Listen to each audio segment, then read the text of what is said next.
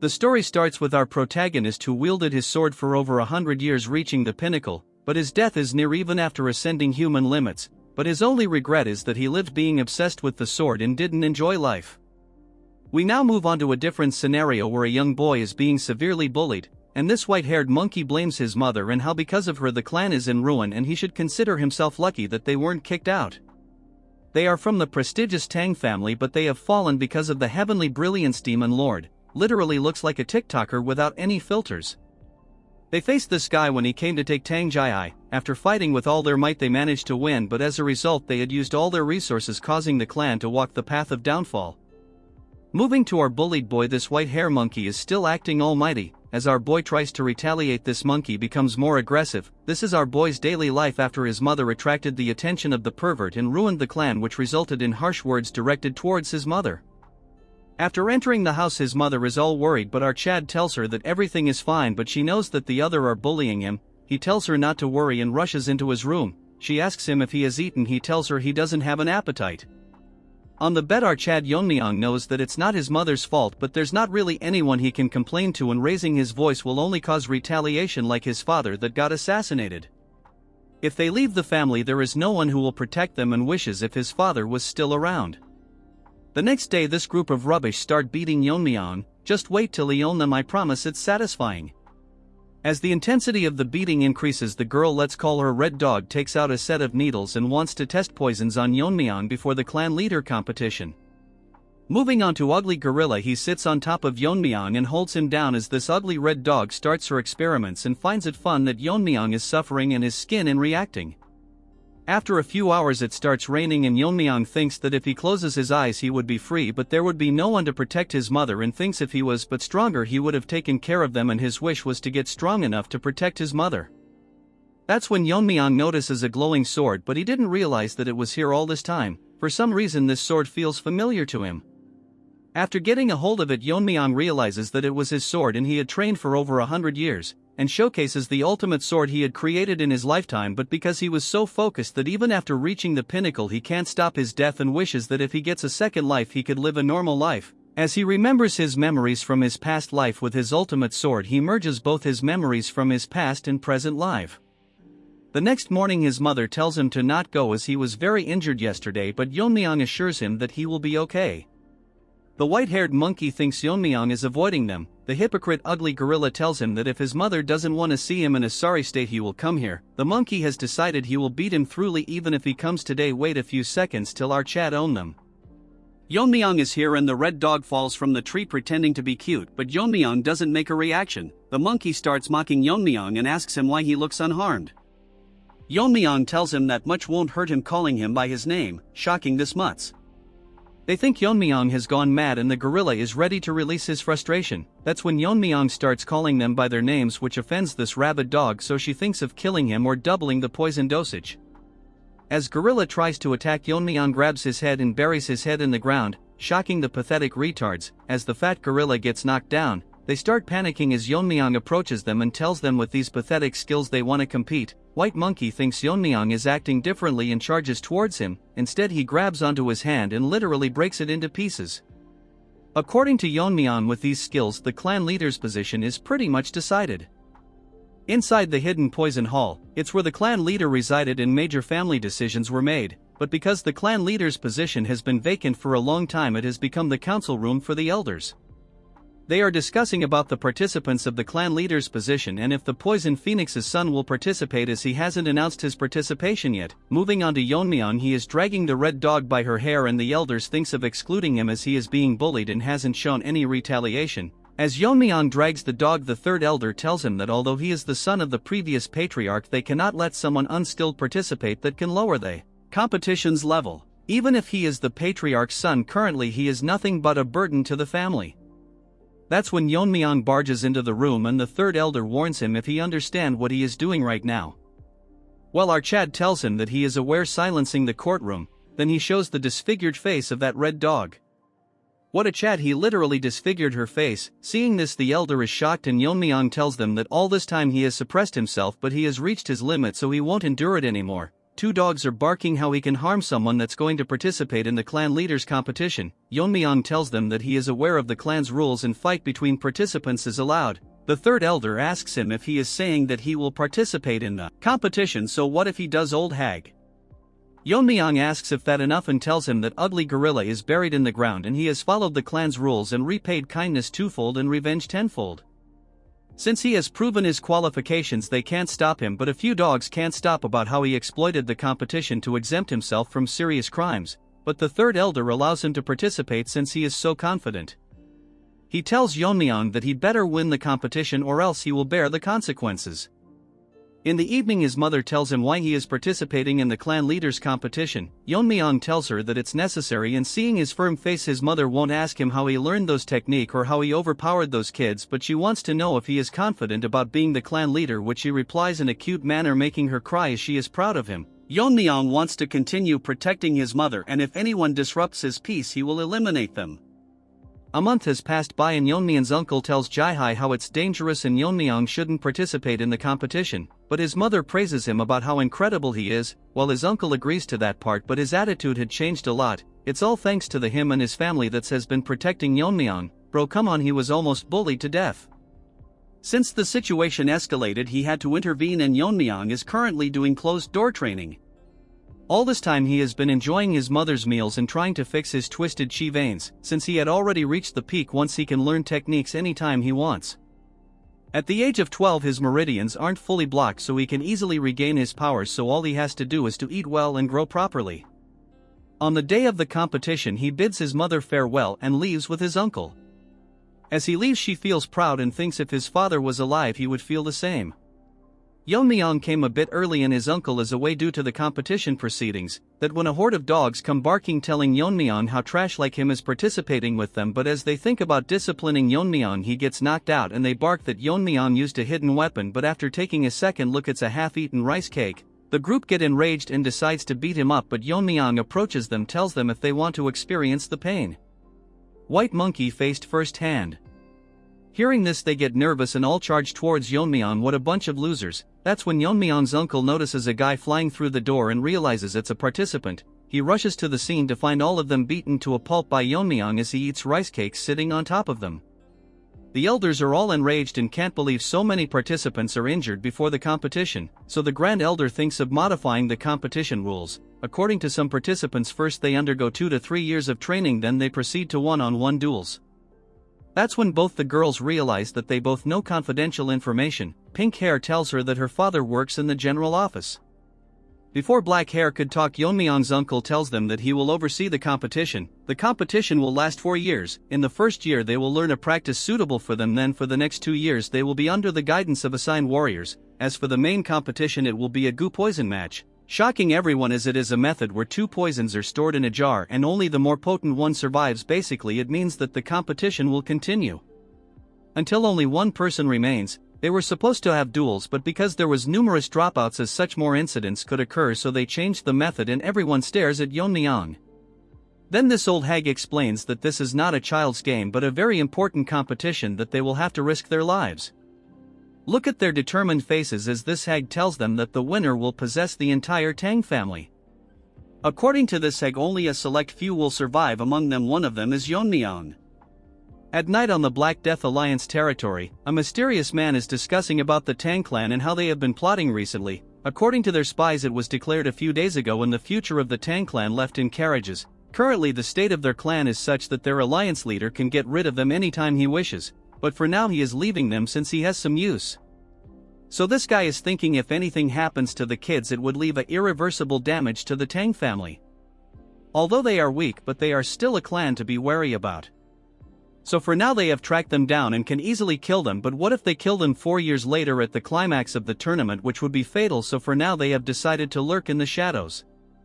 According to them they have already planted a seed. As they walk to the competition venue, the supervisor tells them that they will be called by numbers instead of their names. Each group has 4 members and they are Group 7, the pink-hair girl is Yuri, the purple-haired one is Mirio, and the boy is Aijin. The last one is number 28, which is our Yeon-myeong. He seems lost as he was thinking for a moment. He scolds Yeon-myeong for sitting idle, but according to our chat he feels a presence and they are most likely being tailed. After following him they reach a cliff with nowhere to go. From inside the cliff a man asks for password, and after giving it to him a light glows bright and a new retard has arrived. We will call him Skinny Barbie and he will be assisting them in the competition. Even they were once one of the top 5 clans, but that mega pervert invaded them and their clan fell, but because of the support of the Tang clan they managed to survive, so in return they prevent external forces from intruding in this competition. The members are shocked by how complex the formation is, while Mirio thinks something is seriously wrong with Yeon-myeong, as he not concentrating at all. Even back in the carriage the guard told them to introduce themselves to each other as they will be staying together for 3 years.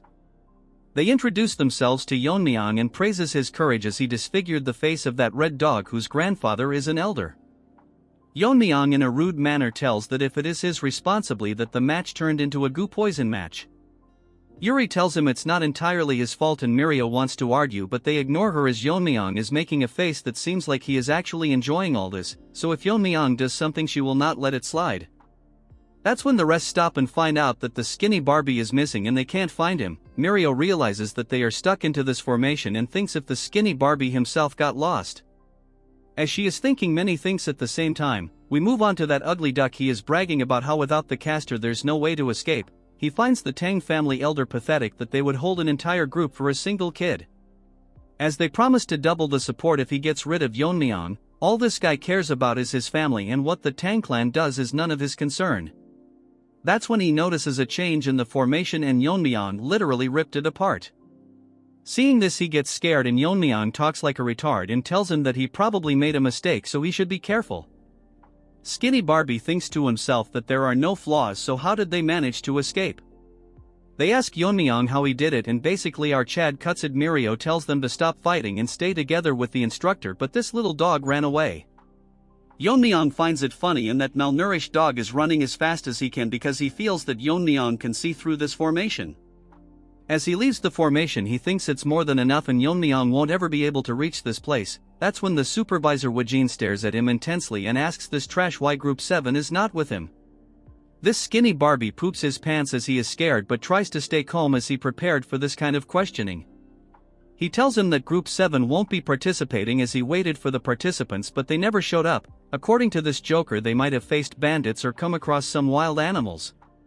That's when the formation cracks and Wojin thinks it might be an intruder but it's actually Yeon-myeong. The trash can't believe that the Jegal clan's supreme formation broke so easily and Yeon-myeong is happy to see him. Before they arrived Mirio can't believe that Yeon-myeong has such an astonishing skill, and if is it even possible to break the formation with a short sword.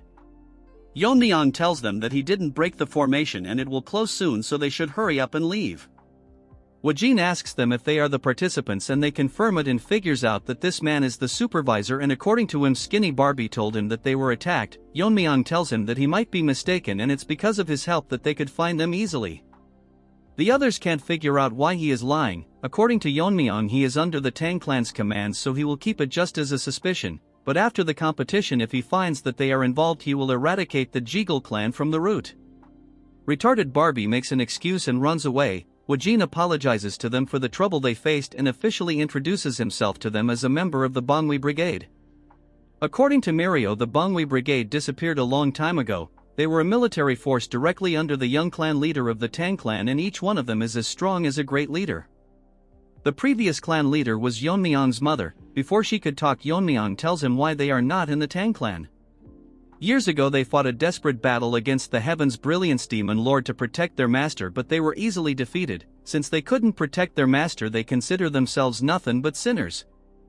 According to Wojin the first year is autonomous practice and according to their performance they can receive martial arts, scriptures and weapons. Yuri asks Woji if the legendary techniques the 10,000 heavenly flower rain that was lost fighting that mega pervert. That technique is only granted to the one who becomes the young clan leader of the clan. Although it's an incomplete martial art its essence has been passed down by the elders. Hearing about the technique Yeon-myeong thinks that it's similar to sword control and he can probably mimic it to some extent. The winner will receive the essence from the elders one by one. Since he is done talking they can do whatever they want. Yuri asks him where they will be staying and where they can sleep. He outright tells them to survive on their own and they won't be getting any lodgings or comfortable beds. Wojin tells them that comfort will not make them strong and they should adapt to extreme conditions, so from this point onwards they will start practicing on their own judgment. Yeon-myeong literally asks if proved qualified is it okay to live comfortably on a bed, since to him adapting to the forest's environment is unnecessary. Everyone including his teammates are shocked hearing him. Woo-jin thinks how can someone be so arrogant, but if he is the one that broke the barrier it's best to verify his abilities. Yeon-myeong's teammates are telling him to stop spouting nonsense. Woo-jin tells him that if he can pass the test he can stay in the manor inside the formation, shocking his peers, but if he fails he has to bear the consequences. Yeon-myeong tells them to start right away. The test is that the team members will surround him and throw hidden weapons, and it ends when he manages to block or dodge them within 5 steps. It will start the second Yeon-myeong blindfolds his eyes. As the members surround him, our group thinks if this is even possible. As they throw weapons from all sides towards Yeon-myeong, he counts them to be exactly 167 and takes out a dagger, and with a single exquisite slash Yeon-myeong manages to block them all, shocking everyone present on the scene. Woo-jin can't believe that he repelled all of them but realizes that he actually attracted all the weapons. Yeon-myeong asks him if he passed, but Woo-jin is in a shocked state. After coming to his senses he tells Yeon-myeong that he has passed the test so he can directly go to the manor. Mirio asks Yeon-myeong if he plans to leave his teammates behind. Guess what, he smiles at them and shouts about the meal they will give him. Mirio can't control her anger and Woo-jin thinks that the battle is already over before it even started. Yeon-myeong asks Woo-jin to make sure that every meal has meat included. In some place a pack of wolves are enjoying their meal, but soon they start coughing and get paralyzed, and from the top the trio launches a sneak attack. Using Ijin's poison-making skill they manage to hunt them down, and now they can finally eat. It's been 4 months and the first thing they encountered was a bear. Since they didn't find food they had to survive on grassroots and shed tears when they finally succeeded in hunting. They even managed to find a shelter. As Ijin start the topic of Yeon-myeong, Mirio gets angry and tells him to shut up. She thinks that Yeon-myeong is loafing around, and once they go to the manor she will beat him to a pulp. As they were talking they realize that the meat is not in its place and Yuri gobbled up everything, so they beat her to a pulp. Inside the manor our Yeon-myeong is surrounded by squad members and they start attacking him, but Yeon-myeong kicks them to create distance and instantly disappears. Actually he is on top of them and plans to use a new technique. Yeon-myeong gets ready and throws 10 rings towards them simultaneously, but the attacks are not normal as they start hitting them one by one. Woo-jin can't believe that he can control them to the extent that it only nicked everyone's skin. Woo-jin asks him if he created this technique. Yeon-myeong agrees and tells him that he named the technique the Whirling Line Frenzy Dance. Woo-jin asks him that this technique will consume a lot of internal energy, so how can he manage it? Yeon-myeong tells him that he once asked manuals for eye techniques. Among the techniques there was Piercing Sky Eye and Current Flow's Eyes, but since Current Flow Eye was incomplete it was not recommended. Yeon-myeong tells him that he has mastered Current Flow Eyes, which is one of the oldest and most powerful techniques of the clan. He completed the art using the essence, and the technique allows him to shoot at the desired point with minimal internal energy. Woo-jin isn't surprised anymore after all he has seen. He tells Yeon-myeong that in 2 months the rest of his team will be here and they will face the same test he has undergone. All 3 of them have proven themselves, but they would only return after they have polished their skills. Hearing this, Yeon-myeong is actually happy and excited to meet them, but according to Woo-jin they use his face as target practice. In Yeon-myeong's past life his only connection was his master the Sword Ghost, but in this life he has friends and family and he wishes to see them soon. After 2 more months the trio is ready to enter the manor and Mirio is very excited to meet Yeon-myeong. Yuri wants to split his head and Ijin doesn't have anything to say. They are all fired up and start calling for Yeon-myeong, but since there isn't any response Mirio thinks if he ran away. Mirio turns back to see why Ijin is so quiet. It's actually because Yeon-myeong is with him. Seeing him they get shocked and Yeon-myeong asks them what they were going to do to his head. Yeon-myeong tells them they weren't serious about smashing head and they should instead show him how much they have improved. They tells Yeon-myeong that they are just joking. Mirio didn't even notice him before turning around even after their sense being sharpened after living in the forest. She can't figure out what he was doing all this time. Moreover Yeon-myeong has grown taller and becomes exceptionally handsome. Mirio thinks that something is wrong with her head after seeing only animals. Yeon-myeong praises that even from his perspective they have grown incredibly stronger, it's just that they looks less impressive because he is here. Moving on to the Jaegel family, they are holding a meeting and they are here to report on their groups. One of them tells him that Red Dog has grown exceptionally strong compared to others, but it's because she is burning with immense hostility towards someone. One of them says that they cannot exclude number 10 who passed the warrior's test in just a month. Skinny Barbie thinks they are impressive, but compared to Yeon-myeong they all seem quite ordinary. Not only did he break the formation, but when he spied during his training he saw skills that even a master couldn't perform. However, recruiting him is very risky. So he decides to not bring Yeon-myeong's name up, so they have decided to recruit number 2. Since her face was disfigured, it wouldn't be hard to win her heart. If she manages to win and become the young clan leader, they can engage her with his nephew, which will officially make the Jae-gal clan the external family of the Tang clan. This will give them the power to intervene in the Tang family, and slowly but steadily they will take control and merge the Tang clan with their main house. Since number 28 is dangerous if he survives this, Barbie thinks of adopting him and tempt him with the position of young clan leader of the Jae-gal family. What a mutt. Living in the manor, they have doubled their training, but nothing beats the comfort of having a bed. As for Ijin, he barged into the room swearing to kill Yeon-myeong. Ijin brags about the poison he had made, putting his whole soul into making it. Yeon-myeong picks it up and literally drinks the entire bowl. Ijin tells him to spit it out, but Yeon-myeong makes a huge burp as Ijin falls to the ground. Yeon-myeong seems to have gained a new power after consuming it and asks Ijin that the poison is weak and if he has anything better than this. Since he doesn't believe him, Yeon-myeong mocks his poison-making skills and pisses him off, but whatever he makes, Yeon-myeong drinks it as if he is drinking booze. The poisons don't affect him anymore and Ijin thinks that he is immune to all poisons. According to Yeon-myeong, he is immune, but it's just the family's core technique, the poison refining madness. Yeon-myeong thinks it's funny if people that use poison die from it. The poison that entered his body had turned into internal energy, which depends on the type of poison he is consuming, but this stage is only attainable after profound realization. Weak poisons don't affect him anymore, so he needs to find stronger poisons.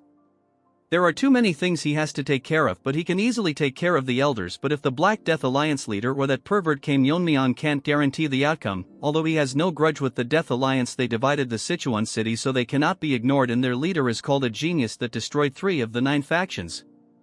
If it was his previous self, he could beat them with a flick of his finger, and thinks that if Ijin could make a poison few times stronger. Our poison boy is depressed that he can't create the Tang clan's 10 poisons. Yeon-myeong asks what it means, and Ijin explains that it's the 10 strongest poisons left by the ancestors. From the first poison to the 10th, the poison gets stronger the higher the number. The 10th poison was so strong that even transcendent beings can't survive through it. Hearing this, Yeon-myeong thinks of coveting it. He asks Ijin if he can make it, but all the formulas have been lost, so Yeon-myeong again mocks his poison. Moving on to Mad Dog, she is being suppressed by a guy, but he thinks something is wrong. All of a sudden he starts burning and soon turns into ashes. This is one of the 10 poisons that her grandfather gave her in case. With the help of this, she plans to get rid of Yeon-myeong and get her revenge. Another 6 months have passed and now they have been training for 1 year. So now Wajin will select a temporary team leader, but by the 3rd year they will officially elect a leader. The leaders from each group will participate in the Gu Poison match. Since it's a life and death situation, it's best that the most outstanding member becomes the team leader. Yuri just got to know that not everyone has to participate in the Gu Poison match, so they decide to appoint Yeon-myeong not only as a team leader but a winning contender. Wajin appoints Yeon-myeong as the new temporary leader of the group. Since no one has any objection, he tells Yeon-myeong to come forward and collect the elixir called the Heavenly Heart Pill. This is a special pill that is made of rare herbs which can significantly increase internal energy depending on the user's level. The members are jealous why they are giving him such a precious item. This is because the clan has high expectations from the team leaders. Before Wajin could finish, Yeon-myeong tells him if there is anything else and if there is anything other than this elixir, since he doesn't need something like this, shocking them. Instead, our Chad wants poison, and the strongest among them something like the Tang family's 10 poisons. Yeon-myeong received a lot of weapons because he couldn't get the poison, so he requested for them instead. Mirio tries to punch him as to why he gave up the pill. Yeon-myeong tells them that he didn't actually give up the pill a few hours earlier when he was receiving the weapons. Yeon-myeong was disappointed that he didn't get the poison and asks Wajin what he is going to do with the pill. He says that he will return it to the Medicine King Hall. Yeon-myeong figures out an interesting idea that if the team members combine together and defeat the temporary leader, they can re-elect a team leader and reward them the Heavenly Heart Pill. Wajin even thinks this is a good idea since investing into the future of the Tang family is good. Hearing all this from Yeon-myeong, they rush outside to bring weapons, but actually Yeon-myeong won't comply, as once he becomes the young clan leader he will ensure that they all get a Heavenly Heart Pill. They tell Yeon-myeong to come out to fight them. A lot of time has passed and it's almost time for the tournament. Ijin has lost a total of 172 times. Moving on to the girls, they have already given up and all their time passes by seeing Yeon-myeong's handsome face. Our Chad tells Ijin to admit defeat as he will be the young clan leader, even before he has met the other teammates. Yeon tells everyone that Yeon-myeong is officially the team leader and tomorrow the goo poison match will begin. He further tells him that in other teams there were disqualifications and even deaths, but compared to them all members of Team 7 are safe. All the members have grown as strong as them, and finally tells Yeon-myeong that all this time the use of poison was forbidden, but in the goo poison match everything is permitted except the 10 poisons and such that Yeon-myeong should give it his all.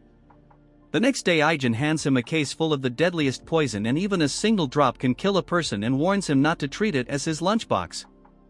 Ijin tells Yeon-myeong to promise them that he will make it out alive. Yeon-myeong lets himself get hit by Ijin and assures that he will be the last person to land a hit on him. Moving on to Red Dog, she is ready for the battle. Previously the Jaegal family contacted her and offered to give her an advantageous position. She asks him in return what it is that they want. This rat tells her that their family has weakened a lot, so they would like to join forces with the Tang clan so they don't lose all their sovereignty. She tells him what he will do if she rejects him, so this sly rat tells her that he is here to build trust and asks her what it is that she wants. Her only dream is to kill Yeon-myeong and avenge herself. All the teams have appointed their leader, but we don't want to waste our time. Seeing the beautiful scenery, Yeon-myeong thinks this a perfect day for someone to die. Yeon-myeong finds the goo match venue vast, but the skinny Barbie is peeking on Yeon-myeong. Seeing him up close, he thinks they are wasting potential, but it's best to eliminate him. Yeon-myeong stares right in the sky as if he is seeing right through the formation as he instantly opens the sky because he felt an unpleasant gaze. According to Yeon, no one is allowed to interfere in the goo poison match, but the Jaegal family has been sticking their nose from the beginning, but Yeon-myeong will leave them be as he can question them after the match.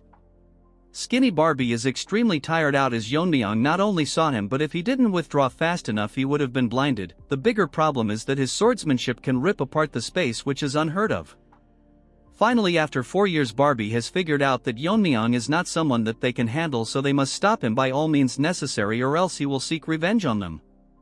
One of the team leader is severely injured. All she wanted to do was join the force and provide for her impoverished parents and plan to withdraw, but she came across a crazy dog that wants to kill, so there's no way she can give up. That's when the dog used his nose to track her down. Although she is fast, her internal energy is not that great. She tells him that they are all from the Tang family, so he doesn't need to go so far. This ugly dog tells her that he doesn't consider himself one of them and outright beheads her. Yeon-myeong runs towards his surroundings and finds an cave to ascend to the transcendent level as his body has grown. The two condition for reaching transcendent realm is to attain enlightenment, which he already did in his past life, so Yeon-myeong breaks all the barriers he placed on his meridians. As poison spreads around his body, his internal energy skyrockets as his bones break and he undergoes metamorphosis. Although it's painful, Yeon-myeong manages to break through. To test his new powers, he uses his fingers to cut down a mountain, and his usage of internal energy has decreased significantly. Moving on to that crazy dog, he is bullying that fat gorilla. This guy bullied Yeon-myeong, but karma got to him. This guy is an orphan that was raised by the Grand Elder as his own grandson. This guy is monstrously strong that he couldn't even touch him. Even in this situation, he is thinking about Yeon-myeong and starts laughing. Seeing this, the dog gets curious and he tells him that there is someone who is more scarier than him. So to make himself scarier, this retard tell him that he is a spy from the Black Death Alliance. Since Fatso now knows about his identity, he has to kill him, but all of a sudden his body freezes and his body starts bleeding as Yeon-myeong comes from behind and greets this Jeonjil guy, but he can't remember his face. After this arrogant loser got smoked by Yeon-myeong, we now see his past. We don't want to know anyways, but someone told him that with his monstrous talent and pretending to be an orphan, he will easily be adopted, and during the family head selection, if he kills the successors and returns to the family, he will be recognized. How generic, but watch the video, it gets way better. Moving to the present, filterless TikToker feels like his organs are melting, but he can't figure out how Yeon-myeong did all this without noticing him. The fat gorilla Jeonjil can't believe that the person standing in front is Yeon-myeong. Our chat asks him what that half-dead dude is called. He is literally called Ganja. I have nothing more to say. Yeon-myeong had felt an anger before coming to this mountain and thinks it was this guy. Suddenly Yeon-myeong moves his hand, a needle comes out from his neck. The Jeonjil guy figures are that Yeon-myeong poisoned him, but can't figure out what kind of poison uses such a small needle, but Yeon-myeong ignores him and asks him if he has seen the other participants. The fat brain tells Yeon-myeong that they should first detoxify this Ganja dude, and he thinks that if Yeon-myeong shows vulnerability while detoxifying, he can kill him. Obviously that's in his dreams. Jeonjil tells Yeon-myeong that he has changed a lot, but gets nervous as he feels that Yeon-myeong only has resentment towards him. Yeon-myeong tells him that if he had that, he would be lying on the ground. All of a sudden this dumb bulldozer apologizes to Yeon-myeong for what happened earlier, but Yeon-myeong doesn't care about the past. This guy didn't think that this would solve things from the past. Yeon-myeong probably left him alive as he is to dumb. While they were talking, the ganja dude all high tries to sneak an attack on Yeon-myeong and tells himself that since he is going to die he will take Yeon-myeong with him. Dude thinks he is the protagonist and slashes at Yeon-myeong. All that leads to him cutting through an afterimage. Yeon-myeong gets behind him and tells him that he doesn't play with people who are about to die. Like a Chad, he grabs his shoulder and tells him to not retaliate or he won't have a body to bury, as he gets poisoned to death. Ji-eun-jul is shocked that as always Yeon-myeong overpowers his enemy even if he is one of the top contenders, but what's more confusing to him is that final technique was from the black and white sword school, but Yeon-myeong neutralized it easily. Yeon-myeong tells him that it's just him that's left, so how should they determine the victor? Ji-eun-jul is smart enough to surrender and Yeon-myeong allows it, but he can't find a way to get out, so Yeon-myeong rips apart the formation. This is outright savage as he tells him to get out from here. Afterwards he instantly vanishes from the place. In some other place we see hundreds of men practicing swordsmanship and see a worm die in his hand which was transplanted into that ganja dude, so basically he is dead. Although he was an illegitimate child he had with a servant, his talents were out of this world compared to his siblings, so if his wife found about it she would lose the position of heir, so he intended to kill him multiple times. That's why he left him in the Tang clan with a different identity, but as a father he couldn't do anything, so he will avenge his child and tells all his disciples to assemble and tells them that they are going to destroy the Tang clan soon, and from today onwards no one with the Tang clan name will return alive from Mount Gongsan. This is where the competition is happening. At night Yeon-myeong thinks to himself that after running day and light he didn't encounter a single human, so no matter how vast this world may be it's too hard to believe. As he gobbles up the meat, Yeon-myeong didn't expect that they would deliberately fake it so they couldn't approach, and if that's the case the remaining survivors are from the Jaegal family and figures out the entire plan they were scheming. As such he has to pay the price for his crime. Yeon-myeong stares at the sky to find it stunning and sleeps as he wonders about his mother. That's when that red dog found Yeon-myeong. What a timing, but this retard can't recognize Yeon-myeong and she was supposed to meet the last survivor or Yeon-myeong. She can't figure out his identity, however is regrettable that she has to kill someone so handsome. As he spreads the poison distribution gas and uses the 10 poisons of Tang clan, Yeon-myeong suddenly grabs onto her neck and asks her if she is cooperating with the Jaegal family. Our Chad tells her that while everyone was competing she found a safe place and tried to sneak onto the last person alive. As the dog gets hungry for a bone she figures out that our Chad knew that she was coming. Yeon-myeong tells her that if she wants to breathe she better answer him, gender equality at its peak. Yeon-myeong thinks of killing Red Dog since she won't answer. As for her, she mistakenly dropped her sword, looks more like a dagger. Our Chad figures out that she is Red Dog, but she can't figure out how he knows her name. Yeon-myeong is so merciless that he tells her that her personality didn't change one, so he should probably destroy her entire face. Moving on to Skinny Barbie, he is scared that the mission failed and Yeon-myeong managed to defeat opponents with higher levels. This guy played too many games, he literally destroyed your formations. Number 10 managed to defeat all his opponents but got owned by Yeon-myeong, but this Barbie is in doubt if Red Dog can defeat our boy, and if Yeon-myeong wins it's over for them. That's when he notices a source of light in the formation. It's that crazy dog's father, let's call him Minion. According to his friends they had bought in a total of 300 people, although it's excessive, but this guy isn't so dumb as he thinks the survivors will be more cautious, so they should be careful. His friend asks him how's the spy he planted doing, but he failed, so he is very concerned about it. Our Skinny Barbie sneaked into their conversation and according to him this guy is crazy strong. He figures out that if they didn't have a spy how would they know the location, so he should contact the family and security forces.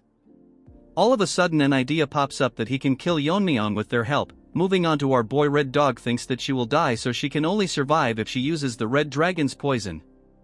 As she takes it out, Yeon-myeong notices that the dagger is coated in some substance. As he gets distracted she tries to throw it onto Yeon-myeong, but our Chad grabs it and tells her to answer him what this is. After making a face like that he figures out that the dagger was coated in it. So he put Red Dog onto the ground and gets ready to feed it to her. Nanomachines, you have a new competitor. Yeon-myeong wants her to experience the poison. As he gets ready to force it into her mouth she tells him that it's a specially formulated drug and he thinks that this poison is special. Dude wants to drink it as if it's wine. If he consumes it everything will be easy for Yeon-myeong. She tells Yeon-myeong to spare her, but he gets all serious and asks her if she colluded with the Jaegal family, and if she hesitates to answer he will feed the poison to her. She tells him everything they planned including the marriage proposal. Hearing this Yeon-myeong figures out that they are trying to strengthen their family through this offer. As he thinks of what to do with the Jagal family, he drinks the poison. Shocking red dog, these faces are so funny. She can't believe he is consuming one of the 10 poisons of Tang family and starts laughing as Yeon-myeong's face starts burning, and she literally goes crazy laughing like you guys who do the same hearing my lame jokes. She brags about how she is the only person who can neutralize this and whatnot. She can't understand why the grip strength hasn't decreased, but Yeon-myeong gets normal and finds it very spicy. What was this, a bottle of naga sauce? She thinks that it's absolutely impossible for someone to survive after consuming it, as it contains the blood of a legendary being and a single drop of his blood could kill 1,000. Before she finishes her speech, Yeon-myeong buries her head into the ground and kill her. Rest in peace, red dog, you will be remembered. After consuming the poison, Yeon-myeong feels that he has learned the martial art of the sun, and as he was about to leave he notices a sun when it's midnight now. Suddenly many changes occur and Yeon-myeong finds himself in some other place. It's probably the work of Skinny Barbie. Yeon-myeong uses his senses to find many presences, and according to him there are a bit over 300 people. Since the prey has walked in, Yeon-myeong thinks of freeing his hand, dips his needles into the poison Ijin made. Skinny Barbie informs Wajin that there are intruders, as there was a spy among them who revealed their location. He then tells him that how there were over 300 troops led by the Dark Moon leader Mak Inhu, but we will still call him Minion. Wajin can't figure out why they are in Sichuan and how can they find this palace which is hidden by the 7-lock phantom formation. Our musclehead tells him that they should hurry up, but this skinny retard tells him that how they entered the inner world of where the poison match is happening, so they made it impossible to intervene, so they have no choice but to rely on the kids. Moving on to Yeon-myeong, he has slaughtered hundreds of them with his poison needles. Minion finds his child and gets devastated. His ally tells him that it looks like Crazy Dog was killed with a poison needle without any struggle, so he died one-sidedly. This hypocrite talks about honor when he wanted to kill a clan's foundation, so he loses his mind and tells his disciples to search for anyone from the Tang family. As all the groups gets dispatched, he swears to not leave anyone alive. Bro, this old loser is fighting some kids and acts high and mighty. The disciples talk to themselves about how the leader is acting weirdly, and the Tang family is not to be underestimated as they killed Ganja in a single strike. Unfortunately, as they were talking, one of them gets poisoned to death with the same poison needle. They get ready to battle, but soon notice that hundreds of poison needles are raining down from the sky as they all get poisoned to death. The poison Aegean made lethal enough for foot soldiers, as he uses his inner energy to call back all the needles. Man, this was sick, not gonna lie. A scout tell Minion that all the groups dispatched got annihilated and all of them were poisoned without any struggle and killed the same way. More scouts come and informs his the same thing, and now Minion is nervous and their number has significantly decreased. According to his friend, in an hour of searching they have already lost more than 100 of their men. As such, he figure out this was possibly done by one person. Minion is scared enough to pee in his pant and thinks without a doubt that it's the work of a master from the Tang family. Minion gathers up courage and leaves the command to his friend as he plans to face the enemy himself. His friend thinks in an hour or two the sun will set, and if they can't find the intruder before that they can get annihilated, as they are the only ones suffering, so he tells everyone that they will leave in an hour. But bad luck, Yeon-myeong is sitting in a tree waiting for them. But this monkey can't believe that he didn't feel a presence until he talked. He tells everyone to dodge but looks behind to see everyone dead as Yeon-myeong asks him if he is the leader. Even on high alert, he didn't sense Yeon-myeong coming down from the tree, but he is too young to be a master. Yeon-myeong uses his chi to call back all the needles. Dude is outright badass. This guy thinks he is Einstein as he tries to figure out how strong Yeon-myeong is, and what he did earlier was a technique and it probably consumes a lot of inner energy. He tells Yeon-myeong that he has never seen him, but our Chad tells him it doesn't matter what he thinks or does as he is going to die anyways. This monkey uses a technique and directly transforms into Super Saiyan 4 and charges towards Yeon-myeong, but to his surprise with a single palm Yeon-myeong stops it and mocks him by saying if that's all he has got, and this monkey loses his mind. In a flashback we learn that once the Black Death Alliance took down one of the 9 factions, so this monkey willingly joined them, so as a reward the leader decides to refine the palm technique for him. His technique, Peak Shaking Palm, was renamed. This black leader thinks since he improved it should be called Heaven Quake Palm, but he can't believe such a technique was bested by a young kid. The poison Yeon-myeong drank was the fire dragon's venom. When mastered, as deadly as sword chi is filled with intent to cut down anything would be known as sword force. Similarly, venom chi filled with the intent to burn anything would be venomous force. As the Heaven Quake Palm slowly shatters and this monkey instantly burns to his death. As such, Yeon-myeong decides to name it the Fiery Venom Force. Then our Chad moves on to the remaining survivors and asks them who wants to die first, since he has no intention of leaving any of them alive. That's when the minion enters the scene, acting all strong as he gives his bold speech. He tells everyone to get into a formation and surround Yeon-myeong, but look at his face, guys. Surrounded by the enemy, the old man promises to avenge the dead.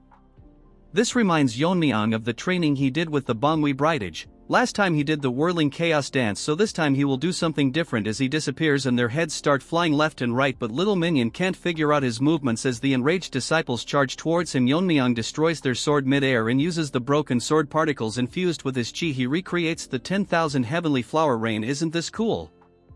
As Yeon-myeong walks, dozens are getting shredded into pieces, and although it's not strong as the original, so Yeon-myeong names it Iron Shard Volley. Since everyone is dead and minion thinks Yeon-myeong is tired after killing this many disciples and gets ready to attack him and decides to use all the techniques the alliance leader bestowed upon him. As he uses all of his ultimate attacks, Yeon-myeong yawns and blocks all of his techniques. As such, Yeon-myeong has decided to be merciful and show him the silent sword technique. Minion can't believe that Yeon-myeong is able to handle the silent sword technique. Yeon-myeong tells him that it's rather a simple technique, shocking Minion's face.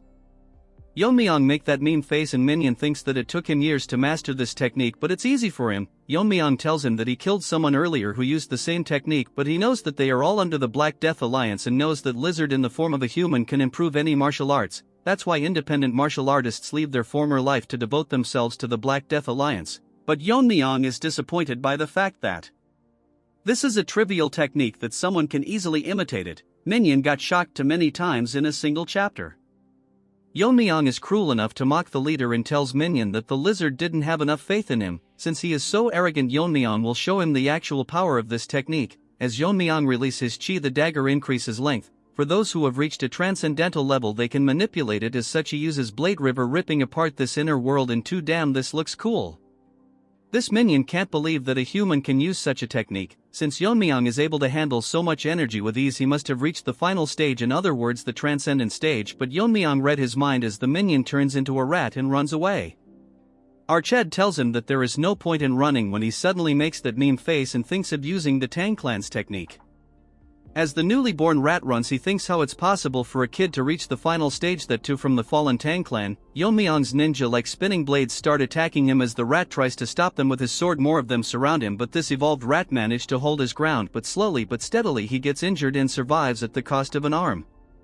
This rat has so much trash in his head that he thinks he can survive, as Yeon-myeong must have wasted a lot of energy using this skill. Yeon-myeong enters the scene and using his chi on the rings, and they start spinning on the ground, shocking this retard, as the spinning blades surround him and the rat gets chopped into pieces.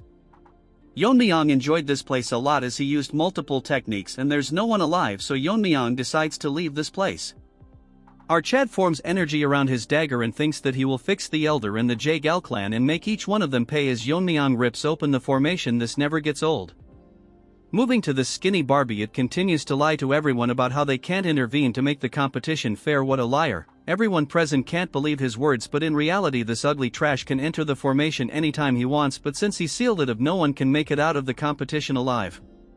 And according to his informants, the Dark and White clan leader is here with 300 of his disciples, which will be impossible for Yeon-myeong to handle. As this donkey covered in makeup talks nonsense again, he sees everyone making an happy reaction. Looking back, he sees Yeon-myeong staring right at him. Yeon-myeong's friends rush to hug him and he tells them that no one was able to hurt him. With a smile on his face, Yeon-myeong stares directly at the shocked skinny Barbie. Barbie cannot understand how it is possible that he is alive, and if the 300 soldiers were completely useless, he notices Yeon-myeong's glare and hides his face with a folding fan. The Jeonjil dude greets Yeon-myeong and he smirks at him, but Barbie is still in disbelief how he is able to cut through the 7 legendary formation of the Jae-gal clan, which even a master won't be able to do, and gets suspicious that Yeon-myeong is above a master. Yeon-myeong wants to immediately kill him, but he can't take chances until he becomes the head. So he first decides to take care of the Tang clan elders. As Yeon-myeong was about to explain to him what had happened, the surroundings suddenly started shaking and the entire formation starts breaking down. Everyone can see what had happened inside the inner world. They see hundreds of dead bodies. Wajin is in amaze that he handled this May by himself, and he would find it difficult to deal with more than 30 of them, but after seeing the dead body of that evolved rat earlier known as Minion, they are literally acting like girl in concerts as he is extremely strong. Yeon-myeong is literally a top-tier protagonist. He tells Woo-jin that they weren't hard to deal with as it was expected from him. Woo-jin thinks his power is already beyond the head. All the remaining contestants can't believe that he did all this by himself and is probably beyond the final stage and whatnot. Hearing this, Yuri and the rest are proud for some reason. Now we unfortunately have to give some screen time to White Monkey as he feels extremely angry knowing that he got crippled while Yeon-myeong got stronger and he was someone he could beat anytime he wanted. Woo-jin makes an announcement that the competition is concluded and names Yeon-myeong the winner, and if anyone has objections they can come forward, but sad that this cripple can't do much with a broken hand. As Yeon-myeong is now named the winner, they all assemble in front of him and Woo-jin thinks finally they have hope of reviving the Tang clan through Yeon-myeong. All 82 members aside from Woo-jin greets our Chad as their new head. Mirio and Yuri thinks if they have to speak formally with Yeon-myeong, Woo-jin thinks to himself that if Yeon-myeong is trained right he can be the next big thing, which obviously our overpowered Chad can read, and tells them that it won't take that much time and soon become a reality. Hearing this they all get reassured and is ready to follow Yeon-myeong, and his first orders are for all of them to go to the main house. As for the money, he is pissed that Yeon-myeong got everything and he will get his revenge even if he has to sell his soul. Chill bro, it's not worth that much, as he transforms into a deformed omelet. After they all left the scene, the joint sect Taeho along with his fat assistant Hyunso. They were nearby but can't believe that more than 300 people have been killed, but they think that no matter what, the younger generation are monsters, as with even a number less than 100 in the mountain they could do it. But this Taeho thinks something is wrong that such a thing happened, but none of them were aware as over the year the Tang clan sent them valuables in honor of the tournament. Hyunso thinks that the Tang clan's blade technique declined very much, but when Taeho tells him that it was done by a short blade, shocking this fat panda. According to his analysis, these people were dealt in seconds sand, so all of them were killed by one person, so he must see this person and decides to go to Sichuan. Hyunso is worried that while going to Sichuan if they come across them, but Taeho is confident as he has reached the top. Remember, Evolved Rat also behaved like this and got owned by Yeon-myeong. Hyunso thinks that it is best if they first visit the family, so this Taeho dude agrees to it. At the moment the Black Death Alliance is in the south while the demonic cult is in the west, and for the joint faction they are currently in a tough spot. So his master wanted to meet the Tang clan master, who was in a similar situation. As he leaves spilling rubbish, if I narrated more of this boring trash you guys would leave.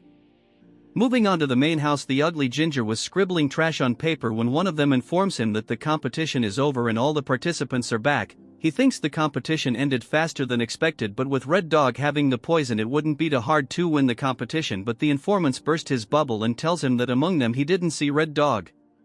Moving on to the main gate, the guard are discussing about who will win the competition as they notice our Chad leading people, and everyone is gathered to know who the winner is, but before that all the women present are going crazy seeing our Rizgod. They thought most of them would be dead, but a lot of them managed to survive. Seeing Jianjil happy, a few think that he is new head, but sadly many of them didn't survive the competition. Seeing them, Yeon-myeong thinks that his mother would also be worried about him, but he is more worried about what he should do if she doesn't recognize him. Yuri takes this opportunity to show Yeon-myeong her father, who is relieved to see his daughter being alive. Yeon-myeong asks her if she is asking him to take care of, well, she doesn't deny, but he is very skilled, but he didn't get promoted because he didn't suck up to anyone. Yeon-myeong finds this as an opportunity to make people who are on odds with elders his own, but he doesn't know much about Aijin and Mirio.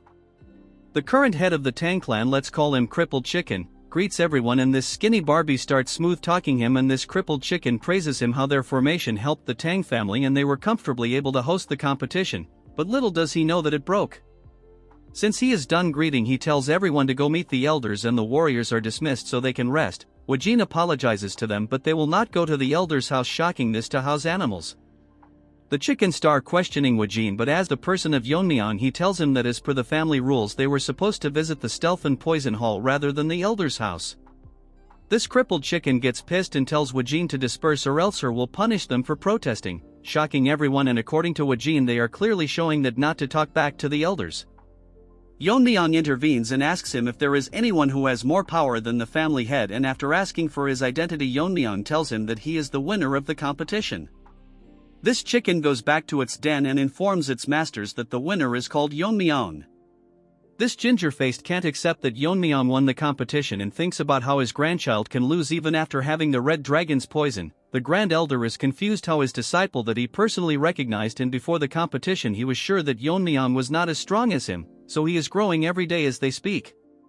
As these retards talk about what to do, they come to a conclusion that they should meet up with Yeon-myeong directly. The third elders asks Chicken why he didn't bring them here. Earlier Yeon-myeong told him that only the head can order the heir, and since that position is vacant it doesn't mean the elders can order in their place, as this crippled Chicken tells Yeon-myeong that he hasn't been officially declared the heir yet. Hearing this, Yeon-myeong releases his inner energy, almost making this chicken lay its eggs, and as such everyone will follow him to the poison and stealth department and wants this chicken to inform the elders that their reign is over. As the crippled chicken shakes in fear, he repeats the words Yeon-myeong told him. The elder gets so pissed he destroys a table and tells everyone that Yeon-myeong hasn't been selected as the official heir, so they can question his attitude and strip him of his qualifications, so they will go to the poison and stealth hall, and all elders assembles their private force. Since our Chad challenged the authorities of the elder and misbehaved, they will show him who the master of the Tang family is. Yeon-myeong's uncle can't believe that he won the competition. He felt his aura as a kid, but now it has surpassed him, and he thinks his sister would be happy hearing this. That's when an old monkey is shocked that Yeon-myeong won the competition. He is that white monkey's father, and 3 years ago he threatened Yeon-myeong that he would make him and his mother pay for what he did to his son's hand. Yeon-myeong loses his mind and tells him that he is here and is waiting for this old trash to demand compensation from him. Before he speaks, Yeon-myeong tells him to think carefully before speaking or he might cripple his son's other hand. Wajin is in awe after learning that Yeon-myeong is the son of the poison phoenix. Yeon-myeong tells him that what he wants to know our Chad will tell him once the time is right, because the Tang clan faced that TikToker, but he used so much filters that he managed to behead the Tang clan leader, making his soldier more courageous as they push forward disregarding their poison techniques. Wajin asked the help of the elder, but they rejected them as their fall would lead to the clan's downfall. If they helped even a bit, the damage would be greatly reduced, but after winning the battle they blamed it all onto Yeon-myeong's mother. So she must have faced a lot of difficulties raising Yeon-myeong. He tells the others that they must remember who the mother of their current master is. It's as if they have been given a second chance. That's when Wajin hears a noise. It's the voice Yeon-myeong has been waiting for, as the elders are all here with their forces and wants to meet Yeon-myeong after defying the council. Wajin is nervous as he didn't expect that they would gather all their forces. He doesn't want to hear anything and wants to meet Yeon-myeong. Our Chad comes to meet them at stairs at their comedy, as he tells Yeon-myeong that he dared to claim the future leader of the family without their permission. Yeon-myeong tells him that he has already won their competition and currently he is verifying the fairness at the stealth and poison hall, overseeing the competition. As such, what more does he need? All the elder are protesting because of the way he is talking to them. The arrogant retard warns him that if he wants to lead he has to explain everything that happened at the competition. Yeon-myeong tells them that it's against the rules of the family to talk about the competition, and it seems to Yeon-myeong that the weight of the family rules is lighter than expected. This loser says that he heard from the Jaegel clan that people from the Dark Moon sect and the Sword sect with nearly 300 people attacked them since they interfered. The competition should not be considered fair. Yeon-myeong tells them that Ganja and Red Dog killed all participants and our Chad finished them off. As Yeon-myeong was finishing his sentence, the old ginger loses his mind and asks him to repeat it, so Yeon-myeong tells him to go visit the place himself. This old hag charges towards Yeon-myeong, but in front of this mosquito our Chad stops his attack with a single hand as he mocks him because he is pissed over the death of his grandfather. This old retard can't believe that Yeon-myeong managed to block his attack so easily until he has surpassed the internal strength he has cultivated for decades. The trash tries to attack again, but Yeon-myeong shows him the bottle of the red dragon's poison. The old trash asks him where he got it and Yeon-myeong drops it to the ground and it starts burning the ground, and Yeon-myeong tells everyone that it's the Tang clan's top 10 poison. Wajin wants to confirm it and Yeon-myeong tells them that it's the red dragon's poison and the person who handled the storage was this third elder. Yeon-myeong tells everyone that as the Tang family's top 10 poison is so trivial that people can use it for their personal greed. Wajin tells him that the top 10 poisons are the most deadliest of all, and since their recipes are lost they are limited, and in the clan there are worth more than any gold or treasure. Since he used it for personal use he will be charged according to the family rules. As Yeon-myeong smirks at this ginger that even if he holds the title of elder he isn't immune from the clan's law. Look at his face, looks like a zombie from Walking Dead. As such, Yeon-myeong will give him an honorable death as he burns him into ashes in front of everyone present in the family, and none of them have the right to judge the seat of the family head, so Yeon-myeong will decide what is right and what is wrong. The Grand Elder, let's call him Smelly Mongoose, blames his men that they can't subdue a single person. Yeon-myeong tells him that the disciple of Grand Elder has endangered the family. But he doesn't do anything, so Yeon-myeong tells him that he is a spy from the Dark Moon sect. The Smelly Mongoose tries to make excuses and wants Yeon-myeong to provide evidence. Jianjil, the son of the director, steps forwards and tells everyone that he is the sole witness to this, and crazed dog used his sword techniques on him before Yeon-myeong killed him. He further tells them how he used sword technique mixed with his poison and stealth techniques. One of the elders tells him that he saw that guy using his sword technique and all his peers were badly injured, but the wounds were similar to the ones Jianjil has on his body. Our more matured musclehead even tells them how this dog confessed to him that he is a spy. Yeon-myeong wanted to use him as a spy, but he never expected him to come forward, since he owes Yeon-myeong his life. Hearing his confession, the Grand Elder is now in a tough position and doesn't know what to do, and tells the elders to block Yeon-myeong, but they don't respond, and Yeon-myeong tells him that is his status light, that he can ignore the clan head's orders since he wasn't proven to be involved directly with crazy dog. Yeon-myeong instantly cuts his hand off, as even he cannot escape the accusation of harboring a spy. Yeon-myeong decides to spare his life as there wasn't enough evidence of his collusion. Yeon-myeong's swordsmanship was so fast that he couldn't see it, but this mongoose hit a poison, which is very strong, although it's not as strong as the top 10 poison. It's colorless and odorless. Yeon-myeong drinks poison as if it's a protein shake. Nevertheless, as the poison spreads in the air, this smelly trash thinks he has succeeded in his plan. Yeon-myeong notices that this loser spread a poison in the air, so our savage Chad chops his other hand as well. Obviously one dog is barking that Yeon-myeong has gone mad, since he said it with his own mouth that he would consider mercy. That when another elder tells him to look at the Grand Elder's severed hand. The object near his hand is a poison bottle. Yeon-myeong finds it disgraceful to the family that the Grand Elder would try to poison the head of the clan, so according to the clan's rules and because of his crime he will be deemed as a traitor and gets executed in front of everyone, and warns everyone that all of them are not above the Tang clan's laws. If any of them were to disobey the head or break the laws, Yeon-myeong would punish them himself. If this continues, the clan will collapse anytime, but Yeon-myeong promises that the members will not be exposed to the threat of the pervert and the lizard sect and cults. Yeon-myeong tells the elders if they acknowledge our Chad as the rightful head of the Tang family. Onto Yeon-myeong's mother yard, the nanny starts crying as our Chad won the family head competition, and because of his overwhelming power even the elders had to acknowledge him. She is proud of her son, but man, they upgraded her art, now she looks way too pretty. Moving on to our Chad, he wanted to meet his mother and inform her first, but there are a mountain of tasks that he has to handle. As per Yeon-myeong's orders that all the issues will be handled by the Stealth and Poison Hall, and all key decisions will need the family head's approval. Although most of the elders are displeased, Elder O is the only one who expresses concerns and tells Yeon-myeong that he can act as a regent until Yeon-myeong grows up. Our Chad thinks it's a good idea, but he will decide later who will take over the regency. After investigations, the Poison Hall concluded that the third elder indeed misplaced the Red Dragon's poison. Yeon-myeong has decided that the elder can keep their personal forces, but they will have to bear the cost of maintaining themselves, and if they set a budget for that it would be nulled as of this moment. Since two factions under the elders had no one to lead them, they are combined into the Shadow Troop assigned to the Stealth and Poison Hall. Yeon-myeong adjusted their salaries and like a savage tell them that they are outright trash, so they should prove their worth or else they will be dismissed. A few days later, Yeon-myeong summoned the Jaegal clan, and Skinny Barbie can't believe that Yeon-myeong used force to topple over the Elders' Council and all of their plan have failed miserably. He thinks no one might know about what they did in the competition. Dude really thinks Yeon-myeong is a retard. Our handsome Chad in new clothes tells him that he was busy so he forgot about a few things. Barbie can't believe that Yeon-myeong looks so different. Barbie tells that what is the reason they were summoned, and Yeon-myeong tells them the Jaegal family's formation is great, so he should make the main clan's formation for the Tang clan. Barbie tells him that he cannot do it without the head's permission, so Yeon-myeong throws a needle and instantly kills everyone other than him, and Yeon-myeong says that he already knows about their plan of trying to take over the Tang clan, and if he is dumb enough to think that he would ignore all this. According to the clan's rules, he will pay the Jaegal clan 10 times back if he doesn't hear a positive response on the count of 3. Our Chad will personally go to Jaegal clan and annihilate it himself, so this Barbie has no choice but to agree to Yeon-myeong. In return wants him to spare his family members, so Yeon-myeong will trust it to be done. It's been a few days since Yeon-myeong became the clan leader. Currently, he called in his friends, but they seem to be extremely nervous in front of him. Maria was scared and asked Yeon-myeong why he called them, addressing him as family head. Hearing this, our Chad laughed and told them if they were mad enough to maintain formality with him. So, they started acting like barbarians.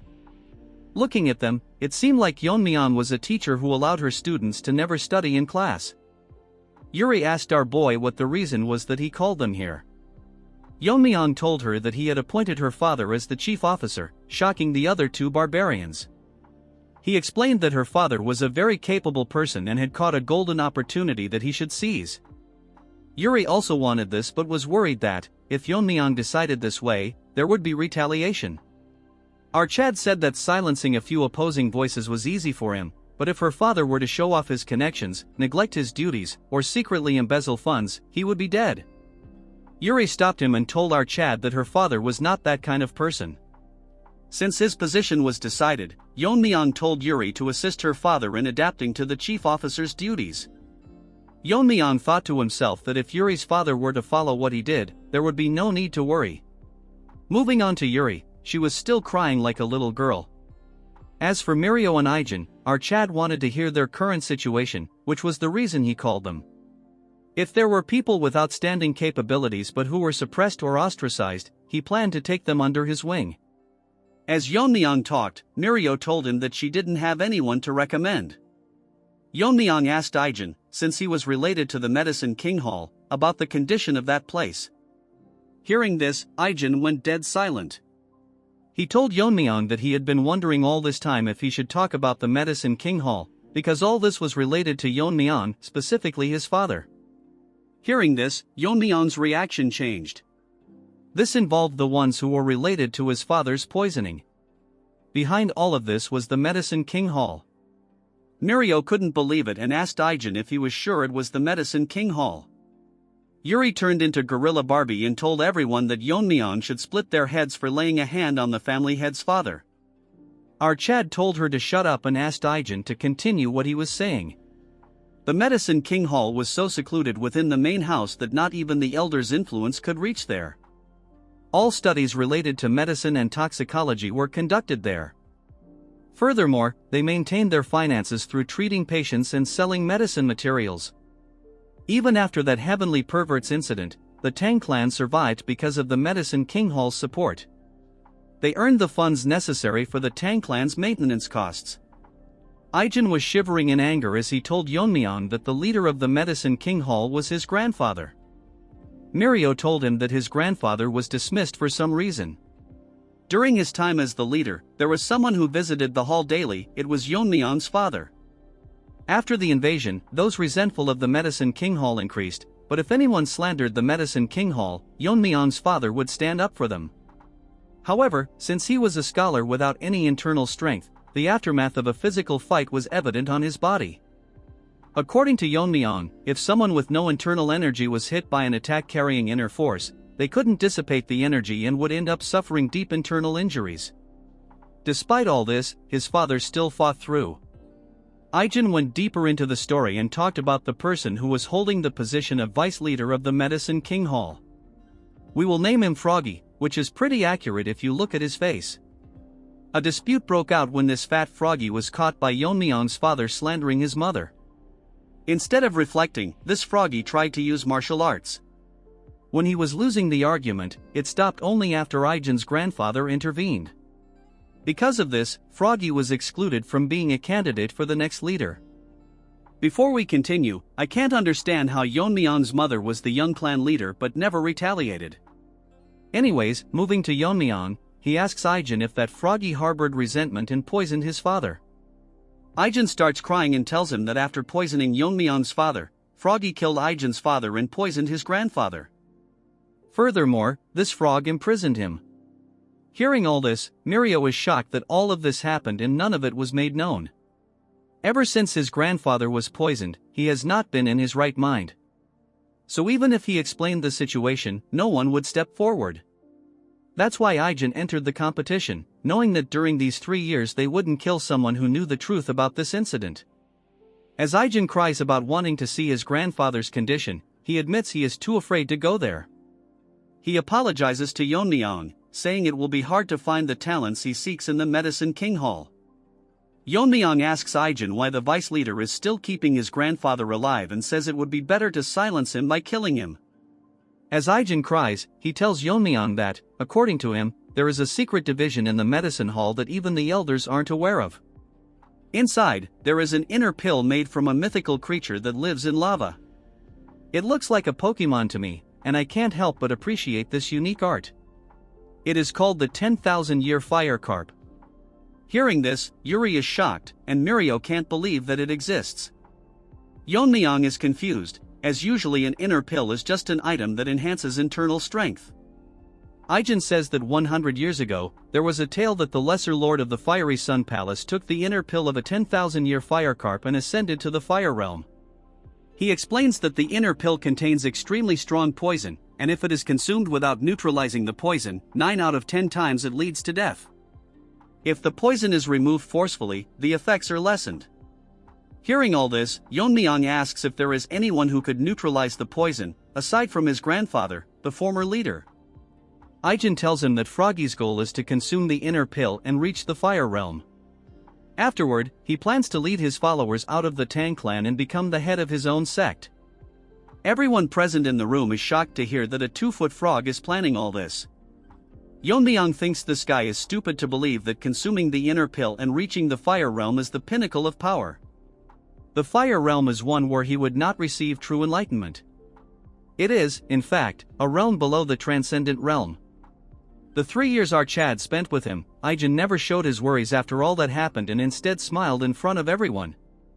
Yeon-myeong thanks Aijin for telling him everything he has gone through and asks him if, by purging the current members and curing his grandfather, the Medicine King Hall would be able to function properly.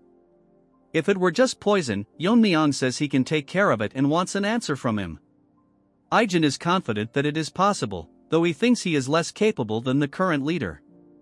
Yeon-myeong is happy to hear his answer and tells Mirio that he will hear her story after dealing with the Medicine King Hall, which she agrees to wholeheartedly. Yeon-myeong tells Aijin to get ready to visit the Medicine King Hall, but Aijin tells him that he hasn't visited his mother since coming to the main house. Yeon-myeong replies that she would understand he cannot leave his duties as the family head. She wouldn't want him to stand idly after hearing what his friend has endured. Today is the day Archad will erase the Medicine King Hall from the Tang clan. Moving on to the Medicine King Hall, the fat frog is tense that the son of Tang Yeon-myeong became the family head. This is an annoying development, but he thinks what he did was before Yeon-myeong was born, so he wouldn't be aware of what happened to his father. However, what's troubling is that Aijin hasn't returned to the Medicine King Hall yet, and she isn't the type to abandon her grandfather. Wait, what? I thought she was a boy. This deformed trash smiles, thinking she valued her life over that of her grandfather, and is confident he can kill her anytime. The biggest problem currently is the inner pill.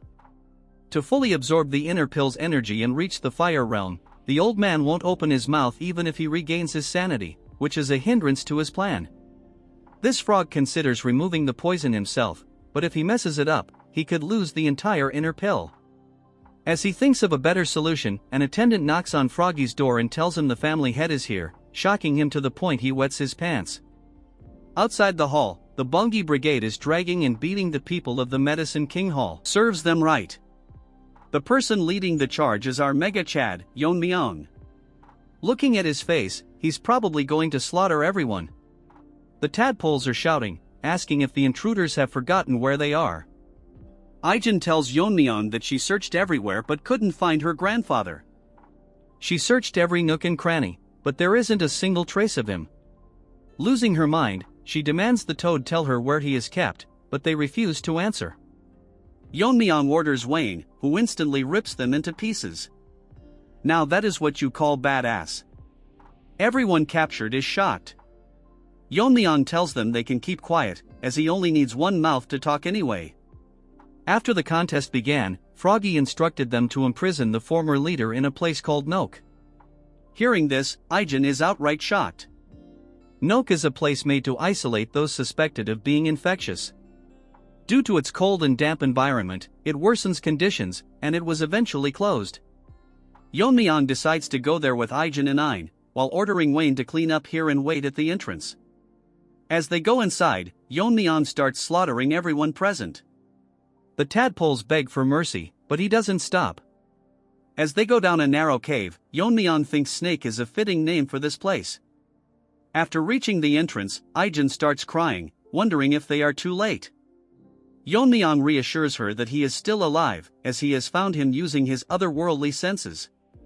Upon finding the prison, Yeon-myeong tells Aijin to step aside and chops down the prison gate. His grandfather's condition has worsened, and they probably used the mountain subduing poison. Yeon-myeong tells her to calm down, reminding her that they came here to save her grandfather. Aijin informs our boy that, aside from the mountain subduing poison, they also used the Thunderbolt idiocy poison. This poison directly affects the brain and is meant to make one an idiot rather than kill them. While not particularly strong, it penetrates the brain, making antibodies ineffective. Without early intervention, there's no way to treat it. But to our Chad, this is an easy thing to handle. Yeon-myeong tells her to hold her grandfather down and places his hat on him. Our Chad injects his inner energy into the old man's body, and the poison-devouring frenzy begins to devour all the poison within him. Aijin notices her grandfather's hand moving. Yeon-myeong thinks it's best to just absorb the poison, as his poison-devouring frenzy has already devoured extreme poisons many times before. The old man's complexion starts improving, and when Yeon-myeong finishes devouring all the poison, he tells the old man to rise. The grandfather opens his eyes and sees his granddaughter. What's funny is that he initially misunderstands Yeon-myeong as his father. They explain everything to him, including the fact that Yeon-myeong is now the family head. Yeon-myeong is happy to have taken care of his father's old friend. The old man starts crying, moved that he was saved by a child who never even saw his father's face because of his fault. He speaks to the late Tang Yeon-myeong, saying that if he were alive, he would be proud of his son. Despite his age, he vows to devote himself to serving the family head. Our perfect protagonist hands him his coat and tells him he's here to arrange his position as the leader. Yeon-myeong tells him it's time to head out, as people are waiting to see him outside. That ugly frog is making even uglier faces, unable to believe the old man is standing firmly. Realizing that this was done by the family head, Froggy starts panicking. He thinks to himself that a direct confrontation would be bad, as Yeon-myeong slaughtered the elders without hesitation. This dumb frog tries to threaten Yeon-myeong, claiming that the Medicine King Hall is the one earning all the money for the clan and that without them, the clan would collapse. Yeon-myeong coldly thinks that Froggy doesn't understand the situation he's currently in. Turning even colder, he asks if that's enough for Froggy's last words. Our Chad asks the old man if he has anything to say. The old man ignores the frog entirely. Froggy tries to hop away, thinking he'll die if he stays here. But just as he moves, his body stops. He's been struck by a poison needle, expertly thrown by Aijin, proving she's more than qualified to replace him. As Froggy falls to his demise, Aijin calmly takes back her needle. Seeing him dead, the irrelevant trash tries to flee, but the Bong Brigade starts slaughtering them as Yeon-myeong had ordered them to destroy everyone. Everyone among the clan is shocked that the medicine hall is gone and everyone there was killed. A bunch of ugly TikTokers act as if they are some specialists talking about how the Tang clan survived thanks to the medicine hall. And getting rid of them is outright dumb. Now we move on to our Chad, staring at the inner pill. Take a closer look. This looks like a Ferrero Rocher. Aijin's grandfather tells Yeon-myeong that if this pill is left out, someone like Frogface might appear again to steal it, so he will deliver it our boy once the poison effects have worn off. Moving on to Yeon-myeong, his mouth is watering like a dog staring at a big bone. He tells the old man that he will just take it as it is. The old man looks confused and tells him that if he is not going to use it immediately, it would be best to keep it here. In the eyes of Yeon-myeong, the poison of this pill is so strong that it's viable to the naked eye, so there is no possibility that he will get rid of something so precious for you all. He is talking about the poison, not the pill. Yeon-myeong places his hand on top of the pill and starts absorbing the poison. As Yeon-myeong absorbs the poison, he thinks that the poison is extremely potent, which is expected of the inner pill of a spirit that lives in lava. Compared to the demonic fire dragon poison, this is nothing, so if an ordinary man were to took it in an unrefined state, the power of the poison might have burned them from the inside. More importantly, this is such a powerful poison, but compared to the 10 poisons it is nothing, so our Chad thinks it's best to look more into the 10 poisons. Looking at the pill after the refinement process, Yeon-myeong feels the power of the spirit and it is now ready for consumption. Yeon-myeong goes to his mother's new chambers and knocks on the door. As his mother gives him permission, our Chad enters to see his mother waiting for him. Dear artist, make a female protagonist on par with his mother. She never thought that she would be able to come to the main house again, and she is lucky to have a child like him. Yeon-myeong tells her that this place originally belonged to her, so of course she should be here. Yeon-myeong takes a closer look at her and thinks that although she is still pretty, however, it looks like she worried a lot about him all this time. She loses control of her emotions and runs towards our Chad, hugging him, and she is relieved that our Chad has safely returned. Yeon-myeong thinks to himself that in his past life all he could do is reflect on regretting until death came to his door, because he had no one to share his happiness even after reaching the end. Since his past life was full of regret, he plans to protect this life and live it to the fullest. Yeon-myeong asks her if she met the Bangwi Brigade. Earlier they came in to help her move things and started crying. Well, that was touching. She asks Yeon-myeong what's in his hand. Our Chad tells her that this is something he brought as a gift for her. As he shows it to her, she gets shocked to see that it's a 10,000-year firecart pill. She instantly recognized so all she has to do is use it. She thinks this will help Yeon-myeong more as he is the one who is going to lead the Tang clan.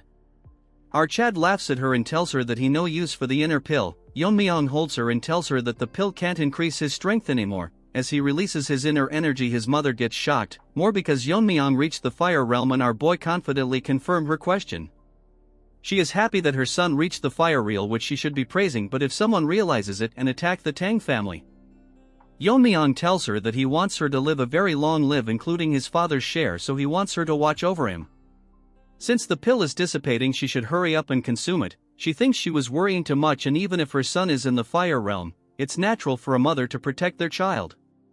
So she tells our Chad that since he bought it for, she won't reject it.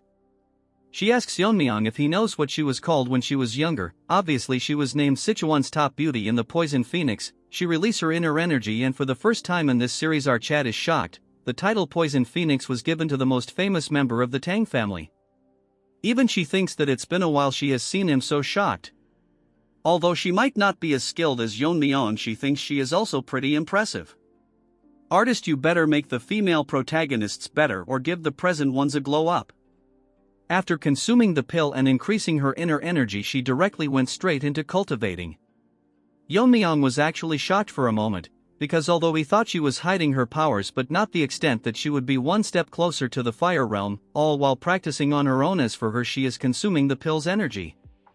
A fire realm master is able to detect the smallest of movements, so there's no point hiding their power in front of them, but she manages to hide it from our boy, which shocked him even more. She has already reached the state before enlightenment, as such she is absorbing the spirituality of the inner pill, so according to Yeon-myeong she might also be able to overcome the limit.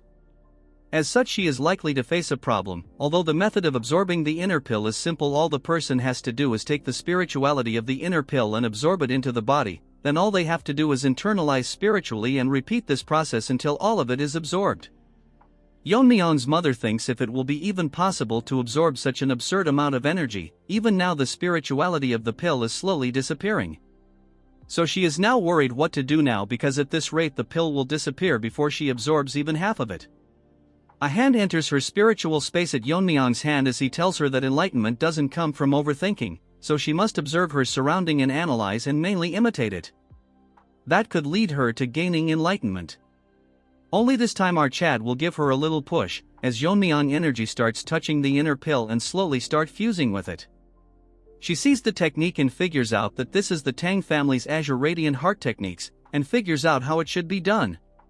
She didn't have to internalize the energy little by little, instead she has to change it into something she is familiar with and absorb it, and soon enough she gains enlightenment and absorbs all of the energy inside the inner pill. As such Yeon-myeong confirms everyone that as she has successfully absorbed it, she has reached the fire realm. The scene starts with everyone in the clan gathering at the Stealth and Poison Hall. Remember White Monkey, his father the Poison King, is crying about why they are holding a meeting early in the morning when they are all so busy. One of the elder asks Yeon-myeong's uncle when he is coming, and even if he is the clan head it's disrespectful to make them wait. We will name him Bearded Barbie. Hearing all this he controls his anger and tells them to wait for his arrival. All of a sudden one of them announced that the clan head is coming. We now move on to our Chad and he thanks them for gathering early in the morning. And today he is going to discuss something very important with them. Bearded Monkey is confused what is so important to call them all here. Yeon-myeong tells them he is going to hire a proxy head until he is of age. Hearing this, Bearded Barbie asks him who he is planning to appoint among the heads. Dude is living in his own dream, but as the Chad he is, Yeon-myeong tells him why does he think he will pick one of the elders. Shocking him, I cannot believe that this Bearded Barbie thought they would be temporary head after all they did to them. All of a sudden someone enters the meeting room. Yeon-myeong uncle looks at the entrance and gets shocked. As for the elders, they are pissing their pants because they can't believe she is here after decades. Yeon-myeong thinks she is the one who was most deserving of the position. After she was held responsible for the invasion, the Council of Elders dragged her down from the position of the head. She tells everyone that she has seen a lot of familiar faces and she will stop holding herself back. I am wondering how good they have to draw the female protagonist to match her beauty. She apologizes to everyone for being late. The night before the proxy appointment, during the bath, she feels glad that she has ascended to the fire realm. But the biggest problem is that she is unable to get used to the gunk that's leaving her body. Because of this, she even showed her disgraceful side to a servant. Anyways, the biggest issue is that she is still not used to her newfound strength. After ascending to the fire realm, she finally understood Yeon-myeong better, and that he has reached the highest state in the fire realm. Currently, according to her knowledge, only the leader of the Black Death Alliance has ascended to the fire realm. To reach a realm similar to him, what must have her son gone through during the competition? She thinks that after the bath she will be able to talk a lot of things with her son for the first time in a while. Moving on to Yeon-myeong, he congratulates his mother for reaching the fire realm. She gives all the credit to our boy and tells him to have a seat. They have a wholesome conversation until she asks Yeon-myeong how he reached the fire realm, and still she cannot believe that he reached this state at this age. Yeon-myeong is not sure how to answer her, since it will be hard for her to believe that he reached enlightenment due to the memories of his past life. Yeon-myeong thinks of using the competition as an excuse, telling her if she know about how one of the 10 poisons got smuggled out. She tells him she heard about it and the winner of the commutation was awarded the fire dragon poison. Guess what, he tells her that and she goes blank. While he wasn't lying. Moving on to our boy, he tells her that even after talking it he is fine. He was addicted to poisons during a battle, so he reached enlightenment from absorbing the poison, which helped him reach the fire realm. Hearing all of this, his mother cannot believe all of this, but after thinking she gets convinced, and Yeon-myeong is relieved that she accepted it so quickly. She changes the topic and asks Yeon-myeong that when she was bathing, the servant who was helping her told her that Yeon-myeong was getting rid of the Medicine King Hall. Yeon-myeong thinks it's best to be honest with her since it's also related to his father. Yeon-myeong explains to her what they did, and after a long conversation our Chad tells her everything. She had her suspicious and feels bad for Ijin as she had suffered so much. She requests Yeon-myeong and explains to him that she lived into the family as if she is dead because she was scared of losing her only child after losing her husband. However, she has had enough, and if he allows it she will protect him from now onwards, even if she is not as strong as him. Moving to the present, everyone is shocked to see her and cannot believe that she still looks the same. A few thinks that she probably ascended. Seeing her, Yeon-myeong uncle is very happy as he shouts and tells everyone to congratulate his mother, as she will be the new head of the Tang family. Bearded Barbie turns into a turd and cannot believe that she is being promoted to the head and not a proxy. She thanks everyone and tells them although she is the head, it's only temporary until the true head, her son, comes of age. Hearing her, Yeon-myeong uncle starts crying while the rest are releasing hot cake in their pant, especially that bearded Barbie. Since she is entrusted the position of the head, she plans on fixing the base of the Tang family that was ruined. Since then her actions were unconventional. The first thing she did is remove the name of the Medicine King Hall, which was collapsing, and renamed it. Tang Hoil, Ijin's grandfather, was appointed as the head surgeon while Ijin was appointed as the second in command. Moving on to Yuri's father, he was appointed as the general manager and was ordered to start a full-on investigation. He immediately found the elders' embezzlement books and recovered so much money that it was enough to sustain the clan's maintenance for the time being. Moving on to white-haired Monkey's father, he was removed from his position, along with most of the elders who embezzled the clan's money. Even for the people who were not elders but was related to embezzlement was removed from their posts. All of this changes happened in a matter of days, and thinks his mother is really an amazing person. While saying all this, our Chad is enjoying the beauty of the Tang family. Because of the involvement of his mother, the clan's internal problems were all solved. At first he wanted to live an ordinary life with his mother, but began to get surrounded by many things. There are now people who he calls friends, guards who follow and trusts him, and the hundreds of members of the Tang family. He has now so many people he has to protect. Our Chad looks so good, we demand a beautiful female protagonist. There was once a time when it was hard for him to keep his body healthy, since he was resentful that why he was even born. His goal is to grow stronger, that no one can harm the Tang family. Whether it's the Black Alliance or that pervert or whoever it may be, they will never be able to hurt the Tang clan. We now move on to the Black Alliance, where the lizard is thinking about the Tang clan when a woman tells him that the twin sword trash, the one who invaded the test, was defeated by the current head. This eyeless trash with ugly bangs elaborates how he was famous and well known for his strength, so she requests the leader to destroy the Tang clan. The lizard tells her why should he do that, and the ugly bangs just won't shut up, telling him it the same as challenging him. Lizard gets pissed because of this. Chatterbox tells this ugly Barbie that he disobeyed his orders and attacked the Tang clan. Even if he managed to come back alive after doing something, he would still be punished. It's interesting to the lizard that the head managed to kill that irrelevant trash, because he was someone that wouldn't lose so easily. So he summons his guards and tells them to invite the Tang clan head in the upcoming Sichuan meeting. Yeon-myeong is having a conversation with his mother. He thanks her for all the hard work she has done on the internal arrangements. She felt nerve-wracking after taking charge again after so long, but she isn't sure if she did well enough. Yeon-myeong thinks she did a great job, but there's one thing that's confusing him. He asks her if she suppressed her powers like last time. She isn't surprised that he noticed it so quickly, because he has experienced it before. However, to Yeon-myeong this is still an impeccable suppression. He asks her since she has reached the fire realm, she doesn't need to hide her powers anymore. Our pretty mommy tells him that it's not just about hiding powers. What she performed is the family's secret technique, the vein sealing concealment. She also hopes that Yeon-myeong will also learn to hide his abilities. Since she is pretty, we will let it slide. To explain this to our Chad, she has to explain him quite a long story. As the founder of the martial art and the ancestor of the Tang family, she has to tell Yeon-myeong about him. In a certain village in Sichuan, a plague broke out. Although most died of famine, in this case it was the opposite, as people were dying. Dozens of bodies were cremated without proper funerals, for the fear of the plague spreading. Everyone in the village had already caught the plague, and were just waiting for their time to die. Except for one who was a 10-year-old. Looking at his condition, they were all scared about why this child was the only one unharmed, but there was no time for rational questions. In the eyes of the already infected, the 10-year-old boy looked like a harbinger of the plague, and was labeled as a child possessed by an evil spirit.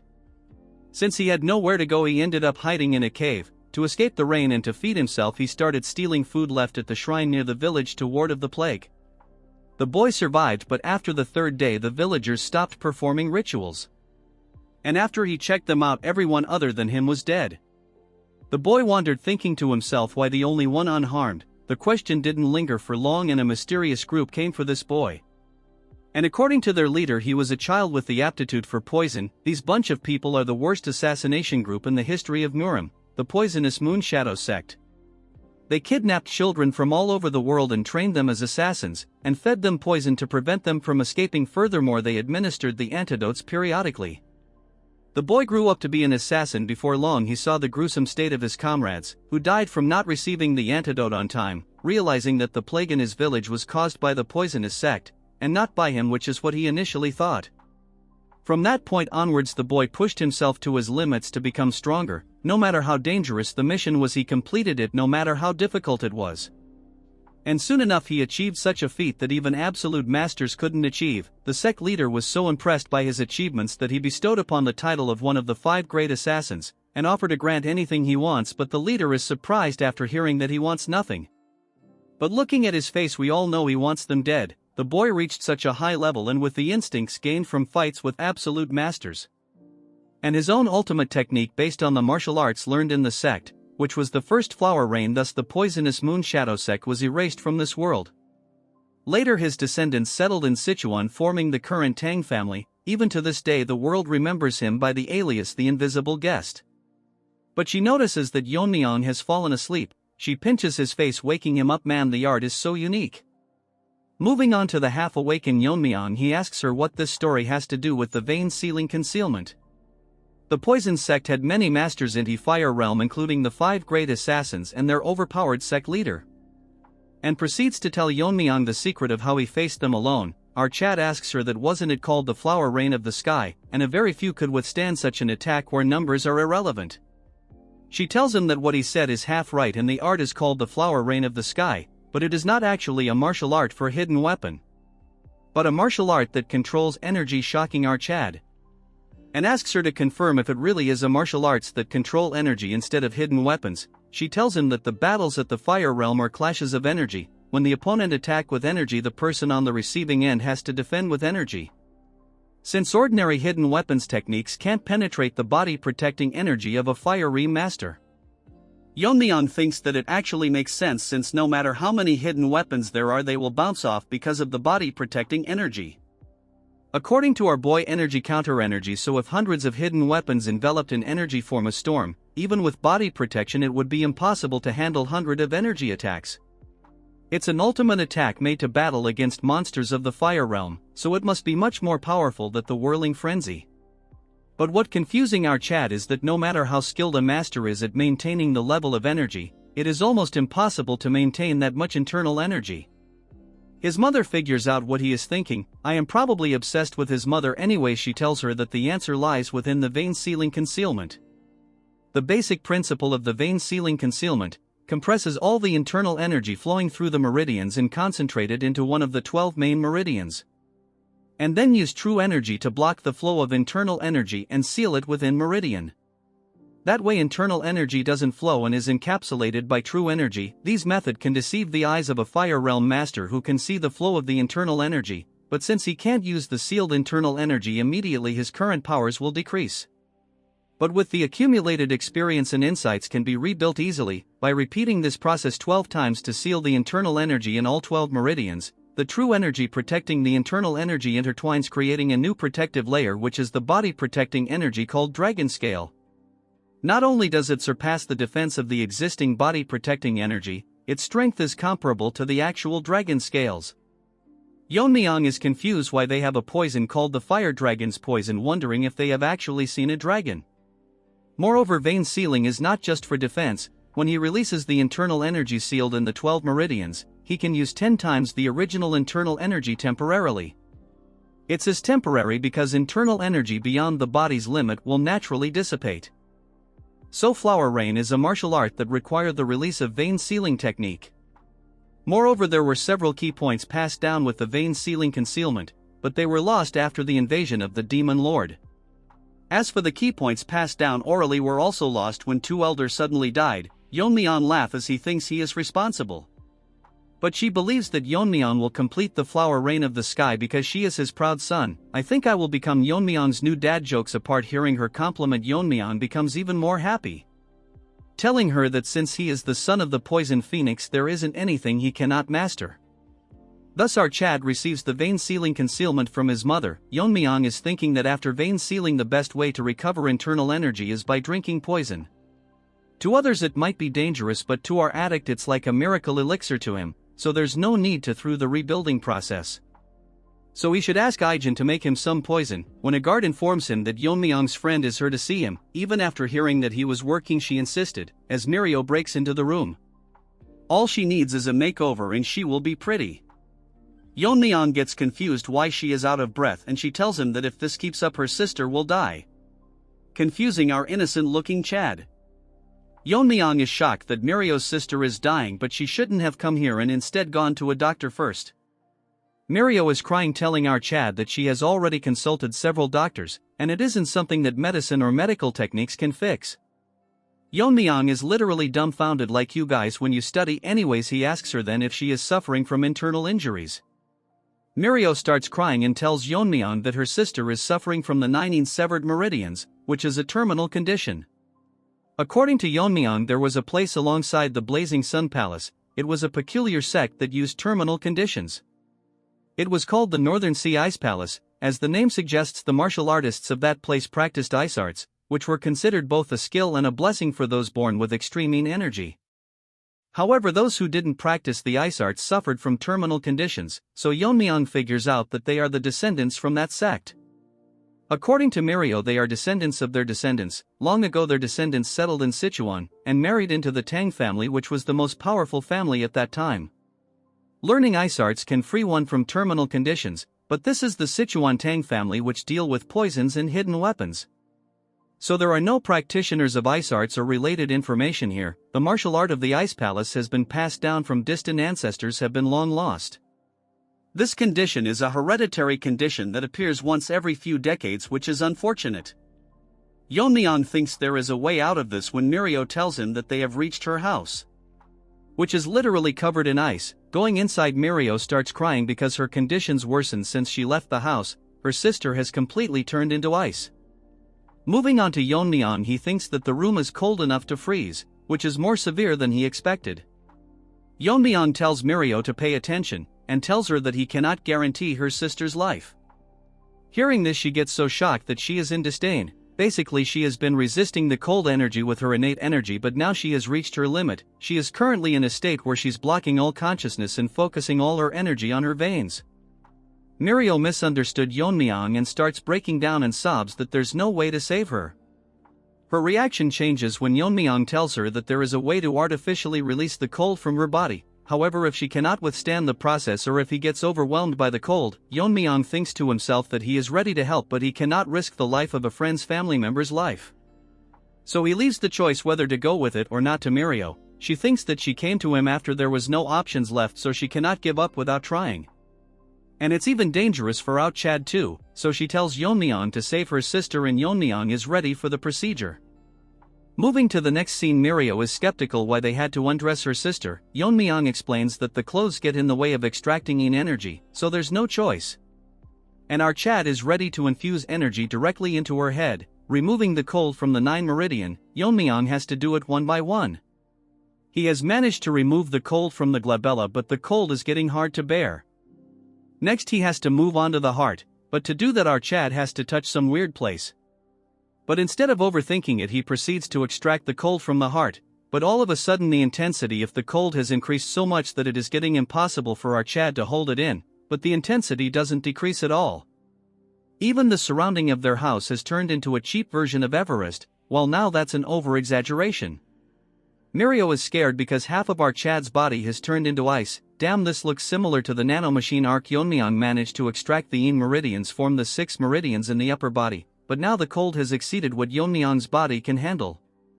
If he does continue, he will freeze himself to death first. Thinking what to do, Yeon-myeong thinks to himself that it would be easier if it were poison. Then he remembers that Ijin's grandfather from the Medicine King Hall mentioned to him that the reason for the poison in spirit pill was because medicine and poison essentially one, and it becomes poisonous when the concentration or quantity exceeds what the human body can handle. Even the yang energy in the body turns into poison once it exceeds the body's limit. Then this excessively strong cold energy that can freeze the bone can be considered a poison, so Yeon-myeong uses the poison purification art and his body starts reacting to it. As a lot of cold energy has been extracted, it's going to start resisting fiercely. As long as the cold energy is recognized as poison, it will be devoured by his body.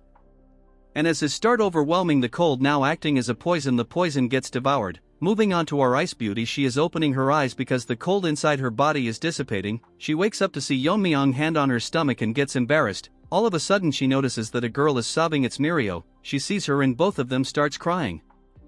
Moving on to the story, the two sisters had their moment and our new girl Miso tells Mirio if Yeon-myeong is the person that saved her. She confirms that he is the one who saved her, but can't figure out why he is still touching her stomach. Miso tells Mirio that he is concentrating, so it's better to leave him be until he wakes up. Moving on to Yeon-myeong, he is currently treating the cold energy as a miracle drug. The internal energy is beyond the body capacity to absorb the internal energy, but if he leave it like this, the energy will naturally dissipate. Taking opportunity of this situation, Yeon-myeong thinks it's perfect for absorbing all the cold, and open up the closed meridians. While thinking one meridian is already filling with internal energy, wondering to himself how many meridians he will be able to fill once all the cold is absorbed. After absorbing all the cold, Yeon-myeong can't believe that he managed to fill 4 meridians, which is beyond his imagination. With this, our boy has gained 4 times the internal energy he originally had. But it's unfortunate that his immediate achievement has decreased because all of them is currently stored in the meridians, so he has no choice but to supplement it by drinking poison. Dude thinks poison is some energy drink. Yeon-myeong takes another look to see both the girls staring at him. After taking a second look, Yeon-myeong stares at his hand and takes his hand off, getting all flustered, but our waifu assures that he doesn't need to be concerned, since Mirio explained everything to her. As she thanks our Chad, he tells her that it's his duty as the family head to take care of the family. Our father-in-law enters the scene to see one of his daughter half naked and the other assisting her. Misunderstanding the situation, turns into a healthy gorilla and starts shouting at our Chad. The girls come to the rescue, explaining to him how he saved his daughter. The next scene we see is kneeling to the ground because he was rude to his savior. Yeon-myeong explains to him that anyone in his place would have misunderstood the situation. Moving to Happy Gorilla, he expresses his gratitude for saving his daughters. He then proceeds to tell him that he settled in the Tang clan after falling in love with a woman who was part of the family. Unfortunately, his wife also suffered from the terminal condition and passed away. He spent all his savings searching for a cure to save his daughters, but it was all in vain, so he just can't control his emotions. From now on, if Yeon-myeong needs anything, he will always rush to his side. We all know what he wants is his daughters. Moving on to Yeon-myeong, he asks him why it's so quiet inside the trading company. Our gorilla explains that after the Tang family got weak, the Black Death Alliance took over. Since then they have rarely gone outside. Yeon-myeong tells him that they will discuss about it later. That's when he notices someone calling for him. It's out, two girls, and would you look at our waifu. Damn, the artist did me justice this time, I can't deny. She thanks our Chad for saving her life, and this is a favor that they will never forget. Seeing her talking, our Chad gets flustered. Mirio thanks our Chad and tells him that they will repay him for sure. As our Chad leaves the scene, Miso asks Yeon-myeong if he will be alright, since he seemed bewildered, so she wonders if something went wrong while he was treating her terminal condition. Mirio isn't so dumb and makes the wicked face, teasing her by telling that if she felt sad because our boy is leaving. Hearing this, she gets flustered and asks Mirio if her behavior was that obvious. Our emo girl is such a bully that she tells her that she was very obvious and it's a natural reaction. Even if it was other beside her, they would have a similar reaction. Mirio tells her to not worry, since according to her she has never seen a person more beautiful than Miso. As for Yeon-myeong, she thinks that although he didn't say anything, his reaction said it all, and he is surely conscious of her. Moving on to Yeon-myeong, he is wondering about a normal family. The next moment he dreams about marrying Miso, having a child and raising him to be a martial artist, seeing them get married and have grandchildren. This is daydreaming beyond one's wildest dreams. It's like you guys dreaming about having a girlfriend in this lifetime. Yeon-myeong can't believe that he would be nervous just by looking at someone in this life. While staring at the sky, he wonders that this is probably what it feels like in ordinary life. He wants to visit that place once again, but the problem right now is the Black Death Alliance, although they didn't directly bring down the Tang family like the Demon Lord pervert. Their subordinates intruded the contest, which is certainly a bothersome presence. Moreover, as long as they remain in Sichuan province, they will inevitably clash one day. Moving on to the Black Death Alliance territory in Sichuan, we see a servant getting scolded because the Tang family's influence has been rapidly growing. And all this is said by the trash with even trashier bangs. But she cannot do anything, as she was warned by the alliance leader. She is extremely angry because the other leader didn't accept her request of attacking the Tang clan family, as the alliance had ordered them to not attack the clan. So it's best for her to stay quiet until his anger subsides. Remembering all this, she gets angry and throws her apple towards the servant. According to the information, both the new head and the family head of the clan has reached the fire real mastery or close to it, yet all the alliance head is doing is watch and wait for the right opportunity. With her current self, she cannot avenge those two twin sword retard that got owned in part 3 or part 4. That's when she realizes that since she cannot move herself, she remembers about what the alliance head ordered, that was to invite the Tang family head in the upcoming Sichuan gathering. So she will take this as an opportunity. Even now, when she closes her eyes, all she hears is Twin Sword's cries for revenge. He probably treated her to an ice cream treat, if you know, so unless she eradicates the Tang clan, her anger will not subdue. The servant notices that its master is expelling killing intent because she need a sweet dessert, but since servant is ugly, she burn him to death, eagerly waiting to meet our Mega Chad. Unfortunately, we all know how she will be slapped to her death. Deep in the night, in one of the houses of the Tang family, the three useless retards are talking about what to do. Ever since Tang Jihai, Yeon-myeong's mother, took over the head of the family, their positions have further weakened.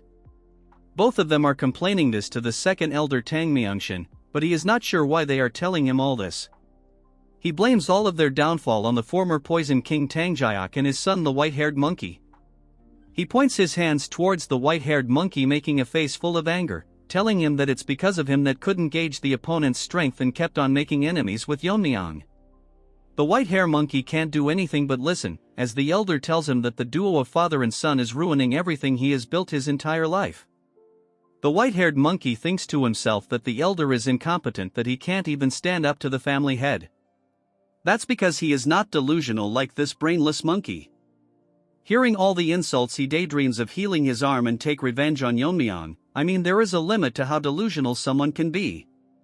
Tang Jiak asks the elder what plan the elder has, since like the other elders it's hard for them to maintain their forces. Hearing this, the elder clenches his hand and tells him that he is aware of their situation. He makes a face full of anger and tells them that it is best for them to leave the family. Moving to another place, a guard is telling Yeon-myeong that they have reached the warehouse where the Tang family stores the extreme and 10 poisons. As for Yeon-myeong, he is thinking in his mind to him and that this place was originally managed by the third elder, but due to his neglected was transferred to Orchard along with the poison hall.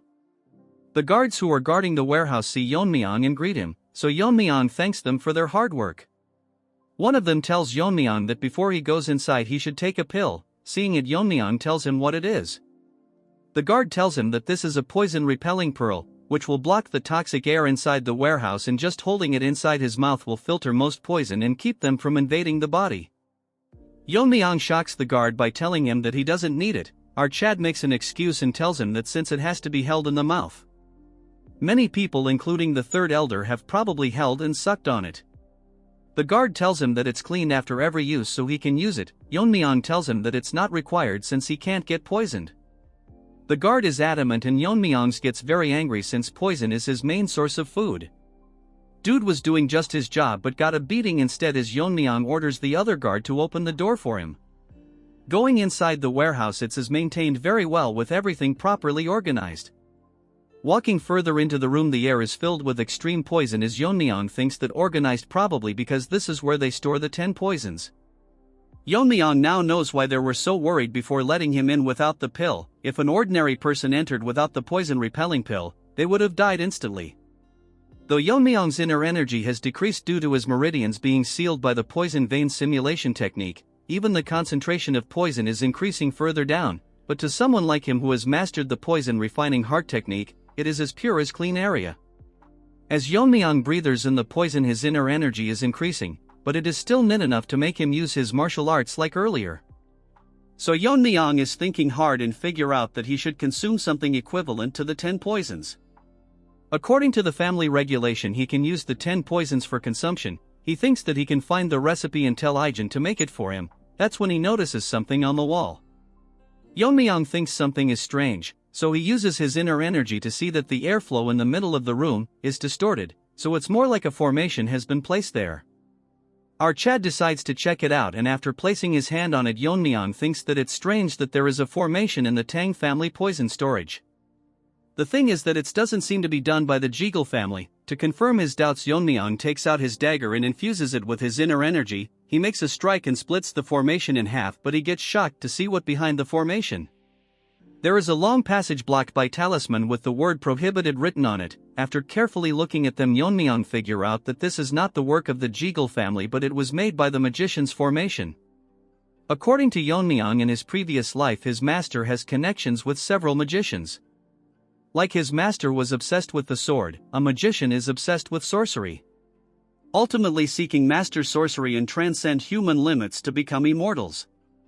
Yeon-myeong had a bad memory where he was thrown into a formation created by a magician, in the form of training by his master. According to him, it was a place full of beasts whose names even he didn't know. Magicians are typically selfish and only engage in things that interest them, but that still doesn't answer his question why there is a formation in the Tang family. His master in his previous life told him that magicians are inherently selfish creatures, and are always obsessed with spirits and demon, only seeking immortality. Yeon-myeong asks him how he managed to have a relationship with them. He makes a straight face and tells him that he beat them every day for no reason, so they begged him to have a conversation. Moving to the present, Yeon-myeong thinks there is not anyone in this family like his master, so there is probably something in the Tang family that piques the interest of a magician. The poison is so strong that it is leaking out even after being sealed with hundreds of talismans, so inside there is something with incredible poison power. Yeon-myeong is glad because he originally intended to write down the recipes of the 10 poisons if he could, but this is more interesting currently. As our Chad goes further inside, a voice from the deepest end senses that someone has entered the seal. It's not an inconspicuous time and it is not aware how much time has passed, while that doesn't matter as long as our Chad releases him. At the end of the passage, Yeon-myeong finds a few of the 10 poisons that were said to be completely lost, but in reality it was hidden here all along. Beside it there is a huge jar wrapped around in talismans which seems ominous to him. Yeon-myeong places has to feel a strong rebound. The force created was tremendous, so it seems that it's harder to break than most formations. However, to our Chad it not very difficult as long as he cuts through each one of them with accuracy. As he cuts through the talismans all around the room, he think of cutting the ones placed on the jar, as Yeon-myeong does a set of multiple moves to cut them all down. His inner energy has decreased due to the poison vein simulation technique, or else he would have finished all this in a single strike. None of it matters now as our Chad managed to cut down the ones surrounding the jar. The poisons around the jar has gotten much stronger now that the talismans have been removed. As Yeon-myeong places his hand to open the lid, inside there is a mysterious monster, shocked to notice that the power of the talisman bounded to him have died down, so now he can see the day of the light. Yeon-myeong gets wary as the jar explodes, making a huge explosion. Luckily Yeon-myeong managed to dodge it in the nick of time, or else he would be injured. The thing inside charges towards our boy, startling our boy, as it is faster than what he had expected. He gathers energy to attack and have the first strike before it gets here. But before he could do anything, it goes past his hand like wind, telling our Chad that he has a sharp reaction. As a rewards for releasing him, this trash will kill our Chad without any pain. Hearing this, Yeon-myeong turns behind and asks him who he is. The trash proudly tells Yeon-myeong that he is the pinnacle of poison, the blue-horned white snake. Little does this snake know he is a lottery to our boy, as he can have unlimited poison as a drink now. As the snake wraps around Yeon-myeong's arm, he is confused why it's calling itself the poison of extreme suffering, which he proudly agrees and makes an assumption that Yeon-myeong managed to block the spread of the poison by sealing the vital point in an instant, which is impressive, but he won't hold for long. Poor Snakey makes a arrogant face, telling Yeon-myeong how he will slowly melt his arm. That's when he realizes something changing, as the poison-devouring frenzy inside Yeon-myeong's body activates. The skull starts devouring its poison, and the poor snake gets scared as he can believe that Yeon-myeong has the poison-absorbing aura. And what is his relationship with the Wanderer Saint? Yeon-myeong grabs onto the blabbering poor snake like a plushy toy. His new toy begs itself to stop absorbing his poisons. At the rate his body is absorbing the poison, he will be utterly destroyed. Moving on to, he is making a poker face filled with anger, telling it why he should spare it. He makes a psychotic face towards the poor snake and taunts him by telling if it changed its mind because it's currently at an advantage. So Yeon-myeong aggressively starts playing with his new toy, absorbing tremendous amount of poison from the poor snake.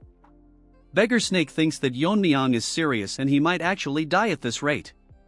So he offers Yeon-myeong a deal, and hearing this, our Chad gets flabbergasted as he stops absorbing the poison. Poor Snake tells him that he only wants to escape from this seal, and if he spares him, it will act as his guardian spirit.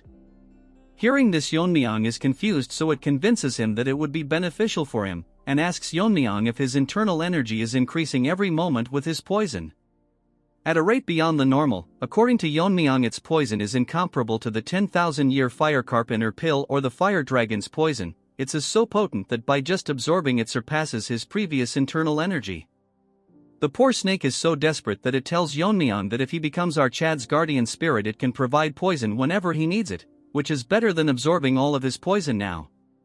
Our Chad is heartless as he, with a poker face, tells the poor snake that he has no interest in keeping alive someone who was an enemy, so he can replenish the poison elsewhere. Hearing this, the poor snake starts crying and loses hope, telling Yeon-myeong that can't he just spare him once, since he lived in a jar for hundreds of years. Hearing this reminds Yeon-myeong of his past life.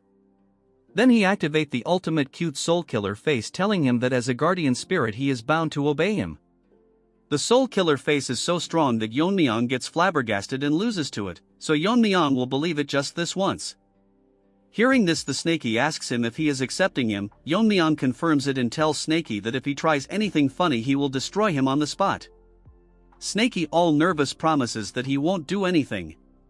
Moving back to Yeon-myeong, he asks Snakey what he needs to do to become its guardian spirit, since he doesn't know anything about spirit arts.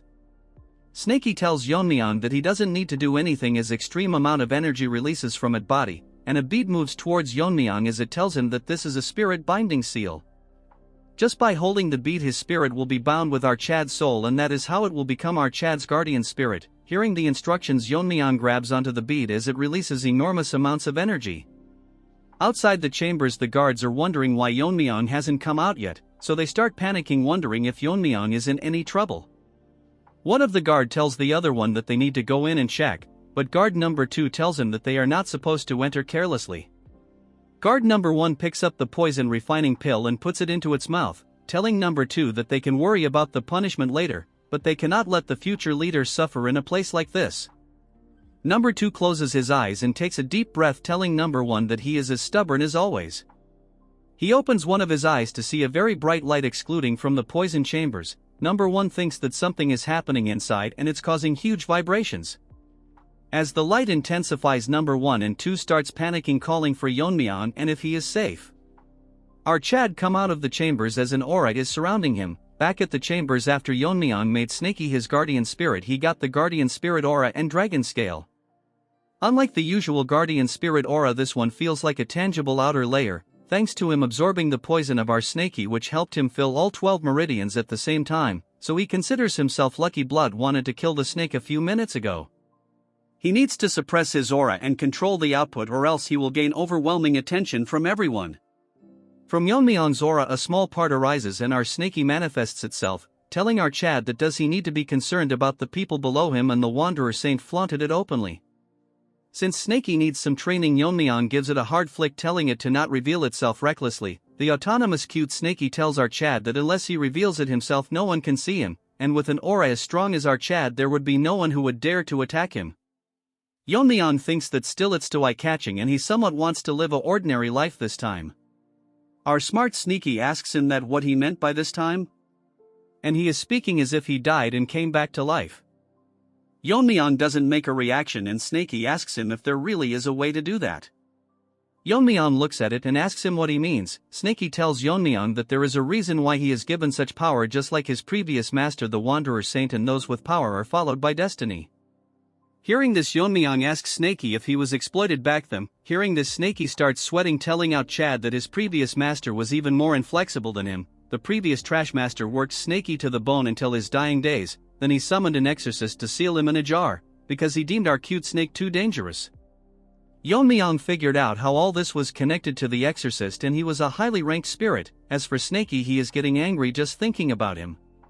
Such a strong spirit is wanted by many exorcists, so the ancestor helps seal him. Yeon-myeong thinks if the ancestors is like his master, intimidating exorcists to get the job done. What struck our Chad's mind was that Snaky told him that there is a reason for his existence, and if it's as related to awakening memories of his past life. As he was in his thoughts wondering, a guard brings him back to reality and barges into the room, as Yeon-myeong shoves Snaky into his body as the guard tells him to come out immediately. He informs out Chad that in Sichuan near the main house there is an attack by the evil faction. Moving on to that place, we see Fatso in the entrance exam catching his breath. A huge groups of thugs are mocking them by telling where they are rushing off to. He is not aware why esteemed gentlemen from the Orthodox sect have come here, but this ugly red-haired trash tell them that they should have known that Sichuan is the territory of the Black Death Alliance. Old man tells Fatso that he will hold them off while he runs, but Fatso tells him that in his current condition it would be impossible. This red-haired dog is a palace lord and he is here with hundreds of members. In Fatso's current condition it will be hard to handle him. This smelly monkey tells him that since they have reached the capital of Sichuan they must be seeking help from the Tang clan, but their leader has isolated the Tang clan. Blood is daydreaming too much. He tells them that he will capture and offer them to the leader and he might be granted the ultimate martial art, so they should be prepared to lose a limb. That's when our Chad enters the scene. The guards tell Yeon-myeong that the two people are martial artists from the Justice faction, so he figures out that their opponent is from the evil faction. He orders the guard to escort them to the clan since they have come as guests. The Fatso is happy that martial artists from the Tang family are here to help, but there are only 4 of them, so even if their spirit is formidable it's impossible to face against hundreds. Yeon-myeong tells Fatso to step back since his partners is in no state to even stand. Wajin takes care of the injured man and Fatso asks him should they not be helping the ones up front. But Wajin smiles as Fatso blabbers about how there are over hundreds of martial artists. Yeon-myeong tells them that although he appreciates the help he is in no need of it. Moving on to the monkey, he is angry on Yeon-myeong for blocking his way. His guard tells him that he is probably the one who won the Tang clan's competition and returned as the family head. This red monkey mocks Yeon-myeong and asks him if he is going to face them. Feeling sad for him. As for his minions, they are grinning. This dumb retard is so confident that he tells Yeon-myeong that he will uproot them once and for all. Hearing his nonsense, a needle flies towards him, poisoning him. In an instant this monkey falls to his death. Yeon-myeong thought that the nonsense spouted by Trash was too annoying. Everyone present in the scene is shocked by what had happened as the leader lies dead on the ground. Yeon-myeong tells them they don't need to uproot them since he will be the one to do it. The punk gorilla is dead as our Chad's poison needle finished him off. His lackeys are confused when Yeon-myeong threw the poison needle, because it was so fast that they couldn't even see it. Yeon-myeong puts his hands inside his coat and takes out hundreds of needles, and using his internal energy he throws it towards them. The minions saw Yeon-myeong throwing the needles and tells everyone to stay alert. As the one beside him gets killed by the needle, he hears the sounds of hundreds of them falling to the ground, getting one shot by the poison needles. As this side character turns around to see hundreds of bodies. Moving on to our Chad, he rushed out and forgot to apply poison, but surprisingly it's having the same effect as if they were poisoned.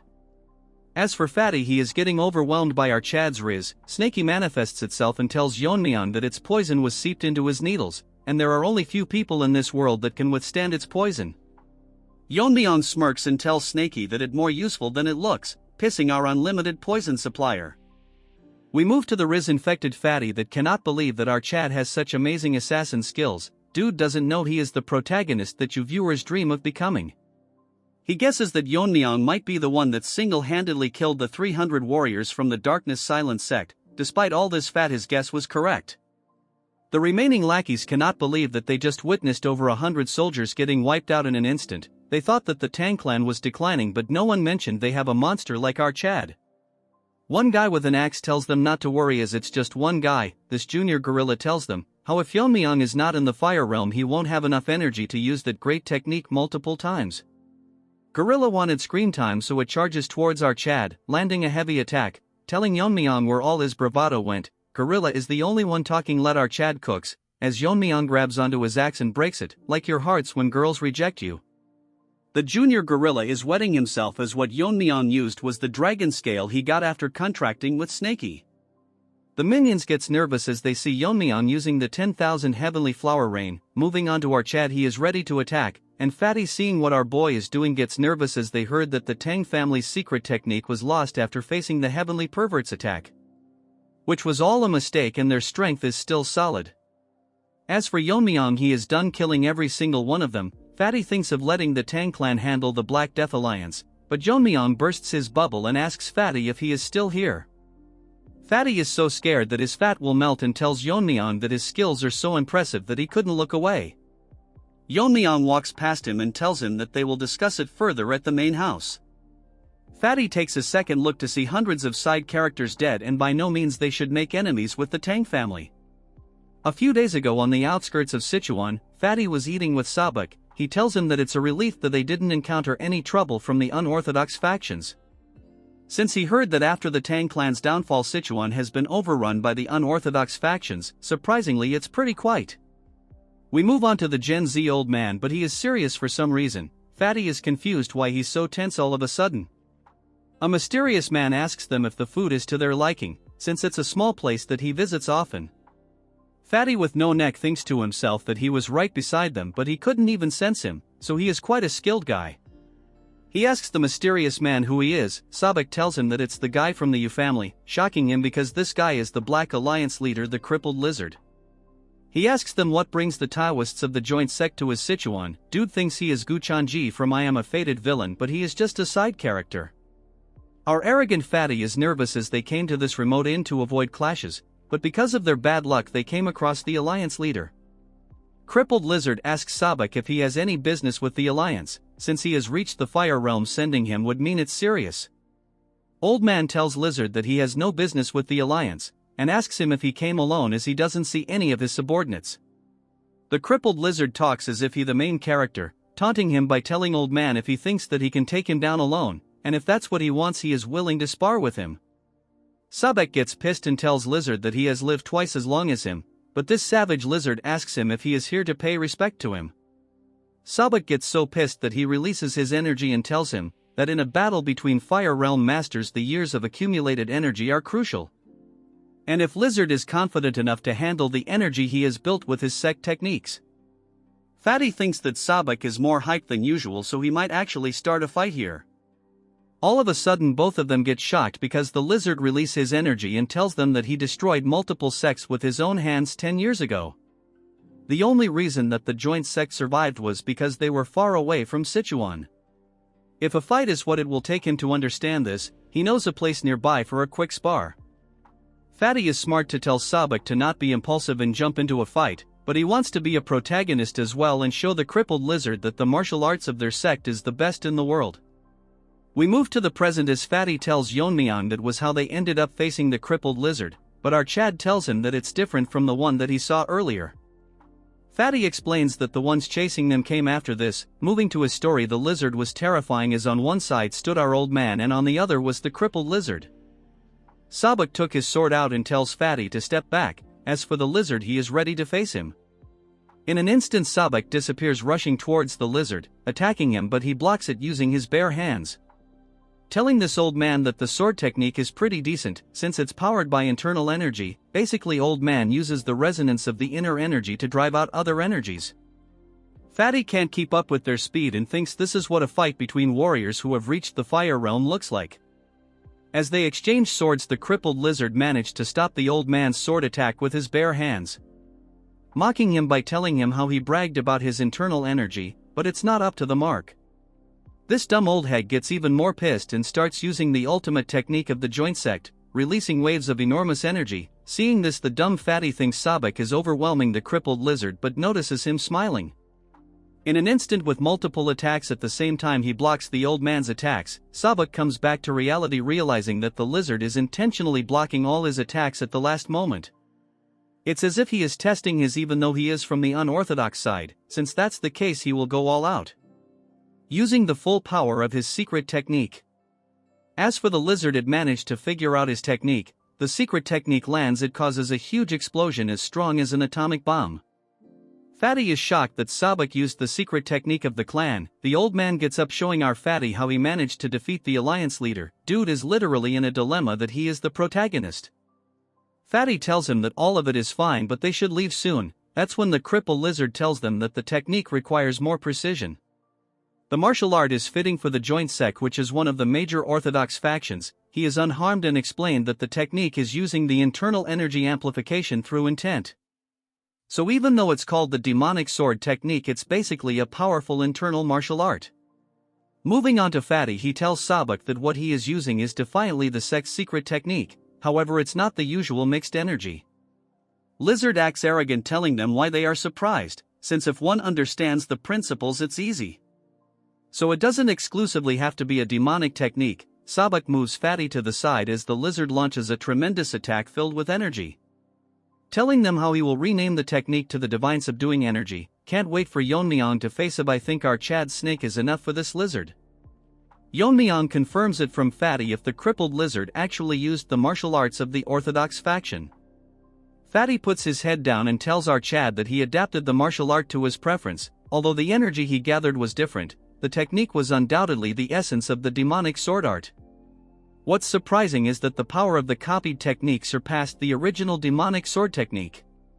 If old man didn't use the last bit of his internal energy to block the attack, they would be dead by now. Yeon-myeong is actually impressed because Sabak was definitely in the fire realm, so to comprehend his martial arts in just one duel is impressive. While thinking to himself, Fatty intervenes and tells Yeon-myeong that they have come to the Tang clan for one purpose. So he requests them to cooperate with them in the great martial arts competition of their sect. The Heavenly Demon Cult is a religious and militant group located in Xinjiang. They were once so strong that they could rival all the 9 great sects and other martial faction. After numerous fights in martial arts world, the orthodox faction is still not confident enough to confront them. The main reason behind it is because the entire faction moves at the command of one person, the sect leader. However, the situation took a change when the sect leader's son, the creepy pervert, emerged with innate martial talent and gained his own personal followers. Because there might be an unintended factional split, the pervert left the clan and led his followers with him, founding the Heaven's Brilliance Demon Cult.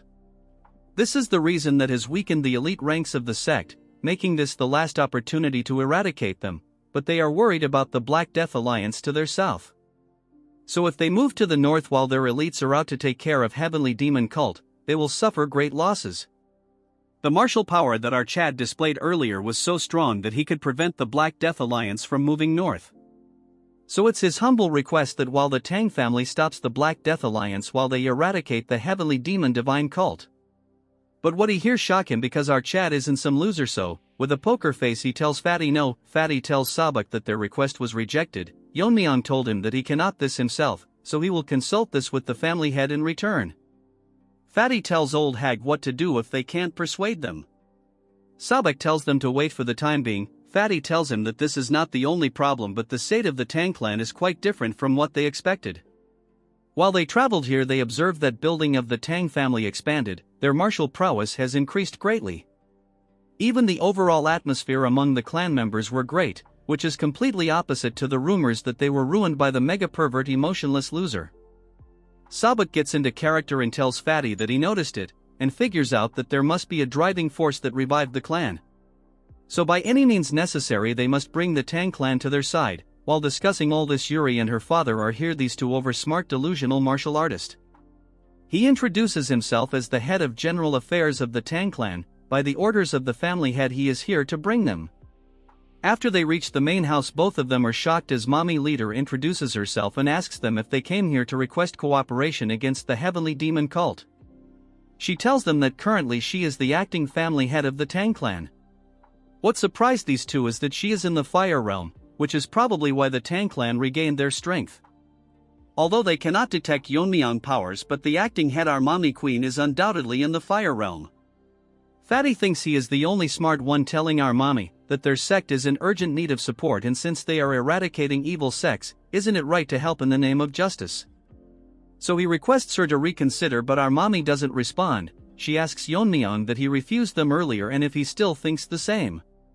Yeon-myeong's answers is still a no, shocking the two brain-dead retards, as Fatty asks him what his reason behind the rejection. Trying to convince our Chad that if they don't stop the evil sects the martial world might fall in chaos. Yeon-myeong with a stern face tell these two monkeys that it's understandable that the heavenly demon cult is dangerous, but the Black Death Alliance and the evil faction are separate issues. According to what Yeon-myeong learned from his investigation, the Black Death Alliance does not harass the common people, although they don't collect protection fees. In return they even eliminate the bandits, making them more like the orthodox factions. So in such circumstances they have no justification to attack them first, shocking Fatty, but the old man remained calm. Our Chad gets pissed as he asks them what they mean by acting in the name of justice. When the Black Death Alliance and the pervert and his cult invaded the Tang clan. Since no one from the orthodox faction came to help, literal hypocrites. Our Chad tells him that prioritizing the safety of their own sect is normal, so he can't blame them. But what they are doing is trying to seek help under the guise of eradicating the evil sects. Look at that lump of fat, it's about to leak himself. Fatty clenches his fist since he cannot lift his head because what our Chad is telling aren't wrong. They preach righteousness but only act when their own sects are threatened. The dumbfounded old man apologizes to Yeon-myeong for not considering the Tang clan's position. Fatty is shocked that usually in this case old man would be angry. Well, if he really got angry he would have to carry his body. He tells Yeon-myeong that he was short-sighted and it's natural to refuse when all they do is talk about their own benefits in the name of righteousness. He changes his term, telling our Chad that they are willing to pay a fair price, so now it's not a favor but a cooperation. Since this is the case, Yeon-myeong can't refuse them anymore. Hearing this, Fatty instantly tells them how they should discuss the forces they can deploy. But he gets stopped by our Chad as he transforms into a monster, telling them how much they are willing to pay. Look at him, guys. After they left the building done with their discussion, Fatty lost some weight because they will have to pay several years worth of sect maintenance. Old man thinks that if it can save their sect this is a small price to pay. He tells Fatty that he must be confident to offer such an amount, which Fatty agrees because their martial powers are impressive. Because they are close to the crippled lizard. As for Yeon-myeong, his power are hard to guess, which the Fatty can't believe because those at the fire realm can sense it. Since Yeon-myeong can do it, he is surely the strongest person he has come across. As our Chad overhears all this, getting impressed because the old man realized that he is hiding his powers. Mommy tells Yeon-myeong that it is not entirely about collecting money and there must be a reason why our Chad agreed to this. Yeon-myeong tells her that the Black Death Alliance good deeds to the Taoist, but he cannot trust them. Mommy tells Yeon-myeong that orders has been maintained in Sichuan after all the major sects fell. Yeon-myeong tells her that it's all because of that crippled lizard. The only reason they classified as an evil faction is because they didn't join the orthodox faction. They're more like bandits because they ignore righteousness and only pursue their personal gains. The current order in Sichuan is temporarily maintained by crippled lizard. If things go slightly wrong in their rule, they push out their business competitors and plant spies to invade or bring down other clans. So although their nature didn't change, the current order is only maintained by lizard. If he were to disappear one day, the evil faction under his would go crazy. Mommy finally understood his point, so she asks him what his current plan is. Hearing this, Yeon-myeong smiles and tells her that it's simple, so all they need to do is prevent them from going north. Mommy is not sure if they are strong enough to block the Death Alliance since she is not aware of Yeon-myeong's current strength. Our Chad with a straight face tells her that since they cannot block them directly, he will block them internally. Hearing this, Mommy cannot believe that he is gonna infiltrate the main base. Our mommy, I mean my mommy, never mind, she is nervous how he will sneak in. Yeon-myeong tells her that recently they sent an invitation themselves. Hearing this, Mommy gets confused. Unlike the previous competitions, the gathering is now a tournament where the young master of the evil factions face each other. Yeon-myeong will attend the gathering and confirm their true nature, and if they don't eradicate their evil nature, he will kill every one of them. In some other place inside a carriage, a man is telling someone that when they reach the Tang clan, the person should not do anything to offend the family head. It's that skinny Barbie. This time he bought her niece, and if what he said about Yeon-myeong is right, while his hand keeps shaking, she will do anything to win him over.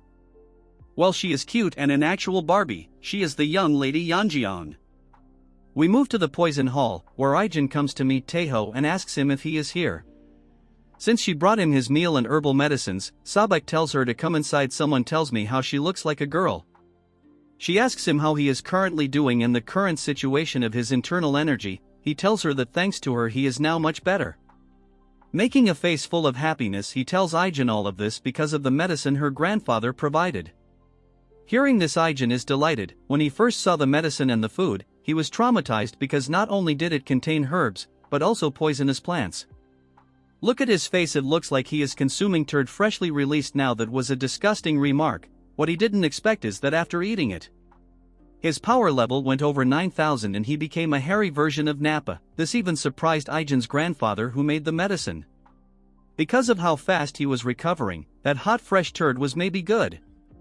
If this goes on like this, he will soon recover enough to be able to return to his sect. Ijin is happy to hear. That's when Fatty tells them that it is very noisy outside and asks Ijin if something is happening. She tells him that it might be because the Jae-gal clan has arrived. Hearing this, Fatty is nervous and confused. The Jae-gal clan and the Tang family have had a close relationship for a long time. That's why they supported them during the recent contest. This time they are here to set up a defensive formation in their outer grounds. Fatty is contemplating about not knowing much about formations, but it will be very costly, and if the Jae-gal clan is well off.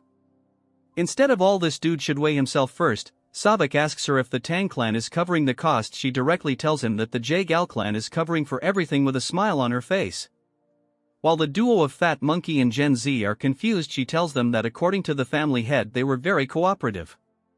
Sabek thinks they might have found the weakness of the Jae-gal clan. Now we move on to your favorite skinny Barbie. He is wetting himself from the thought of what our Chad might just do to him.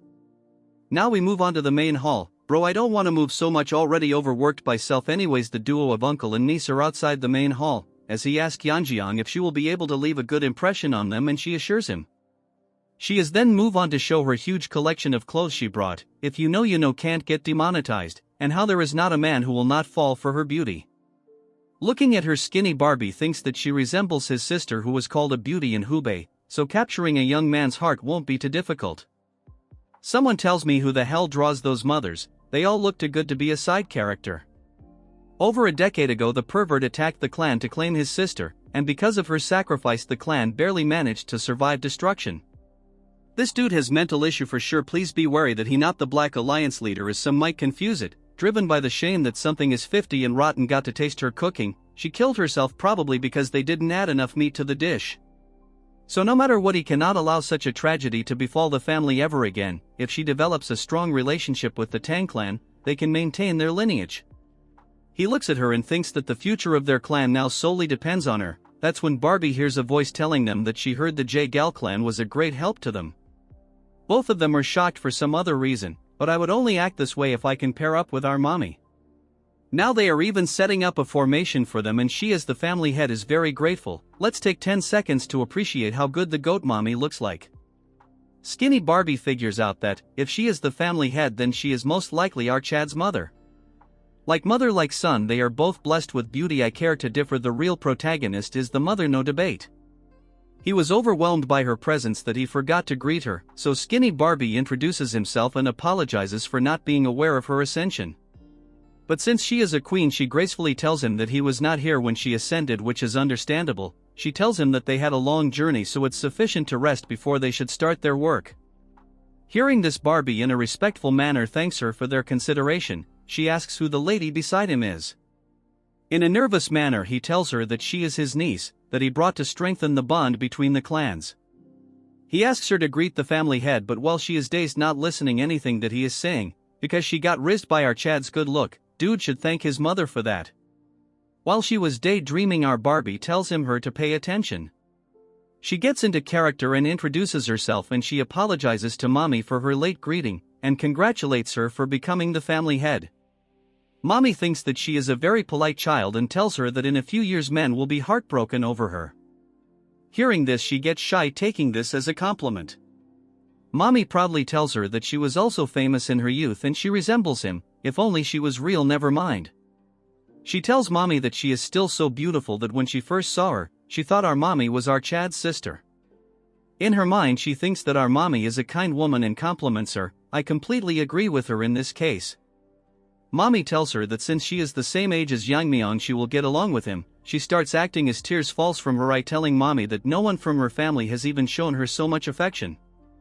In her mind, what she is thinking is if our Chad is also reaction to her story. But gets shocked when she sees our Chad lost in his thoughts. Barbie cannot believe that he ignored such a sorrowful story. Usually men would be tripping over her themselves, but she is confused if he is not interested in her. Moving on to our Chad, he is literally dreaming about our ice waifu. New sister was 6 chapters late. Barbie thinks that he has failed once again, but Yeon-myeong cannot accept that she got rejected since it's a first for her. Mommy tells Yeon-myeong to pay attention as she pulls his cheeks, but Yeon-myeong is determined to impress him. Don't hate her, she is a great character, you will know later on. Now we move on to the Black Death Alliance territory, where everyone is talking about the Tang clan's head. A little girl is running while they say how our Chad is not on good terms with them. On one of the meeting halls, the elders are talking about the budget needed for the gathering, and the second page includes the list of participants. A man is biting a branch to look cool, tells them that it is sufficient reporting for today. He is the leader of the Sin Demonic Lords. He congratulates the red-haired goblin for handling all this, since it was mostly done by the Void Immortal Hall.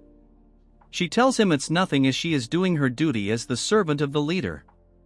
The other thinks that the alliance leader threw away the report and went out. Old man tells Masked Man that he has always been a free spirit.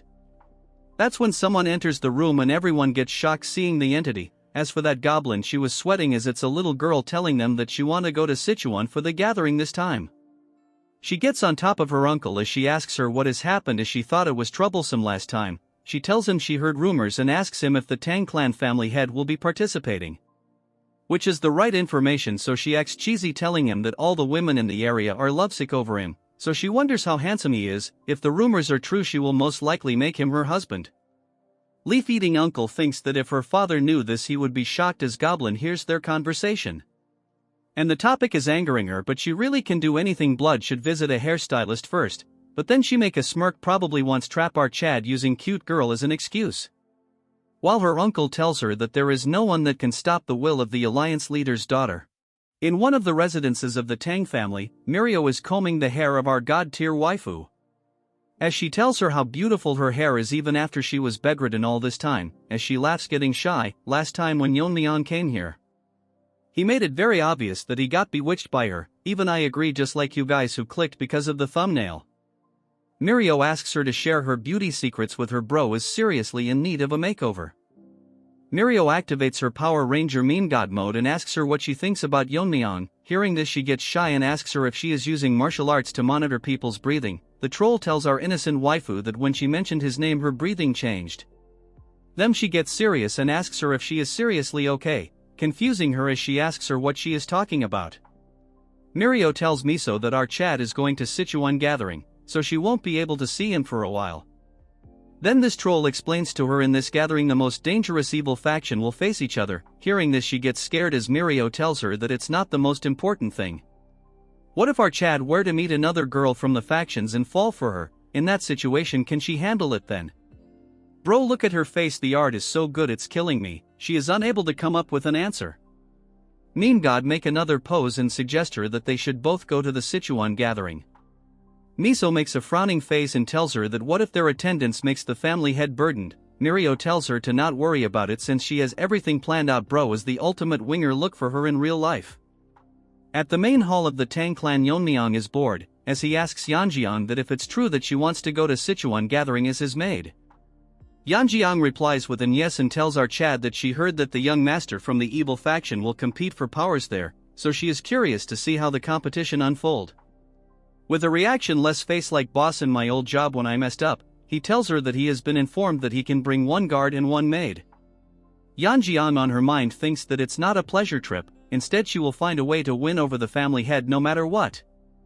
That when our girl enters his room as Yeon-myeong make the face of a junior member, he tells them that he sensed them coming and of course it had to be the girls. Mirio barges in with our queen and tells him that Miso is eager to discuss something with him. She tells Mirio that she is very disrespectful towards the family head. That's when Mirio notices a fox staring at her. Guys, just look at their face, look like JoJo's Adventurer, but it's even more uglier. Mirio asks who she is and Yeon-myeong does the same. Yeon-myeong asks Miso what she is currently doing here, as Mirio was about to tell him when Yeon-myeong is making a face similar to that cat from Pokemon. She tells Yeon-myeong that her sister and she herself want to go to the Sichuan government. Hearing this, Yeon-myeong is shocked. What's funny is the Chad is completely useless. What they plan to do is Mirio become his guard and Miso will accompany them as his maid, since he can only be accompanied by one guard and one maid.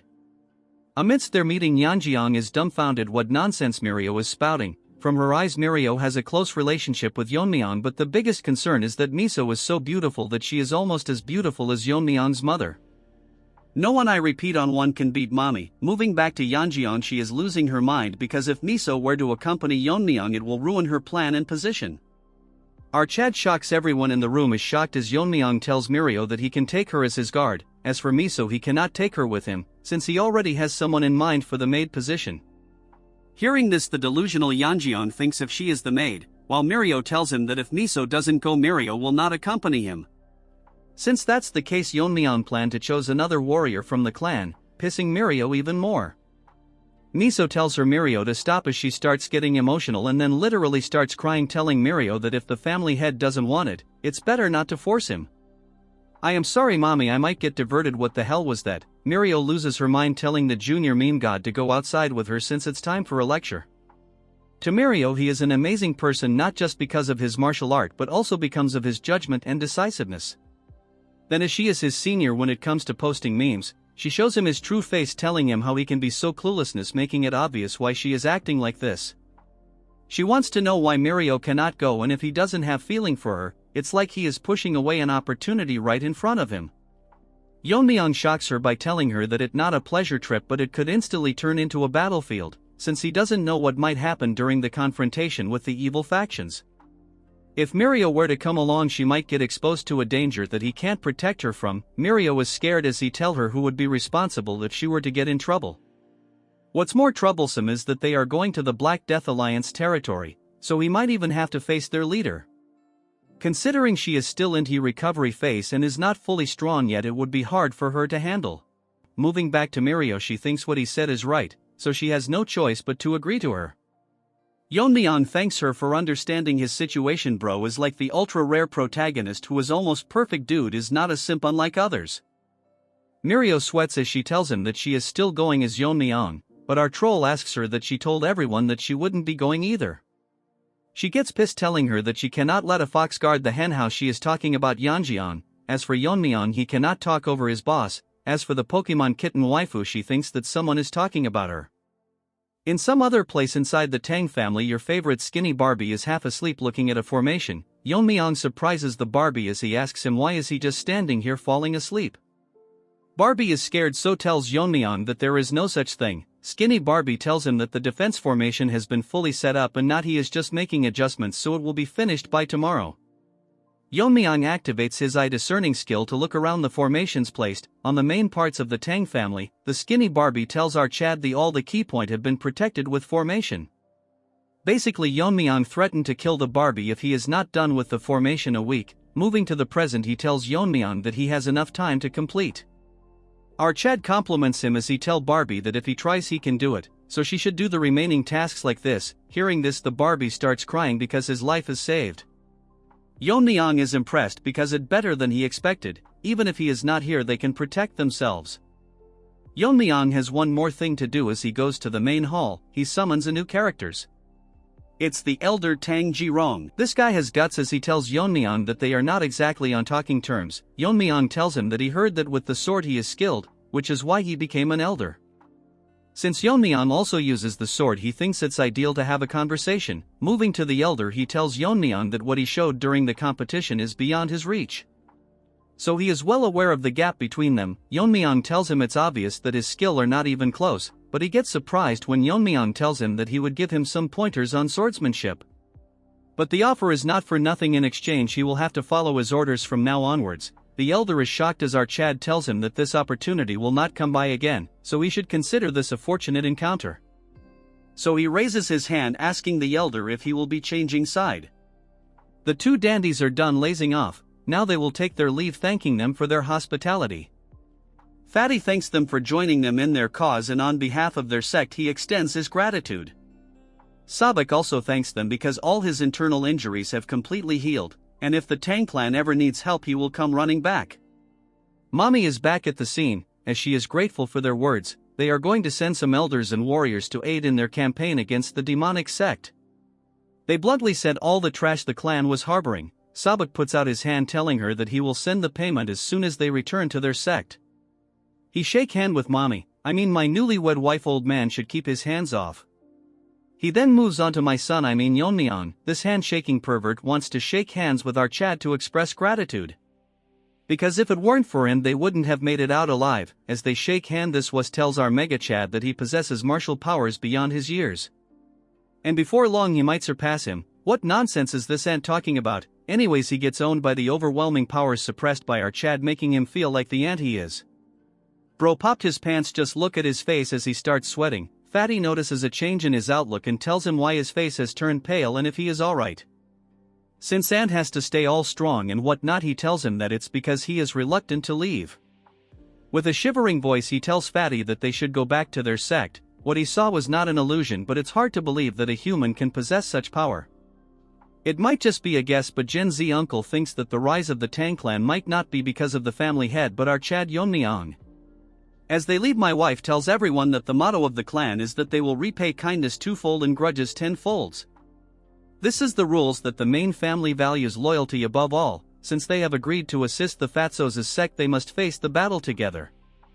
And because of the vigor and beauty of my wife they get pumped up. I married her. In this episode's jokes apart, the group of pigs that are still in the clan are having a hard time contemplating the situation they are in. From the look of it, these losers will try to kill Yeon-myeong or cause a problem for the Tang clan.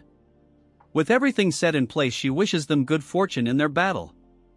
Later that day, Ijin hand over our Chad a full stock of energy drinks, I mean the fiery poison. Ijin is curious why he always carries this poison only, since there are many other poisons. Yeon-myeong tells her that it's because she is familiar with it and there's no poison like it. Basically what he means is that this is Yeon-myeong's favorite flavor. He bids her farewell since his companions are waiting. She is chilled because it's him, but he gotta make it out alive. Out of nowhere, Snaky manifests itself, getting curious as it is hard to believe if he is really as young as he says. Yeon-myeong asks it what's with a question like this out of the blue. Snaky explains that it is hard to believe that someone his age could possess such martial prowess. Now Snaky starts blabbering nonsense how our Chad has surpassed many veteran martial artists who have roamed the martial world for decades. Still, he is not on the level of the invisible guest yet, but the most supernatural thing was the sword technique he showcased when he recruited the elder. It was so advanced that it was levels above the swordmasters he had faced alongside the invisible guest. Yeon-myeong is smart, so he makes up an answer, telling it that if there are people like the Black Death Alliance leader who can comprehend martial arts at a glance, then why cannot a Chad like our boy exist? So it's best for Snaky to put aside his unnecessary. All Snaky thinks is that our Chad is definitely not a dragon. Afterwards he goes to the main hall, where his group of side characters are waiting while Mirio asks Yeon-myeong where he went. Yeon-myeong tells them that he went to Ijen to get some poison, but he is not aware of the third person accompanying them. The masked dude greets our Chad, introducing himself as Jang Gil, and he is here to guide him and ensure he is safe during his journey. Yeon-myeong with a smile on his face tells him that he will be counting on him. That's when my wife enters the scene asking our son Yeon-myeong if he is going to leave now. Seeing her, the side characters get shocked just like Manhwa seeing their crush, but since our real main character OS chill, she tells them it okay as there is no need to be so formal. She suddenly tells Yeon-myeong that the wind is picking up, so whatever oath Yeon-myeong chooses in life, she will support him, but he shouldn't push himself too hard.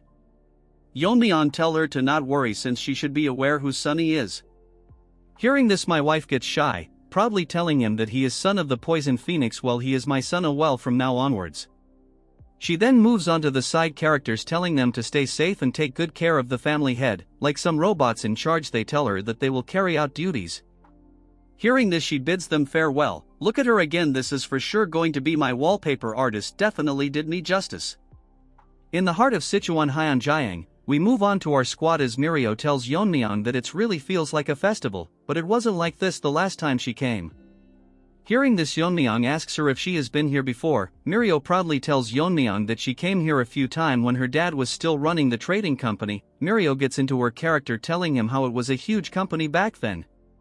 Once the evil factions took over, the business has shrunk a lot. Hearing all this nonsense, Yeon-myeong remembers that her father mentioned it before.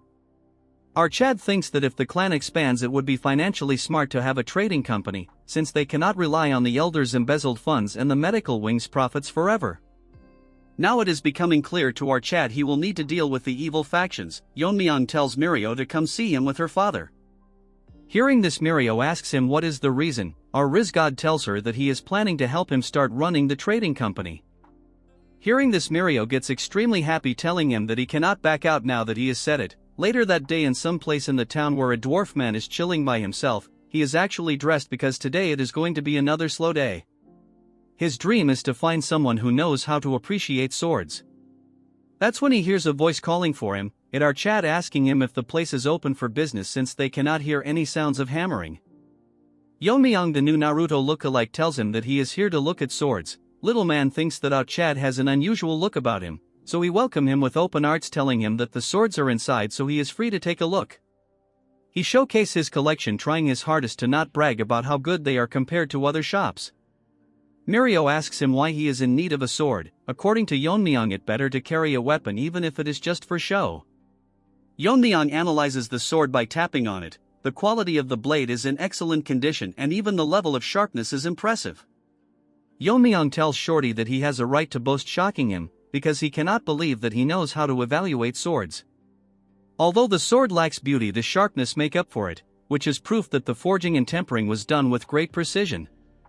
Shorty cannot believe that Yeon-myeong analyzed sword just by tapping it and glancing at them a few times. Yeon-myeong tells everyone present to pick one sword that will suit their taste. Hearing this, Shorty gets inside, telling Yeon-myeong to wait right there and not move. After a while, he brings in a huge case and drops it to the table, telling our Chad to open it since it's been a while he has met someone who appreciates swords. Opening the box, Yeon-myeong is shocked because this is the demon-slaying sword. The demon-slaying sword that the blacksmith showcased is shiny enough to reflect the image of Yeon-myeong. As for his sidekick Mirio and Yeonjiang, they are amazed by how extravagant it looks. Yeonjiang is someone who has no expertise when it comes to swords, but even she can tell in a glance how amazing the sword is. The Shorty tells them that the sword was not crafted by him but his master, who was an expert in his work. Unfortunately, he passed away from illness, so he took over and relentlessly worked on the sword and finished it. While telling this, he is very proud of this achievement, and asks Yeon-myeong what he thinks of this sword. He can proudly say that the sword is worthy of being called a masterpiece. Even to the eyes of our Chad, this is an amazing sword that it is good enough to be on par with the sword he used in his past life. He can feel the sharpness radiating from it constantly. Yeon-myeong tells Shorty that it is a brilliant sword, however he doesn't need a sword of this caliber. This shocks the blacksmith, so he asks Yeon-myeong if the sword didn't meet his expectations. Yeon-myeong sighs and tells him that it's quite the opposite. He should be proud of the sword he has created, and our Chad is thankful that he showed it to him. This is the reason he thinks that the sword ID too much for him. The real reason is that a sword of this quality would only draw unnecessary attention because of how well it's crafted, so a simple sword suits him better. Yeon-myeong tells Shorty that he will pick the one that he picked up earlier. Hearing this, the blacksmith gets disappointed, telling him that if that's what he wants he has no choice but to comply. That when a group of brain-dead nonsense third-class characters enter the scene, I guess even trash needs to be given screen time. Seeing them, the Shorty makes an unexpected reaction as if he is scared, calling the man in front young Master Yun. He is pissed because he ordered Shorty to bring in the best sword in the shop, yet he deceived him and hid such a masterpiece from him. We will call this retard him Rotten Ginger cause his face resembles one. This ginger cannot fathom that a mere blacksmith dare to mock him. This ginger has too much spice because he is clearly deluded. Shorty is nervous as he tells him that it's clearly a misunderstanding, while our Chad is hearing this nonsense shown by a one-chapter character. Yeon-myeong is a bit confused because in between a bunch of ants there is a strange aura coming from few of them, which is strange to our boy. Seeing this, Snaky manifests items telling Yeon-myeong that he felt something wrong, and his suspicion was right, it is clearly demonic energy. Snaky has faced them few times with the invisible guest, as he asks Yeon-myeong if this is his first time seeing them. According to Yeon-myeong, this is his first time seeing one in person, as he has only heard about them. He asks Snaky what these demon pests are doing in Sichuan, but Snaky is unaware but suggests that he can just capture one and interrogate him. This gingers is not only rotten but dumb as well, as he orders Yeon-myeong to step aside because he is going to kill the blacksmith, and if Yeon-myeong does not move he will kill our Chad first. Trash literally unlocked first-grade nonsense. Yeon-myeong gets pissed, telling him that his mouth is too foul for a brat. This pisses of the ginger, but who cares? With a finger flake he knocks this ugly ginger out. All this talk and bro is this week.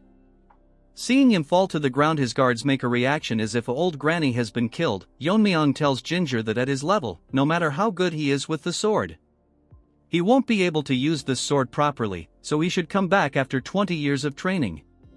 Seeing our Chad acting cool, Mirio is shocked, as for Yeonjing she is acting as if she fell from the sky.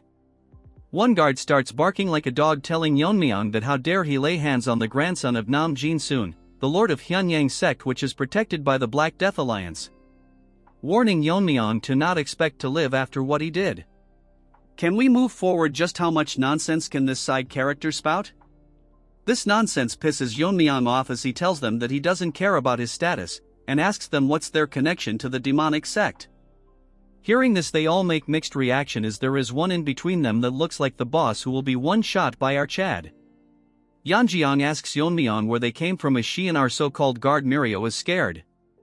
We then move on to the ginger as he looks back nervously. This third-rate copy of Bayan this he is something, as he is angry that Yeon-myeong called their sect with a slur, and if our Chad doesn't value his life. The guards tells this was to stay behind them, but instead their head goes flying around. Seeing them dead, the ginger now loses all its flavor, falling to the ground.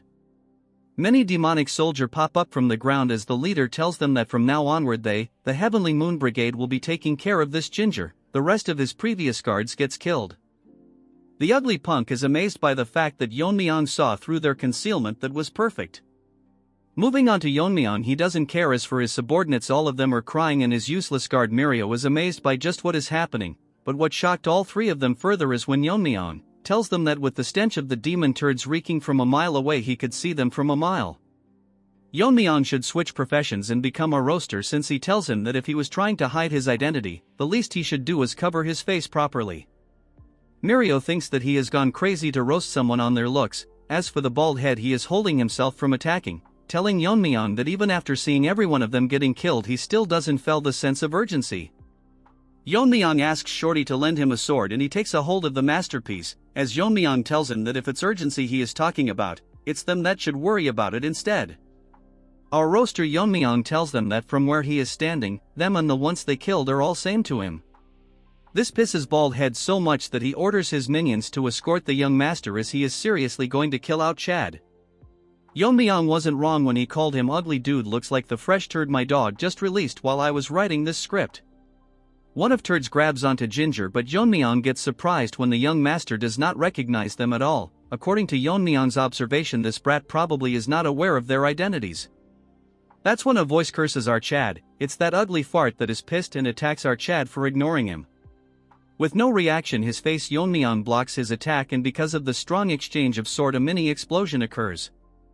Ugly fart thought that he was faster, but still he got knocked back, as he stares at our Chad, who was unfazed even after the exchange of their swords. All of a sudden his world starts spinning and he thinks of counterattacking, only to find himself dead, while all his subordinates watches his head rolling around. Mirio and Yeonjeong are shocked to witness what just happened. Ginger has almost turned into a paste. While Yeon-myeong is standing in front of the headless body, bro has immaculate drip. According to Yeon-myeong, after swinging the sword, he can definitely feel that it is a masterpiece. The weight distribution between the hilt and blade is near perfect, and it's razor sharp without a drop of blood staining it. He tells Shorty that it is truly a masterpiece, and he is who carried his legacy as someone amazing as well. Hearing this, Shorty starts to tear up. In a flashback we can see Senior Shorty making this sword, telling Junior Shorty that every valuable object will eventually find its rightful owner, so the sword he is crafting will find its master someday. So no matter what happens, he must give this sword to the person who can appreciate its worth. Looking at out Chad, he thinks that he has finally found its rightful owner.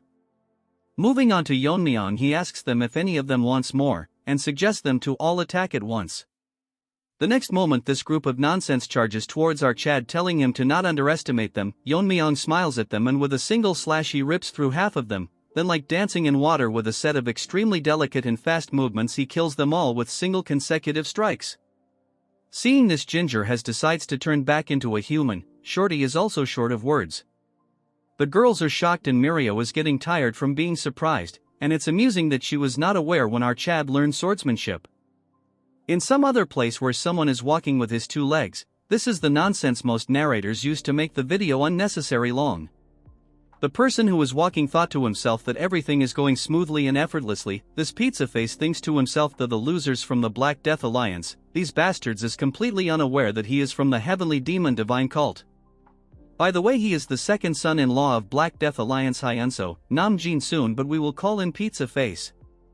Blood is so delusional that he thinks about how his son has the talent befitting the bloodline of the Yun family. This Pizza Face with no sauce is so proud that he thinks that among his peers there is no one who can match him. He clenches his fist in delusion, confident in his pimp son that in the Sichuan assembly, if he can showcase his amazing strength and get into the Black Death Alliance leadership, it will be the first step towards weakening their powers. What a joke! As he smiles, he thinks that by the time they realize what's happening, the demonic path will already have arrived in Sichuan. This Pizza Face is delusional like you guys. In case of you guys you dream about having a girlfriend. A one-armed ant breaks into his pipeless delusion. Pizza Face asks him isn't he one of the member of the Heavenly Moon Brigade who was supposed to guard his son. The one-handed ant tells him that his young master is being attacked by an unknown entity. Hearing this, Pizza Face starts melting, about to lose his mind. We now move on to our Chad, who is busy chopping these trash-like vegetables, showcasing his drip. Showing his cooking to the side characters, they are all dumbfounded, especially Mirio, as she thinks that who is going to take care of this mess. Wondering to herself that if she brought her sister she would have likely passed away for sure. She asks Yeon-myeong why he let one of them escape as he can bring in reinforcements, but Yeon-myeong tells her that he knew that already and purposely let him go. He points his sword towards Junior Pizza Face, telling her that an idiot like him who was not even aware of the demo cult, so there must be someone who hired those ants to protect him. Junior tells Yeon-myeong that he is misunderstanding and he is not from the demon cult, he does not even know who they are. Yeon-myeong stops his blabbering, telling him to shut up as soon he will figure everything out, when the guys are coming here right now. The side characters as always get shocked as a loud scream calls them out. Outside, Pizza Face has arrived with a colony of ants, warning whoever did this to release the hostage and he will spare his life. Making his Pizza Face a bit stretched, he warns them that if they don't comply he will rip them to shreds and feed it to the beasts. Bold word from a pizza. Yeon-myeong enters the scene with Junior Pizza Face and places his masterpiece pizza cutter on his neck, telling Senior Pizza what he can do about this. Shocking obsessed side characters are again shocked, thinking who the villain is right now, considering the way Yeon-myeong is behaving. Mirio the overthinker thinks that their number is way too much. Just a question, was she not aware that during the test Yeon-myeong slayed over 300 martial artists? Anyway, she stares at Yeon-myeong, thinking what his plan might be. Pizza Face barks at Yeon-myeong, telling him how dare he, messing with them without knowing their powers. Yeon-myeong tells Pizza Face that he is from the demon cult, he can sense the sinister energy coming from him, which is the impure demonic energy. Yeon-myeong has figured out that he has hidden his identity and come to Sichuan to stir up trouble. He activates his heaven-obliterating eye, telling him that the Black Death Alliance most likely is not aware of this, because they won't let it slide if they found this out. Hearing this, Pizza Face starts melting as if he is put in an oven, thinking to himself how Yeon-myeong recognized the suppressed demonic energy. What's more surprising is the fact that our Chad is unharmed after facing the Heavenly Ant Brigade. Pizza Face clenches his teeth, thinking that Yeon-myeong is very dangerous, so he uses the name of his family and commands the Heavenly Moon Brigade to use the reverse blood demonic technique. Hearing this, Mirio and family get shocked. They are going to suffer from trauma by how many times they got shocked. She tells them that the reverse blood demonic technique, it is the technique the Heavenly Brilliance pervert used when he invaded the Tang family. The ant starts burning in fury, looking like carrots. Hearing the family name, Yeon-myeong asks him if they are related to Heavenly Pervert. Pizza Face tells him if that's all he has to say before he dies, I can guarantee the next scene is one of the most badass scenes in Manhwa, almost close to Northern Blade actions. Yeon-myeong tells him that he has no personal grudge against him, but his family destroyed something that's his.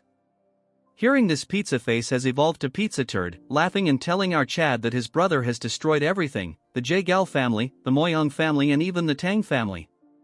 Hearing this, Mirio gets angry, ready to her killed and be a burden, but stops her, because if they intervene they will only end up getting themselves killed. So right now they have no choice but to trust our Chad. Pizza Face orders evolved Chicken Wings army to kill our Chad.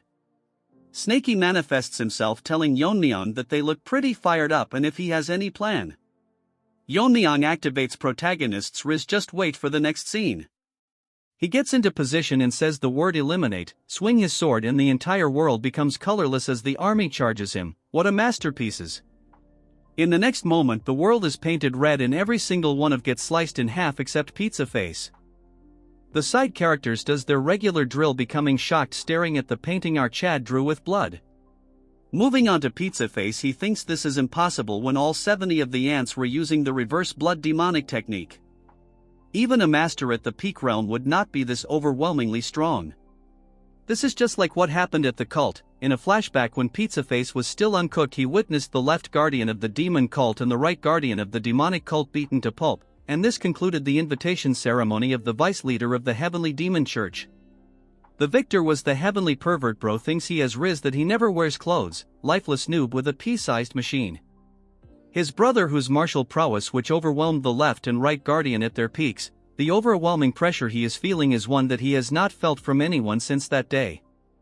The overpowering aura is excluded from our Mega Chad, my son Yeon-myeong. For the first time I have seen a sensible one-chapter character, getting on the ground telling Yeon-myeong to spare him. He changes his prospect and tells him that he will give up his life so he should just spare his son. He is not aware what grudge he has against his family, but the junior Pizza is different from him, an ordinary kid who doesn't even know what he is involved in. Yeon-myeong with a cold voice tells him that if he really is ordinary. Telling him that this trash tried to kill a blacksmith just because he didn't give him a good sword. The trash tried to bark, but enough screen time of this dandies as Yeon-myeong silences him for good. Right before the eyes of the Pizza Face, now he is evolving into something I cannot describe. Yeon-myeong asks him if he is angry, but the families of the people they have killed must have felt the same. So Yeon-myeong doesn't feel sorry for him, so he has no intention of sparing anything related to the Heavenly Demon Cult. Pizza Face has turned into Pizza Turd, as from his eyes our Chad finishes him off. We then move on to the next scene inside the shop, where Yeon-myeong is kinda in a tough spot because the blacksmith just gives him the sword, and as always the dup is shocked. Shorty tells him that he weren't here, he would probably be dead, so he should consider this sword as a payment. He gets emotional, telling Yeon-myeong that his master wanted a rightful owner for this sword, so he should be satisfied even if it is given away. Yeon-myeong is getting shy and the two reacting puppies are cheering him, congratulating him. Yeon-myeong decides to take the sword. Just look at that troll's face, he tells Shorty to give him a scabbard because of how flashy the sword is. Snaky manifests himself, thinking that Yeon-myeong is much more impressive than he thought, for a Tang family member to use a sword like that. If anyone called him the Sword King, when Yeon-myeong grows up he will undoubtedly be the strongest martial artist in the world. Huge crowd has formed a line in front of a huge gate. One the nobodies tells his friend to look at the direction he is pointed. He actually pointed towards our Chad, telling if he saw someone like him among the successors of the Sichuan sect. This turd assumes that both his guards are women, so he must be a womanizer.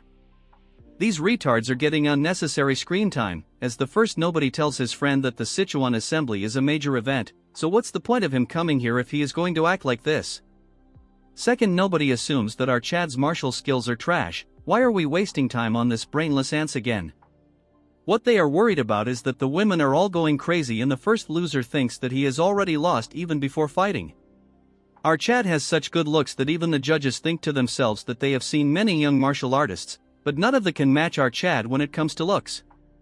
One of them asks our boy which clan or sect he is from. Hearing the name the Tang clan, they both gets nervous and shocked as our Chad intercedes himself as Tang Yeon-myeong, the young master of the Sichuan Tang family. We now move on to some other place where the half-naked turd that is set on killing our Chad. She is informed that Yeon-myeong has registered his name on the participant list early this morning, and then he went straight to his quarters. She smirks, thinking to herself that it's alright for our Chad to rest for now since she will kill our Chad and avenge our grudge.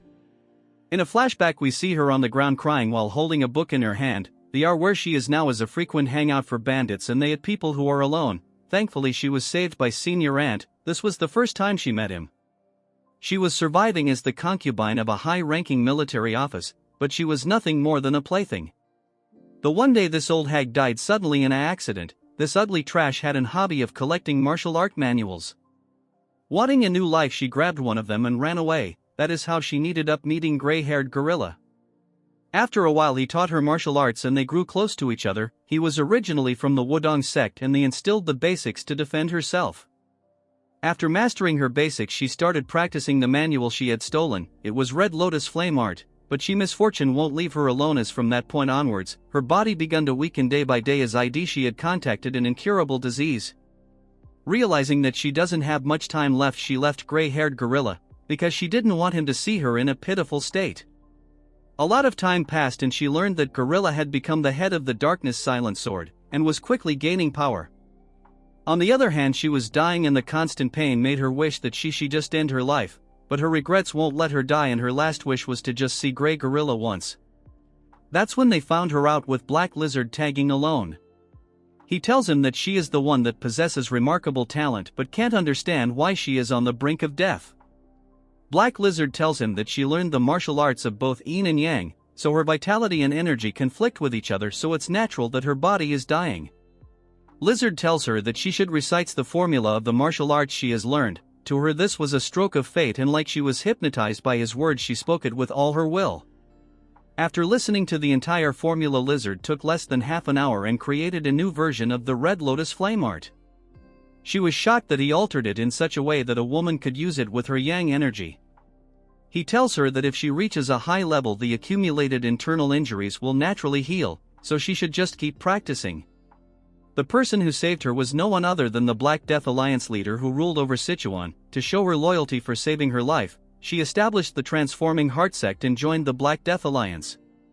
Since Gorilla was also a part of the Black Death Alliance, she thought that she could rekindle their old relationship. He clearly rejected her, telling her that he found her because of her talent and not for any other reason, so she shouldn't get caught in old feeling anymore. He had drifted far away from than she has imagined, but she cannot blame him since she left him first. Let's take a second to make sure we are in the right story. What's this third-rate romance story anyway? She didn't lose hope that it'd come again. She suppressed her feeling, hoping that one day he would understand her sincerity. Then one day she heard the news that the Darkness sect was annihilated by our Chad. That day she made up her mind that she will kill the young master of the Tang family, our Chad. Moving to the present, she just wants to track down Yeon-myeong and kill him right now, but he is someone that has surpassed the peak realm, so even with her Red Lotus Flame Art it would be hard to kill him. She smirks, holding herself a little longer as she has made a plan at the upcoming Sichuan assembly, which he will never be able to escape. She falls on her bed making an ugly face, waiting for the destruction of our Chad. Her story was sad, but now she can die since she has half the chapter for herself.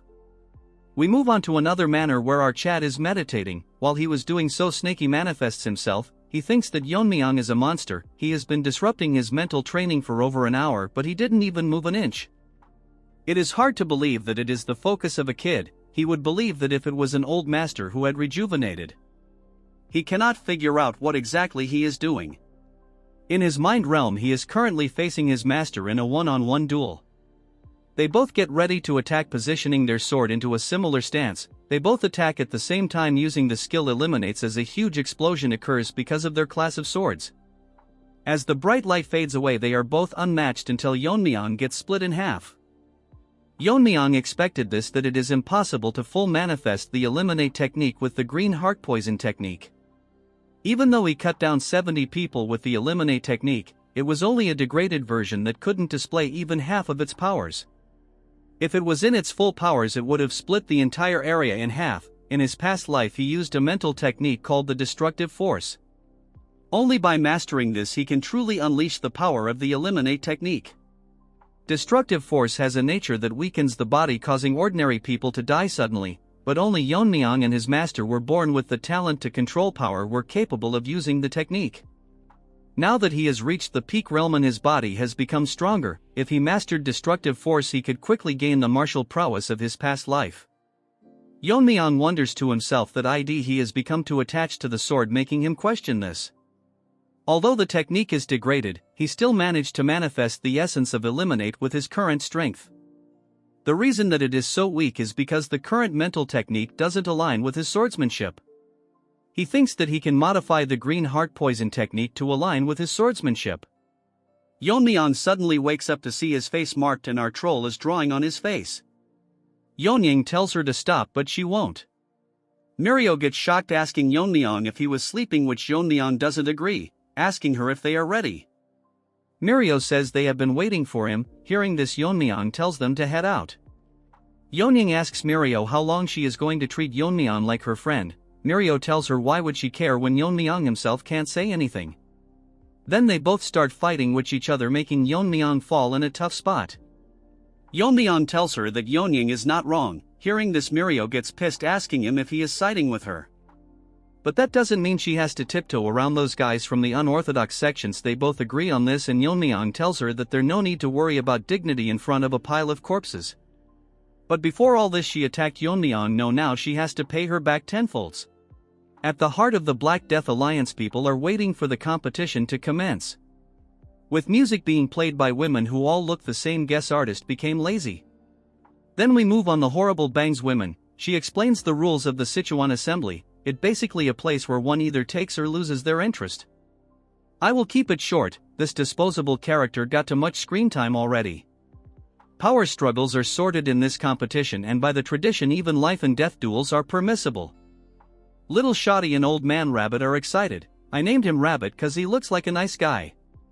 The stakes are all written in a contract that's sealed and the winner will claim it. These rights are granted for 5 years and anyone challenges the outcome, the main sect will validate the results. If someone were to break the rules it will be considered an insult to the alliance, as such they will pay an appropriate price. Hearing this, the nobodies get shocked. The author should give these disposables less screen time. We have yet to see our Chad.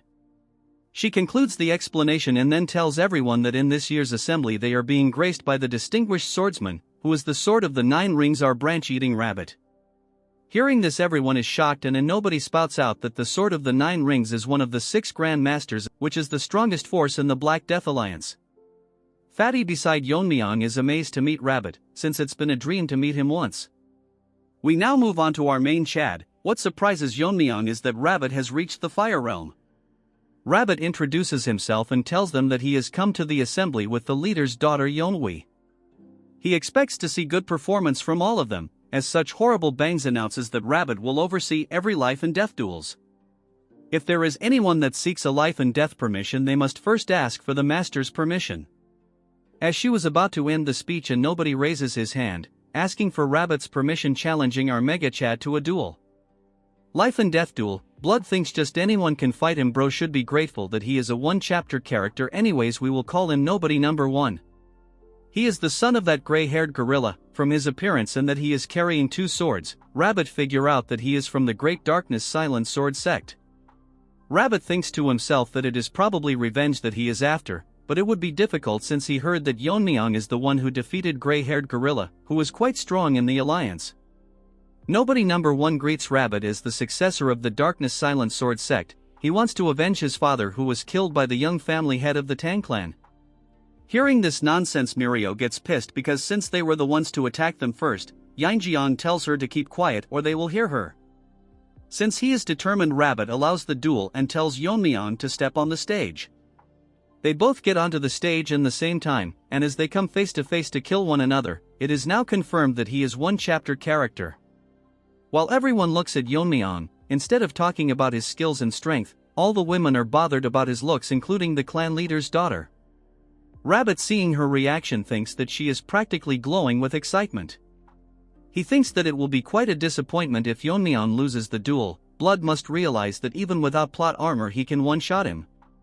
He states that no one except the combatants, their guards or attendants, can interfere in the life and death duel.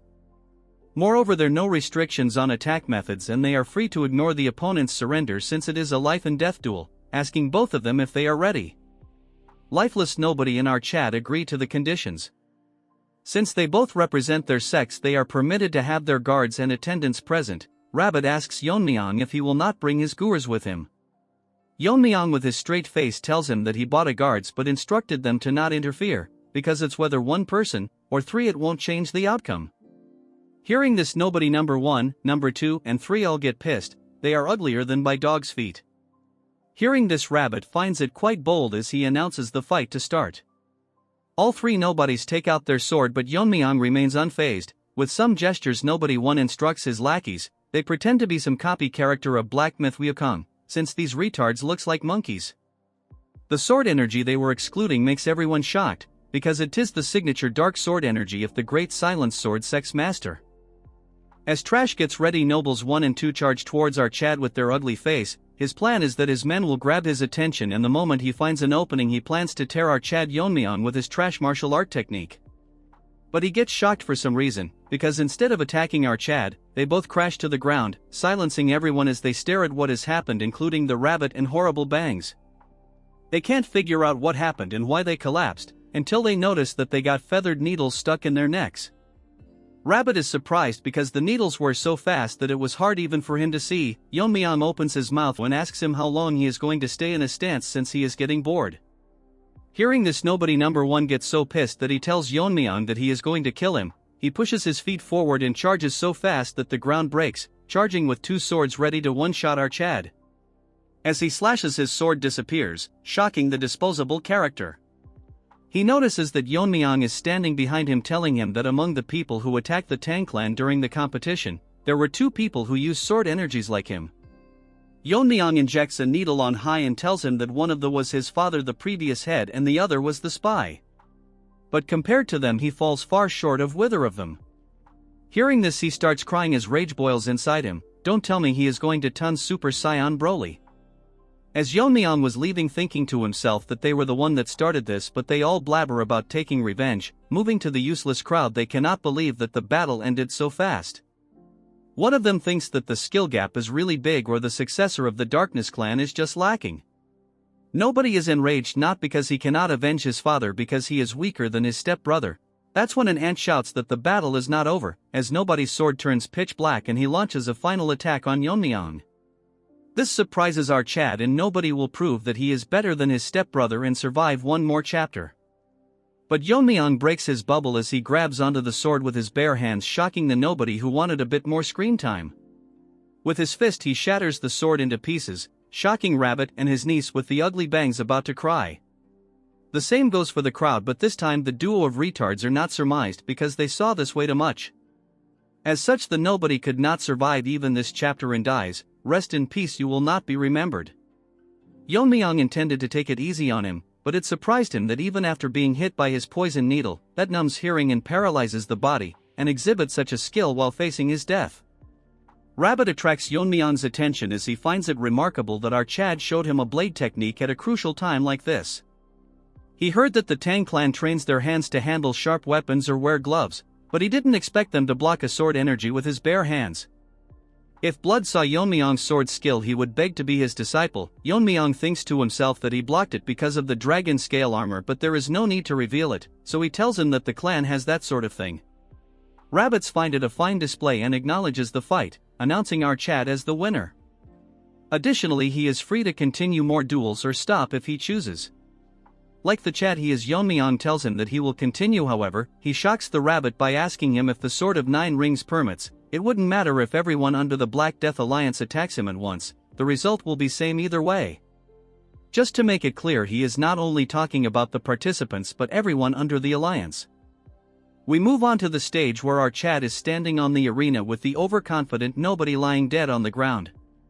One loser from the crowd tells Yeon-myeong that he has gone crazy to ask them all to come at him at once. Another ugly rat tells Yeon-myeong that he is getting too arrogant just because he defeated one opponent, he is acting all high and mighty. These retards are dumb enough to tell our chat that Yeon-myeong is not someone special, as he is the young family head of a fallen clan, and these ants will show our Chad what real power is. Delusional is the only word I will say.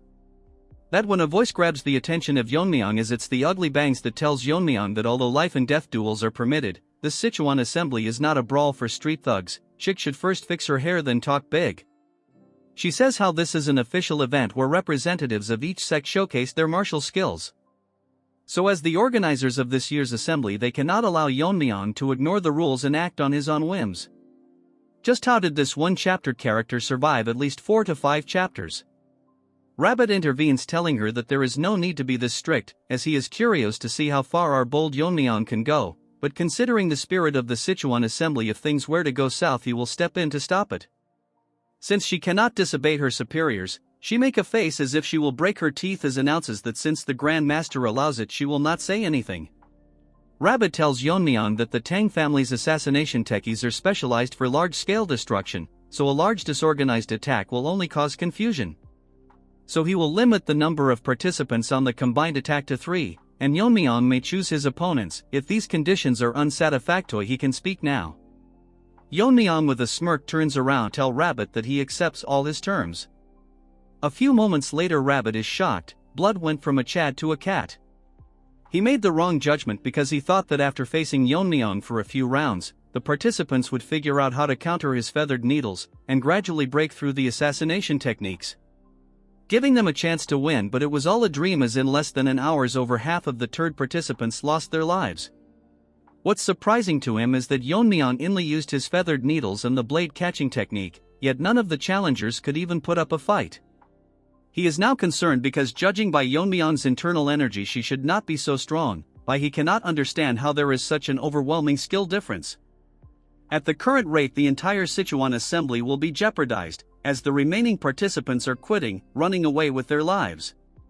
That's when another one-chapter character gets introduced, as everyone is running this trash stands as if he is some overpowered protagonist.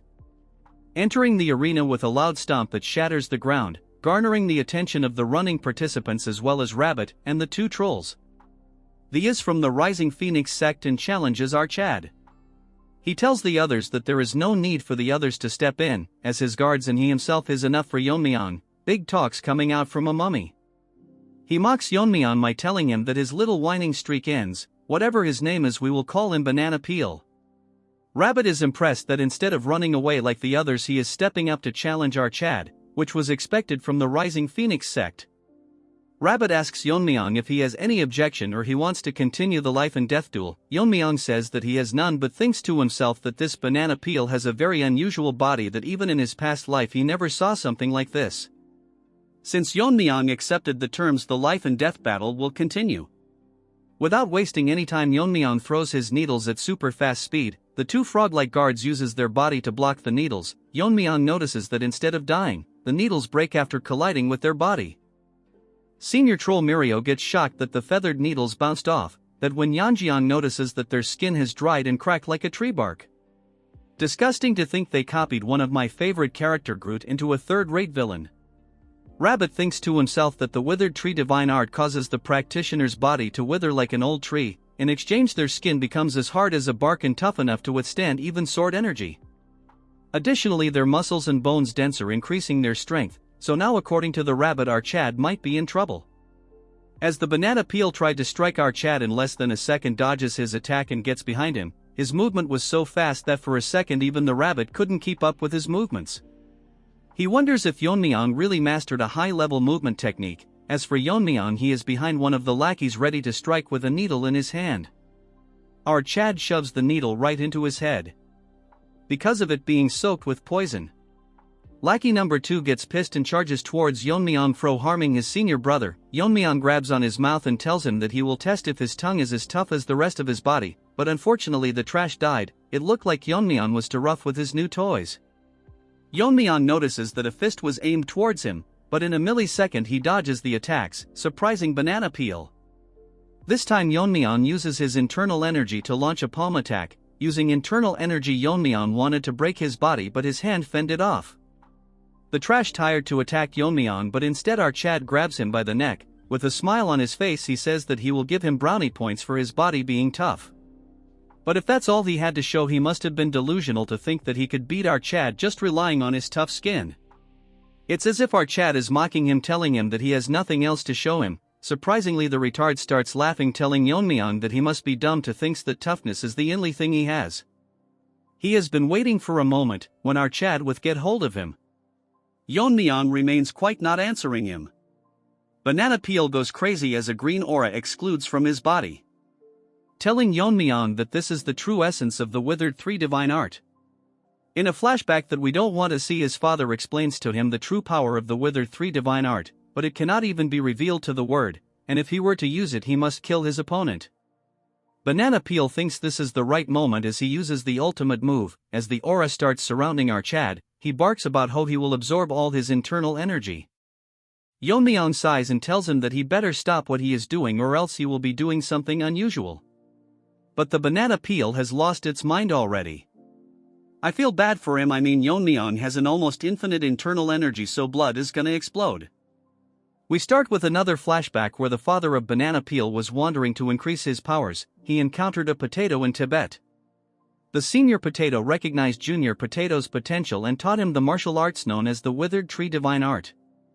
Although the technique's advanced form has been lost and was limited to external applications, this martial art was perfect for junior potato because he specialized in catching blades with his hands.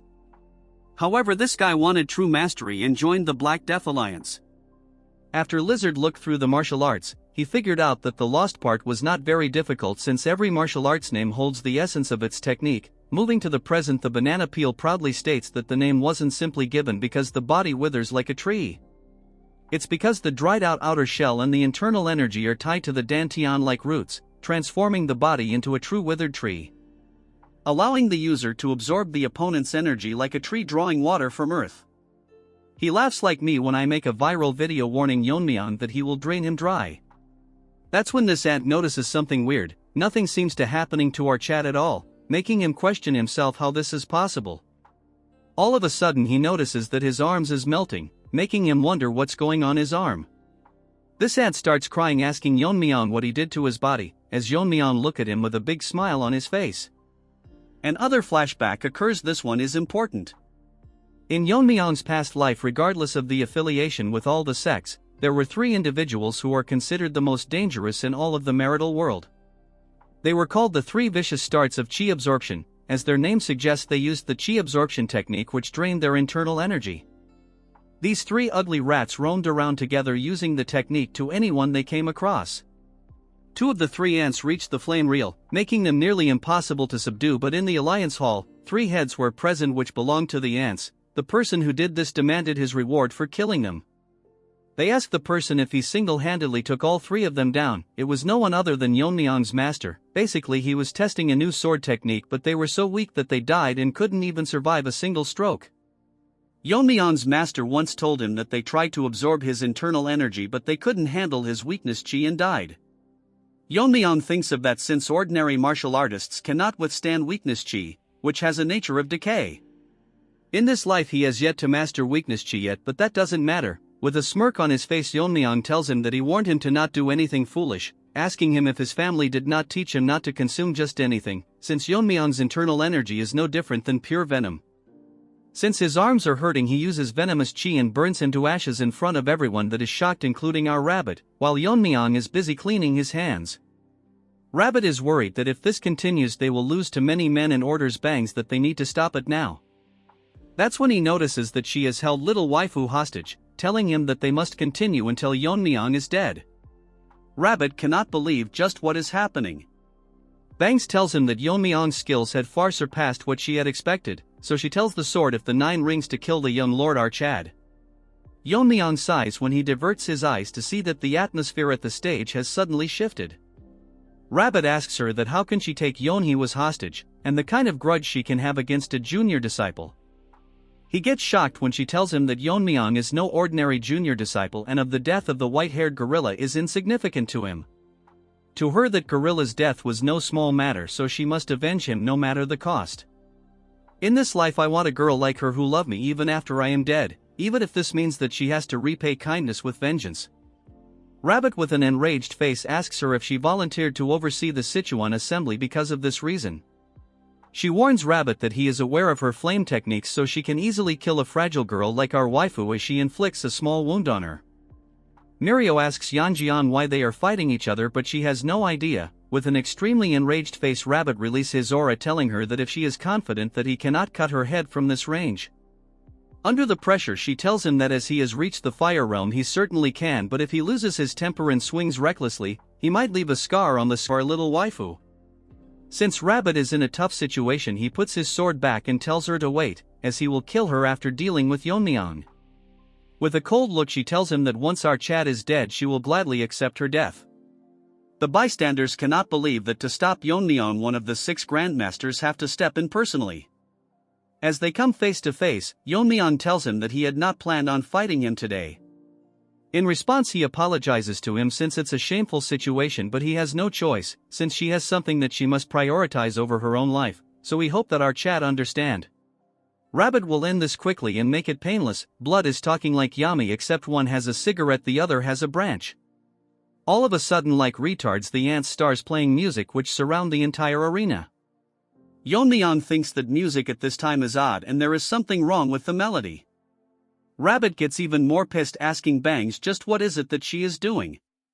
Using the sound technique which is not only harming them but also the innocent heirs of the other clans as they all quiver in pain. She blocks our waifu's ears and tells him that it does not matter since she is helping him, assuring him that Yeon-hee will not be affected so there is no need to worry. Rabbit tell her that just how much shame will she bring since all of this is not necessary. Just look at our troll's face, man, that got me. Bangs tells him that if she wanted to stop she wouldn't have started it, as everyone even Mirio was barely holding on. With a psychotic behavior she tells him that Yeon-myeong must experience the terror of death, so he should hurry up and kills Archad. Sorry sister, but that overpowered troll is probably picking on his nose. Yeon-myeong thinks that they are being too loud, shocking the rabbit. He uses his whirling frenzy dance and throws his spinning blades, as they fly across the musicians breaking their instruments, shocking the ugly Bangs and overshocked Rabbit, as their head went flying everywhere. While Yeon-myeong calmly collects his rings, dude need to stop his ultra instinct like Riz. While they were still as shocked at what just happened, Yeon-myeong asks him that he has taken care of the annoying sound so he should finish what he started. Blood has got tear look even when he is speaking. Rabbit stands on the stage with his sword out, witnessing hundreds of dead bodies lying all around the stage. He is not nervous and confused at the same time, wondering if the Tang clan had such martial art, because of how destructive the technique is, which is fitting for the Tang clan's goal of mass killing. And such a technique was easily demonstrated by Archad. This delusional Rabbit thinks that if Yeon-myeong continues to grow like this he will certainly pass his level, as he thinks if it is really necessary to kill a prodigy like Yeon-myeong, Archad is pulling out his sword which stuns him. Rabbit with a confused look asks what he is doing and guesses if Yeon-myeong is planning to face him with the sword, while he points his towards him ready to barbecue it today. Rabbit is not again confused. Blood got confused so many times in a single chapter, he thinks that Yeon-myeong does not realize his position, while it's the other way around. Delulu Rabbit thinks that Yeon-myeong is now in a position where his best technique would be lacking. Yeon-myeong gets straight to the point and tells him that his hidden weapon skills are nothing but cheap tricks in front of his sword. Blood is such a troll that with a straight face he tells him that he wants to learn a thing or two from Rabbit, while bro is the sword god himself. Rabbit sigs telling Yeon-myeong that he is beyond audacious at this point, he is outright absurd, but since they want to make Rabbit a nice likable character, he tells Yeon-myeong that he likes his spirit, so he will let Yeon-myeong make the first move.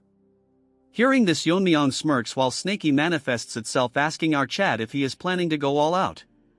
Yeon-myeong tells Snaky that since his opponent is a master of the fire realm, he will go out in this case.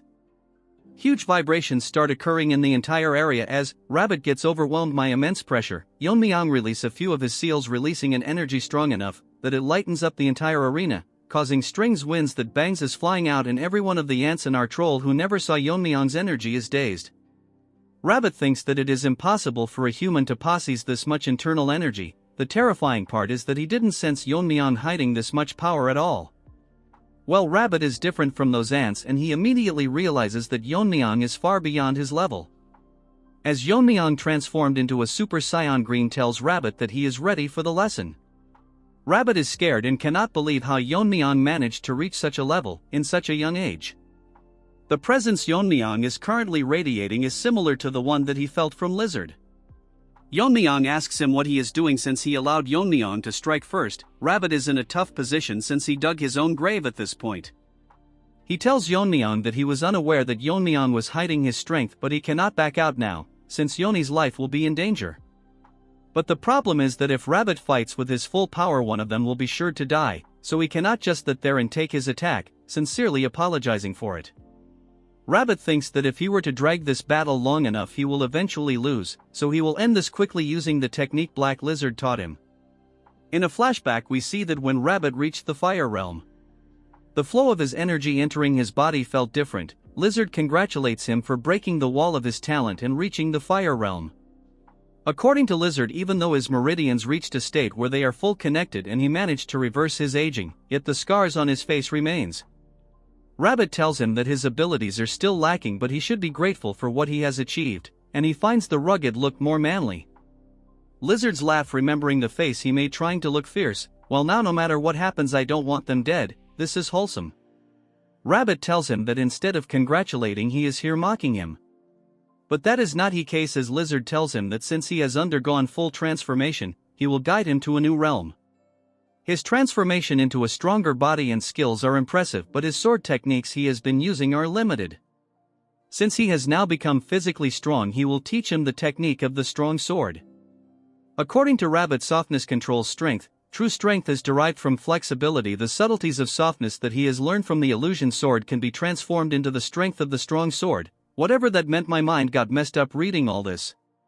Seeing him perform the technique, Yeon-myeong is shocked as Rabbit prepares his technique called the All Path Lead to One Sword. He has just recently started mastering this technique, so it is not perfect yet, so his plan is to finish this fight in one strike. Yeon-myeong, impressed, tells him that that Rabbit would use the chaotic illusion sword technique since he is from the sword technique, but he didn't expect that he would be able to pull off even a rudimentary version of the strong sword. Rabbit is shocked and getting nervous, asking Yeon-myeong how he knows about the strong sword. Our Chad's sword starts glowing. That instead of shocking Rabbit, shocked him because he has not fully mastered the strong sword technique. Yet Yeon-myeong is wielding a completely perfect version of it, as strong blue energy starts radiating from his body. In a flashback we learn that swordsmanship has always followed one of the following principles, which are heaviness, speed, breaking, illusion, scattering, severing and sharpness. Each of this technique created by mastering one of these principles. Yeon-myeong's master told him that among all of them mastering strength is extremely rare, as an ordinary body cannot withstand the force of its own sword technique. There is a cheap copy path where flexibility can lead to strength, but that's what ordinary people try. As for the one Yeon-myeong is aiming for, it comes from the breakthrough to the extreme end of decay, which is called the ultimate strength.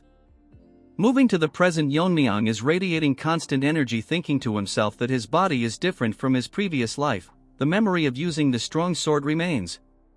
Although it's been a while since he has used strength, so controlling his powers might be a little tricky. So Rabbit must brace himself, while Rabbit is now in a tough position. Hearing this, all the nobodies, bangs, and our trolls are shocked. All their purpose is to get killed or get shocked. As they both charges towards each other, swinging both of their sword enveloped with sword energy.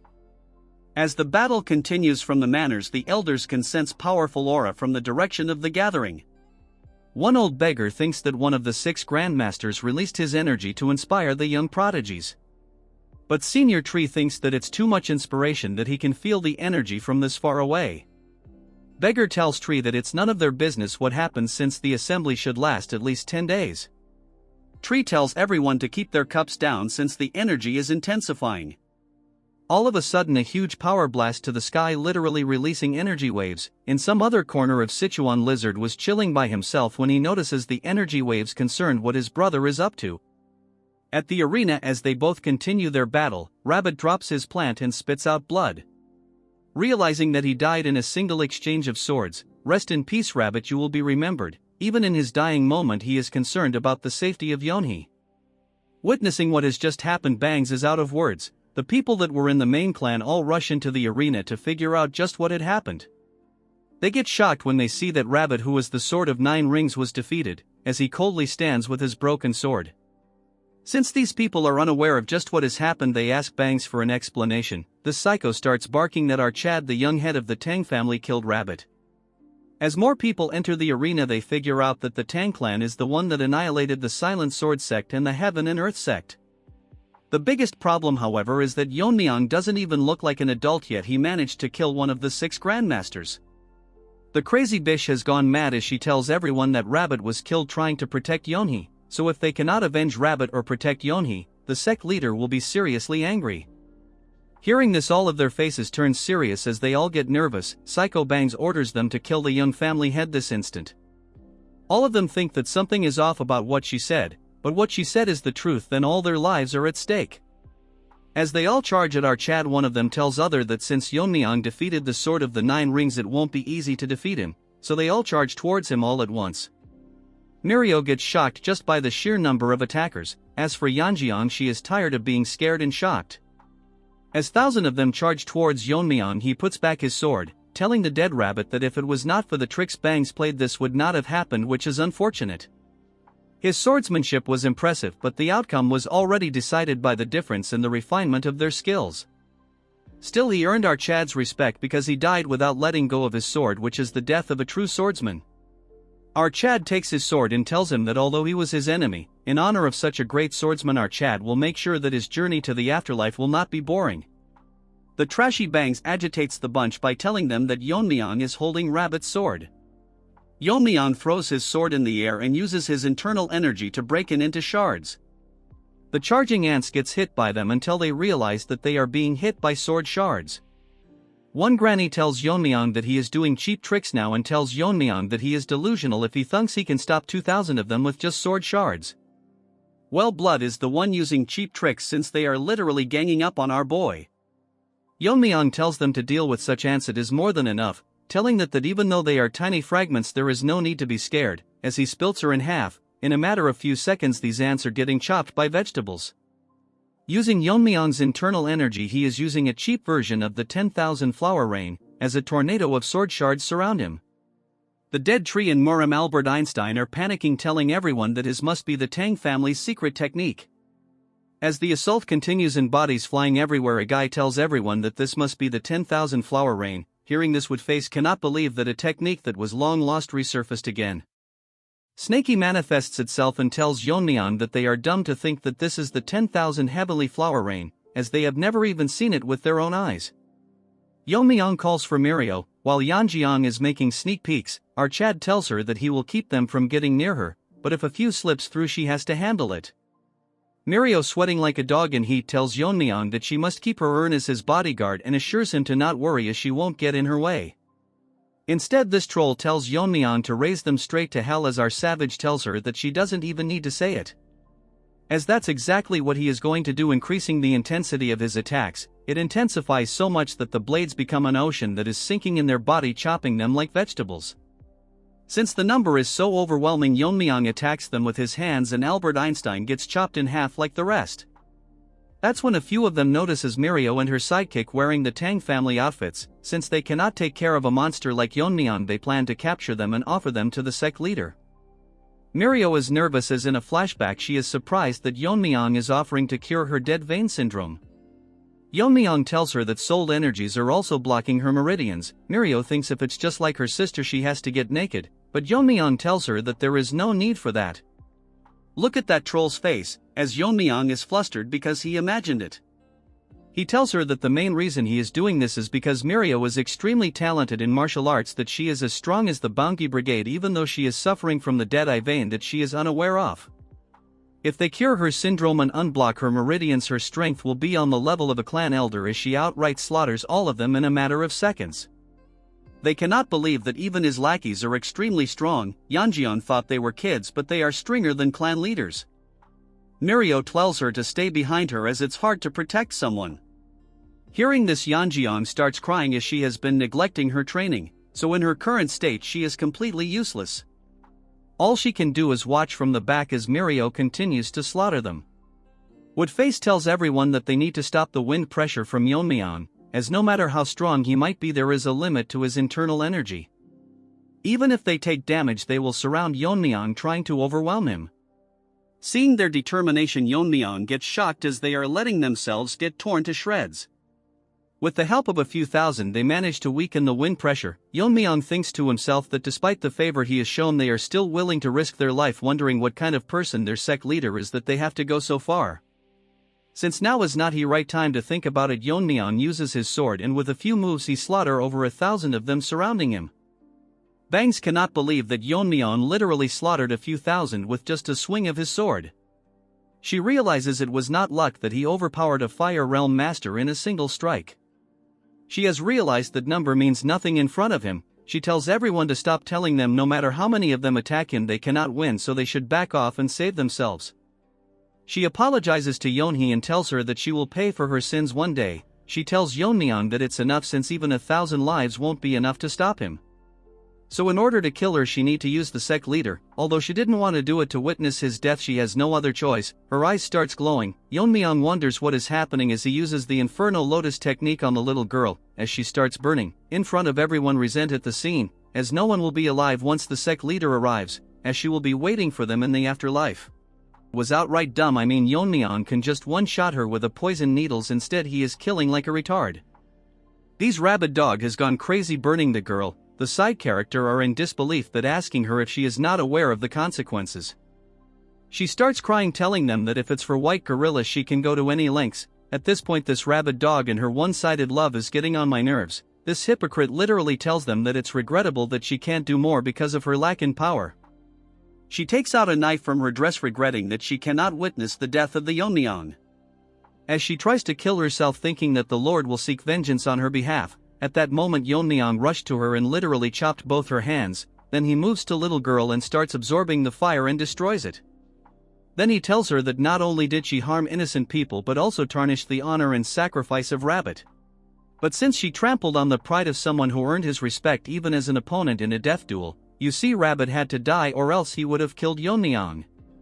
Moving to Yeon-myeong, he clearly tells her that it's stupid of this dog to expect a peaceful death. Lying on the ground, this dog is feeling the pressure, though Yeon-myeong thinks that although he said it, it's not for him to decide but the lizard.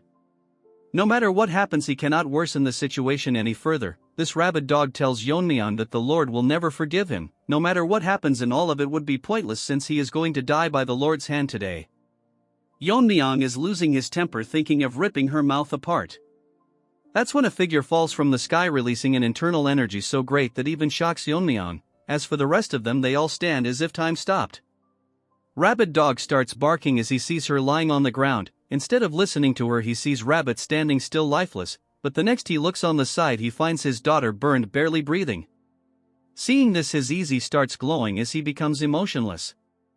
Yeon-myeong realized that the subordinates charged to fight him to death not because of their loyalty but because it would be better of die fighting than to face such wrath, as unbelievable amount of killing intent releasing from him. It's so much that side character cannot move and Mirio drops her weapon, thinking to herself if he is even a human.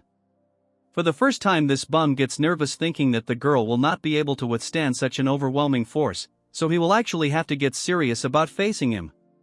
He moves past Yeon-myeong as if he couldn't see him. Don't get me wrong, Yeon-myeong is not weaker than him, it's just that he was taken aback. Yeon-myeong thinks if he is ignoring him but realizes that he is going towards his daughter who was barely breathing. Dog again starts barking, telling him that Yeon-myeong killed Rabbit and did this to his daughter.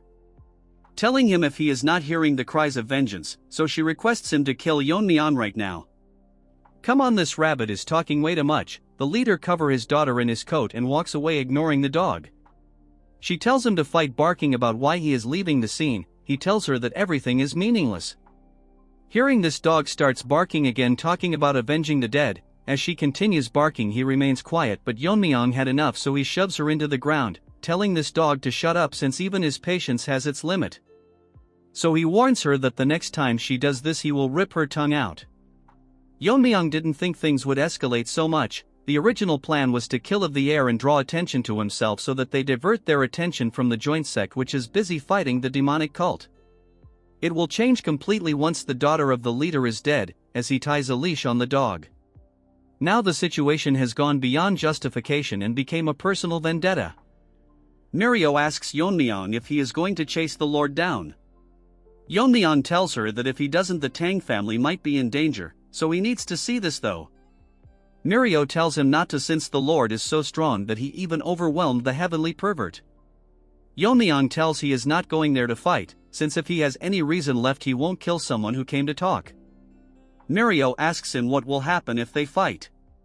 Yeon-myeong clenches his fist, telling her that he will risk his life if it threatens the main family. Keep in mind, Yeon-myeong is not even 1% strong as he was in his previous life. In the main hall of the Alliance, the doctor informs the Lord that they did everything to save his daughter, but the flames penetrated deep inside her body, so it's impossible to remove it considering her frail constitution. Hearing this, the Lord goes blank for a second, remembering flashback about Rabbit and his daughter. We shift to another scene where Lizard was young, holding the kid, as the previous leader of the Alliance was taking his last breath.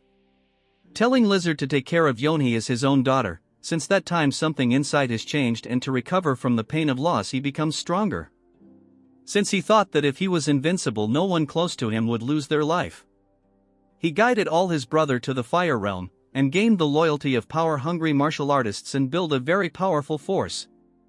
But all of it was pointless, as things like this can happen in places he cannot reach. Now he feels what his daughter felt when her straw doll was broken. From the grief he is feeling he can tear apart the sky. As he transforms, not able to control the overwhelming anger he is feeling, his hands change and he finds everything meaningless, but he won't repeat the same mistakes. And has gone crazy thinking of eradicating anything that can possibly bring harm to his people. Moving on to Yeon-myeong, he is busy dragging the rabid dog that is suffering from rabies. As Yeon-myeong was on a walk with his crippled dog, Snakey manifests itself and asks Yeon-myeong if he knows that dragons are real. The question took Yeon-myeong by surprise. He asks Snakey that from what he knows dragons are just mythical creatures, which he clearly doesn't. Usually it is a name given to prodigies who cause an uproar in the martial world. Snakey tells him that he is not talking about some human nicknames but in species that's known as dragons. By surprise, as he asks Snakey what he is trying to imply, Snakey tells him that what he is trying to say is that the Black Death Alliance leader is not a human but he is someone that he would call a dragon. The art has improved again and Snakey looks crazy majestic. Yeon-myeong makes a face similar to Mirio, asking what the hell it is saying. Snakey then starts to explain in detail. He tells Yeon-myeong that dragons don't start out in their full form. They are born when the energy of the heaven and earth comes together, taking the shape of a human child. As they live through experiences, they transform into a true dragon. Most adult dragons sleep for hundreds of years, but when they wake up they cause chaos. They are so strong that they can easily destroy nation with a simple release of their energy blast.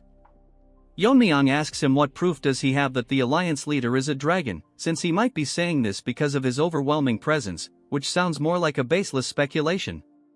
Even Snakey is tired of this retard that he asks him if he that delusional, because Snakey is a supernatural being and yet he still denies the existence of dragons. He asks Yeon-myeong if he remembers that he once served the Tang family as a familiar. Snakey asks him what makes him think that the ancestor kept him around.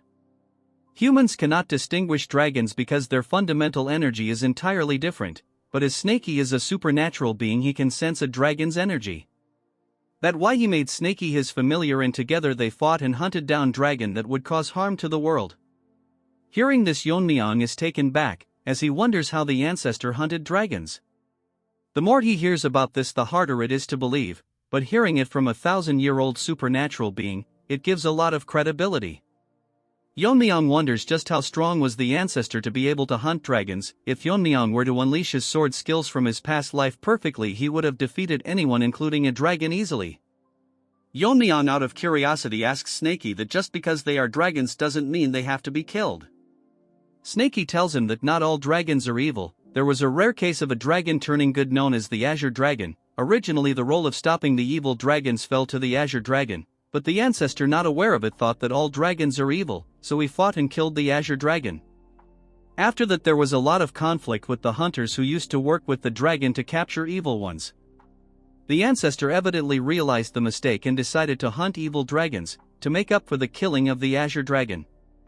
Yeon-myeong got a rough idea of what had happened. Snaky in a boastful tone tells Yeon-myeong it was even before he was partnered with him as a familiar.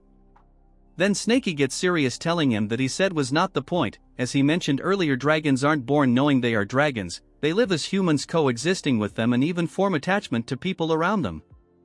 As they live and grow they are influenced positively so that they can become good dragons like the Azure Dragons. But if negative emotions were to dominate their personality they can easily become an evil dragon. Yeon-myeong gets nervous, asking Snaky that since negative emotions can turn a dragon evil. Snaky tells him it is exactly what he is thinking, that leader of the Death Alliance lost his sworn brother and daughter overnight. Currently he is in the verge of turning into an evil dragon right in front of their eyes. A voice grabs the lizard's attention, an attendant tells him that the young lord of the Tang family is requesting to meet him. The lizard in anger crushes his chair as the attendant tells him that he is here to clear up misunderstandings. The leader says that since he is here to talk, let's hear him out. As Yeon-myeong enters the room with a firm face, the lizard tells the attendant that Yeon-myeong is desperate enough that he entered the lion's den himself. Looking at the leader, Yeon-myeong is confused if he not a human but a dragon. Yeon-myeong first expresses his regrets for what happened at the Sichuan assembly. Then he explains that the rabid dog took the leader's daughter and used her to blackmail the 9 rings into a life and death, so he had no choice but to kill him. Before Yeon-myeong could finish using his ki, the lizard pulls the rabid dogs from his hand and grab her by the neck. As she coughs blood, the lizard tells him that she seems to be at ease. As the trash tries to explain her story, he slits her tongue to shut this retard up. He tells her why is she so afraid, telling her that his daughter must have been as scared when she couldn't say anything before her death. Using the same technique she used her burn her. As she falls to the ground, he tells her that he is not dumb, that he wouldn't recognize the traces of flames on her body, and she is the reason he lost his brother. The burning won't kill her immediately, instead it will cause her double the pain his daughter went through. Yeon-myeong is surprised that he managed to figure all this out just from circumstances, so he might have a way to talk this through. He tells Yeon-myeong that since he is the next lord of the Tang family, he will tell him why he has not destroyed the Tang family until now. That is because his daughter, despite her appearance on the outside, suffered from an incurable disease and couldn't practice martial arts.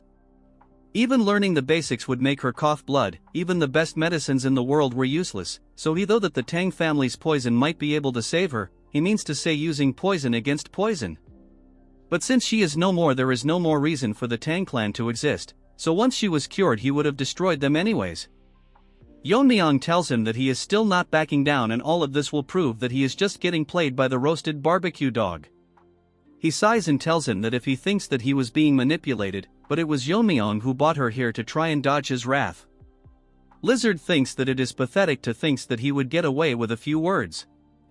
Yeon-myeong asks him what he means by it. It doesn't matter to him who is right or wrong, since the death of his loved ones are connected to them, he won't stand for it. So everyone including Yeon-myeong and his family will die until his anger is satisfied. From now onwards it will not be a punishment by the alliance but a personal revenge, starting with the Tang family. Yeon-myeong takes out his sword thinking that there is no way to avoid a fight. Yeon-myeong gets shocked and nervous when he tells him that everyone from the alliance, including the 6 grandmasters, are all headed towards the Tang family. Once he is done with our chat he will catch them up using the light foot technique. Hearing this, Yeon-myeong attacks him and a huge explosion occurs. Yeon-myeong starts overthinking that his family is in danger, so he will have to quickly get back. The lizard shocks Yeon-myeong by blocking his sword with his hands, telling him that after losing his eldest brother he destroyed every righteous sect that accepted his death with his own hand. So if Yeon-myeong killed a rabbit, you all are yapping, but he raised kids, adults, everyone just because he wanted to. Anyways, he tells him that this time it won't be just the Tang family, he will wipe every faction on the Central Plains to eliminate future threats. Back at the Tang family manor, Mommy was enjoying her tea, but she sighed because she cannot stop thinking about how Yeon-myeong is currently doing. That's when someone barges into the room telling her that there is trouble. She gets shocked by the sudden appearance. It's no one other than Woo Jin. He is gasping as if he rushed with all his might, telling her that they are currently under attack. Hearing this, Mommy gets alerted as her eyes become more focused. Wu Jin explains that a huge number of Black Death Alliance warriors have invaded the Tang family and currently they are trying their best to hold them back. Hearing the mention of the Black Death Alliance, Mommy is worried if Yeon-myeong is okay, but now she has to deal with the invaders first. Back at the main hall of the Alliance, Yeon-myeong is landing multiple sword strikes in a single second towards the lizard. Yeon-myeong finds it hard to believe, but he is using lethal moves in every single strike using his strong sword, as he lands a very strong strike. The strike was so strong that it split the building in half as wall fall like crumbs. The lizard got injured realizing that his brother was outmatched from the very start, because the technique is even superior than the sword technique he taught his brother. Also because of Yeon-myeong's unfathomable internal energy, he is able to land continuous strikes without slowing down. Yeon-myeong is surprised that the lizard managed to block every single one of his strikes, and even now he is trying to analyze and measure the power of his sword techniques. Since that is the case, Yeon-myeong thinks of moving at the speed that his eyes won't be able to react, as Yeon-myeong lands a few more blows, but the lizard is effortlessly blocking them. Using his palm techniques, as Yeon-myeong changes his grip holding the sword in a different way, the lizard observes the change, while Yeon-myeong is focused landing multiple lethal strikes with greater intensity. As the strikes becomes faster with every single strike, the lizard gets pushed back. One of the strikes injure him and he thinks that he couldn't block all of the strikes, but there is something off about his technique. It's like Yeon-myeong's sword is running along a path that is perfectly optimized for killing his opponent. Hearing this, he gets surprised that lizard might have analyzed his sword path already. Lizard gets close to him and tells Yeon-myeong that to be able to pull off such an advanced technique at his age is unprecedented, so the secrets might be something related to the look in his eyes. As he tries to attack Yeon-myeong's eyes, our boy used his sword to push him, creating some distance. Mid-air, that lizard lands a strong kick making Yeon-myeong fly, but he digs his sword on the ground to slow down the momentum, barely stopping him from getting injured. Using his footwork, he gets back to his feet but gets shocked because the lizard is not giving him any time to counterattack as he charges straight towards him. Yeon-myeong lands a blow using his sword and lizard attack with his palm. As their attacks comes in contact, a huge energy wave form, breaking the room and leaving the floor in crumbs. Amidst this, they continue to attack each other at a speed that we can only see the reflections of their attacks. As they continue assaulting each other, Yeon-myeong is pushing the lizard. When he notices the lizard smiling, Yeon-myeong gets pissed. It uses a stronger attack and lizard, finding it fun, follow the rhythm as they again becomes beams of light fighting and destroying the manor further. They are so evenly matched that they get pushed back at the same time.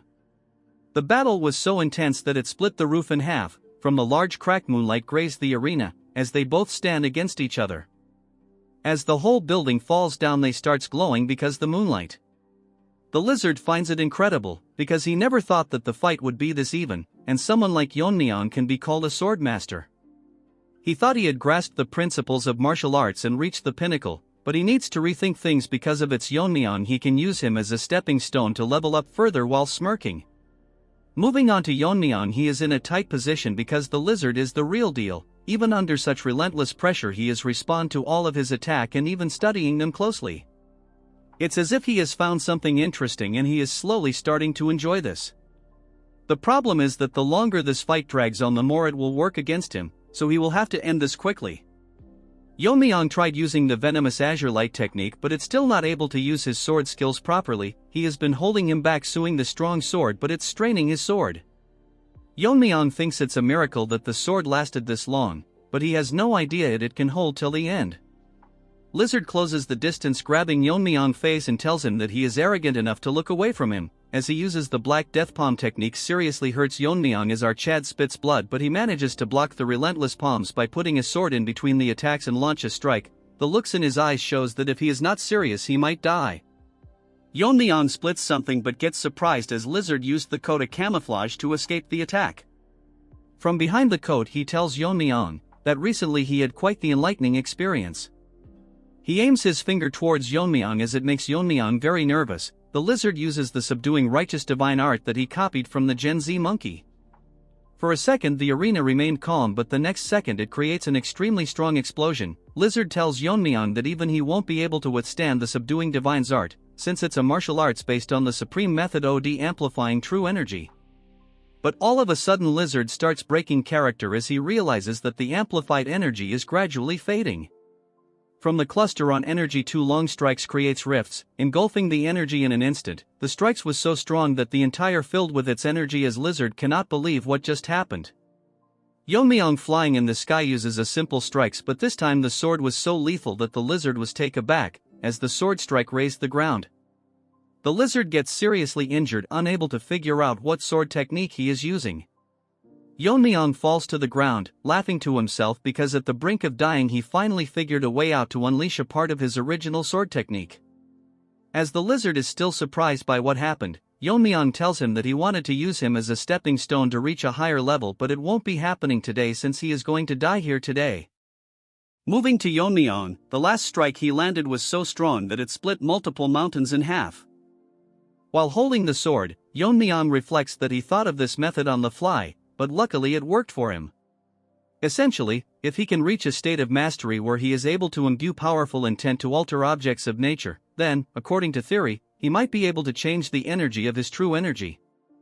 The reason he is unable to use his true sword skill from his previous life is that it causes overwhelming strain on his body, which leads to complications.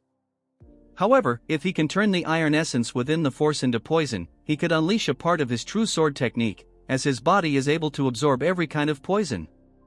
This part is very important for the future, so keep it in mind. Because of this technique, he is able to unleash a part of his skill without worrying about his blood vessels deteriorating. While discussing all this, Yeon-myeong is overwhelming the lizard.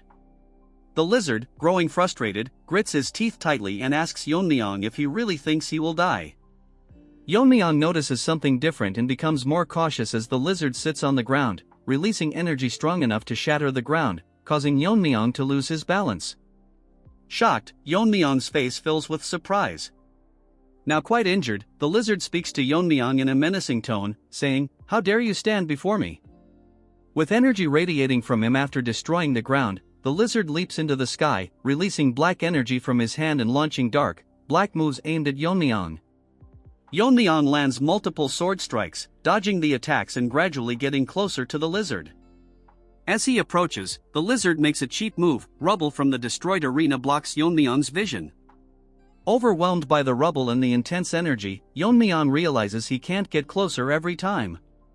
Out of the dust, the lizard charges toward Yeon-myeong, wielding dark energy and a sword-like skill aimed at him. Yeon-myeong blocks the first strike with his sword, but it's so powerful that he has to give his all just to stay steady. The force of the strike sends him airborne. He manages to land on his feet, but without allowing him a break, the lizard charges forward with lethal intent. Preparing his palm to end the fight immediately, the lizard launches a powerful strike. Yeon-myeong, seeing the attack, realizes that if he can't counter it, he will lose his life. As they exchange moves, the scene darkens, and huge explosions erupt from the impact of their attacks. Yeon-myeong manages to block the strike as the lizard's palm is obstructed by the sun. The lizard taunts Yeon-myeong, claiming he'll die today and that the Tang family will perish.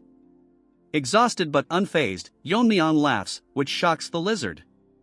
With a grin, Yeon-myeong tells the lizard that he's underestimating his family. They are not weak. As the young lord, Yeon-myeong has trained them thoroughly, and the factions are now on equal footing. Mommy is serious as she launches her poison blades, and Yeon-myeong tells the lizard that he is not the only one with masters from the fire realm. The poison needles slice through their targets like butter, and with fierce determination, she commands everyone to fight with their lives on the line until the young lord returns. Motivated by their leader's words, they charge toward the enemy with intent to kill. Returning to Yeon-myeong, he boldly declares that the Tang family won't fall today. Instead, it will be the lizard who perishes. Yeon-myeong absorbs a great deal of pain, releasing a sword strike strong enough to move the lizard's palm and immobilize him. Shock is evident in the lizard's eyes as Yeon-myeong, now empowered by accumulated poison, charges toward him, his sword radiating energy. As he closes in for a fatal strike, the lizard, realizing the danger, goes berserk, barely managing to counter the attack with his arm. In fury, the lizard accuses Yeon-myeong, claiming that it was because of him his brother died and dismissing his daughter's death as an issue of the evil sect.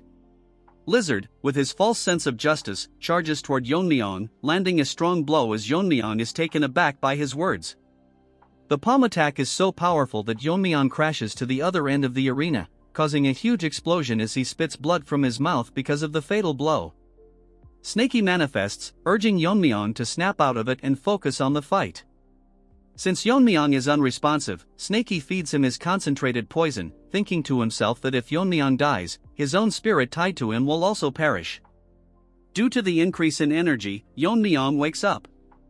Meanwhile, Lizard is in the sky, ready to finish him off, but Yeon-myeong rises to his feet, prepared to face him again. Something serious happens. Yeon-myeong is shocked, and every snake is growing nervous for some reason. Lizard announces that he sensed Yeon-myeong's sword technique can weaken the power of the subduing righteous divine art. Lizard has managed to figure out Yeon-myeong's sword technique and, with a strong attack, makes Yeon-myeong realize he is in big trouble. As they both release sword strikes aimed at each other, the scene shifts. The Alliance's forces are still getting killed as Mommy flies through the sky, taking out the strong ones. They're currently in a tight spot because, even with half of the Tang family warriors deployed to support the joint sect, the enemies within her range clearly outnumber them by more than twice. On top of that, a man is slicing through the Tang family members. Mommy thinks that, at the very least, he is at her level or even a level higher, since he is one of the 6 grandmasters of the evil path. She realizes she'll need to step into the battles to prevent her warriors from getting hurt. Suddenly, her attention shifts, and even the bald Barbie stops dancing.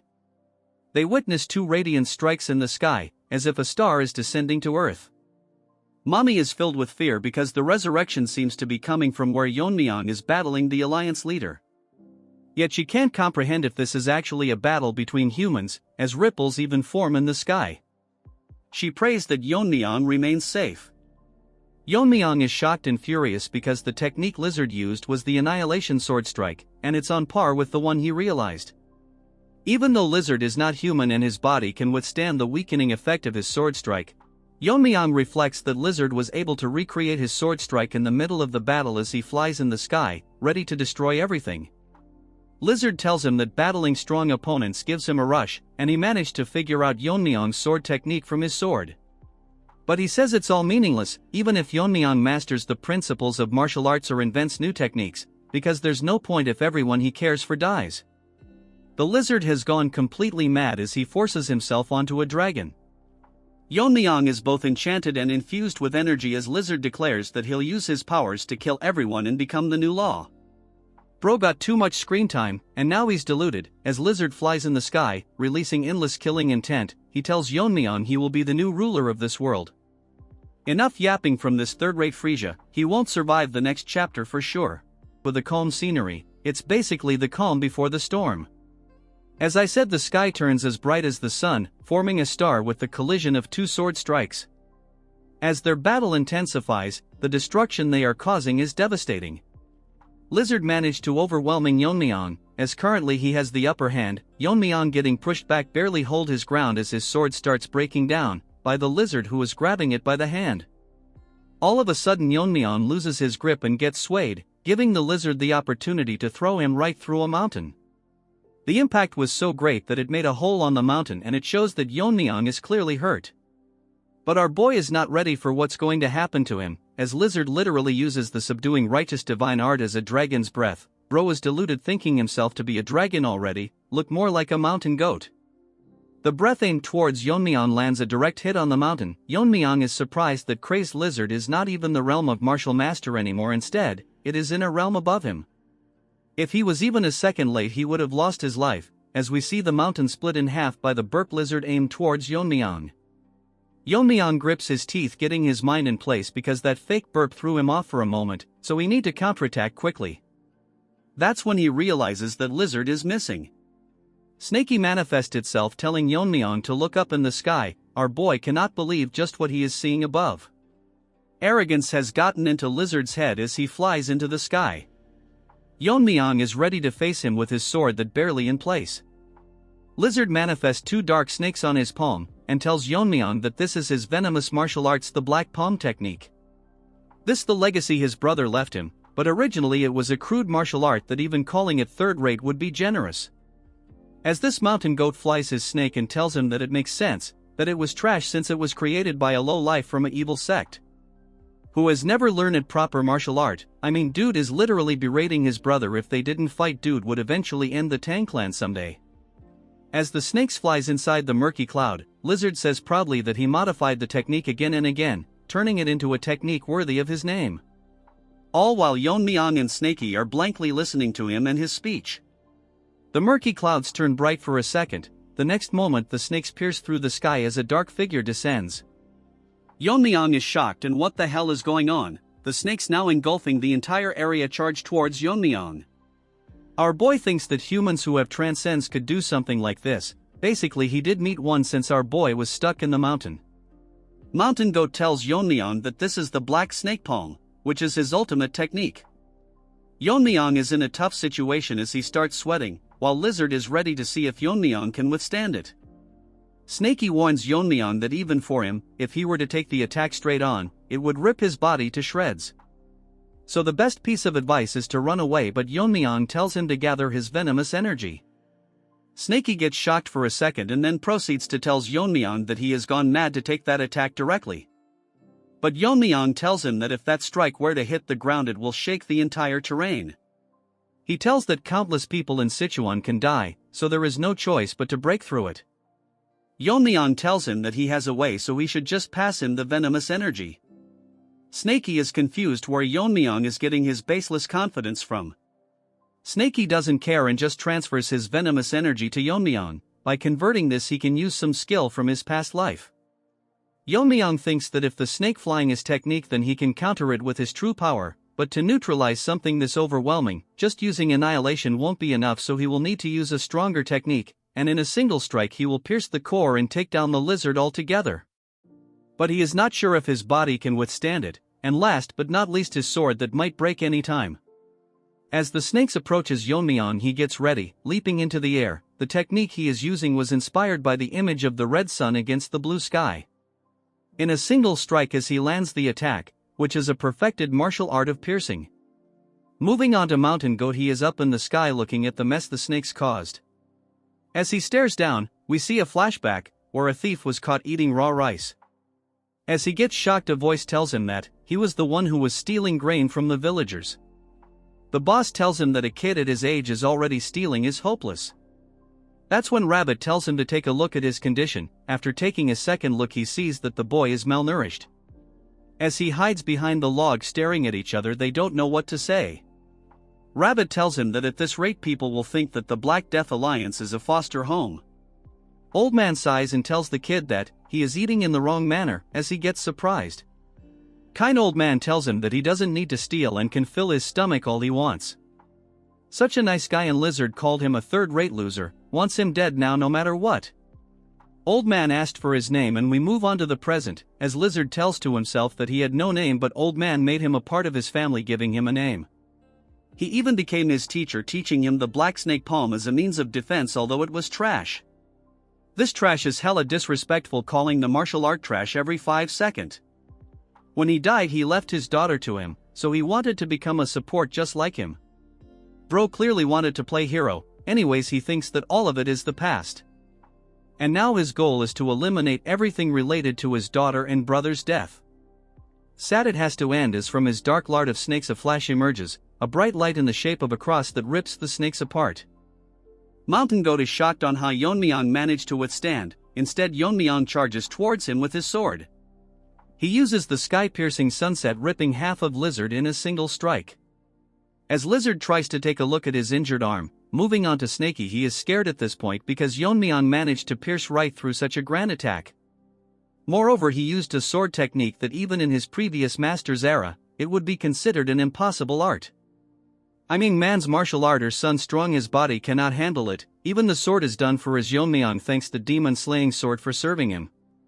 The problem is that with one arm he still couldn't defeat this annoying Lizard, so if he wants to finish him, now is his only chance. He wanted to use his sword longer, but the sword couldn't handle another technique. Yeon-myeong leaps in the air, putting his hand on his jacket. Taking out his dagger he attacks Lizard, telling him to settle it once and for all. Lizard gets shocked that by the sudden increase in energy, the attacks was so strong that it caused a tornado engulfed in bright blue energy. As they exchange move, Lizard and unable to fight back, Yeon-myeong launches multiple attacks in an instant. As Yeon-myeong attacks at him, Lizard is unable to figure out how he is able to use a mere dagger to break through his defense. Hypocrite grits his teeth, telling himself that he cannot fall here without even getting any revenge. Mountain Goat screams like crazy, shouting like a retard. Yeon-myeong sees that he is agitated and notices an opening. Taking opportunity of this, he lands a strong strike. In an instant, time slows down as Yeon-myeong chops his other arm as it falls to the ground. Even after losing his arms, he is still overwhelming Yeon-myeong. Our smart kid literally used the broken sword to chip away his chi, in simpler words, break his defense. Or else they would be back to square one. As Lizard tells him that he has not fallen yet, Yeon-myeong starts glowing green, telling him that this is the price for meddling with his family. Yeon-myeong uses the skill Venomous Force, make a huge hole right through his chest. Yeon-myeong managed to blast a hole through Lizard. Lizard is flabbergasted and unable to understand what just happened, as he is unable to figure out what technique her just used. Whatever Yeon-myeong used is slowly decaying his body. Yeon-myeong intensely stares at Lizard. Snaky, hiding behind him, asks Yeon-myeong if he just created this technique in the middle of the fight. Yeon-myeong explains it to us that, in the past, he used the intent of the fire dragon poison to create the blazing Venomous Force. This time he used his untamed power to convert it into Venomous Force, launching a strong strike. Yeon-myeong outs his weapon back in size in relief that the battle is finally over. He feels sorry that this was the outcome.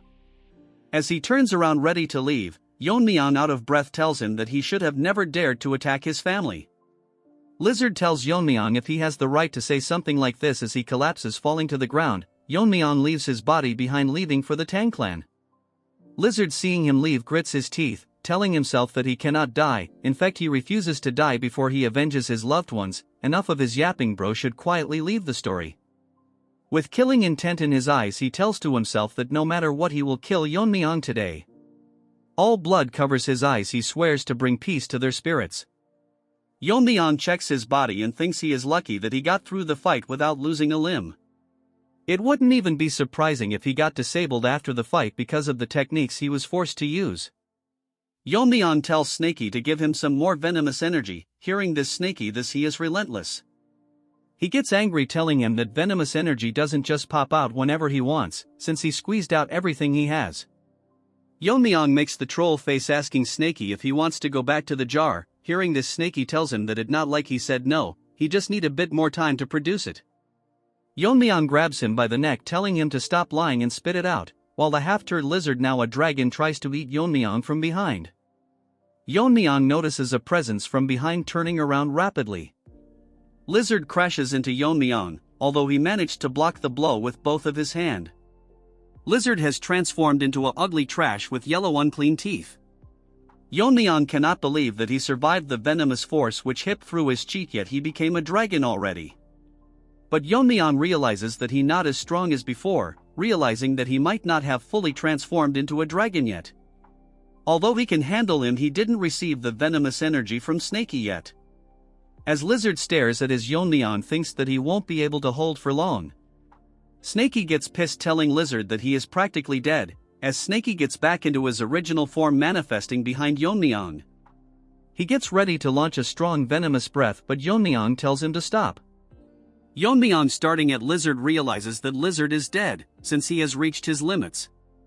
As Lizard dies, he apologizes to his loved ones for not avenging them. Come on bro, he avenged them by killing that ugly trash with bangs already. Hearing his cries, Yeon-myeong breaks character. Now he will have an amazing character development. As his body fades away, Yeon-myeong and a now larger Snaky stares at what is happening in front of their eyes. Yeon-myeong, with a serious tone, wonders if the battle is finally over, when a huge object hits his head.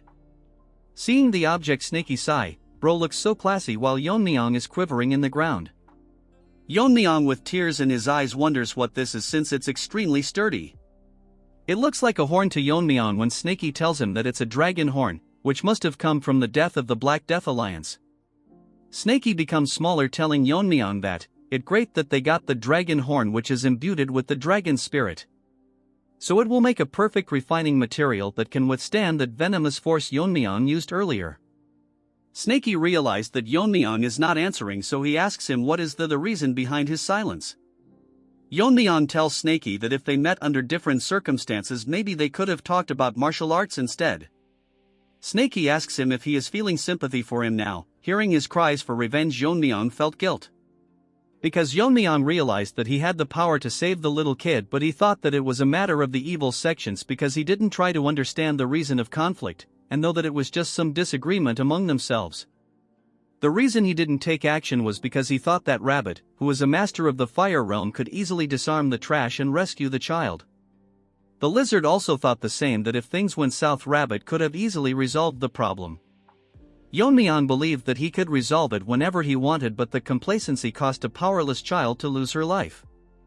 Snaky with a pissed look tells Yeon-myeong that he is getting sentimental after crossing blades, since Yeon-myeong has to understand that the Black Death Alliance and the Tang family can never coexist. Yeon-myeong sighs, telling him that if he was more wary of her flame art he could have done something. Snaky tells him to stop dwelling, since it's human nature to make a mistake. Even his ancestor judged the Azure Dragon as evil and slayed the benevolent dragon, even if he didn't know that the death could have easily overthrown the entire continent into chaos. So after he hunted it down, he took its place and hunted down the evil dragon. Snaky tells Yeon-myeong that reflecting why he failed is good, but dwelling on regret will not help him, but the kind of person he will become after today's failure.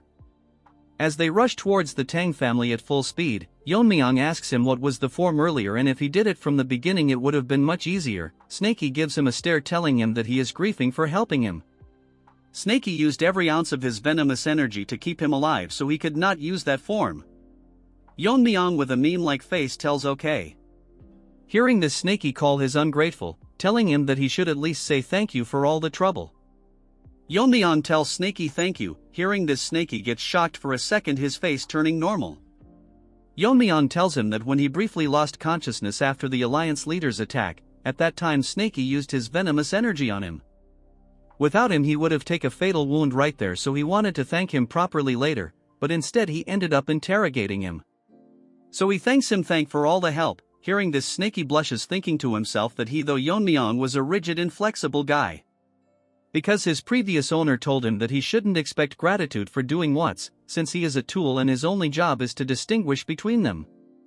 Snaky asks him if he gotten soft from all the beating. Yeon-myeong asks him if he want to go back inside the jar, and Snaky tells him that he is just joking. Moving to the Tang family, hundreds of dead bodies are on the ground. Meanwhile, Mommy is facing this bald Pokemon. As they clash sword, they are equally matched, as Mommy attack HM with multiple weapons. The Pokemon swings his sword, making Mommy lose balance, but she regains her posture immediately. She turns around wondering where the other Grandmasters are, since she has to finish before they join up. Bald Pokemon tells her to pay attention and lands a blow from the back, crashing Mommy into a house. She is severely injured. "This trash hurt my wife, I am gonna knock the hell out of him." He tells injured Mommy that if she is worried about the other joining this fight, there is no need to worry, since they are busy clearing the formation masters, which is making it hard for them to enter, so once they break the formation several more troops will arrive. And their trump card, who is now a horn, will arrive shortly after finishing Yeon-myeong. Since they will take time, he will take the honor of killing Mommy, as he gets ready to swing his sword.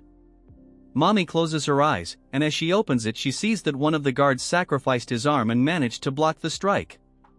Mommy tells him why he is doing this. As for Pokemon, he can't understand what he is doing here. But since he stopped his momentum, he will kill him first. He did this because all this time he served disgraceful elders, so now he can die with some dignity. All of a sudden Baldy stops, sweat dripping from the open field on his head. He realizes an immense pressure behind him, turning this Pokemon into a bald Barbie. Because of the overwhelming pressure, everyone present turns around, see the person. It's Yeon-myeong, who is releasing a killing intent. Bald Barbie is scared, thinking what Yeon-myeong is doing here instead of his leader. He looks around to see head rolling around. As he stares at them with disbelief, Yeon-myeong tells him that these scums were calling themselves the Grand Masters. He asks Baldy to take another look and see if anyone is missing, since he wiped out everyone that tried to break the formation. Yeon-myeong grits his teeth, telling Baldy that he would love to kill him, but like the other he will give him a chance to retreat. As his body overflows with poisonous energy, he tells him that if he doesn't do so he will meet the same fate as them. Baldy asks Yeon-myeong what he just said, is bro dumb or what? A second ago Yeon-myeong threw 5 heads of people who are in the fire realm. Baldy realizes that something must have gone wrong, figuring out that the incredible wave of energy from earlier was caused a fight between Yeon-myeong and Lizard. But he is in denial that Lizard can never lose to someone like him. Again his delusional talks. Baldy starts to return to reality. He sweats like crazy as Yeon-myeong tells him that Lizard had terrifying power, but in the end he surpassed him and personally finished him off. Baldy's face turns dark. Trembling in fear, he realizes that Lizard was actually defeated by Yeon-myeong. He drops his large blade and commands every one of his people to stop fighting. The fighters stop fighting, waiting for Baldy's orders. He with a heavy heart tells them that Lizard has fallen and passed away. Hearing this, summon warriors AE in shock, and one cannot believe that the supreme master of the unorthodox path was defeated by the young lord of the Tang clan. Baldy explains that the fact Yeon-myeong survived Lizard's ultimate technique and killed all of the 6 Fire Realm Master excluding himself, is a proof that he is match for Lizard. Hearing this, every single one of the minions from the Black Death Alliance start shivering. Baldy as the commanding officer orders them to fall back and abandon their weapons. Hearing this, most of them run for their life. Yeon-myeong asks Baldy if he is not going to flee. Baldy is aware that he has no hope of survival since his brother lost as well. He grits his teeth in anger, telling them that his sworn brother and sister lost their lives. So even if he is sure to lose, it's his duty to draw his blade. Yeon-myeong hearing this respects his decision and takes out his dagger, telling Baldy to start his attack at once. Baldy remember that he has no point in existing, all his loved ones are dead. I wanted to support this guy but he hurt my wife, so no sympathy for him. Baldy raged uses his everything to attack Yeon-myeong, Mommy and everyone from the Baongi brigade stand still and rips apart Baldy in an instant, the strike so fast that no one could understand what had happened. With this, the reign of the rulers of Sichuan came to an end, in a single day by the hand of a single person. A few hours later at the main hall, Yeon-myeong summons the guard that lost his arm. He asks him how he is feeling after losing an arm. The one-handed guy tells him that he was trained to use both of his hands interchangeable, so it doesn't bother him too much. Yeon-myeong understands the situation but tells him that it's not the reason he called him here for, but because he heard that he lost his arm trying to save his mother. So Yeon-myeong wanted to thank him properly for that. One arm tells Yeon-myeong that he did this because it's his duty as a martial artist of the Tang clan, and he sought no rewards. Yeon-myeong sighs, telling him that it was impressive, although they have not been in the best of terms. But merits must be rewarded. Yeon-myeong asks him if he has ever thought about learning the sword. Hearing this, the one-armed guy starts shivering, as Yeon-myeong explains to him that it must be difficult with one arm to throw daggers or handle poisons. So Yeon-myeong decided to teach him a left-handed sword technique. Yeon-myeong assures him that if he follows his guidance, it is guaranteed that he will become stronger than when he had both arms. The crippled guy thanks for this opportunity, but Yeon-myeong tells him that he is the one indebted to him. For now there is work that needs to be taken care of, so once he is recovered Yeon-myeong will start teaching him. As the Tang family is surrounded by the formation created Manhwa Gal clan, Skinny Barbie is exhausted because he had to hold that many people on his own. He starts crying because it is a hassle, and that blames Yeon-myeong for it.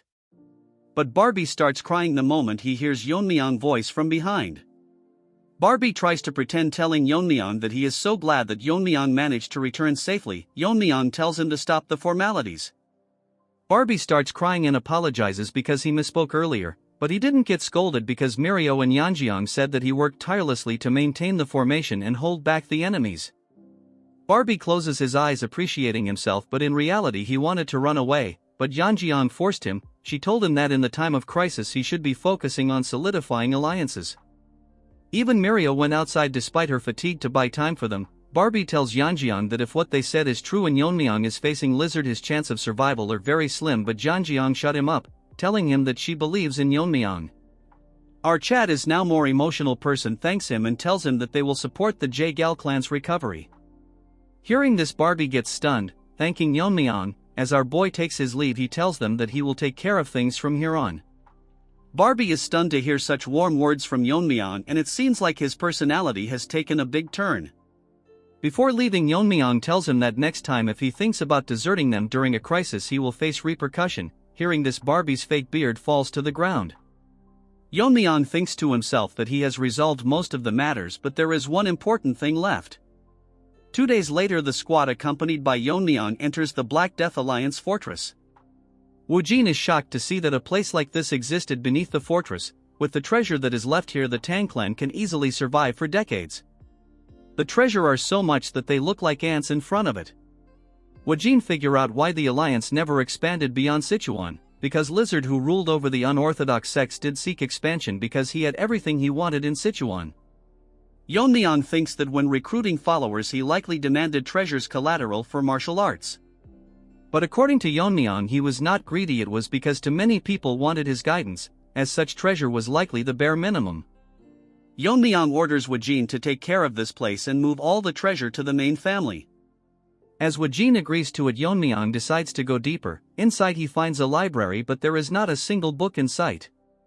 Yeon-myeong finds some books with snake sign on it. Yeon-myeong picks up one of them and thinks that it might be one of Lizard's martial arts. As Yeon-myeong reads it through, Lizard states that he learned after living in Sichuan that he should repay kindness twice over and grudges tenfold, so he destroyed the Azure Fortress sect. He not only destroyed those who tried to raise against them, but he also studied their martial art to counter them, just to humiliate and mock them for the martial art them once stood by. The other manuals contain all the counter techniques of the martial art. Yeon-myeong is astonished that Lizard managed to dismantle all of them in just few manuals. The current place they are in was once the fortress of the Azure sect. But due to simple arrogance, Lizard destroyed everything and just kept his martial arts. After the battle with the Black Death Alliance, the Tang family started restoring order to the chaotic Sichuan. Meanwhile, a war broke out in Qinhui between the demonic cult which seek to advance into the Central Plains. The only one that tried to stop is the Kunlun sect, and currently they are having a ferocious encounter with them. They are currently being led by one of the elders, known by the name Demon Immortal Gakun, but we will call him Scarred Face. He is a master of the fire reel, known for his ruthless techniques, and he is currently acting as a cornerstone in holding back the demonic cult. However, the demonic cult has an endless number of forces, so much so that they can rival the 9 sects combined. Look at this turd, he looks like a retarded version of All Might from My Hero Academia. We will call him Frog from now onwards. Because of their large number, they were turning the tide on the Kunlun sect until Gen Z arrived with reinforcements along with the Tang clan. Look at Fatty, he really need to go to the toilet. Because of the strong masters from the joint sect and fire reel masters, they had no choice but to retreat temporarily. The united force of Gen Z, Uncle and Scarred Face from Kunlun was so strong that the balance of the war began to shift in favor of the righteous factions. But something had to happen. Since things were going too smoothly, one of the elders from the Tang clan betrayed them, poisoning the ones that went against their idea of betraying. As Snoop Dogg was poisoned, he tells the elder that he is worse than the weed he smokes. The hairy dog poisoned him and stands with his 2 half-crippled lackeys as if he is some big shot. Hairy Dog barks and grits his teeth and apologizes that he did so because there is no need for 2 leaders in one group. Moving to the Tang clan, in one of the quarters we can hear loud hammering of metals. It's Mini Chad, who is busy welding something into a weapon. As he keeps his full concentration on making it, he remembers what had happened earlier. Yeon-myeong approached him earlier and offers him to work as a smithy of the Tang clan. Hearing this, Mini Chad was shocked, having a hard time digesting the offer. Sweat dripping from his face, he tells Yeon-myeong that he would be honored, but there is a problem. He is curious about what happened to the demon-slaying sword he gifted him. He gets shocked and surprised, asking Yeon-myeong to elaborate him a bit more. Yeon-myeong, getting nervous, tells him that the sword broke. Hearing this, Mini Chad turns into Mini Barbie. His eyes starts to swell up. Although it saddens him to see his master's final masterpiece destroyed, the demon-slaying sword fulfilled its purpose to the very end. And he is proud that after all it managed to send the Black Death Alliance leader to the afterlife. Yeon-myeong told him that a sword of such caliber could have been made by someone like him. That is why he personally came to recruit him. Before he can start crafting, Yeon-myeong would like to show something interesting. Later, in Tang family manner, Yeon-myeong shows him the horn of Lizard. Seeing this, he is in shock. Yeon-myeong tells him that explaining this would take a long time, so he summarizes that it is the horn of a mythical beast. Yeon-myeong asked the Tang family smiths to forge a sword with it, but no matter how high the temperature of the furnace was, they couldn't melt it, so Yeon-myeong was wondering if Mini Chad can handle it. Mini Chad looked confused and troubled at the same time, so Yeon-myeong asks him if anything is wrong. Mini Chad apologizes to our boy and tells him that he was lost in thought for a moment. Mini Chad explains that since the horn is of a mystical beast, so it carries spiritual energy, so it cannot be forged by ordinary methods. The only way to forge is this, by reimagining it. Yeon-myeong is confused by the answer. Mini Chad explains that this material needs to be forged with cold and not heat, although it may sound absurd, but at the end of the day a mystical beast is ultimately a living creature. Yeon-myeong is shocked as Mini Chad continues that if it is exposed to extreme cold it might react as if it is experiencing extreme heat. Basically in their world operates within the principles of yin and yang. Yeon-myeong is more shocked as Mini Chad says that just as Yan Metal Blade is tempered with its opposing element fire, a yin attribute like this horn might respond to its complementary element cold. Yeon-myeong thinks about giving it a try, so he will now infuse the horn with cold energy that he collected from Miso. Remembering about her, he thinks that after returning he has not met her once, so he will check on her once he is done with this. As Yeon-myeong starts injecting cold energy into the horn, the cold energy is so strong that it freezes half the room, shocking Mini Chad. He cannot believe that it's actually happening. Snaky manifesting itself tells Yeon-myeong that it seems to be reacting. After Yeon-myeong is done freezing the horn, he tells Mini Chad to strike it with hammer, telling him to be careful not to touch it bare hands. Mini Chad take him hammer and gives it a try. To him surprise, the horn actually deformed, making a dent on the horn clearly visible. Yeon-myeong tells Mini Chad that he will leave the rest to him. Mini Chad tells him that the horn is too small to be made into a proper sword. He tells Mini Chad that a dagger of this length will be more than enough, since to him the length of the blade is not particularly important. Moving to the present as Mini Chad hammer the horn with dedication, he thinks that the demon-slaying sword has served its purpose. Now it's his turn to forge a blade that will take its place, as his eyes gleam with determination while hammering the horn. We now move to Xinjiang. There we see Frog enjoying a drink. Blood thinks he is special. He tells a white turd that she never ceases to amaze him and it's more than enough. Even a Manhwa character got laid. What about you pathetic lives? This white turd is disappointed that Frog compared her to another woman who ruined her lord and country. She tells him that she is fully devoted to Frog and the divine cult with body, which is obvious in her soul. This old frog laughs, telling her that he was wrong and tells her that there is something important she has to do for him. Hearing this, her eyes gets wider as he tells her that she should be aware that the cult is currently at war with Kunlun, which is the obstacles they had to face in order to reach the Central Plains, but they still haven't broken through.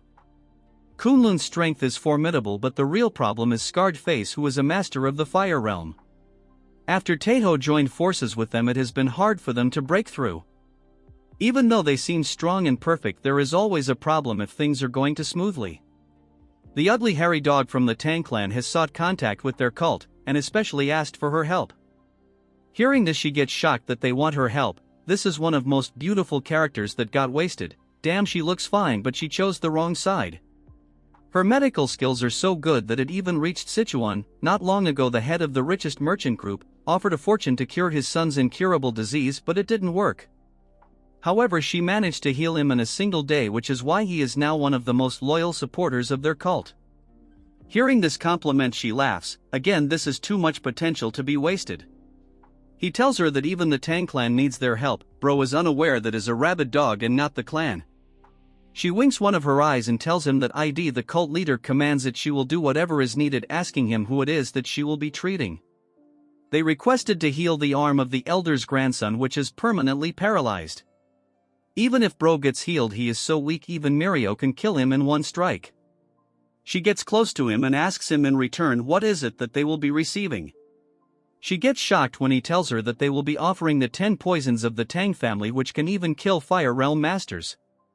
But she gets serious and asks him if that's all they are offering, and he agreed to it. Frog elaborates that he agreed not because of the poison. He plans to use them kill the 2 Fire Realm masters currently opposing them, as he excludes an evil smile, telling her that by killing them he will have a secure path to the Central Plains. Yeon-myeong is gonna one-shot him, mark my words. At the main house of the Jaegal family in Hubei, someone sits on a chair with dead bodies lying everywhere. He says that there is no safe place even in the Central Plains. Even though they were under Wodong's territory, they were way too careless. As this guy battered and blood drink alcohol, he tells someone across the room that he heard that the Black Death Alliance leader is dead. What shocked him is that the one who defeated him belonged to the Tang family. His guide, who was wearing an eye patch, tells him that according to this intel, the person who killed him extremely skilled in poison, hidden weapon, and he could wield swordsmanship effortlessly, wielding sword force. This blue-eyed pervert tells him that this wouldn't be enough to defeat the alliance leader, so our Chad probably reached the level where he can use the strong sword techniques like him. Every cannon fodder wants screen time just because his eyes are blue blood thinks he is the Gojo Satoru. He puts his cup down thinking that he might have overestimated the alliance leader.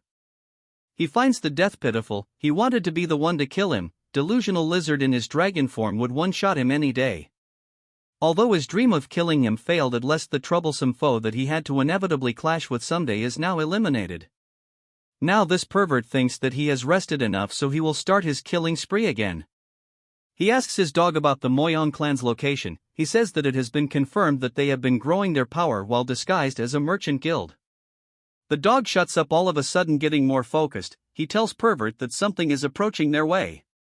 The pervert thinks that they are quite fast. Judging by the aura, he thinks it the backup forces of Wudong. He tells Dog to take care of the Myeong clan and he will be the one handling the Wudong forces. At the night he stares at the bright moon, shouting that the era of the demon-ruled world will begin. Moving to the Tang residence, Yeon-myeong is sweating hard practicing her martial arts. As she performs the martial arts with perfection, moonlight grazes her fan, radiating in divine aura. Okay, that sounded chessy. She thinks that all of her muscles are about to snap, but she will go on no matter what happens.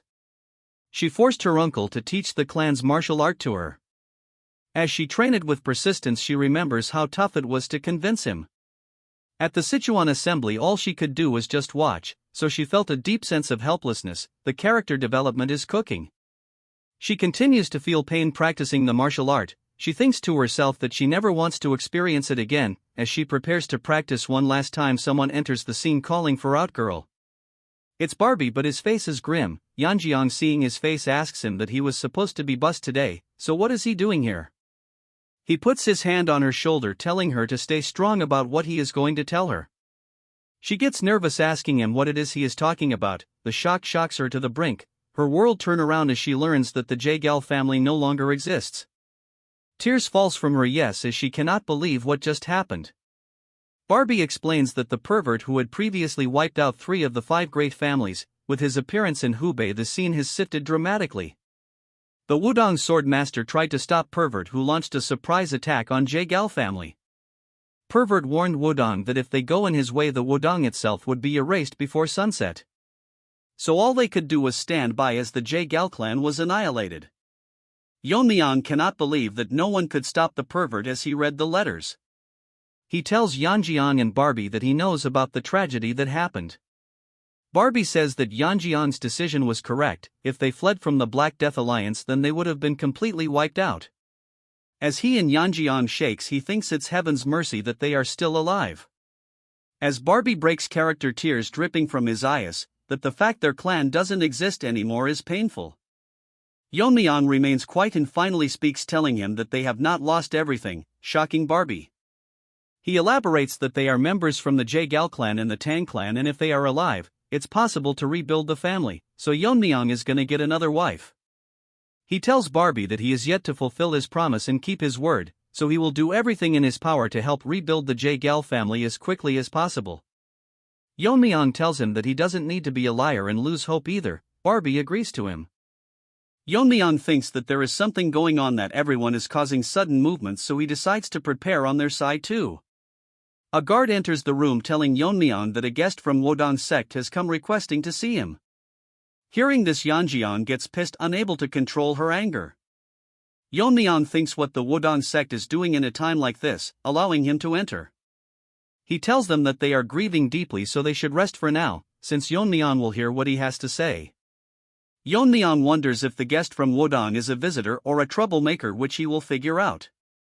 As the nobody enters the room, introducing himself, he says that he is here to ask for the Tang clan's support. Nobody asks Yeon-myeong if he is aware of the chaos that is happening in Hubei. Yeon-myeong tells him that he has heard something about the pervert resuming his activities. Nobody says that in a short time pervert wiped out the Jaegal clan and the Myeong clan. Amidst all this, they learn that Yeon-myeong managed to annihilate the Black Death Alliance. This retard tells V that as a martial artist of the righteous sect, he requests Yeon-myeong to use his strength for the greater good. So they want Yeon-myeong to lend his strength to drive out the pervert. Yeon-myeong tells him that he doesn't like the attitude of people who come begging, so he will refuse the offer. Hearing this, the nobody is dumbfounded, not able to understand his answer. He asks Yeon-myeong for the reason and tells him that the Tang family also suffered great losses because of the pervert. Then he play the victim card, telling Yeon-myeong that by the rules of their family they repay grudges tenfolds. Yeon-myeong tells him to mind his words, as he releases killing intent, telling him that the Wudong clan that stood by while his clan was annihilated dare invoke family principles to him. Because of the killing intent, nobody realized that he was a side character. Yeon-myeong sighs, telling him that he has no intention of watching idle while the pervert continues his rampage. However, even under Wudong protection, the Jae-gal family was wiped, as they avoided direct confrontation with the pervert and let the rampage go on. Hearing this, nobody starts sweating at a loss of words. Yeon-myeong says that he is hypocrite for throwing his family's principles back to him, which is unpleasing. Nobody remains silent. They, in a scared tone, says that the current state of the righteous sect is a complete mess. In the past, the martial alliance base in Wuhan has collapsed. Taking advantage of this, the Heaven's Brilliance Force took its place. Now a demonic faction is openly operating in the heart of the Central Plains. A critical factor in this was the simultaneous attacks. While Lizard annihilated the 3 of the 5 great alliances, Pervert bullied the Martial Alliance.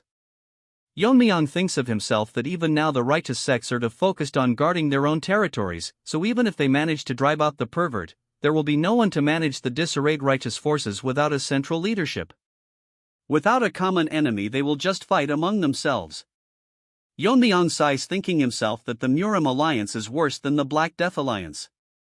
That's when an idea pops out. He thinks that he can manage the righteous sect himself. Yeon-myeong tells nobody that they must re-establish a central leadership to replace the fallen alliance. Nobody gets overexcited, thinking that it's a good idea that he will cooperate with them. Yeon-myeong gets up, telling him that not now, since he will have to assist to the joint sect in attacking the demon cult. However, someone will need to watch over them if something bad were to happen. Before nobody could finish, Yeon-myeong says that in the center of Sichuan they will establish a new martial alliance. After Yeon-myeong declared the formation of a new alliance, the creation of the second Murim alliance progressed swiftly. Under Barbie's leadership, the buildings were constructed with remarkable speed and flawless precision. Even before the public announcement, the general administration Swifts had strategically purchased land, causing property prices in Sichuan to skyrocket. Witnessing this, they laughed heartily, like infants delighted by a bottle of milk. A few days later, the Second Righteous Faction Alliance was officially established and named the Righteous Heaven Alliance. Shortly after its founding, the Righteous Heaven Alliance began an extensive recruitment campaign, sending letters inviting heroes from across the world to join them in Sichuan.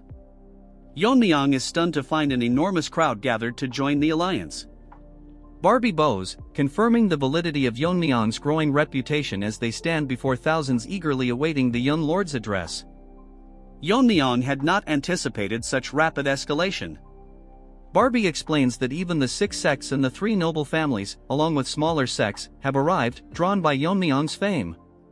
He elaborates that Yeon-myeong is the renowned young lord who restored the fallen Tang clan and expelled the Black Death Alliance, solidifying Sichuan as the heart of his influence. What's more surprising is that they've even given Yeon-myeong a title. When he asks what it is, Barbie reveals it to be the Venomous Sword Dragon. Although slightly embarrassed, Yeon-myeong admits to himself that the title suits him well.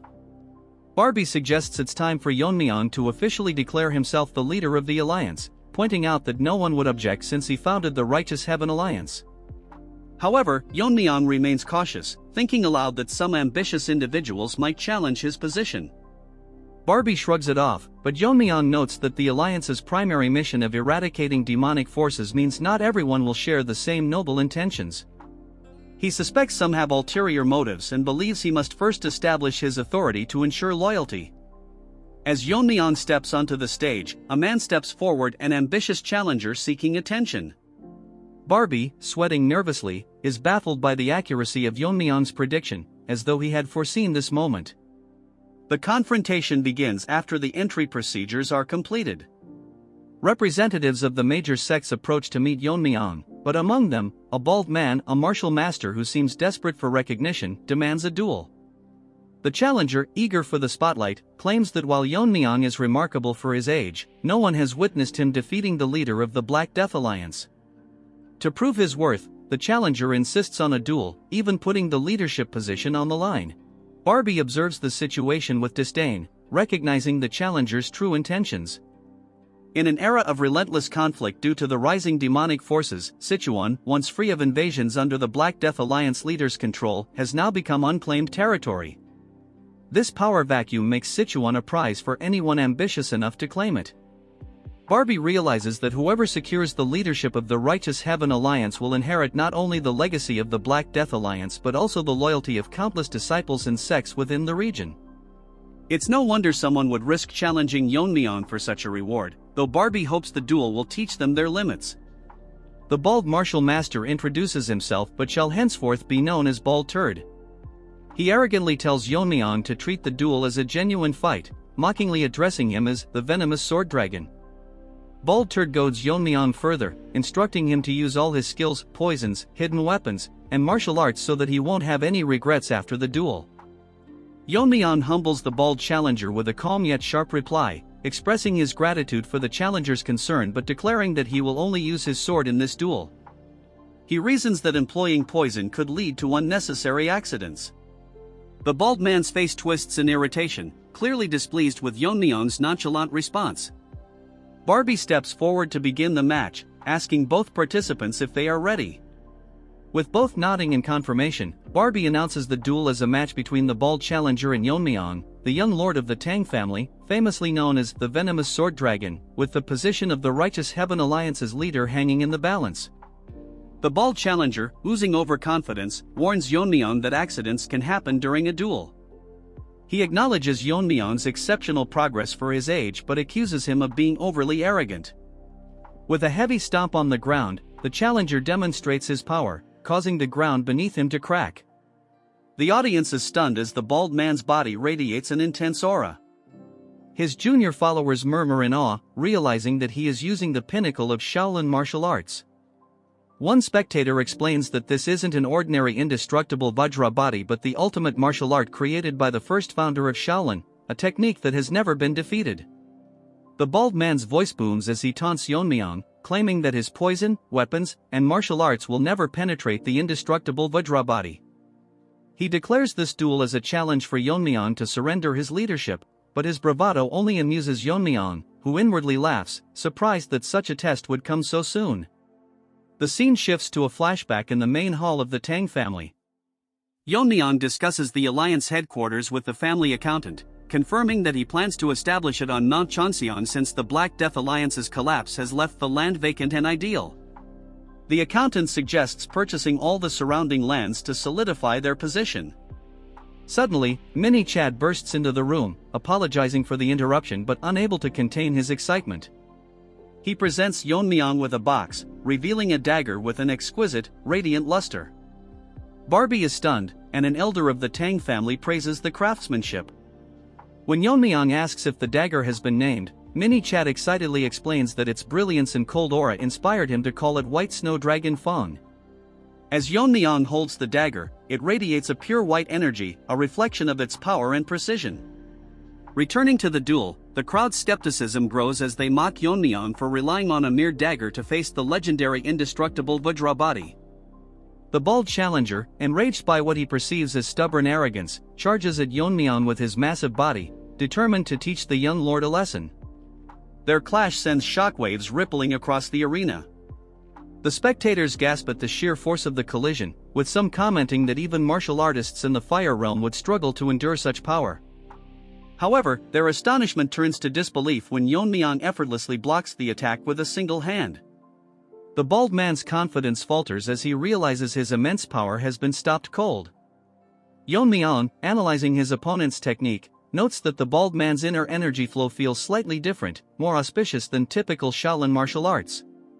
Drawing upon the Tang family's records, Yeon-myeong recalls that to dismantle a sect's martial arts, one must disrupt its foundational principles. Shaolin techniques, rooted in the smooth flow of energy, can be neutralized by breaking that flow. With a calm yet decisive strike from the White Snow Dragon Fong, Yeon-myeong disrupts the bald man's energy, effortlessly deflecting his attack. The bald man stumbles back, his confidence shaken. Yeon-myeong doesn't stop there. He launches a series of precise strikes, each aimed at breaking the bald man's armor and energy flow. The indestructible Vajra body, hailed as unbeatable, begins to crack under the relentless assault. The crowd watches in stunned silence, unable to believe that Yeon-myeong's dagger is overpowering such a legendary technique. Even the bald man himself is left in shock as his defenses crumble. One observer in the crowd, his eyes narrowed in scrutiny, recognizes the elegance in Yeon-myeong's swordsmanship and begins to suspect its origin. Meanwhile, the challenger's resolve is completely broken as he falls to his knees, acknowledging Yeon-myeong's superiority.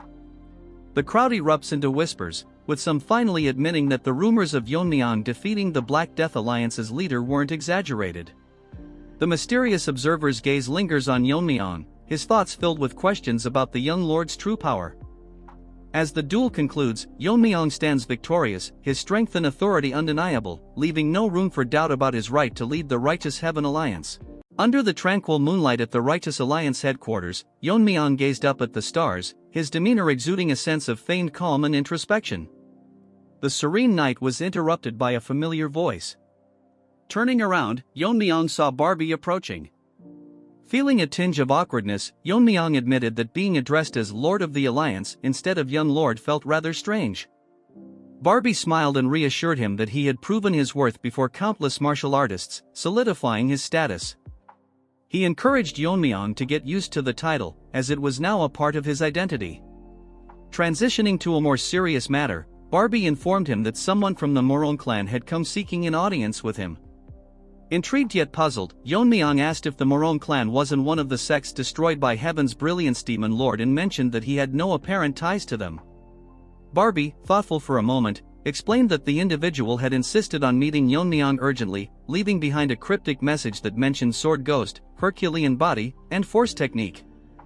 The mention of these terms caused Yeon-myeong's eyes to widen in shock. Without hesitation, he agreed to the meeting, sensing an urgency behind the visitor's request. Later, in the quiet of his room, Yeon-myeong met the visitor, a red-haired man who introduced himself as Morong Hui. Hui's demeanor was both respectful and determined as he explained that he had come to ask a question, even at the risk of offending Yeon-myeong. With careful words, Hui remarked that the swordsmanship Yeon-myeong displayed during his duel bore an uncanny resemblance to the techniques of the sword ghost, a legendary swordsman hailed as the greatest of his time, 2 centuries ago. We questioned how someone from the Tang clan could wield such extraordinary techniques. Yeon-myeong, maintaining a composed expression, countered with his own question: how had Hui recognized the techniques, and how was it possible for him to identify the force technique? Observing Hui closely, Yeon-myeong's sharp eyes discerned something remarkable. Hui's body was far from ordinary. It was clear that no average human could have attempted such cultivation without significant risk. Hui, astonished by Yeon-myeong's insight, confessed that Yeon-myeong's mastery of these techniques confirmed his connection to the sword ghost. Hui then delved into the history of the sword ghost, revealing a truth that left Yeon-myeong stunned. The sword ghost, he explained, was once a member of the Morong clan. Born as the illegitimate son of the clan's leader, he endured years of ridicule and neglect. Yet, despite his hardships, he demonstrated unparalleled talent, mastering all of the clan's sword techniques before turning 20.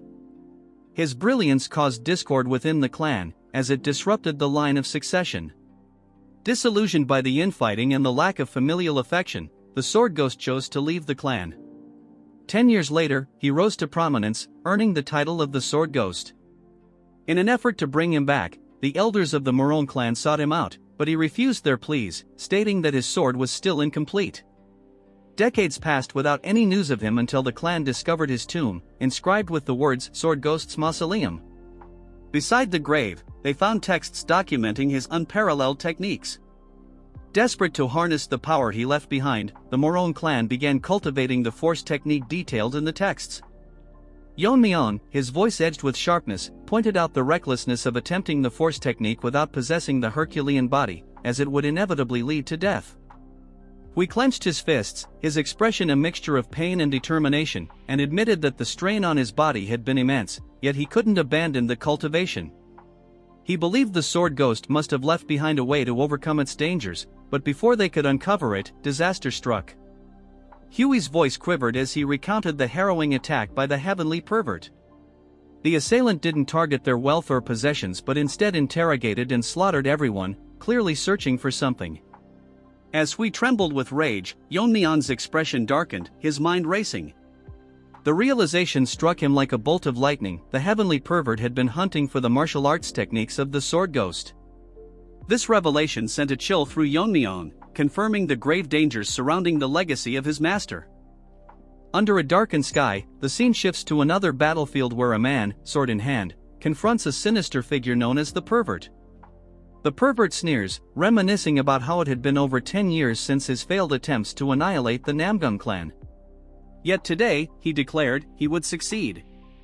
Standing before him, the Sword King, Namgung Jangshan, regarded his adversary with calm confidence. "The defeat you suffered that day must have left a deep wound," he remarked, noting that the pervert was now wielding a sword. The pervert, unbothered, admitted that the loss had taught him the nuances of swordsmanship and that he had acquired extraordinary martial arts techniques along the way. The Sword King sighed, descending gracefully to the ground, and questioned how the pervert expected to face him with merely 10 years of sword training. Smirking, the pervert revealed his intent to test whether the Sword King's martial arts or those of the Sword Ghost were superior. As the Sword King instructed him to attack, waves of immense energy clashed, tearing rifts in the space around them. Meanwhile, at the Righteous Heavenly Alliance headquarters, Yeon-myeong reflected on the revelation that the pervert had stolen the Sword Ghost's martial arts. Yet, he struggled to understand the motive. As the young lord of the demon sect, the pervert would have already mastered the pinnacle of their techniques, the heavenly demon divine art. Why, then, had he abandoned it to pursue the Sword Ghost's methods?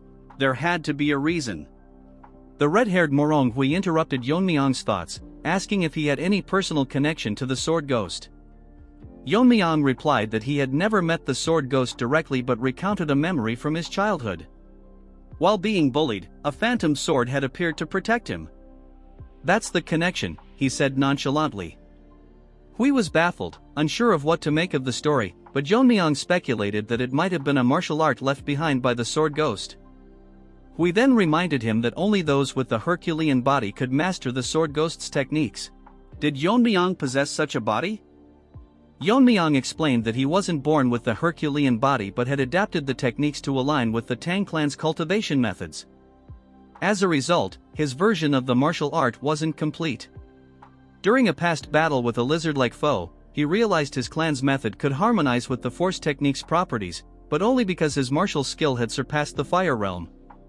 For anyone else, it would be too dangerous to attempt. Hui, standing in disbelief, admitted that he had come seeking a way to overcome the Force technique's limitations. Yeon-myeong advised him to abandon his current cultivation method entirely. Disheartened, Hui struggled to find words.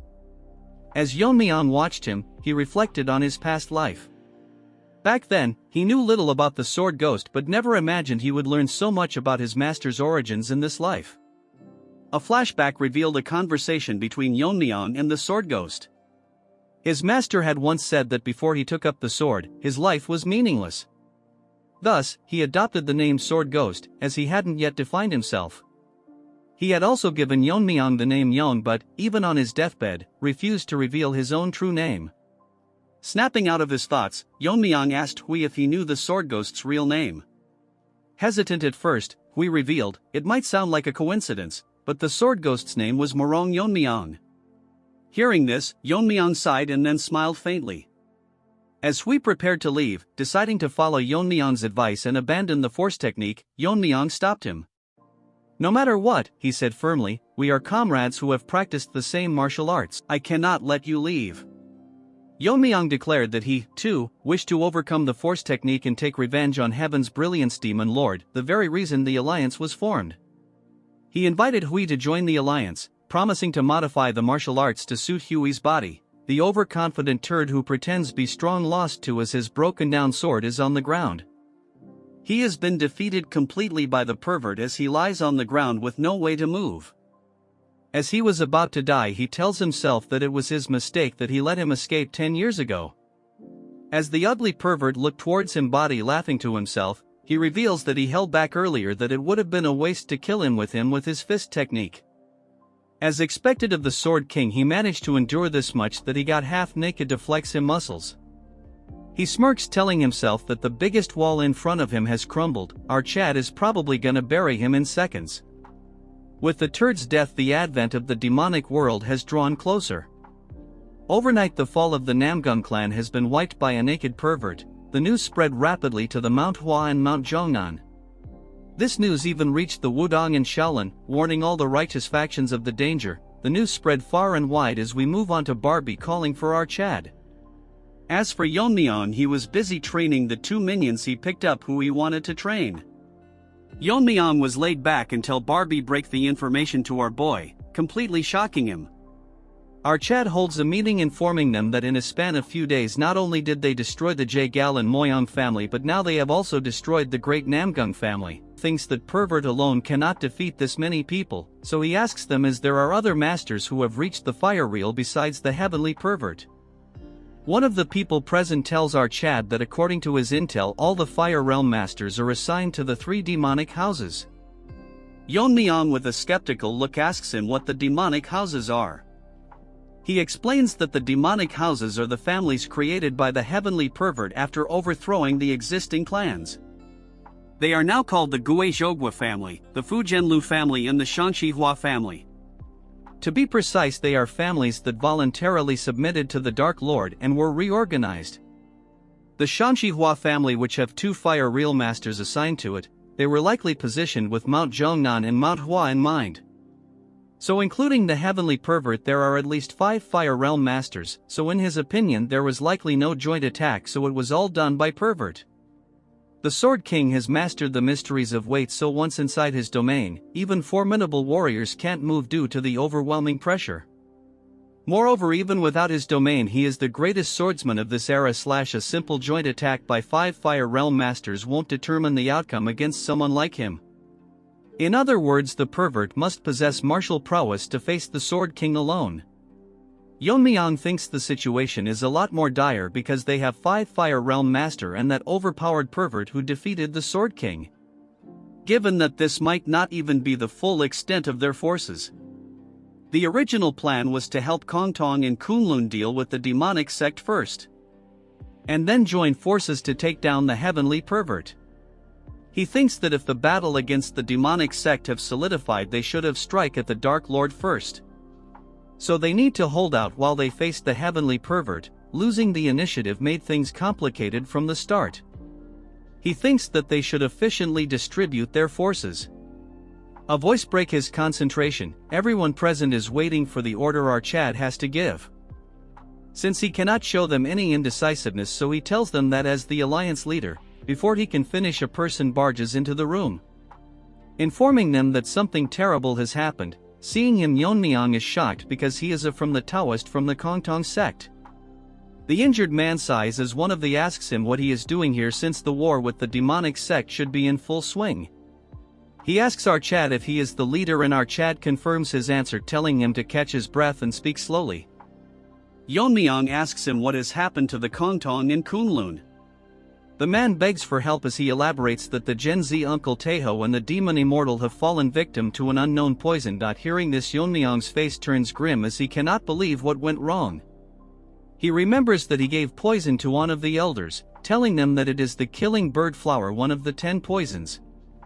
He gave in this case because the demonic sect has masters in the fire realm, so they must be prepared.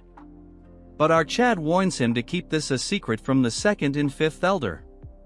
The Sword Elder is confused why he must do that. Yeon-myeong tells him that although they are quiet for now, they are plotting something behind his back. Yeon-myeong knows that he will follow his commands since he made a promise to him, but it's different for the other elders.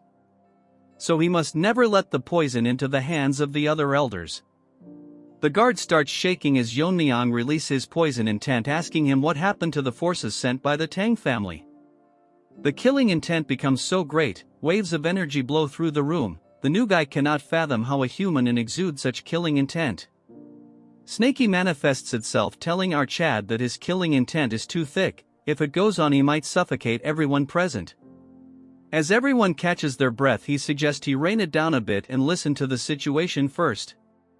He apologizes and asks him to elaborate the situation to him. The man, nervous because of the sudden shift in attitude, starts explaining. Since some mountain with a complicated name is a rugged place for ambushes, the Tang family was assigned to guard the rear. They lost contact with the Tang family and went to check only to find the Tang forces completely wiped out. They suspect it was a sudden attack by someone at the Fire Realm. As Yeon-myeong controls himself, Snaky tells him to keep himself together and listen to the whole story. As our Chad grips his fist, he is still not convinced, so we can just listen to him for now. He asks the messenger how the demon immortal and Taeho got poisoned.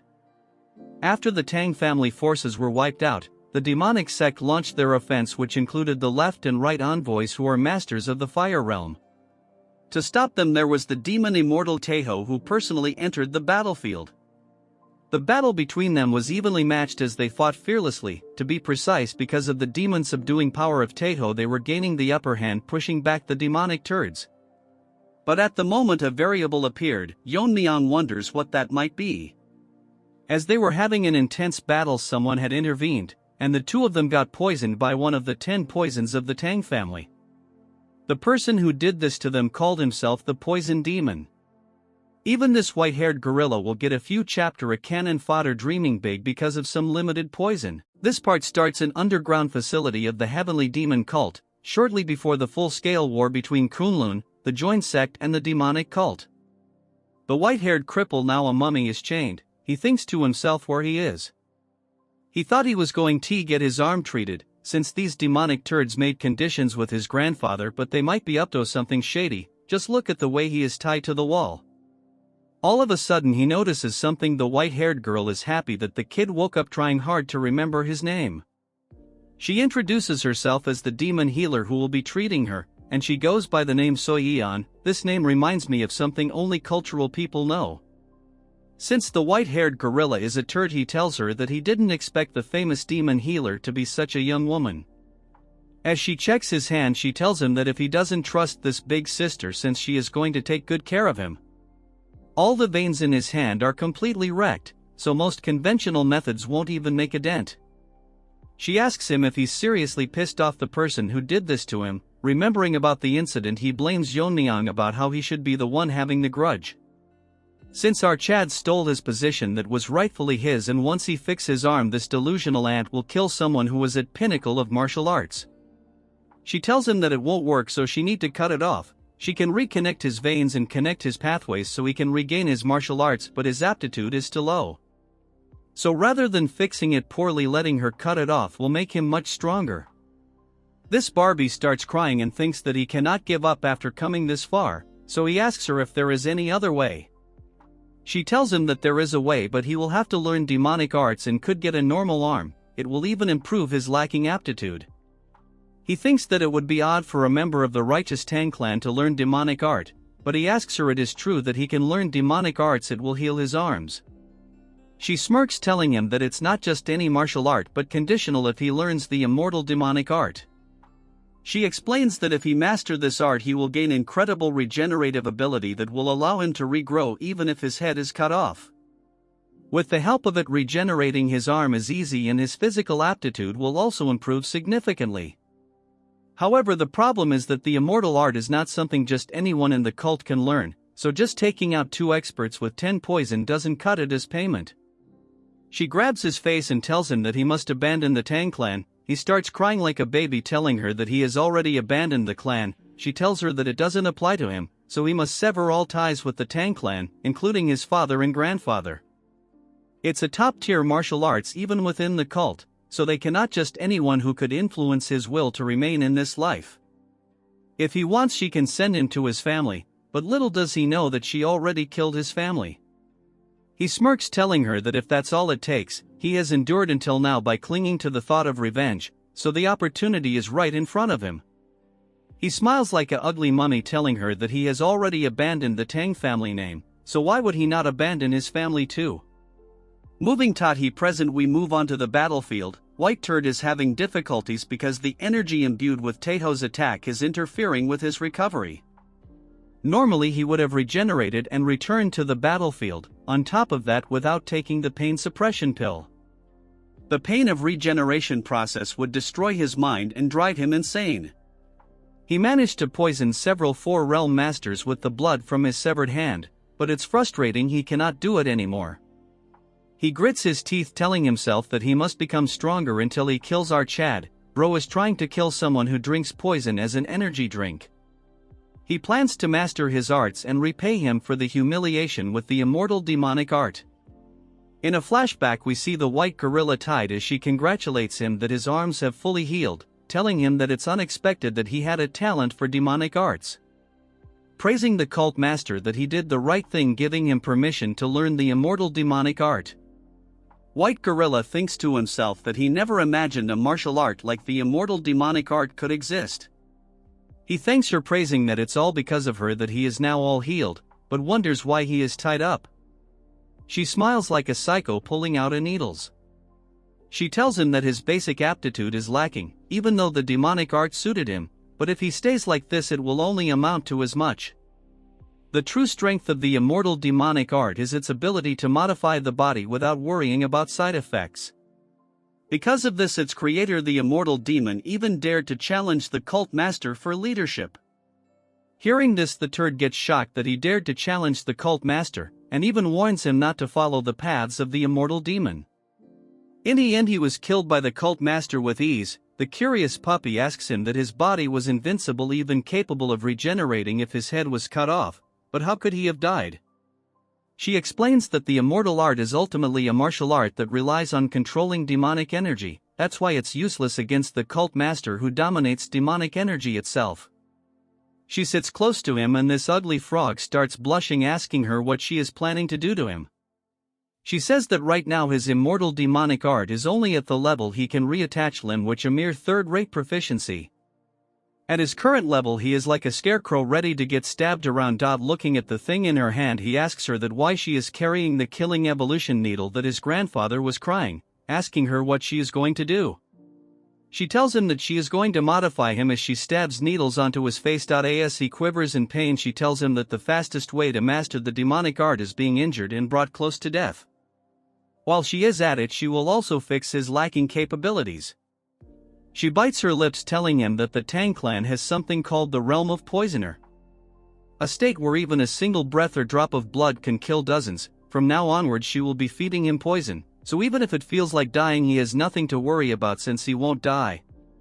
By continuing to be poisoned and regenerating his body can be modified to take on properties similar to poison. So he must repeat this until he becomes an immortal poison master. Moving to the present this deformed gorilla vomits a puddle of blood. What he released is pure venom which has not yet adapted to his body, as he wonders if this is even possible. Every time he vomits blood his insides twist and he can never get used to it. A attendant grabs his attention, as he turns around asking him what it is that he wants. He says that they have managed to capture some of them fleeing who are from the joint sect and Kunlun members. Asking him what to do with him, this ugly mutt tells him that Kunlun and the joint sect are doomed to annihilation anyways, so there is no place back for them even if they are released. He orders him to kill them and leave no hope for those who stands against them. Moving to another scene we see our Fire Realm Masters and a small group carried by Fatty. They are being chased by the demonic cult and if they gets caught they are doomed. Fatso thinks that the Poison Master changed the tide of this battle. The messenger they sent to Sichuan better not be late. That's when he notices someone ahead. The figure disappears instantly, as the other guy asks Fatso why he stopped. As they turn around the guard says he will buy them some time so they should keep running. As Fatso was crying Yeon-myeong greets him telling him that it's been a while since they last met. In a flash without wasting any time out Chad uses sword energy. In an instant he runs through them killing them before anyone could even react. Taeho cries realizing that our Chad has come, stand among the dead body wondering if Fatso is doing alright. After taking a closer look at them, Yeon-myeong comes to the conclusion that both of their conditions are not good. He must take immediate action. Fortunately, besides poisoning, there are no other external injuries, so he can handle it at his level. As time is of the essence, he must start the detoxification right away.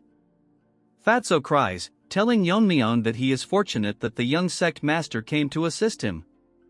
But for that reason, he tells him that he must hold them off until detoxification is complete. Fatso is shocked because the people who are leading them are the Fire Realm Masters of the demonic sect. Looking at them, Yeon-myeong thinks that they must be the Fire Realm Masters of the demonic cult. Yeon-myeong says that he needs half a minute to detoxify them, so they must buy him some time. Hearing this, the old granny tells them that the support from the Tang clan has arrived. She gets ready, telling him that they will not give them any time for detoxification. As they charge, telling Fatso that they will kill them right here now, Fatso cries, telling them to forget about half a minute and just fight with their lives on the line. Yeon-myeong is not dumb as he says that he will leave it to Baldy. A figure flies across the arena with extremely fast speed, causing a huge explosion as he stops both the demonic masters at the same time, planning to hold them off with all his might. Just before Yeon-myeong departed from the Righteous Heaven Alliance headquarters, Yeon-myeong says that he won't be sending forces to Xinjiang. Our Chad confirms his question, stating that dispersing forces ambiguously would instead create a favorable situation for the enemy. Yeon-myeong tells them to think about it for a moment, asking them if he can oppose the Dark Lord with the remaining personnel after sending troops to Xinjiang. The messenger asks them if the joint sect and Kunlun are going to get abandoned. Yeon-myeong says of course not, since losing Kongtong and Kunlun, which have masters of the Fire Realm, would be a significant blow both morally and practically. Therefore, he will go to Xinjiang directly with a special detachment. While he is gone, he entrusts the control of all Righteous Heaven Alliance forces to military commander Barbie. One of them says that if the Alliance leader, who is the pillar of the Alliance, leaves the front line, the members' morale will drop. Another adds that the Alliance leader is their greatest military strength. Yeon-myeong explains that this is the best way to deal with both sides without dispersing their forces. Since two masters are suffering from poison, he should step forward since he can perform detoxification. That's when old Baldy tells him to take him along. Although our Chad's martial powers are unfathomable, they should prepare for sudden attacks during the detoxification process. Moving to the present, the duo is relentlessly attacking the old man, but he fends them off with a move as he sends both of them flying. They experience the Shaolin's secret technique, the Vajra indestructible body. Granny thinks that it is indeed a great master who has earned his reputation. There's no way they can break through that in just half a minute.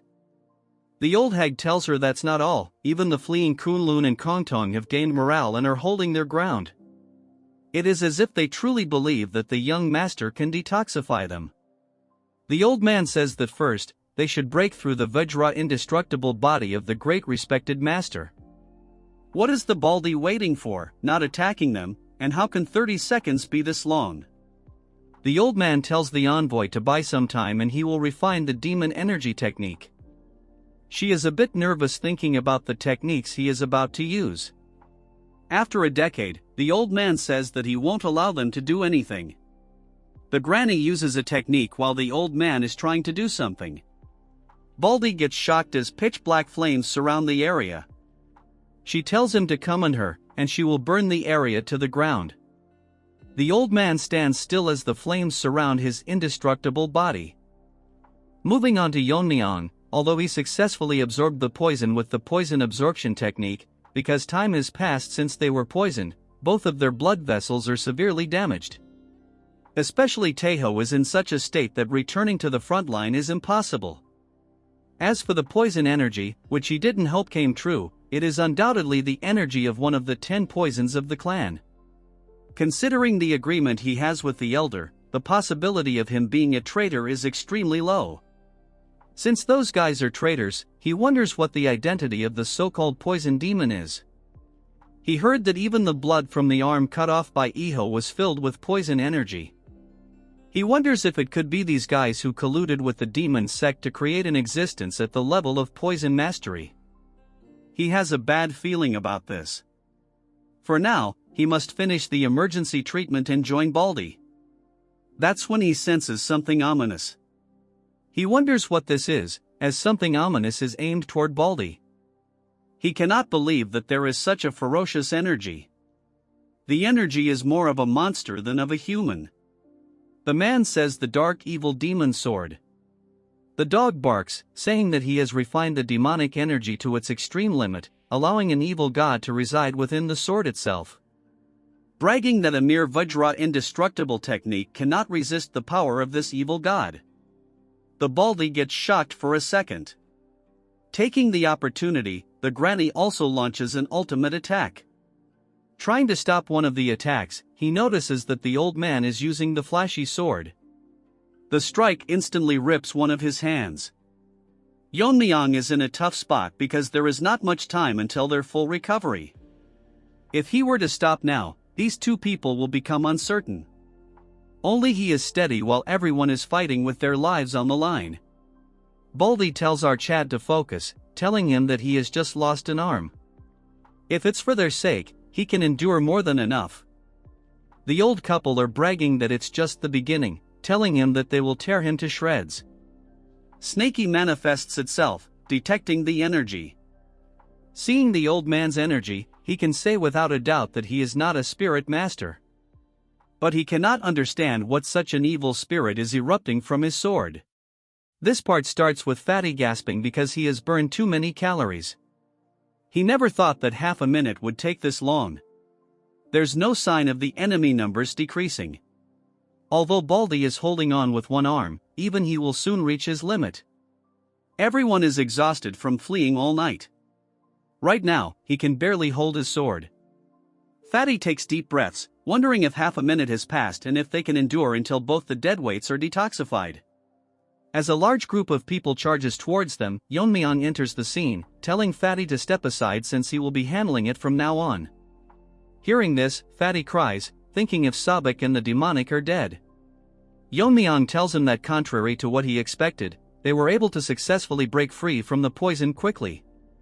Yeon-myeong takes out his dagger and says that it's all thanks to everyone who risked their lives to hold out until now. So now, he will quickly put an end to this.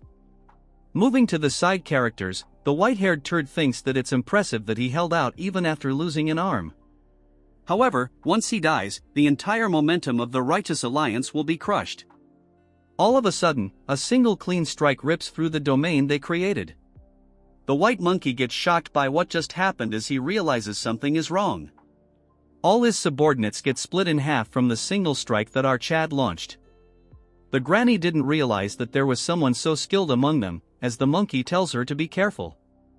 Everyone present is shocked as Yeon-myeong apologizes and asks him if he arrived too late. As for the old couple, they are in disbelief.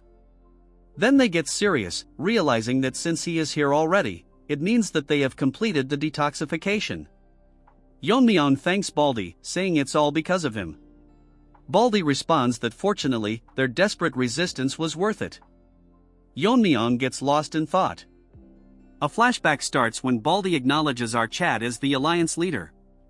He wants to make amends for his shameful words and actions by exterminating the demon path within the Righteous Heaven Alliance. Yeon-myeong thinks that he is a person without flaws in both character and ability. But it's unfortunate that he lost an arm here even before the fierce battle with the Dark Lord. The energy he can sense from them doesn't match Baldy's internal energy. If that's the case, they must have something that can neutralize Shaolin's Buddhist secret techniques. Our Chad gets angry because he thinks that he might have judged too quickly by only looking at their energy. He had promised himself not to make such misjudgments again.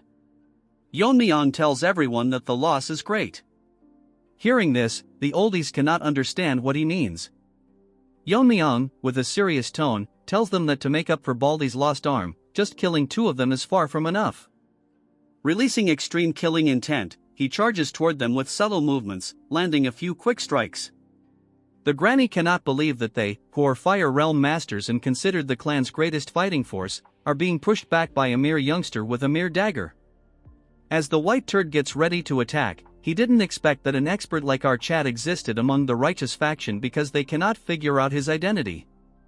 As for our boy, he is not giving them even a second to breathe. If they lose concentration for a second, they will die. Yeon-myeong launches a basic powerful strike that splits their flow of attack. The ugly granny realizes that they must admit that ordinary techniques are meaningless against our Chad, so they will have to fight using their absolute techniques. The granny shouts, asking our Chad if his momentum still remains after stopping this. Her hands glow red as she uses the ultimate technique, the Demon Fire Great Sun. Monkey asks her if she intends to blow the entire place up. Yeon-myeong analyzes the strike, telling himself that if something like this strikes down, the entire area will become a wasteland. Yeon-myeong, not giving her any time, uses a sword technique as internal energy wraps around his dagger. Using the piercing technique, she turns into dust before she could even complete all the dumb dances she was doing mid-air. The white monkey opens his mouth in disbelief. As for the granny, she is done for. The shocked monkey thinks who exactly he is and if there is someone like him, a 1 in 1,000 years genius comparable to the small sect leader. These dumbos just compared that pervert to our Chad, which is disappointing, but that's for another time. Yeon-myeong tells him that although there's no need to explain to those who are about to die, he will specially tell him. Our Chad introduces himself as the young lord of the Sichuan Tang sect and the alliance leader of the Righteous Heaven Alliance. Hearing this, he realizes that he faced the alliance leader, the venomous sword dragon. Before he could finish thinking, he gets split in half, and here comes the end of the old couple with too much screen time. Yeon-myeong moves on to Baldy, asking him how his arm is. He tells him that it's fine and he stopped the bleeding, but that's not important. He says that breaking the demon sect's power by defeating both the left and right commanders makes him feel the loss of one arm worth it. Yeon-myeong tells him that he should have been more careful when dealing with the situation. He tells our Chad to not blame himself too much, preserving the lives of two masters was more important. As he reconstructs an arm with true chi, he says that even though he has lost an arm, until they finish the demonic path, his spirit will not falter. Yeon-myeong tells him that his confidence reassures him. He thinks to himself that even though they call them the fallen righteous sect, they're fortunate to have someone like Master Baldy. However, the problem is that the ominous energy hasn't subsided since earlier. Usually, when life ends, its energy dissipates. Yeon-myeong agrees, telling him that even though they're dead, their killing intent seems to remain. He tells our boy that they should eliminate the energy before they leave. Yeon-myeong asks him how this is possible. He says that Shaolin's Buddhist secret techniques have the power to purify impurities, so they can easily eliminate ordinary demon energy. He goes down, getting ready to purify it and return. Snakey nervously manifests himself, telling him to stop the old man before he touches the energy. The energy is coming from the sword, not the corpse. As Baldy comes in contact with the sword, huge waves of demonic energy release from it, temporarily paralyzing him. But Yeon-myeong grabs his shoulder and pulls him back. Our Chad asks him if he is doing fine, and he responds that it's all thanks to Yeon-myeong. Our boy senses something and looks at the corpse, seeing that he's struck with all his energy force, but it won't disappear. Baldy explains that the moment he brought his Buddhist energy to the sword, that demon-arousing energy devoured the true energy instead. A strong vengeful spirit, it's the Buddha-killing energy.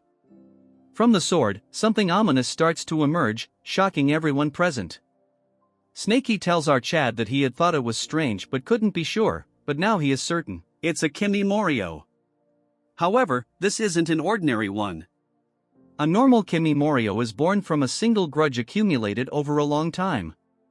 This one was created by binding hundreds or thousands of grudges and sealing them into the sword. In other words, it's an artificially created Kimimoryo. Except for our Chad and the Tang clan ancestor, shaman practitioners handle Kimimoryos as familiar spirits. Even though shaman practitioners were forbidden from forcefully creating Kimimoryos. However, occasionally there were those who broke the taboo and created Kimimoryos by binding grudges. So what he means is that someone in the demon sect is continuing the shaman practitioner's lineage. Moreover, it is someone who breaks taboos and uses any means necessary that are against heaven. This concludes this part. Make sure to like and subscribe for another part. This part starts with the crawling ninja turtle coming face to face with our Chad. This ugly turd starts making weird noise and in an instant it closes the distance, attacking our Chad with its claws slightly grazing him. Yeon-myeong grabs onto the dagger, landing multiple simple strikes at it from all sides. Our Chad expected the outcome already as he cannot feel it being cut. He thinks that it might be because it's made from grudges. The weird thing about this ugly turtle is that it ignores the physical attack it receives, yet its own physical attack works. Snakey manifests itself, telling our Chad that it's natural that his attacks don't work. After all, every evil spirits are essentially a though form, so he suggests our Chad that he should leave this ninja turtle to him. Our Chad asks his Pokemon if he has a way. Hearing this, he gets overconfident. Releasing fog, he tells our Chad that he seems to have forgotten since he is using Snakey as a poison energy supplement.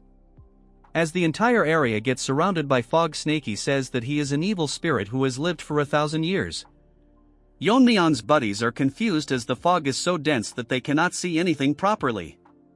The ugly ninja turtle cannot understand anything since it's stupid like all of us. Yeon-myeong tells Snakey to finish it quickly since many eyes are watching them. As for him, he gets out of our Chad's body. This time he is in his real form, telling our Chad that he understood what he meant. Snakey is so large that in front of him the ugly ninja turtle is an ant. Snakey tells this turtle that for a newly born creature its level is impressive, but he is no match for our Snakey who has accumulated power for over 1,000 years. So this ninja will also become nourishment for Snakey's power. Without wasting any time, our Pokemon devours the spirit in a single bite. Afterwards the fog faded away as Snakey munches on his meal. As for Baldy, he asks Yeon-myeong if he is doing alright. Our Chad is nervous, telling him he is fine. As for Snakey, he is still digesting the turd he consumed. Fatty praises our Chad, telling him that the fog just now was our Chad's energy technique. Our nervous Chad tells him that it's similar to an energy technique, which he thinks he should be vague about this. Baldy tells him that he cannot understand what the demon turds created, and he has never seen such a horrifying entity in his life. Yeon-myeong tells him that this might not be all of it, so he requests him to take all of them and return to the Alliance headquarters. Hearing this, Baldy and Fatso get shocked, unable to comprehend what is happening. Baldy asks our Chad if he planning to go to the demon sect's headquarters alone.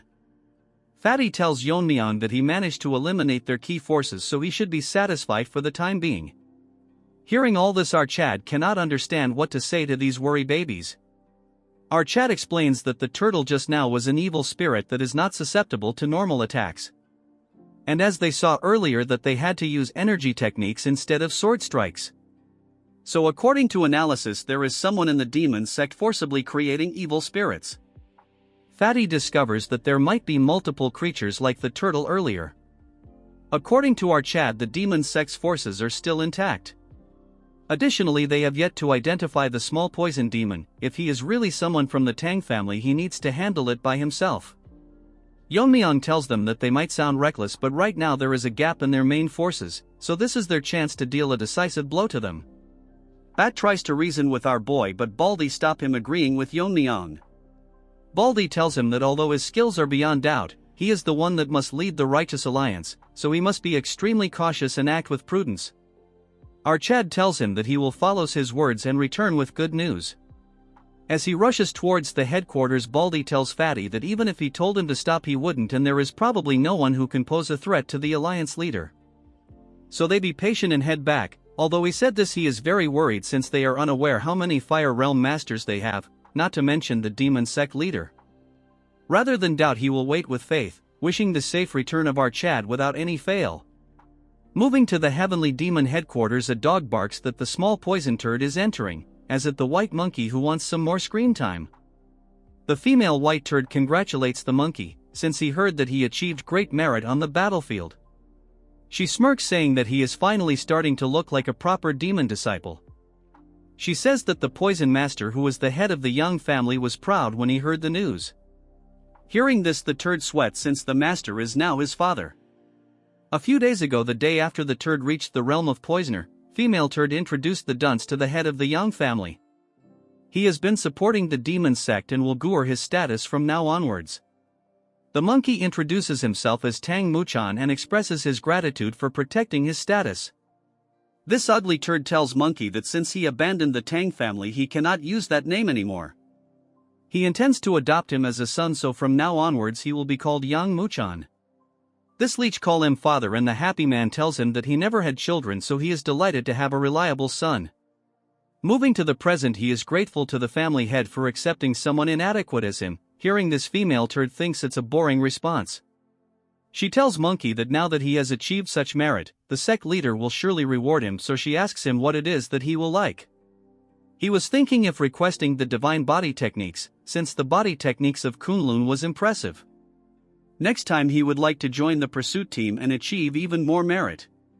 She thinks that it's a good idea, but suggests him to not learn something so boring, since they are so common in their library that he would trip over them. She shocks him by telling him that he should learn something like the original Revere Blood Demon technique. He has heard about this before, since it was what the Heavenly Perverts forces used when they invaded the Tang family in the past.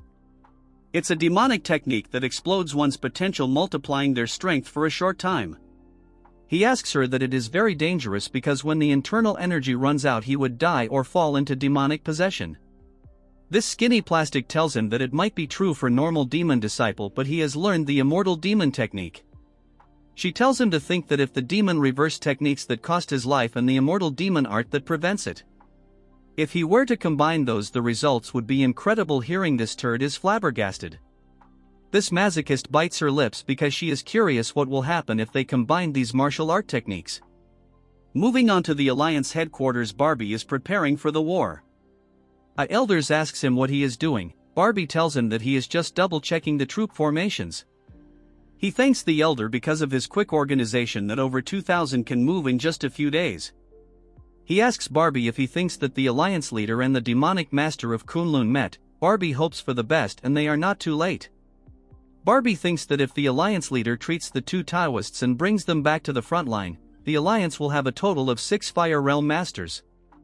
Barbie thinks that the Heavenly Pervert has 5 Fire Realm Masters, so if they maintain their forces the pressure will be greatly reduced. Until our Chad join the Alliance, they should just keep the Heavenly Pervert in check while preserving their strength. However, he didn't know that not only would a considerable amount of time pass before reuniting with our Chad, but he would return after doing something earth-shattering, at the Demon Sect's headquarters, exceeding all expectations. This part starts at the Heavenly Demon headquarters. Inside, the White Monkey is getting praised by the White Turd. He tells Monkey that he has made great contributions by cooperating with the left and rigged envoys. Because of his help, their advance into the Central Plains has come one step closer. Sitting on a shari exuding pure demonic energy, this white-haired turd tells him that for such great service he will be rewarded accordingly. So he asks him what it is that he desires. The monkey is having a breakdown because this is his first private audience with the sect leader, and he is different from what he expected. He is sweating like crazy because the pressure of his demonic aura, even unconsciously released, is overwhelming. With a stuttering voice he tells him that he wants the true version of the reverse blood demon technique. Hearing this, the turd is taken aback. He reports if he wants the true version of the reverse blood demon technique. After thinking for a while, he sleeps on his bed, telling him that it can't be a coincidence that you, possessing the immortal demon technique, are seeking the reverse blood demon technique. So the female turd must have told him that with an immortal body he might be able to ignore the backlash of the technique. The old hag smirks, telling him that curiosity and mischievousness are the charm of the female turd. Getting straight to the point, he tells him that there is no such thing as the true version of the reverse blood technique. Hearing this, White Monkey's world falls apart. The leader begins to elaborate, telling him that from the start, it's a technique that uses some acupoints to circulate demonic energy and explode one's latent power.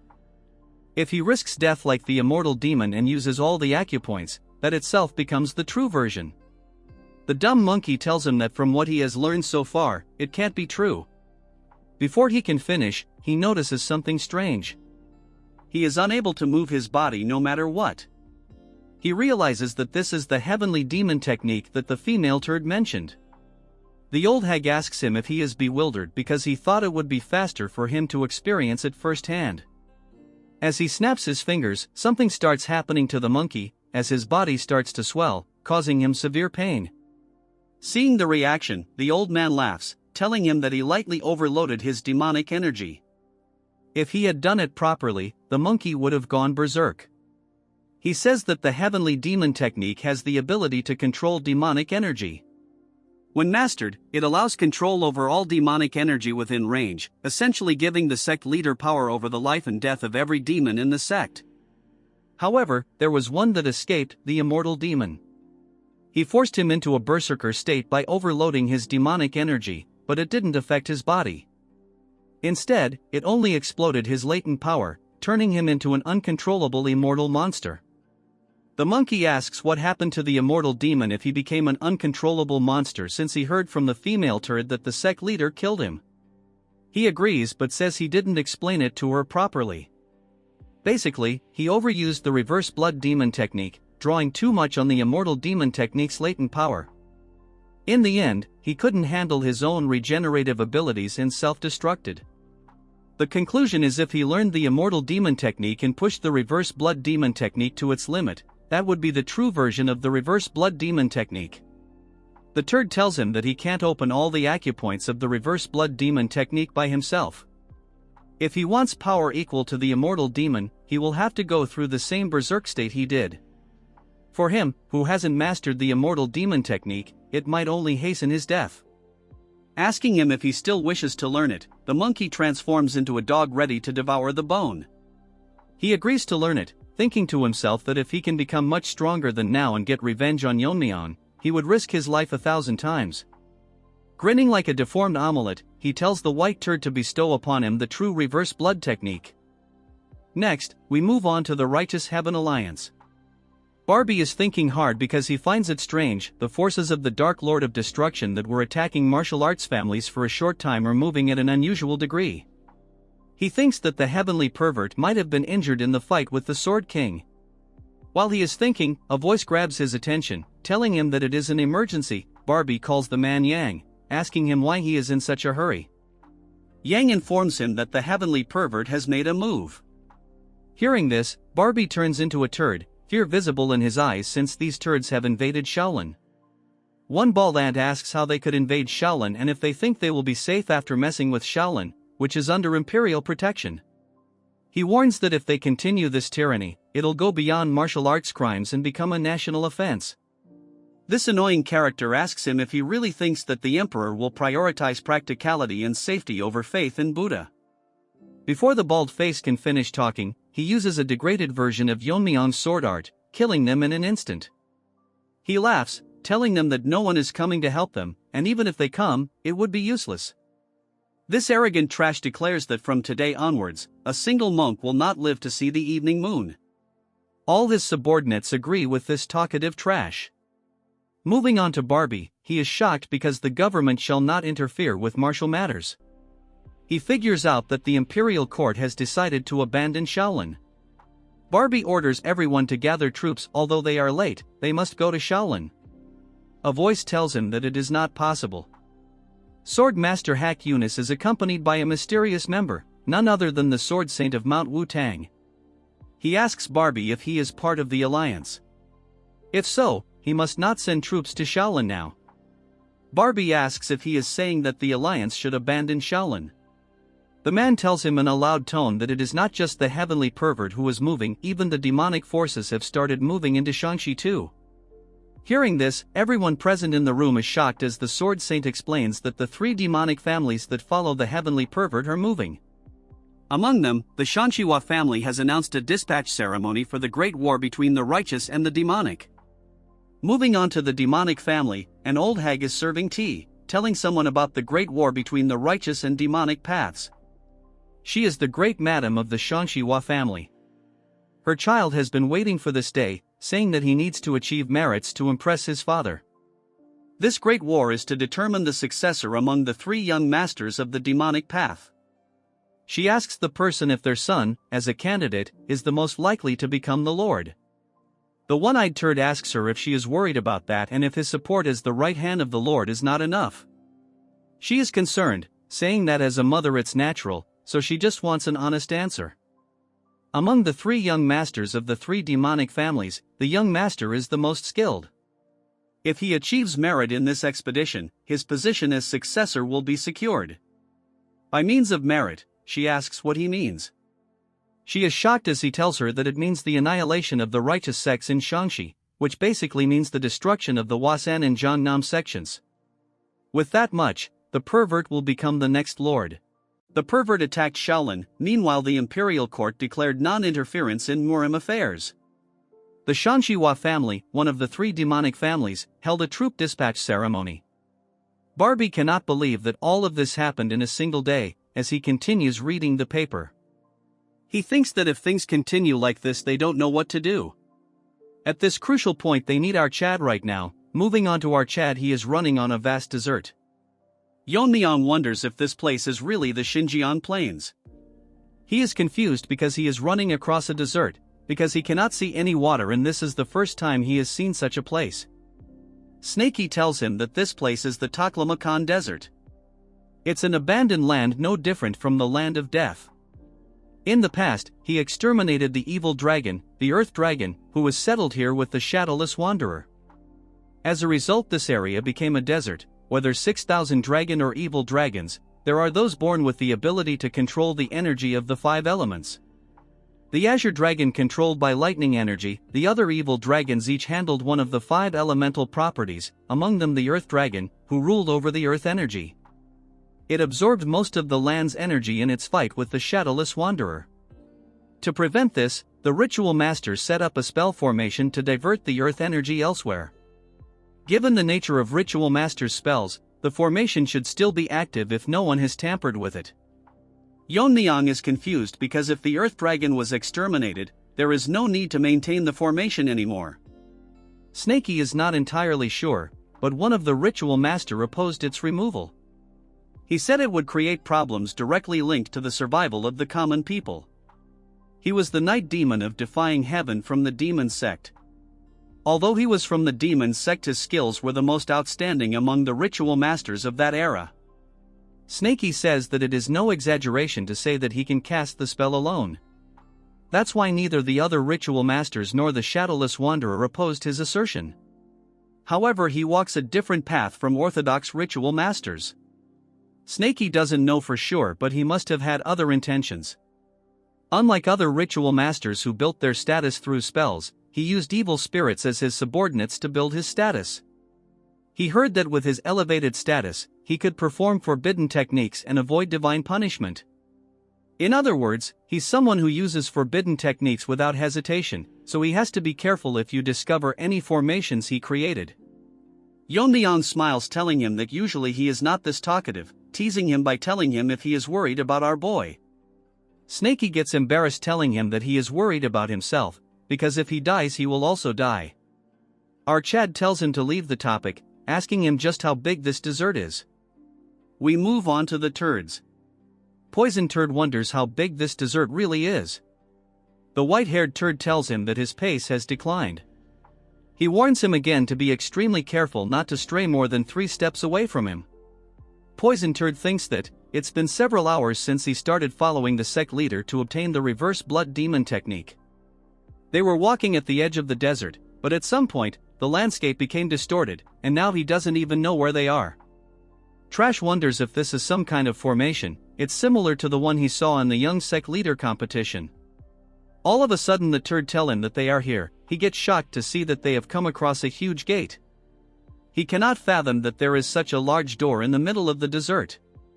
The leader tells him that it's too soon to be surprised. He pulls out a talisman marking the door, flames engulf the door and it's open. From inside, extreme pressure releases, causing the ant to get squashed. He gets surprised to see that beyond the door the space is completely different. Moreover, when he was studying poisons at the Tang family, he saw most common plants.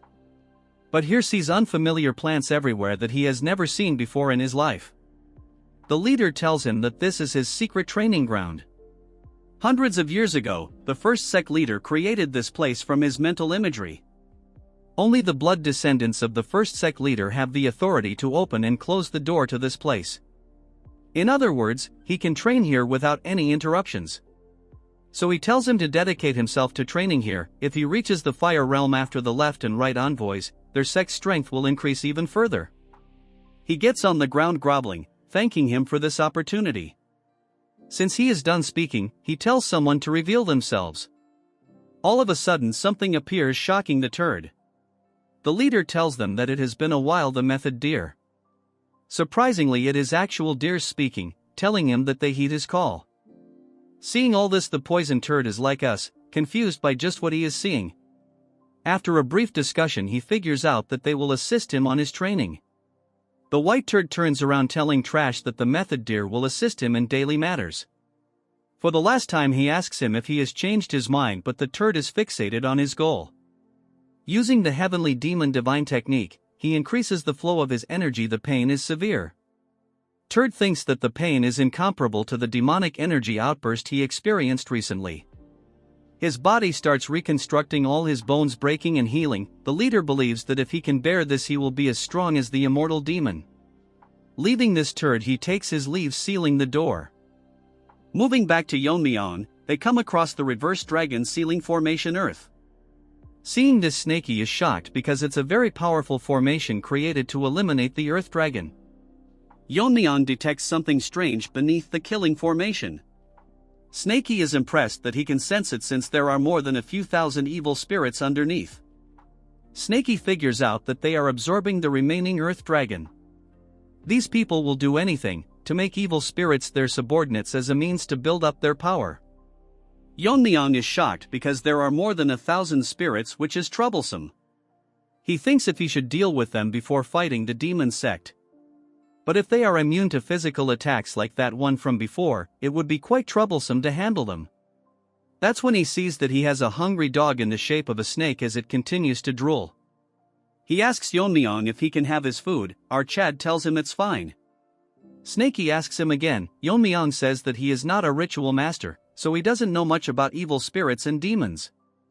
He is more suitable to deal with them, and at his level, it shouldn't be difficult. Snakey understands, but he didn't expect that Chad would agree so easily. Yeon-myeong tells him that it's settled. His energy and body are already strained from traveling across this vast desert. He needs a day to rest before clashing with the demon sect. So he will allow his to manifest, but tells him to finish it as soon as possible. Snakey instantly transforms, turning into a huge beast. Before leaving, he gives him an advice: if he heads north towards the desert's border, he will find a village. Chad remains quiet as Snakey plunges into the formation. Inside there is a net made of talismans. That when Snakey notices a powerful energy coming his way. He figures out that this is not the master but the energy of a hungry spirit. The spirit notices that there is an intruder. The guardian of this formation is the four-eyed divine hound. This concludes the video. Make sure to like and subscribe for another part. As Snakey dives deep into the formation, he thinks it is peculiar that there is such a place hidden beneath the desert. He figures out that the Earth's energy has been trapped within a formation all the time. That's when Snakey notices a pit. Taking a closer look, he senses enormous energy, so this pit is where all the evil spirits are sealed. He thinks that if he can absorb these, his caliber would increase greatly. That's when he gets shocked, realizing that something dangerous is coming his way. In a flash, something large break out of the pit, telling Snakey how dare he set foot in this place. This four-eyed rat doesn't know how he discovered this place, but any intruders will be eliminated. As this ugly dog howl trying to intimate the giant monster, Snakey looks at the trash and realizes that this trashy dog possesses top-tier caliber. Multi-eyed rat looks at Snakey and say that he looks familiar. He asks Snakey that he is probably one of the subordinates of the invincible guest. Hearing this, Snakey asks if he is aware of him. Trash tells him that he saw Snakey with the invisible guest when he was active. He had, though, that Snakey died with him. This turd dug his own grave as he tells Snakey what his purpose for coming here, calling him a mere tool. Hearing this, Snakey is having a hard time controlling his anger that he called him a tool. He instantly wraps around this rabid dog, increasing his size, telling him that a mere gatekeeper for a small fry has the guts to call him a tool. As Snakey becomes as big as him, a fierce fight begins. Keep in mind that Snakey in his prime form can one-shot that lizard from earlier parts. The scene shift to the northeast side of desert where a small town is located. Followed Snakey's instructions and discovered this place. But it is very surprising that there is a village like this near such a desert. Fortunately, he found a modest place to rest. He wonders how Snakey is doing since he is currently doing the cleanup, but the clash with the evil spirit will start again. Chad cannot rely on him all alone, since the essence of evil spirits is resentments imbued with grudges. If he can imbue his swords with an intent stronger than that of resentment, he can cut them down. Chad gets stunned when a busybody breaks his concentration, telling Chad that he has brought his meal. Yeon-myeong tell him that he has told him multiple times not to disturb him during meditation. The old hag apologizes, telling him that he forgot. Since he is an old man, Chad lets it go, telling to drop it by the door. As this old turd was about to leave, he asks Chad if he needs a girl for night service. Then he realizes that he is blabbering too much as Chad made a face as if he would chew him alive. When Chad first arrived here, he politely asked for a place to stay, but they seem to have mistaken him for a young master or some demonic family. Then these dumb people started bowing their heads, crawling on the ground, and then they started watching his every move.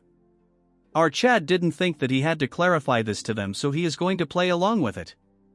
But there is something wrong because they are trying to provide him excessive hospitality.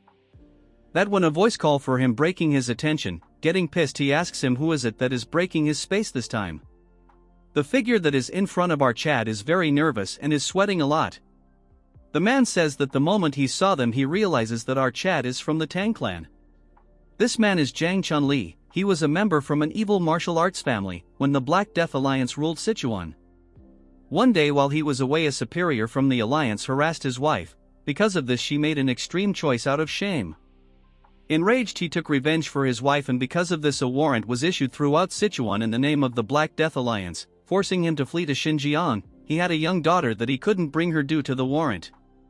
He asks our Chad if the warrant has been lifted. That's why he came here, to ask him about the current situation, so that he can go get his daughter.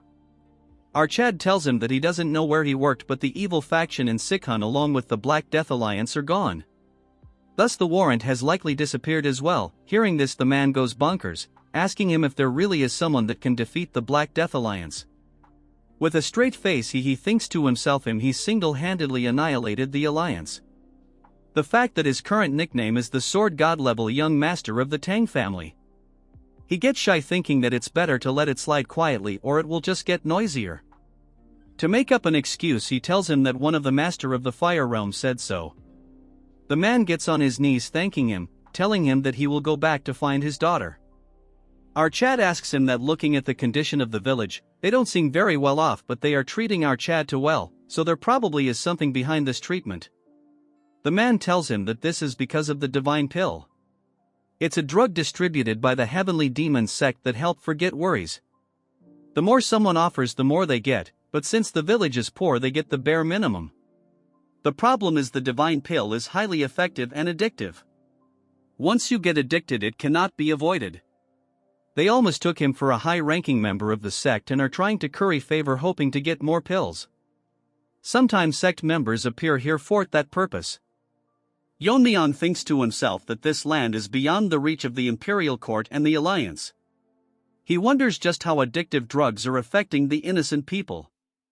Before he could finish his thought, a sound breaks the flow. Someone is ringing the bell vigorously. It's the village emergency bell, which usually means bandits are coming. The old hag barges into the room, asking if our Chad is inside. She asks him if he heard the village bell, explaining that about 50 bandits are heading toward the village. Then he turns to another man in the room, questioning what he's doing there. Yeon-myeong intervenes, telling her that he called the man over.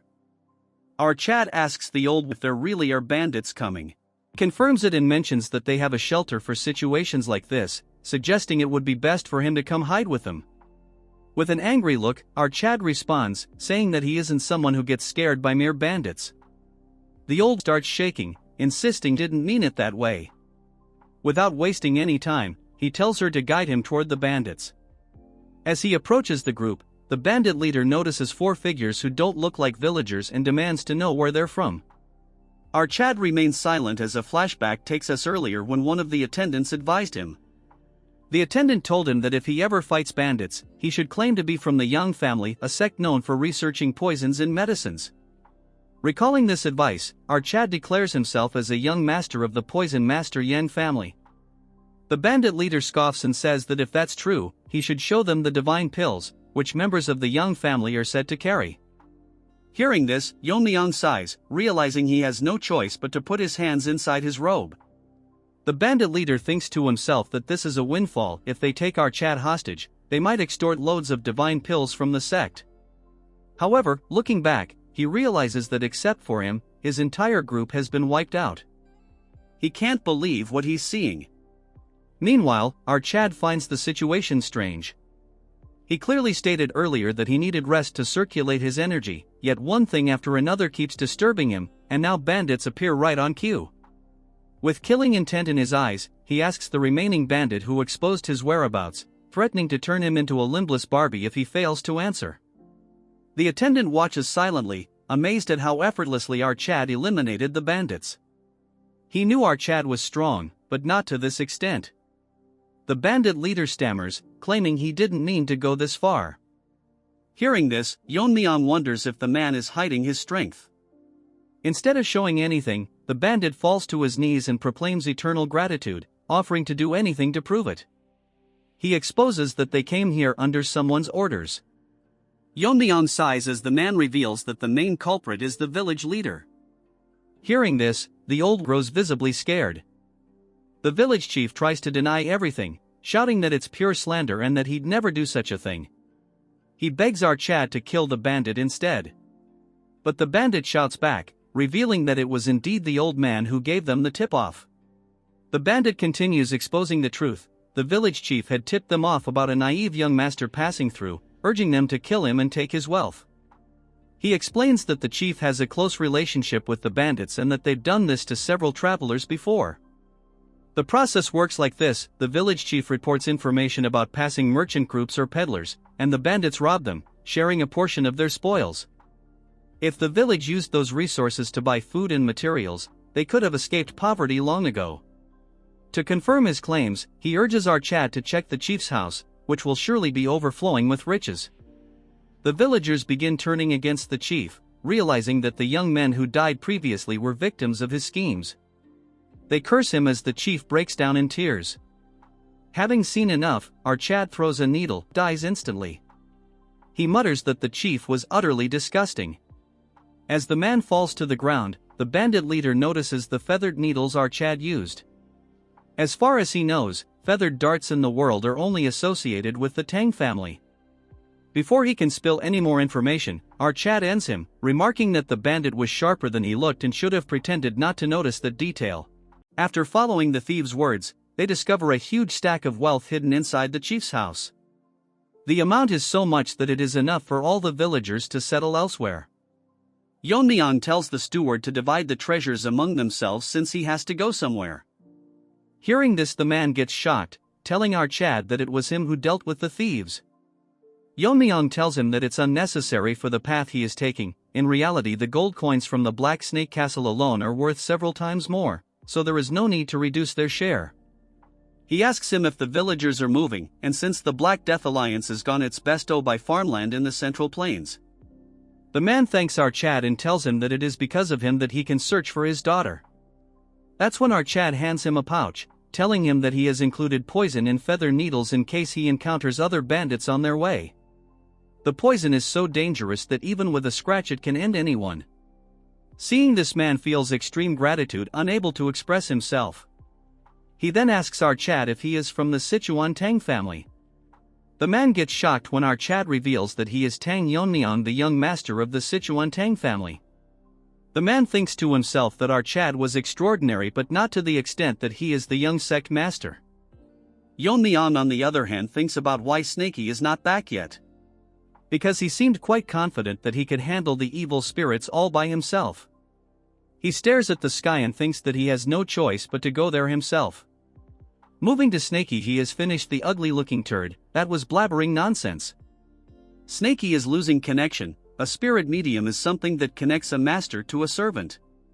Like souls connect, this allows for telepathic connection.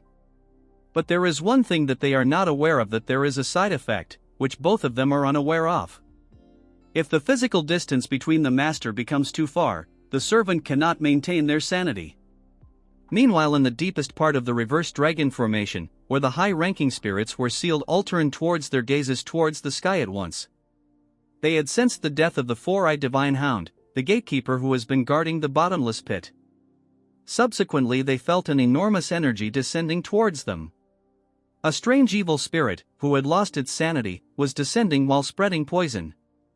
The lower rank ants were annihilated just by touching the poison mist Snakey was emitting.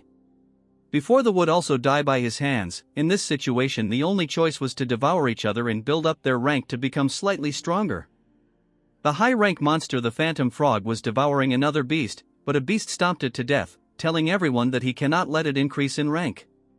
It wonders to itself that the four-eyed puppy died easily, wondering just how powerful the snake is.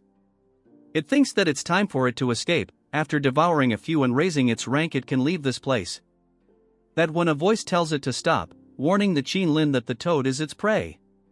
And if he were to put down that toad quietly and step back, he would grant him a peaceful death. The Qinlin tries to fight back, but a voice breaks their momentum. From the pits of the cave a huge being emerged, shocking both the high-ranking spirits. It is the highest-rank evil spirit, the bullet pearl fish. The tiger directly felt the difference in their rank. It cannot believe that such a being was sealed at the bottom of the bottomless pit. This monster was born from the terror of the unfathomable deep sea. Just like its origins, it achieved an impossible rank. Despite being barely captured by many water manipulation monster and talismans inscribed with spell, they couldn't leave him, and the reverse dragon formation master sealed him in the deepest part of the bottomless pit, placing a spell that would prevent him from escaping as long as Four-Eyed Divine Hound lived. The whale thinks that its time has come and he will devour all human, especially the ones that sealed him. All of them, including Snaky, felt an overwhelming pressure that is hard to forego. Its roar was so loud that it ripped through the hole, creating a breakage. The roar caused a gap in the bottomless pit, and now they can see the sky. The tiger thinks that if they can just get past Snaky and the giant, they will see the light. The Qinlin tells the tiger to look around. The whale swept through all the low-ranked spirits. Their resentment are still lingering around the place. If they can absorb all this, they can considerably increase their rank. So instead of fighting, they should team up and escape this place first. Moving to the whale, it thinks that something of considerable rank is approaching it. The whale thinks that after devouring our Snaky, he can escape this place. But as they were about to face each other, a huge rift occurred, ripping the formation in half. The stronger beings stopped getting scared, while the lower-level spirits continued their battle royal. The whale cannot believe that the reverse dragon formation got destroyed. The formation was strong enough to hold back dragon. Yet it was destroyed, so he thinks that its creator might still be alive. It starts shaking until it saw the figure. Unlike what it had thought, the being that split through the formation was the venomous poison dragon, the young master of the Tang family. With a cold gaze, he asks Snaky why he is not done yet. This part starts with Yeon-myeong flying in sky, coming face to face with our Chad. The whale is nervous because he has figured out that our Chad is not from the reverse heaven sect, but he is using magic. That's when he notices the huge crack in the formation. Moreover, the spell is not restoring and the sky is still open. The large turd thinks that there is no need to go through the trouble of breaking through the ceiling. He thinks that if he can have our Chad, he can escape this place easily. Moving on to Yeon-myeong, he is tensed because Snaky has gone mad. But he doesn't have time, so he uses his energy to pull Snaky from the battlefield. He grabs his pet and tells him that at least he is not injured and always causes trouble for our Chad. This flying fish is so dumb that he calls for our Chad. Seeing it talk, Yeon-myeong is astonished. Without saying anything, he tells our Chad to split the formation wider since it's too narrow for him to get out. Yeon-myeong looks at the sky and asks him if he is talking about the crack. This turd tells our boy to split it more, and if he does so, the might trash will not care what he does here.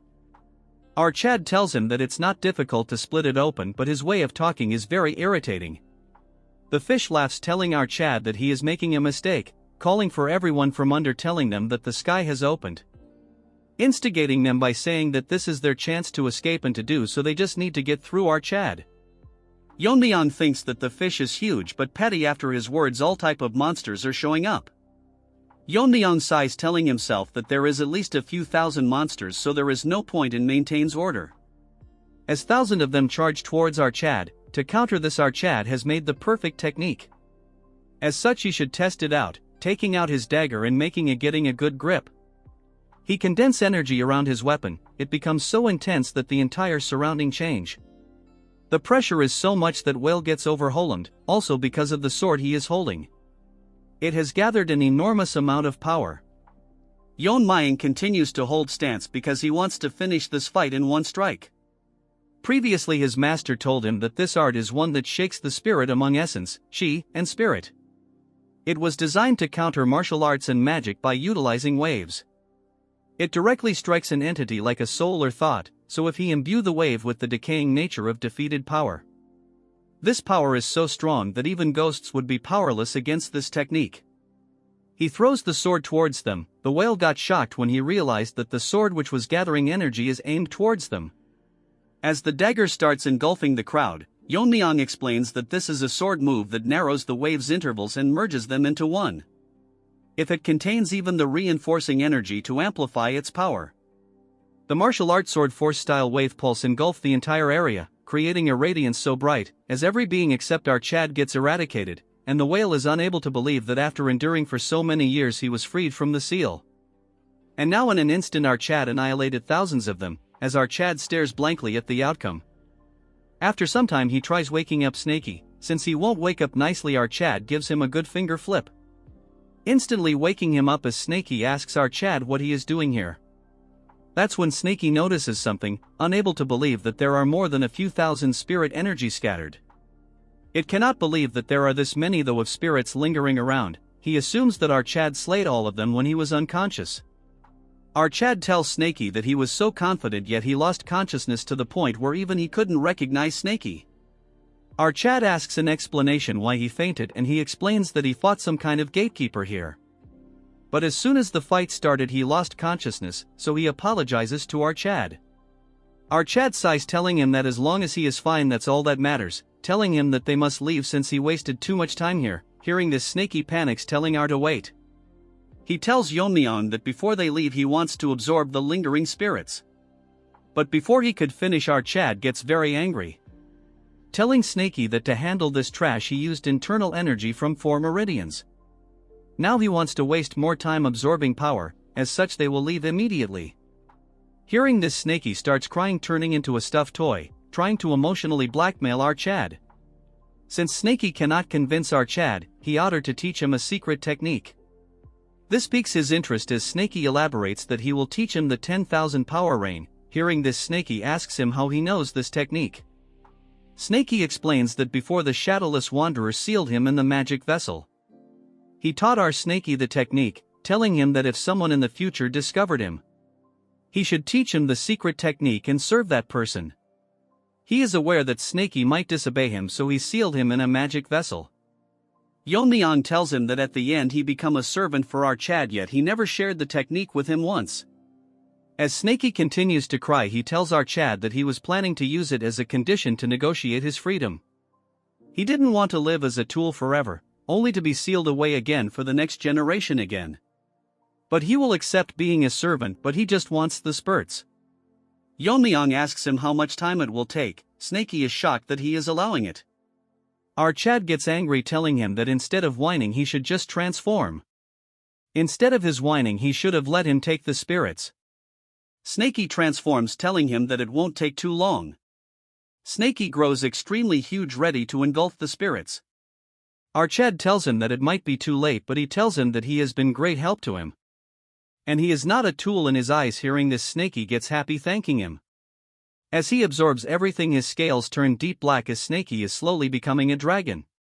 He tells our Chad that he has absorbed everything as there is no reason to stay here longer. Our boy asks him that since his scales have changed he would need to call him by another name. Snaky says it does not matter since his horns are still the same. Afterwards he thanks our Chad, telling him that he is forever grateful. In the past, Snaky was an evil spirit named Siang Willow that stole people's intelligence and spreading poison in the soil. The captured guest who captured him wanted to create poison with the sorcerers. It was not some ordinary poisons but evil spirits containing poisons.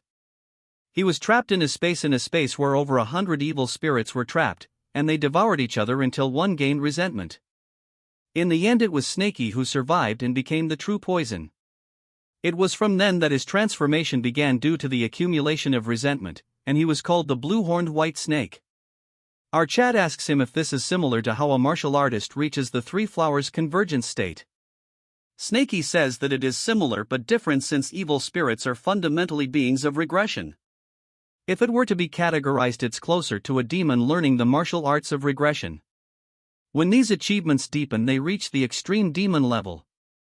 Our Chad tells him that he cannot feel a negative sense about extreme demon, and if this is because of absorbing resentment. Snaky tells our Chad that the more resentment one takes the more supreme they become. Snaky asks our Chad what it called when an extreme demon master crossed the wall one more time. It the real of shedding the transcend demon. Now that Snaky has reached that level he feels that he can also escape this resentment. Thinking this through, Yeon-myeong wonders if he eats more resentment can cut off the familiar's connection and escape. So he thinks that he has to stop Snaky from gaining resentment from now onwards. Snaky gets nervous, telling our Chad that he told him that he wouldn't think like that. He reasons that the spiritual connection is not related to accumulating resentment. Even if it was possible, Snaky has no intention of cutting ties with our boy as he gets small, telling our Chad that he has a long way to go. Our Chad sighs, telling him that it was his fault that time was delayed. As our Chad cruises through the desert, he thinks that going back and forth he might start getting attached to the desert at this rate. That's when he notices something and stops. They stop by the village. Our Chad tells Snaky that he stayed in this village after Snaky went to the reverse dragon stealing formation. Our Chad has doubts because he thought everyone left the village, but he can still sense signs of people in village. That's when Chun-Li comes out calling Fro our Chad. Our boy asks him why he is still in the village. That's when he points his hand, showing something that shocks our Chad. Everyone in the village passed away, as the man explains that after our Chad left, one by one they started foaming and lost their lives. The younger ones barely survived, but the rest passed away. Hearing this, our Chad asks him what the reason might be behind this. According to him, this might be withdrawal symptoms from the divine pill. Before our Chad left, he showed our Chad the pill, which was discovered in the village chief's house. Most villagers have consumed more than one pill, so everyone in the village is already addicted. So he asked our Chad if there was someone as skilled as him to solve this addiction. Our Chad remembers that he saw a small trace of poison from every villager.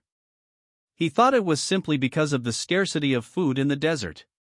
So he asked him to gather everyone, and he extracted everyone's poison with the poison absorption technique, but didn't consider the withdrawal symptoms. Snaky thinks that it is a malicious item. The poison itself is not harmful, but it disrupts the sense not to kill. Moreover, attempting to detoxify this is even worse. Hearing this, our Chad gets shocked. Snaky explains what might happen when numb senses return. With the pain they never knew before, even the slightest touch would feel like a burn due to heightened sensitivity. The poison is dangerous because one can either die slowly, or if detoxified they will die from symptoms after detoxification. That's when Snaky starts getting shocked because he didn't know our Chad could make such a face. Our Chad gets stoic, wondering that someone's goodwill returned as one's death. Our Chad orders the man to take the survivors and go to the Tang family, then head to medicine hall and show the dive pills to Yijin. She can certainly resolve the pill's symptoms, and once he reaches there he should say our boy's name. Our Chad flies from the village, leaving the man behind. He heard from the man that the Yang family is behind all this, so once he arrives at the main base he will at first annihilate them first. Moving on to the Yang family, all of them are busy producing the divine pills. One of them tells the makers that they need to finish preparations before the arrival of the family head. After some time this minion arrives, telling him that they have worked hard, wanting updates on the pill production. The man assures that they are almost done with the production. The leader thinks that only good things are happening with him. The increased demand for the pill have gained the leader's trust. Even his adopted son is performing well since he took down 2 Fire Realm Masters. Currently, their family status is inferior compared to families with left and right envoys. If they continue achieving like this, the Poison Master Yang family will become the leading demonic family. The production masters asks how crippled Monkey is doing. The leader proudly says that he is currently receiving direct teachings from the sect leader, as such the leader should be pleased. But the leader wonders why he is asking such a question. The man says that it is because it's been quite some time since the young master last took the Pian pill. Hearing this, the man gets shocked because the Pian pill is a painkiller that blocks sensations. T0 suppress pain. The divine pill was created by diluting and partially modifying Pian pill. As the original source, it certainly has potent pain-suppressing effects. The leader wonders that Monkey cannot suppress pain without Pian pill. That's the key reason for adopting him. He wonders if he found something to replace the pain. He says that he will have a talk with the Poison Master. That's when he hears a sudden noise. It increased, creating strong vibrations. A man barges into the room saying that an intruder has appeared. He comes out and shouts who has the guts to attack them, only to see all the guards dead. Our Chad says he has been roaming all day to find the faces of trash like him, who created divine pills to ruin lives of innocent people. With a deadly look he asks the man if he is head of the clan. This way longer than you guys had expected, but here we go. The man looks down to see an angry Yeon-myeong staring right at him. Surrounding him are bodies of guards all killed instantly. He notices that the uniform with the character for the Righteous Alliance is here, but cannot understand why. Our Chad with a cold stare tells him that they are trash that spread drugs to common people, ruining their lives, so he has come to annihilate them today. Hearing this, the Barbie starts sweating. The man then sighs, telling our Chad that this is absurd considering the commoners belongs to their sect and it's none of his business what happens outside the Central Plains. Moreover, the power of life and death of the commoners under their sect solely belong to their sect leader. So he has no right to annihilate their clan, since they haven't done any harm to the Central Plains. Taking out his dagger, our Chad tells him that the war with Kunlun was aimed to expand their influence towards creating a new demonic order. In that process these pills play a big role. Just one pill and they cannot escape, becoming dependent on the pill. Eventually they will submit to the demon sect. As his dagger transforms into a huge sword, he says that he will not let such filth enter the Central Plains as the leader of the Righteous Alliance. Hearing this, the trash gets shocked, realizing that they are facing the dark poison sword dragon Tang Yeon-myeong. The distance between the Central Plain and this place is vast, yet rumors still manage to spread that the leader of the Black Death Alliance who ruled Sichuan had fallen to the dark sword poison dragon of the Tang family. The surprising news of a new Righteous Alliance, the Righteous Alliance, being formed in Sichuan with that dark poison sword dragon as its core, reached this place, but it didn't cause too much spark, because the heavenly pervert and the dark lord of destruction were on the move. So they judged that no matter how strong the righteous forces in the Central Plains became, they couldn't affect Xinjiang immediately. But he cannot understand what he is doing here currently. Then he starts sweating, realizing that if he is here, that means he came across the left and right envoys. Hearing that, our Chad figures out he is taking about the left and right weaklings, then like a savage says that he killed them since there is none reason to spare a demon expert trying to kill alliance members. Before this Barbie could blabber more nonsense, our Chad says that this where they stop talking. Because no matter how much they stall, the result of annihilation won't change. That's when our Chad notices a shift in demonic energy. A considerable amount of demonic energy is approaching, so it's most likely reinforcements. The turd says that the other families is coming to support them since he stirred up trouble. It's impressive that he came here alone and even killed the left and right envoys. He takes out a few pills as he taunts our Chad, telling him that surely their paths have never crossed, but he will make this place his grave. Throwing the pills towards our boy, they cause many explosions. Our Chad thinks it's dumb because poison is useless against him. But something does affect him, causing our Chad to feel severe pain. Snaky manifests itself, asking what is happening and if the mysterious mist is behind it. Snaky thinks that because of his poison refining madness nothing affects him, realizing it might be something else. Barbie says that it is the Beyond Pill, a painkiller that their family produces. Since our Chad is from the Tang clan, he should be used to poisons, but this pill is not one, since it's completely harmless to humans as they act as medicine. It actually refines and sharpens your senses, which is why you're feeling dizzy. The Barbie notices that the reinforcements have arrived, the elite members of the demon sect. As the ants flock together, one of them says that from now onwards they will handle the rest. Since our Chad is still affected by the medicine, the turd thanks everyone for coming despite their busy schedules. He has captured the leader of the Righteous Alliance and no less. They thinks it shocking because they heard he is dealing with the Dark Lord of Destruction forces. No matter the reason, the Barbie thinks if it's better to capture him and verify. Before they arrived, he even made him inhale the Beyond Pill. Normally it stops pain, but since his body is healthy it's causing sensory issues. That when something happens to our Chad and his eyes start glowing, as they all charge towards him, our Chad starts laughing. It's as if time has stopped around him. All of a sudden our Chad disappears, shocking them. That's when one of them notices that our Chad is flying in the sky. His eyes are glowing as he smirks at them. The trash gets shocked that not only did he overcome the pill, he is even using martial arts afterwards. Our Chad doesn't know just what he used, but the flow he can currently see has been amplified several times. As he takes out his needles, he thinks that right now he can perform martial arts that he has only imagined.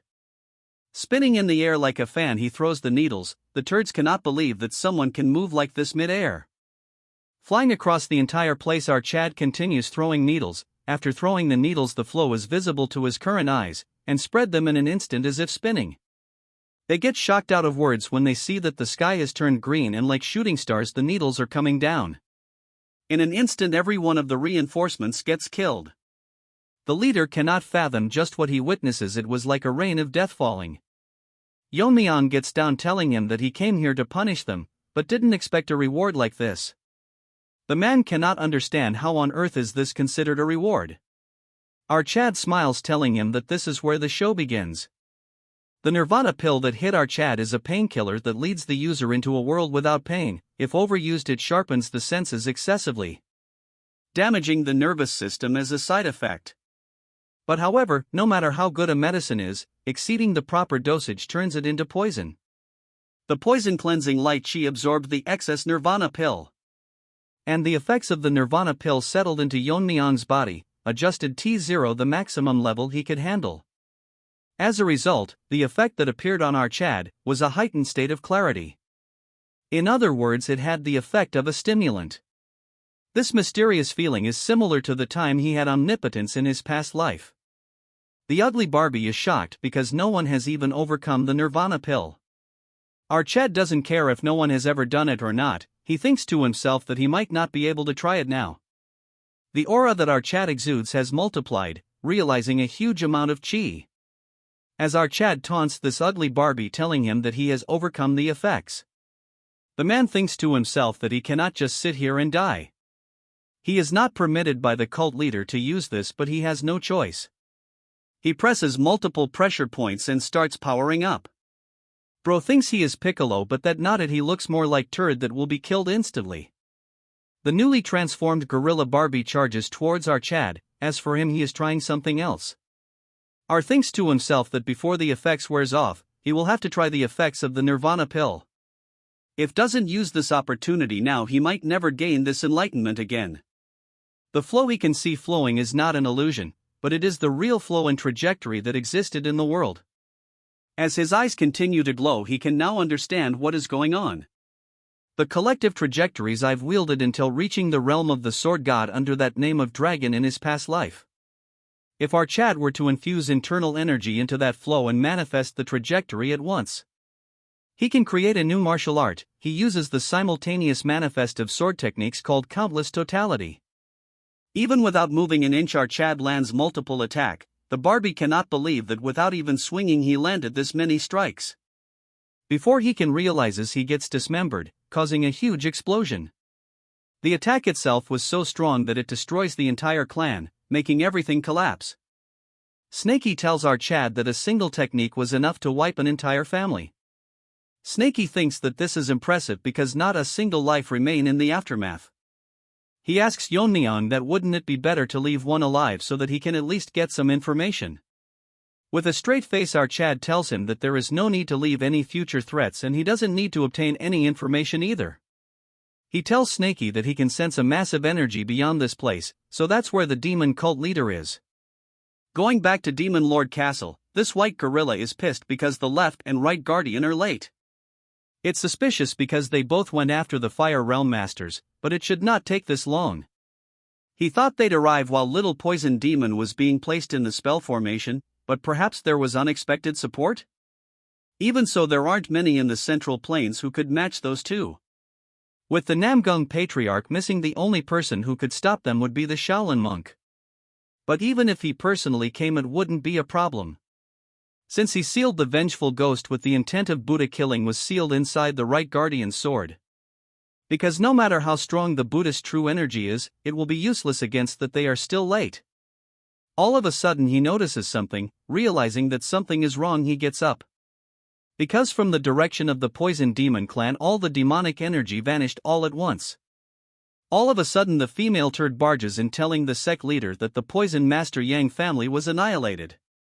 He tells her to calm down, telling her that he has sensed it, so she should go and take refuge somewhere. Because if it doesn't end with the Poison Clan, it will surely come here next. As he exudes immense demonic energy, he tells her that whoever it is, he will make them pay for it, for touching his sect. Moving to another place filled with poisonous flowers. It's where that white monkey is getting trained. He is not aware how much time has passed, but he still can't adapt to the rampaging demonic energy. As he falls to the ground, he continues regenerating, but he is down bad because even it has its limits. He cannot believe that his mind is breaking down before his body. At this rate he will turn into a mindless monster. But he must hold it in since he cannot let it happen, before killing our Chad with his own hands. He thinks that he will just endure the pain since his body will regenerate anyways, so he might as well surrender to the pain. He thinks that he should use the uncontrollable energy instead. He thinks that he will use the surging demonic energy to break through his governing and conception vessels and connect his life and death aperture. The only way out of this agony is to become a supreme demon. As the white monkey turns into a deformed monkey, he say to defeat our Chad he should at least reach this level. As time passes by, multiple parts of his body explodes. At one point it doesn't hurt anymore. Rather, his mind feels clear and he can feel a sense of liberation. After seeing the condition of his body, he realizes that his body is in optimal condition. His control over demonic energy has increased so much that he has reached the realm of the supreme demon. That when he notices a presence, it's that scary-looking deer, he asks Trash if he called for him. Monkey asks him how long it has been and he responds that it's been half a month.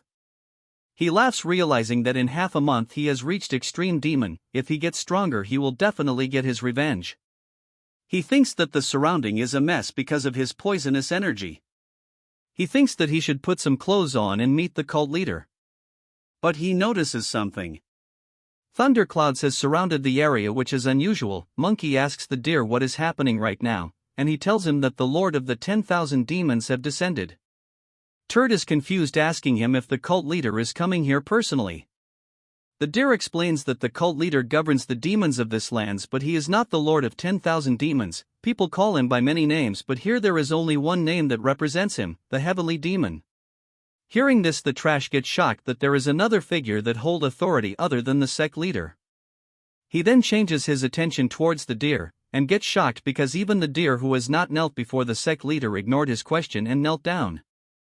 That's when a figure flies down from the sky. Seeing him, he wonders if this being is akin to a god. As he gets closer, the white-haired monkey can feel it more closely. An overwhelming pressure on a completely different level from the demonic energy he felt from the sect leader. The figure speaks, telling him that he is holding his head quite high. In an instant the monkey gets blown away in half. The figure tells him that once someone practices demonic arts, he faces an authority of the demonic path, so they ought to bow their head in respect. This half-lady is consuming too much screen time. Monkey thinks that it doesn't hurt much because he has reached the extreme demon and perfected the immortal body. He realized that even if he died and came back 1,000 times, he couldn't leave a scratch on this being. He wonders if reaching the extreme demon is still not enough. He asks the deer that he can see a worm, that he is not from the Yun family's bloodline in this space created by his mind. The deer says that this is the current disciple of the sect leader. Hearing this, he gets shocked because the Trash is such a low-level being. Then he notices that the half-mutilated Trash is growing his limbs back. He thinks that this is a very usual body, wondering if this is because of the demonic art he has mastered. But he finds his gaze annoying, telling him if this is because his head can grow even if it is severed. He bows down, telling the half-lady that he, the lesser poison demon of the demon clan, greets the supreme being of the demonic path, the Lord of 10,000 demons. The irritating Turd tells him that he doesn't understood the meaning of title. But he cannot punish very instance of ignorance, so he will let it slide. He examines the Turd and says that the marital art is focused on physical regeneration. It's an unusual technique that didn't exist in his era, but it's nothing but a crude technique born from the fear of death. If he were to take away his control over demonic energy, he would lose this immortal body of his. But he notices that for an ant he possesses a very strong grudge. It is so high that it managed to draw him here. As this cartoon gets near Turd, he says that he must take a look at the source of this resentment. He points his finger towards Turd, telling him to not get scared as he is just peering into his mind. As he digs his finger into this head, he asks this Trash if he drank the extreme poison, because his blood is imbued with toxic energy. Turd has an immortal body with the realm of a poisoner. His endless desire has shaped him into what he has become. As he looks through his memories filled with hatred, he finds that this turd is related to the Tang clan. He gets shocked when he realizes that he is a descendant of the wanderless warrior. He laughs, saying that this must be fate. Originally the enlightenment was meant for one of the Yun clan's bloodline, so the fact he is here must also be karma. With his trash talent he would never transcend demonhood, but he is going to give his blood imbued with spiritual energy. So from now on, even if his body turns into 1,000 pierces, he will not die. As his body starts overflowing with intense energy, we move outside the door as in a matter of seconds the door bursts open. The trash couldn't understand what happened, he can now sense energy. From the direction of the clan he can sense too powerful energy, realizing that his detection has improved a lot. One of the energy is the sect leader's, the other one is familiar, and he guesses it might be our Chad. The heavenly demon was previously known as the Ming sect. It was a clan led by world's greatest sorcerer. They advocated and prioritized the well-being of the people. Since one of its members became the emperor, its influence was reaching astronomical heights. At this rate it was only a matter of time before it became the state religion. The sect leader, who was proud, has been betrayed by his own follower, the emperor. He had feared that the sect might overpower the imperial family, so he annihilated the entire Ming clan by mobilizing all the forces of empire. Anger and betrayal of losing him people, negative emotions clouded his mind. For the vengeance of his people he resorted to forbidden techniques that he has once prohibited. As he raised down the empire he was reborn as the first sorcerer of defying heaven. Since he could no longer stay in the central plains, he stabilized the Heaven Demon clan in the barren lands of Xinjiang. This is what the world knows, but Old Turd says that he settled here because of a new method to increase one's caliber. It's a method to transcend limits without using sorcery of forbidden techniques through evil spirits. As caliber accumulates, one can transcend human limits and become a god. The plans of their ancestor to gather faith and trust from people was ruined by emperor. There is a limit to the faith of Xinjiang's commoners alone. So they need to expand into the vast central plains. Once they expand, it's easy, they will release all gathered evil spirits and cause chaos in the central plains. And become the saviors who can control these spirits and be truly revered as gods. To create a foothold for the expansion, his son, the heavenly pervert, is weakening the central plains powers. It's bad luck that they were about to defeat Kotong and Kunlun, but something unfortunate happened. As our Chad has entered the premises, he asks our Chad what the noble leader of the Righteous Alliance has come alone to eliminate evil. Yeon-myeong tells him that he saw more than enough reason to destroy them all. So he plans to send him to join the left and right envoys. The Old Turd cannot believe that he managed to defeat them. Our Chad says that since he has so many doubts he will demonstrate it to him. Using the destruction sword technique, he thinks to himself the opponent is the leader of the demon sect, so he won't go down easily. Surprisingly, he managed to block the strike using a single talisman. Snaky manifests itself, telling our Chad that the demonic energy he sensed from him and the talisman proves that he is a sorcerer of the defying heaven. So this fight will be completely different from the martial artists has faced before. The Old Turd says that he was bound to face him one day, so he will show our Chad the way a sorcerer fights. The ugly-looking Pokemon Master summoned the three-headed one-footed eagle. As our Chad and Snaky remands quite, something huge covers the sky. It's an cool-looking eagle with weird body parts. Snaky is surprised to see that the turd has such a strong subordinate. Its current strength is comparable to his current self. The eagle asks that beside our Chad there is something, and he says that he is aware that it's an evil spirit. It's surprising because despite it not being a sorcerer, he is keeping it like a familiar. He orders the eagle to capture Snaky and he abides to it. Snaky tells our Chad to focus on the old man while he takes the head of this disabled bird. As Snaky aggressively charges towards the bird, a huge fight breaks in. Our Chad thinks that Snaky is testing his new powers, so this much should be fine. The old man turd says that since he is from the Tang family, the snake must be the blue-horned white snake, but for some reason he became black. Since he bought such a snake, he must face our Chad seriously summoning another Pokemon. Our Chad gets alert but cannot understand because nothing happening. From the ground something break through, grabbing our Chad, as this overweight sumo wrestler grabs our Chad, telling him that no matter what happens he won't let him harm that turd. With a huge force he throws our Chad like a cricket ball. Seeing this, Snaky gets worried. Taking advantage of this, the disabled chicken grabs Chicken, asking him if it is time to be distracted, all while burying him into the ground, telling Snaky to hold still. As he is pinned to the ground, the old turd says that the Ghost King is the strongest evil spirit in his possession. It is also the guardian of the divine sect, bound to the Yun family's bloodline for generations. This turd tells our Cha that he should be honored since he is the first person to see this being in hundreds of years. Old turd orders sumo wrestler to finish our Chad, agreeing to it. This turd summons a huge sword, striking our Chad with this huge sword he raises down the ground. Snaky gets nervous as a voice tells him that he is taking it easy and Snaky should focus on his own fight. The turd gets nervous and soon enough our head deflects his attack. Witnessing this, the old man is shocked that our Chad blocked its attack. When they clashed, our Chad figured out that this turd was artificially created using thousands of formations. On top of that, all of them are high level. To break high down a ripple would be better, but that might hurt Snaky since the attack range is too big. So he thinks of compressing the ripples and extremely limit the range. Using this new attack combined with continuous strikes, he blasts multiple part of its body. The turd cannot believe that our Chad didn't use any spellcraft, yet the Ghost King took damage. He cannot fathom where someone like our Chad came from. He looks at the other side and sees Snaky overpowering the chicken. It's probably because he gained its composure after confirming the safety of our Chad. As for our Chad, he has completely annihilated the fat turd. Our Chad tells him that it is too easy, asking him if he has any tricks up his sleeve. The man thinks that defeating the Ghost King is impressive, but it's such a low-level talent, which shows how young he is. A purple aura surrounds him as he tell our Had that he is naive if he thinks that he was doing nothing when he was fighting the Ghost King. Our Chad is shocked because he vanished in an instant. It's not some divine technique, it's as if his very presence has disappeared. That's when our Chad notices that there is something wrong with Snaky as he starts screaming. The turd is doing something to bind him, but he still cannot feel his presence. He tells the bird that it getting beaten is disgraceful and the eagle has no excuse for it.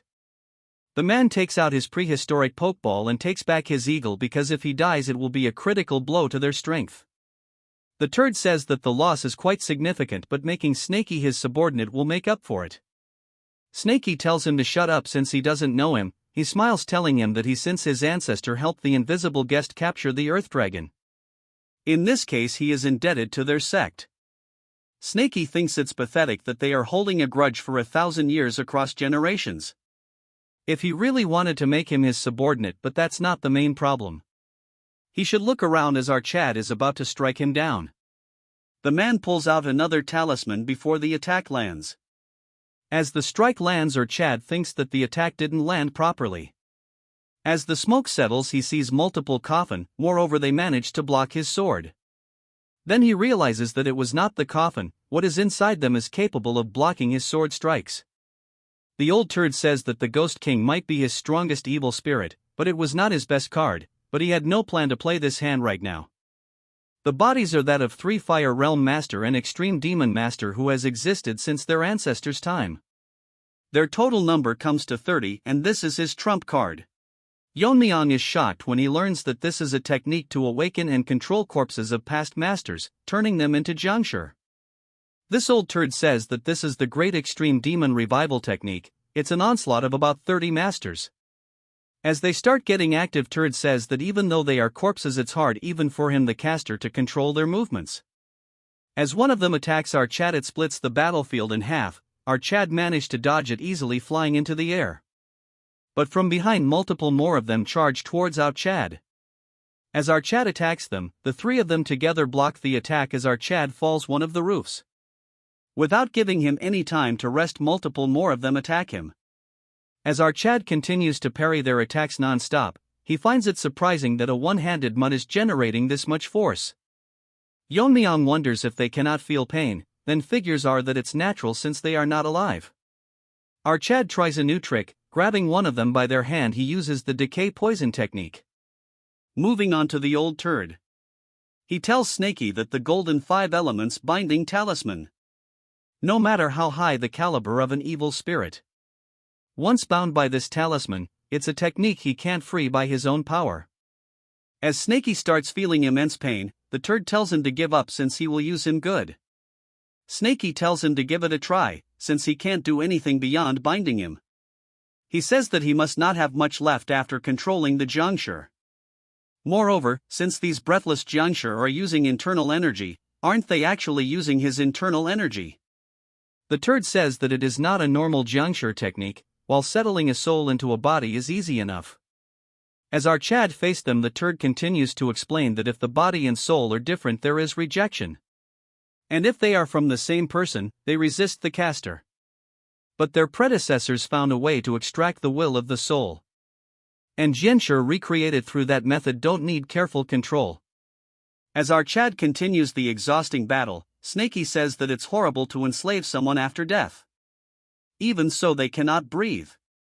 Turd says that he is correct, however, their sect continued researching and finally found a method.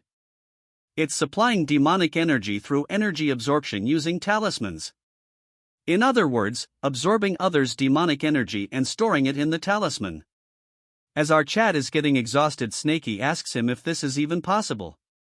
The old man explains that they obtained the remans of the 3 energy-absorbing fiends who were killed by someone called the Sword Ghost in the past. They learned the ability of energy absorption from their talisman and imprinted it on these souls.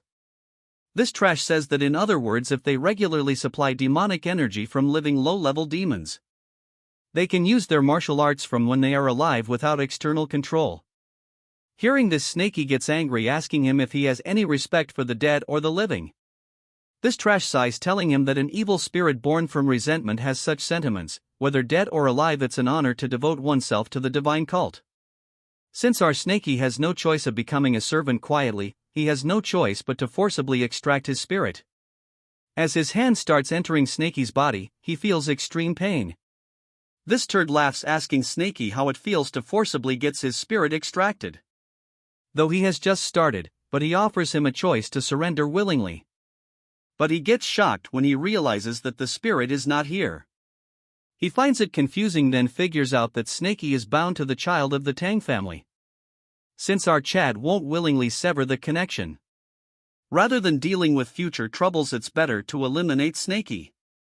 Snaky, even in pain, asks him if our Chad is going to do down that easily. Turd accepts that our Chad's skills are impressive. But no matter how strong he is, his internal energy is not infinite. He won't be able to hold them for long, against them who never get tired. Our Chad thinks that it won't be easy. Even if he cuts off their limbs, they keep moving, their numbers don't really decrease. Moreover, these dead turds are even using body-protecting energy to block our Chad's sword strikes. To kill them, it seems like he will have to thoroughly destroy their heads or bodies first. Killing them one by one would be too wasteful to take out all 30. If he uses a big technique to wipe them out at once, he will get ambushed from blind spots. It seems more like instinctive attacks than conscious coordination, but it's quite tricky. If he tries to overwhelm them with sheer internal energy by fully releasing his meridians. But it will be troublesome without Snaky. In the end, he has to wipe them out using a big technique, without exposing his blind spots. As he was continuing subduing them, Snaky's voice hits his ears. He says that he will say it once carefully. Right now he is talking through spirit concentration. He explains that all those things accumulated and believed to be right fill the sky. With everything he sees, his life and his will. As a huge attacks land on our Chad, Snaky worries for our Chad. The turd smirks, saying that it's over, telling Snaky that the alliance leader put up quite a fight. He didn't even use half his power yet. This turd goes dead silent when he sees that a few of the jiangshi killed instantly. They were all blow away in a matter of seconds. Our Chad smirks, saying that he understood what Snaky meant. In a flashback, Mommy, my wife, told our Chad that the original name of Myriad Heavens Flower Rain was just 2 words for Myriad Heavens. The flower rain part was added later, as it evoked the image of blood raining down when thousands of energy strikes tear through the enemy. The book left by the Black Lizard contained this passage that all martial arts embody their essence in their names. Our Chad's master often said that any martial art, when its fundamental are applied to sword, it becomes swordsmanship. Nevertheless, he had been focused on the form and intricacies of the invisible guest's technique, missing its true meaning. In the end, the essence is not about the hidden weapon techniques. It's about imbuing a lifetime of martial knowledge into a single moment, infusing it with conviction to create powerful energy. Even if they both use the current flow eyes to see the flow. What he sees differs from what his ancestor, the invisible guest, saw. While his ancestor would see the trajectories of hidden weapons honed over a lifetime, he sees the paths of the sword he has wielded throughout this life and his past one. To infuse all of his being into those trajectories. That is the myriad heaven flower rain. As huge vibrations of energy release, the turd is getting nervous. Our Chad thinks that he will make the sky bloom as he renames the technique Myriad Heaven's Sword Draw. As our Chad uses the new technique, the Myriad Heaven's Sword Draw, the entire area gets silent. Following that, the entire area turns green. Man, this looks like a scene from Marvel's. As the attack starts, it instantly chops them like slicing through butter. The turd cannot believe that the body protecting energy of Extreme Demon Master could go down easily. He figure out that our Chad issuing the ultimate technique, the Myriad Heaven's Flower Rain. As for Snaky, he is shocked because it means it be a technique of the invisible turd, but it's a sight that never fails to mesmerize him. Even after this barrage of attacks, 3 master remained.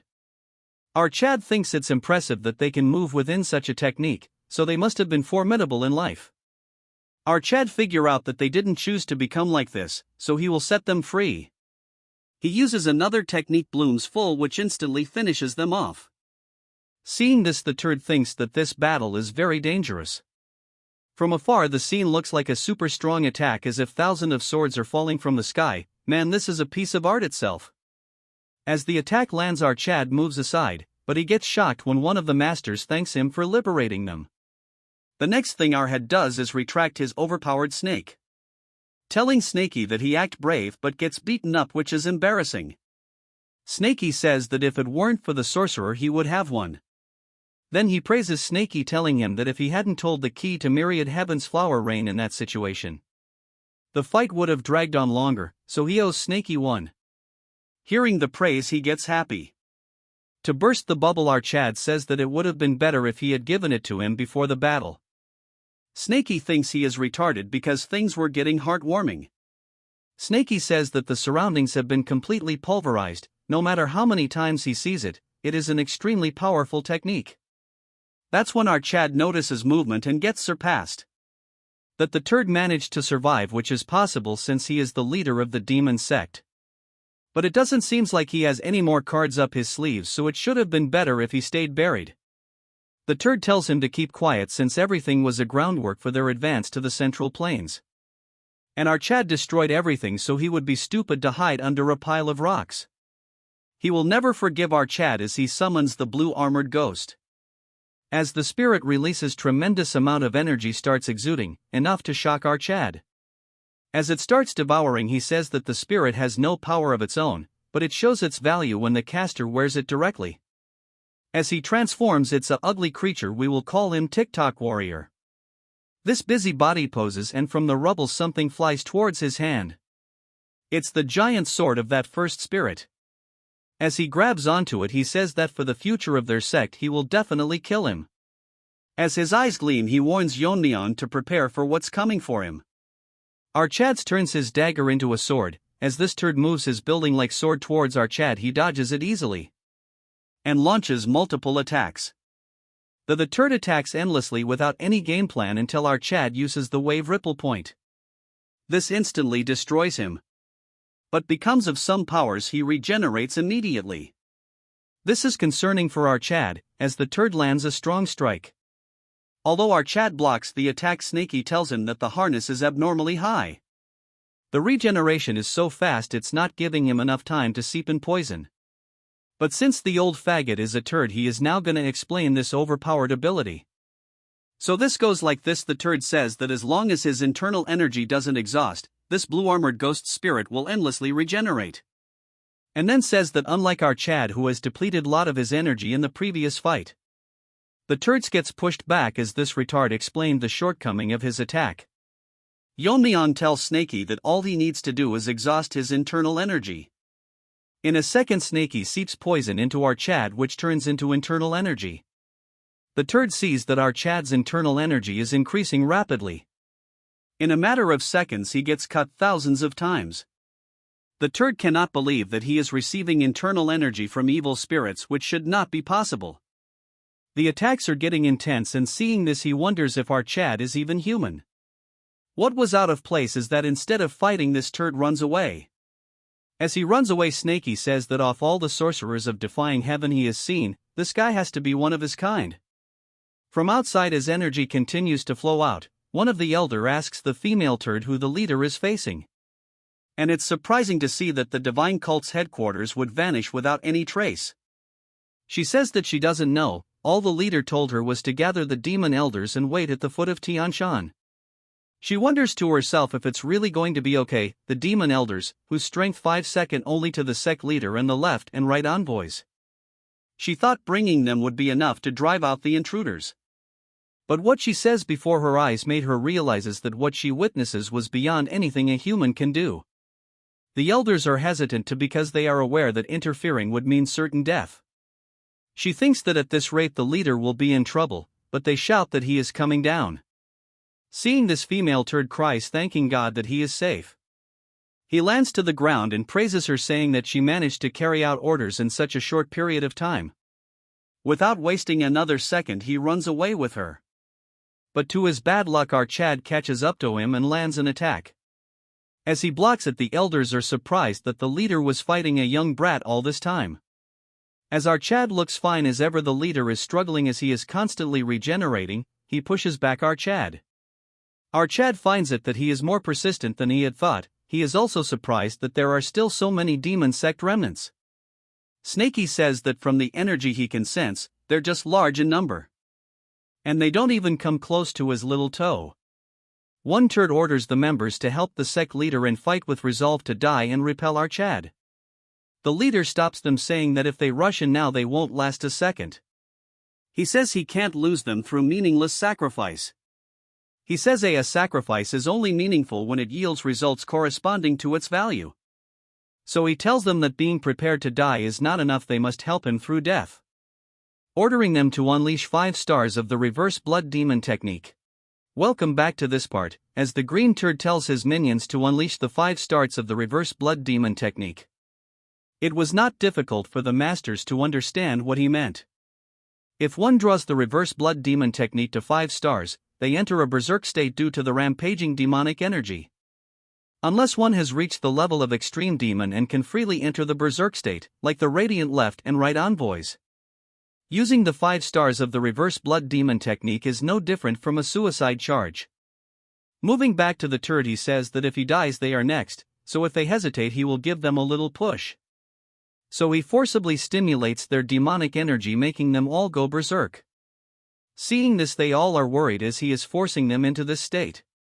All of them wonder if they truly wish for all of them to sacrifice their lives. But even if they use the reverse blood demon technique, they might not be able to defeat our Chad, since even their leader couldn't do anything. The elders thinks that they don't have a choice, so they can only fight to death. As they charge towards Yeon-myeong, he uses sword draw, instantly finishing all of them as he used the annihilation technique. The turd cannot believe that even the demon elders using the reverse blood demon technique were defeated in a single strike. Then he looks down to see that his toad has died. He thinks to himself that the blue-armored ghost's defense shouldn't have fallen to that single strike. He wonders why his chick died, partially blaming that it could be that his internal energy is depleted, to the point where he cannot maintain a proper form. Our Chad tells Turd that he must be trying to buy some time. But our won't give him this luxury, as our Chad closed the distance ready to land a fatal blow. The Turd blabbers to himself that he is going to use a forbidden technique. The rebound force is so much that our Chad gets pushed back. He wonders if he still has enough internal energy left to push him back. Our Chad looks up in the sky to a crimson cloud forming above him. Yeon-myeong thinks that something is up and it might be another trick by the demon sect leader, which might be related to the rebound effect from earlier. Our Chad can sense some strange energy. That's when something surprises him. Demonic energy is being extracted from the dead, as this turd is constantly gaining internal energy. As he rests his chick in peace, he says that he at least wanted her to live. So now he will kill our Chad no matter what. Because of the increase in internal energy, his armor is rapidly recovering. So without wasting any time, our boy says that as he had expected, he will need to concentrate all his attacks to destroy it. According to Yeon-myeong, he has already withstood 1 myriad heaven's flower rain, so he will need an even stronger strike. If he concentrates the intent of flower rain into a narrow area, layering the attacks to maximize their power. He uses the myriad heaven sword draw fills the sky. He is surprised that he even withstood myriad heaven's sword draw. Yeon-myeong cannot believe he withstood that attack. The turd again explains that the wide area berserk induction.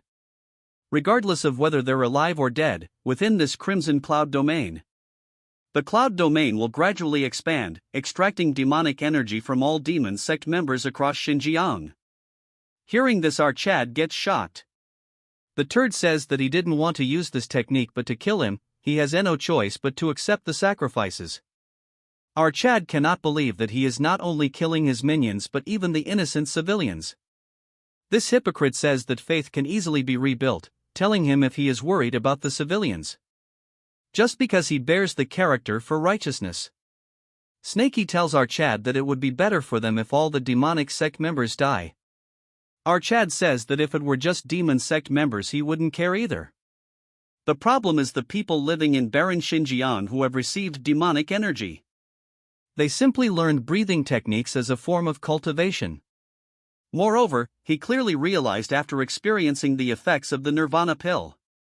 Even if they haven't learned demonic arts, continuous exposure to the divine pill's toxicity accumulates demonic energy in their bodies. If he were to leave them to die, he would be repeating the same situation as before. And he will regret not having a better choice. But he can't just regret. As the leader of the Righteous Alliance, he has a duty to take responsibility for everyone in the Central Plains. But he cannot just keep regretting. So he will finish him off before the domain expands further. Even if he has to use dragon scale and origin energy. Snakey tells him that it will not be necessary. If what he says is true, they just need T0 prevent that cloud from expanding. Yeon-myeong asks him if there is any way. Snakey says that when it comes to sorcery rather than martial arts, he is far more knowledgeable than him. Besides, he cannot let him die when they are connected by a spirit link. Snakey thinks to himself that he has been influenced by hanging around our Chad. As he flies to the sky, he tells him to draw the attention so that he won't come towards him. He will handle the spell. Meanwhile, the turd wonders just what is Snakey getting close to that spell technique. But our Chad attacks him, not letting go of his attention. As the turd curses our Chad, we move back to Snakey. According to the domain's width, it has only reached near Tianshan so far. The only way to stop this is to use his power as an evil spirit. As Snakey release energy equivalent of that attack, it starts causing reaction. The turd realizes that Snakey is exhausting his own power to stop it. He is sure that if he recklessly uses all of his powers he might die. But that when a huge strike lands towards him which splits his sword by a lot.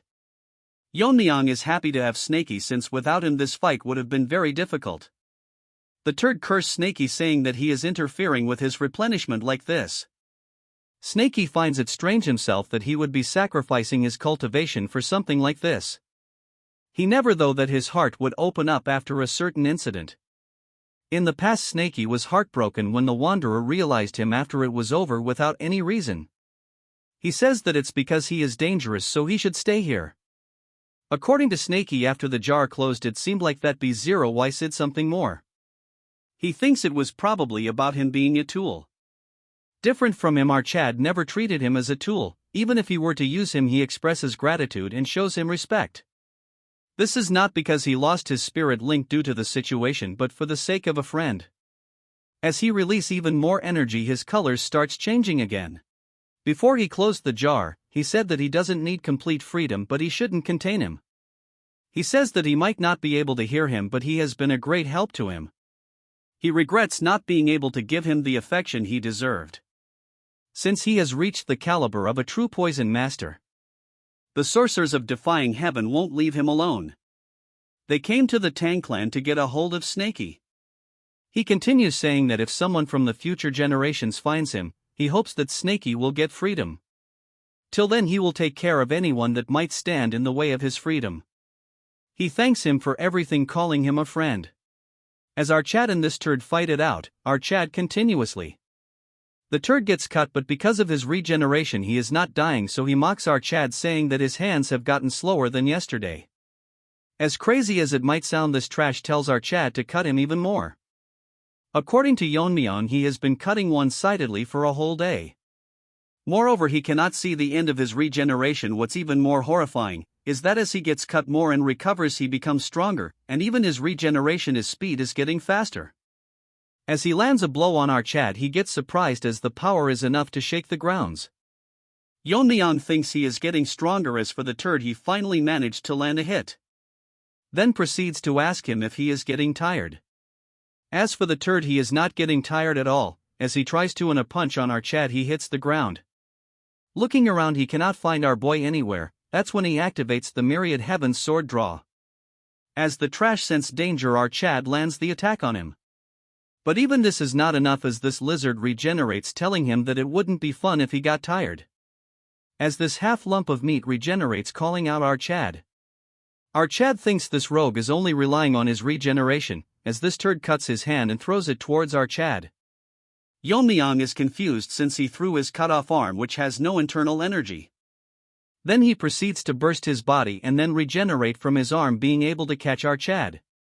Then he grabs onto our boy and explodes himself. All he can do is explode and regenerate. What a retarded way of fighting. Because of this attack, our Chad falls to the ground flat, being very exhausted. Snakey asks him if he doing fine, as he affirms it. Snakey thinks to himself the our Chad is struggling with just this much. He thinks that it might be because he has been fighting non-stop for days, and even his poison energy is almost gone.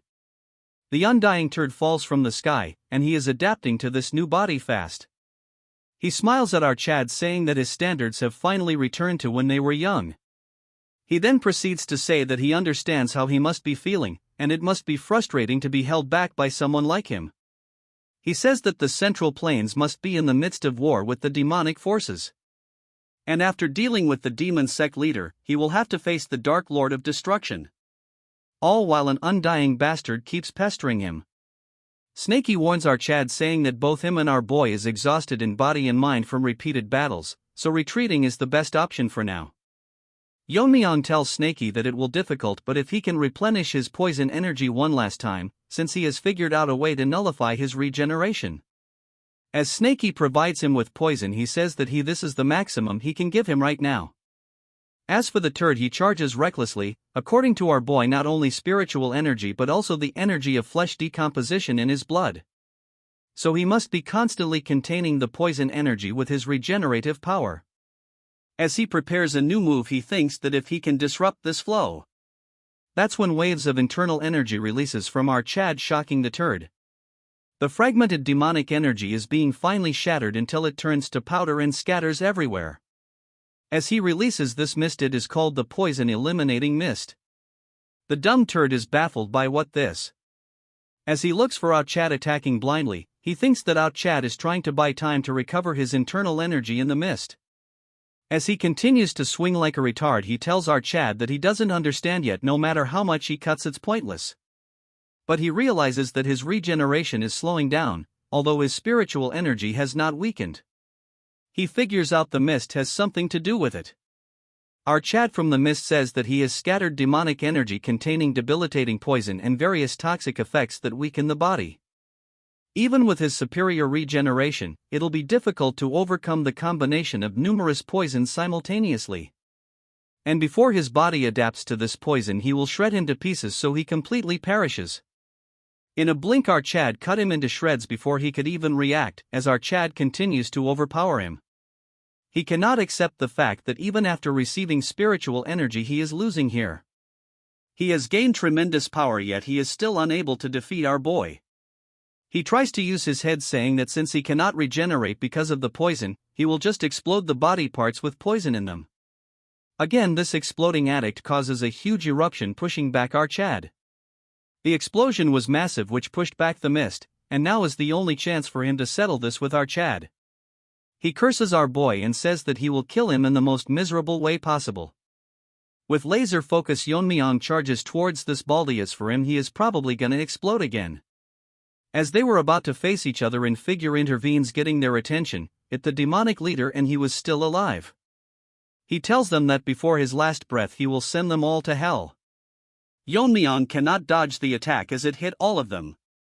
It is the Heart Demon Jade Sealing Grand Technique. It is a powerful sealing technique that risks the caster's life, imprisoning the opponent in a form of a bead, causing them to fall into eternal heart demon. Those who can't overcome their inner demons within the heart jade demon can never escape even after death. Both of them are stuck in large red pills, inside both of them are stuck unable to move. However, Snaky manages to get out of the red ball, telling himself that the demon sect leader to struggle desperately like this until his last breath. He cannot figure out what this is, since it has no effect on him. It is probably a technique that only works on humans. Even so, it's peculiar that someone as strong as our Chad was unable to get up. Snaky shouts telling him to wake up, asking him what will happen if the leader of the righteous gets held up. As he continues to rant, he stops thinking what will happen if he never gets up. This new Snaky realizes that he can be free, then he daydreams that if he runs far away, and he might be able to spend the rest of his life in peace. This is peak fiction. Then he gets out of his dilemma and wonders what might happen to our Chad. He then proceeds to say that it's not like he likes our Chad or anything. Then he makes a lame excuse, saying that in case someone might use a spell to extract his spirit connection from him. That's the only reason he is doing this, but doesn't know what he is going through in there. But he needs to wake up before they reach the central plains.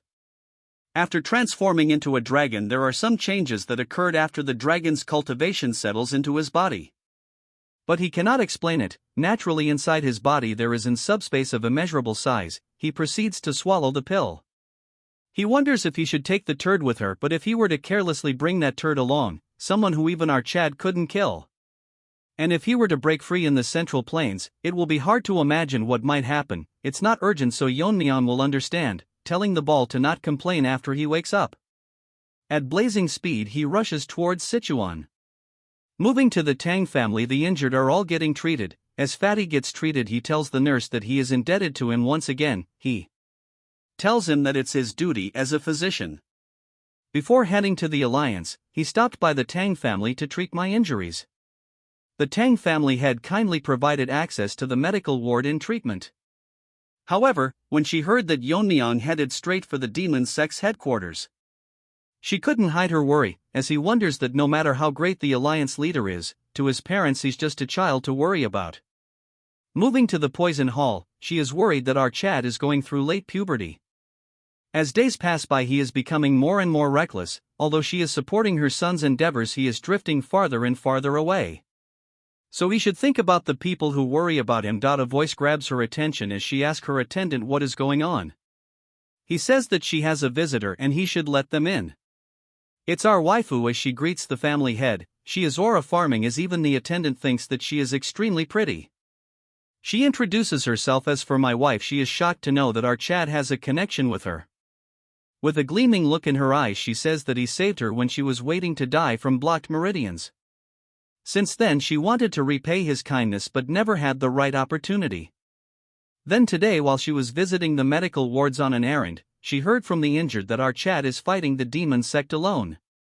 In this situation she just cannot sit by and do nothing since her body is weak, so she asks if there is anything she can do to help the family. Instead of answering her, my wife asks her if she would call her mother. Hearing this, our waifu turns all red, telling her that it's not the time yet. He laughs, saying that she is joking since our Chad should have introduced such a pretty girl if he met one. She thinks to herself that he made a bond with such a pretty girl without him knowing. As for Miso, she says that she doesn't dislike the idea of calling her mother. My delusional wife says that if he starts a family, he will gain some sense of responsibility for his actions. She asks Miso if she suffered from blocked meridians. She must be a descendant of the Ice Palace people who had a marriage alliance with the Tang family in the past. She asks if her meridian was blocked at the level of triple or quintuple. Mommy gets shocked when she hears that it was the 9. Even in the Ice Palace, talents above 7 only appeared once every few hundred years. But she is not even a direct descendant, has a 9 constitution. Moreover, if her blocked meridians were treated, there is a way to help.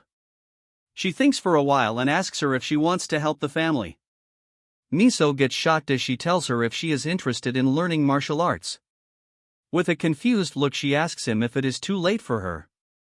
Mommy laughs, telling her that if she were to learn it would make a good impression on our Chad. She says that as a mother she worries about her son, but she cannot stay here forever.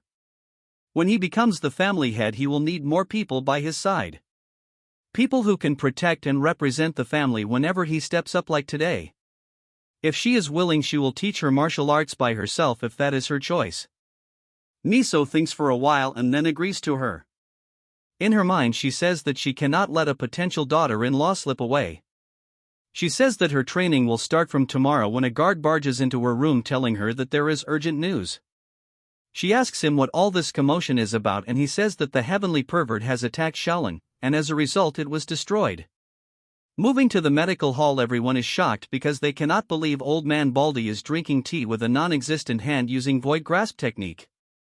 He laughs, saying that he might have drawn unnecessary attention.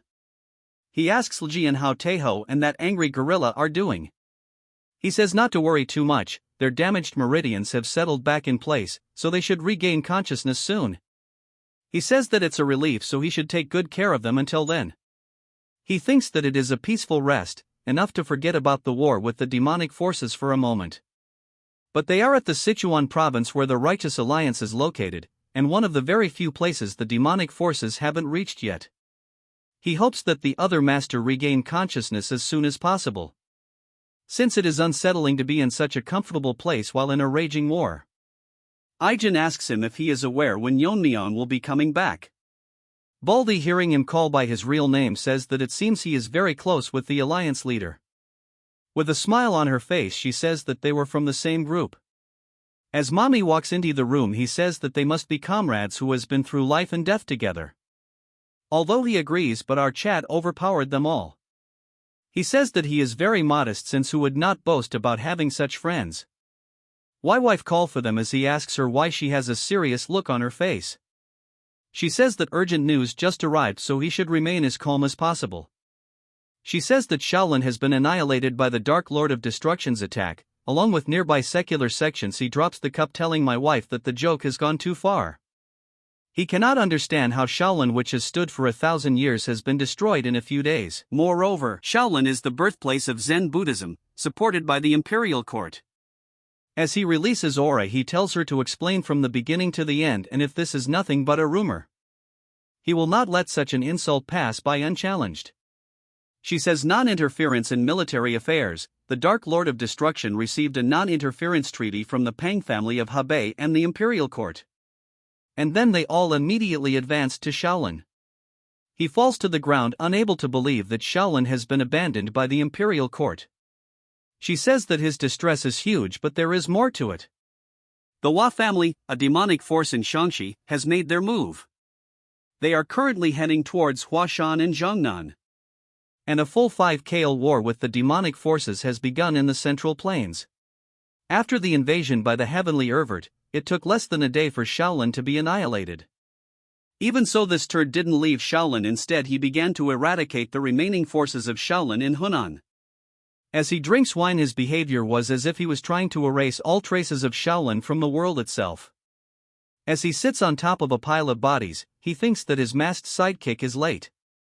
It seems like there are more skilled fighters among the small fries.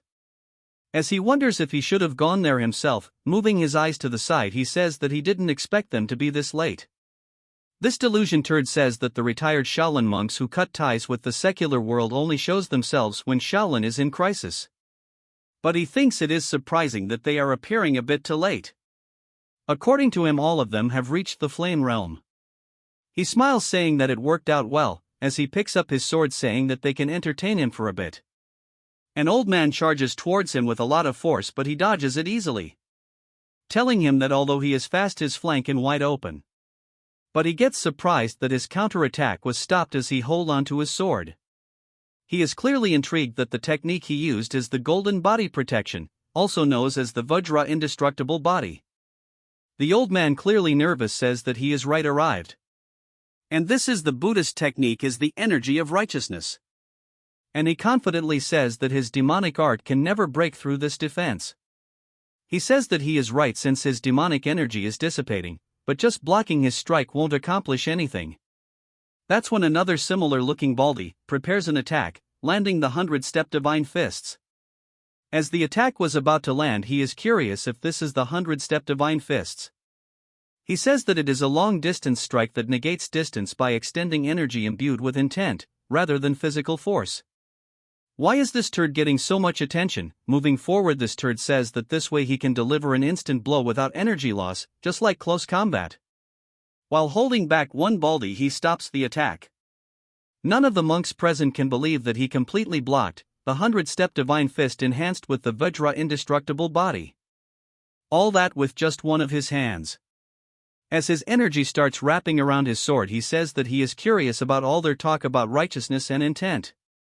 Why the so-called masters waste time explaining martial arts, as he overpowers the baldy, releasing his sword. He says that it is enough to just overpower with overwhelming force. As more monks join, he says that they are negating distance by imbuing intent, which is similar to infusing a lot of energy and slashing. As he uses annihilation, instantly killing two of them. In response to that, he thinks that the sword demon's martial arts are simple, asking if stabbing and killing is the essence of martial arts. But its brute strength is not as strong as the 100-step divine fist. If he swung his sword 5 times harder, it would be close to it. The monks are shocked because he is spouting nonsense, increasing power through sheer force without understanding the principles of martial arts. But his words are not wrong, as energy radiates from his body, as they wonder if he really is human. Or he has transcended the human limits, marking himself as the demon lord. The slash was so strong that it split the main building into half. In the process, all of the monks get killed. He wonders if he should have used less strength, since he wanted to leave the main hall, which suits his taste. Well, he has got a feel of slicing buildings, so he will do better next time. The masked turd arrives, telling the pervert that he apologizes for interrupting his entertainment. He then says that he is a bit too late, as the man says that he just finished his extermination. Look at his hand, he has a fake dummy telling that he got a gift in his hand. It's belonged to the one who was about to become the next abbot of Shaolin. And he was gathering nearby monks to counterattack, but he eliminated all of them. He appreciates him, saying that they have nothing left to do in Hunan. He asks him the situation in Shaanxi, and this turd says that after the troop deployment ceremony, so turd moved out with First Demon and Demon Blade. He asks him if he is getting impatient because the other party will learn merits before he knows. This turd says cheesy words saying that they move solely as his limbs. But he gets shocked by saying that he is a little greedy, since he might have a chance too. He tells him that's enough talk for today, saying that they must head back now. Shaolin, which had been at the center of the Murim for a millennia, had its lineage completely wiped out. And that news quickly reached the ears of the Tang family in Sichuan. The Righteous Alliance, which had set up camp in Juxian before news of Shaolin's invasion arrived, was in a situation where they couldn't even attempt to send support to Shaolin due to the Shaanxihua family troop deployment ceremony. In this situation, Skinny Barbie had to find the best course of action in the current situation. After receiving news of the Hua family's troop deployment, he sent Okayan and Hakwun to Manhwa in Zhongnan. So they must persuade these two major sects to block the Hua family's advance. Although Manhwa and Zhongnan are both righteous sects in Shaanxi, they don't get along. But both of the leaders have reached the peak of the Flame Realm. If both of them were to join forces together, they should be able to stop the Shaanxihua family's advance. Recently, a young disciple of the Manhwa sect have reached the Flame Realm, as he was born with extraordinary talent. That means including him there are 5 master at the Fire Realm in Shaanxi. They currently have 2 Fire Realm master. No matter how strong they are, they can't be monsters like the Heavenly Pervert. If they can confront just those 2, there is no reason for the righteous side to lose in Shaanxi. Meanwhile, the remaining Righteous Alliance forces can move to Hunan. That is, if both of the sects put aside their grudges, and he prays that the people he sent can persuade them all. Moving to the Manhwa sect, the sect leader will not cooperate and won't even listen to what he has to say. She says that she heard it all, and the Shaanxi forces have yet to invade anywhere yet. Yet he wants to move like dogs, attacking them with a stick. He knew it won't be easy, since it won't be easy, but she is already fuming at the mere mention of Zhongnan. In the past, at a friendly gathering, she was harassed by a group of Zhongnan scholars and she beat them all up. After learning about this, the current leader of Zhongnan retaliated against Manhwa. Since then, several rounds of retaliation have built up resentment, but is now the time to dwell on that. Even that Namgung family head was defeated by the heavenly pervert, and now he is headed towards Shaolin. That's when her femboy disciple has something to say. This is the turd that has reached the flame realm. She says that she is aware of his concerns, but the 1,000-year-old Shaolin won't fall this easily. They should even consider the possibility of the heavenly pervert's defeat. The man suggests they wait to hear the results of what happened in Shaolin. She says he is being complacent, that they move after Shaolin has been annihilated. The nobody says that if the heavenly pervert wins, then it means they were weak. If it comes to Manhwa, they are different. This cocky turd says that if they had invaded Manhwa, it would mean they would have demonstrated Manhwa's might. He is a genius who has reached the fire realm at this age. In the past he would have believed his confidence, but after meeting our Chad he is nothing but an ant. It's hard to believe they are off the same age, since he has a long way to go before he matures. But the leader says that there was a time when she thought that her disciple would rival the Black Death Alliance leader. No offense, but he would insta-kill this joker. She says that if those Zhongnan people are so desperate, they should come to Manhwa and kneel at their feet. He says that he has said enough and he will directly go to Zhongnan and seek cooperation himself. He says that if she cannot change his mind, she doesn't need to stop him. Today he didn't come here as a member of the Manhwa, but he came as an envoy of the Righteous Alliance. She says that he has become insolent and needs a beating. All of a sudden a noise grabs his attention. As they rush outside, she gets surprised. Someone tell her that the righteous faction people are all weak now. Joker says that they are all trash and instead of training they rely on authority. Noticing them, he says that the energy of them are different and they should introduce themselves. They are guard from the Hua family, and by the orders of their leader they must annihilate their sect. Moving back to the Zhang'an sect, someone holding the cup says that Shaolin was attacked by the Dark Lord of Destruction, and the Hua family has mobilized their troops. The sect leader knows as Hakyu says that he is right and had no time to sit back and observe. And there must be a reason for these simultaneous movements. He asks if this news has reached Mount Hua as well. The messenger says that the Righteous Alliance has sent him an OK Yang at the same time. The leader is smart, as he says that knowing the leader's personality they won't make a move. But after hearing the news about Shanxi, the situation might be too big for pride. That when a shout alert them that there is an enemy raid. Outside, the disciple are lying dead left and right, and one of them thinks that his partners are splits apart like paper. His senior brother, who was always cheerful, was killed. His junior brother, nobody number 2, who he trained with just this morning, have all died meaningless death. This similar-looking turd wears a golden mask, so Golden Turd Barbie says the injured kid that he is trembling.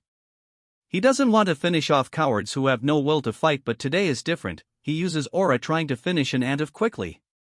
A sword manages to block the strike from landing, and it is none other than the Zhongnan sect master. Seeing him, the ugly Barbie gets excited because he was waiting for him all this time. Another strong strike lands, causing an energy wave, it none other than Hakyun. He curses this golden Barbie, asking him how he can do this to his disciples. The turd instantly recognizes him, saying that he is part of the Righteous Alliance, and guesses that the Righteous Alliance sent their response quicker than he thought. A mysterious figure says that their momentum is not to be underestimated. Asking him if he will be alright by himself. If they are going to strike Zhongnan, then it would be ideal to launch a full-scale attack. This cocky Barbie tells him to not worry, since numbers are meaningless after reaching a certain level. So he should wait and see the situation unfold. It's enough for his troops to surround and pursue an ants that escape. All credits of them eliminating the sect will be given to this guy, who is the young master of the Shangxi Hua demonic family. He says that if the elder golden Barbie wants this, he will follow him gladly. The righteous goatee says a righteous slogan, but let's skip that. As a dark aura starts releasing from him, he says what he is saying, they will find it out soon. It will be obvious to see what they are capable of. The release of energy is sinister that it shocks both of them as fear strikes them. As this turd goes legendary Super Saiyan Barbie, he shouts, saying killing 2 Fire Realm Master will earn him greater merit. He tells them to attack together since he hates wasting time. The leader orders Hakwun to take the disciples to Mount Hua before an encirclement. Hearing this, he says that it is best if they break through this together. He tells him he had thought he has a grasp of the Fire Realm master of the three demonic families, but he cannot gauge the identity of this Barbie nor his level. Since he is moving alone, the other master are attacking Manhwa. The leader says his guess is correct and they are attacking two places simultaneously at once. It is in order to prevent one sect from fleeing if the other one falls.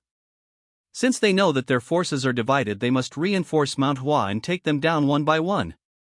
As the Barbie launches an attack, the master blocks it easily, but the second attack causes a huge explosion of energy. With a serious tone, he tells him to follow his order. The confident trash says that even two wouldn't be enough to handle him, yet he thinks he can go alone against him. And he should already be aware of his level after the first strike. The leader is in a tough situation since his demonic energy far surpasses his internal energy. As he grips onto his sword, he realizes it's been a while since he has felt the possibility of losing his life. But he must hold him until the disciples evacuate. He releases his energy, saying that he must pay the price for underestimating the sword Zhongnan. The freak shouts, telling him to entertain him. The dogs are chasing the rabbits, in this case the Zhongnan disciples, as one barks, telling them not to escape. Hakwon expected a pursuit team, but they instantly started. He tells the disciples to keep running and not look back until he hold them off. All of a sudden, a huge wave of energies collide, gaining attention of everyone present at the SCE, and all he can do is pray that his master can hold it off. Moving to the Xinjiang mountain, Snakey is flying non-stop, but now he is exhausted. He was carried by our Chad, so he didn't realize how vast the place was.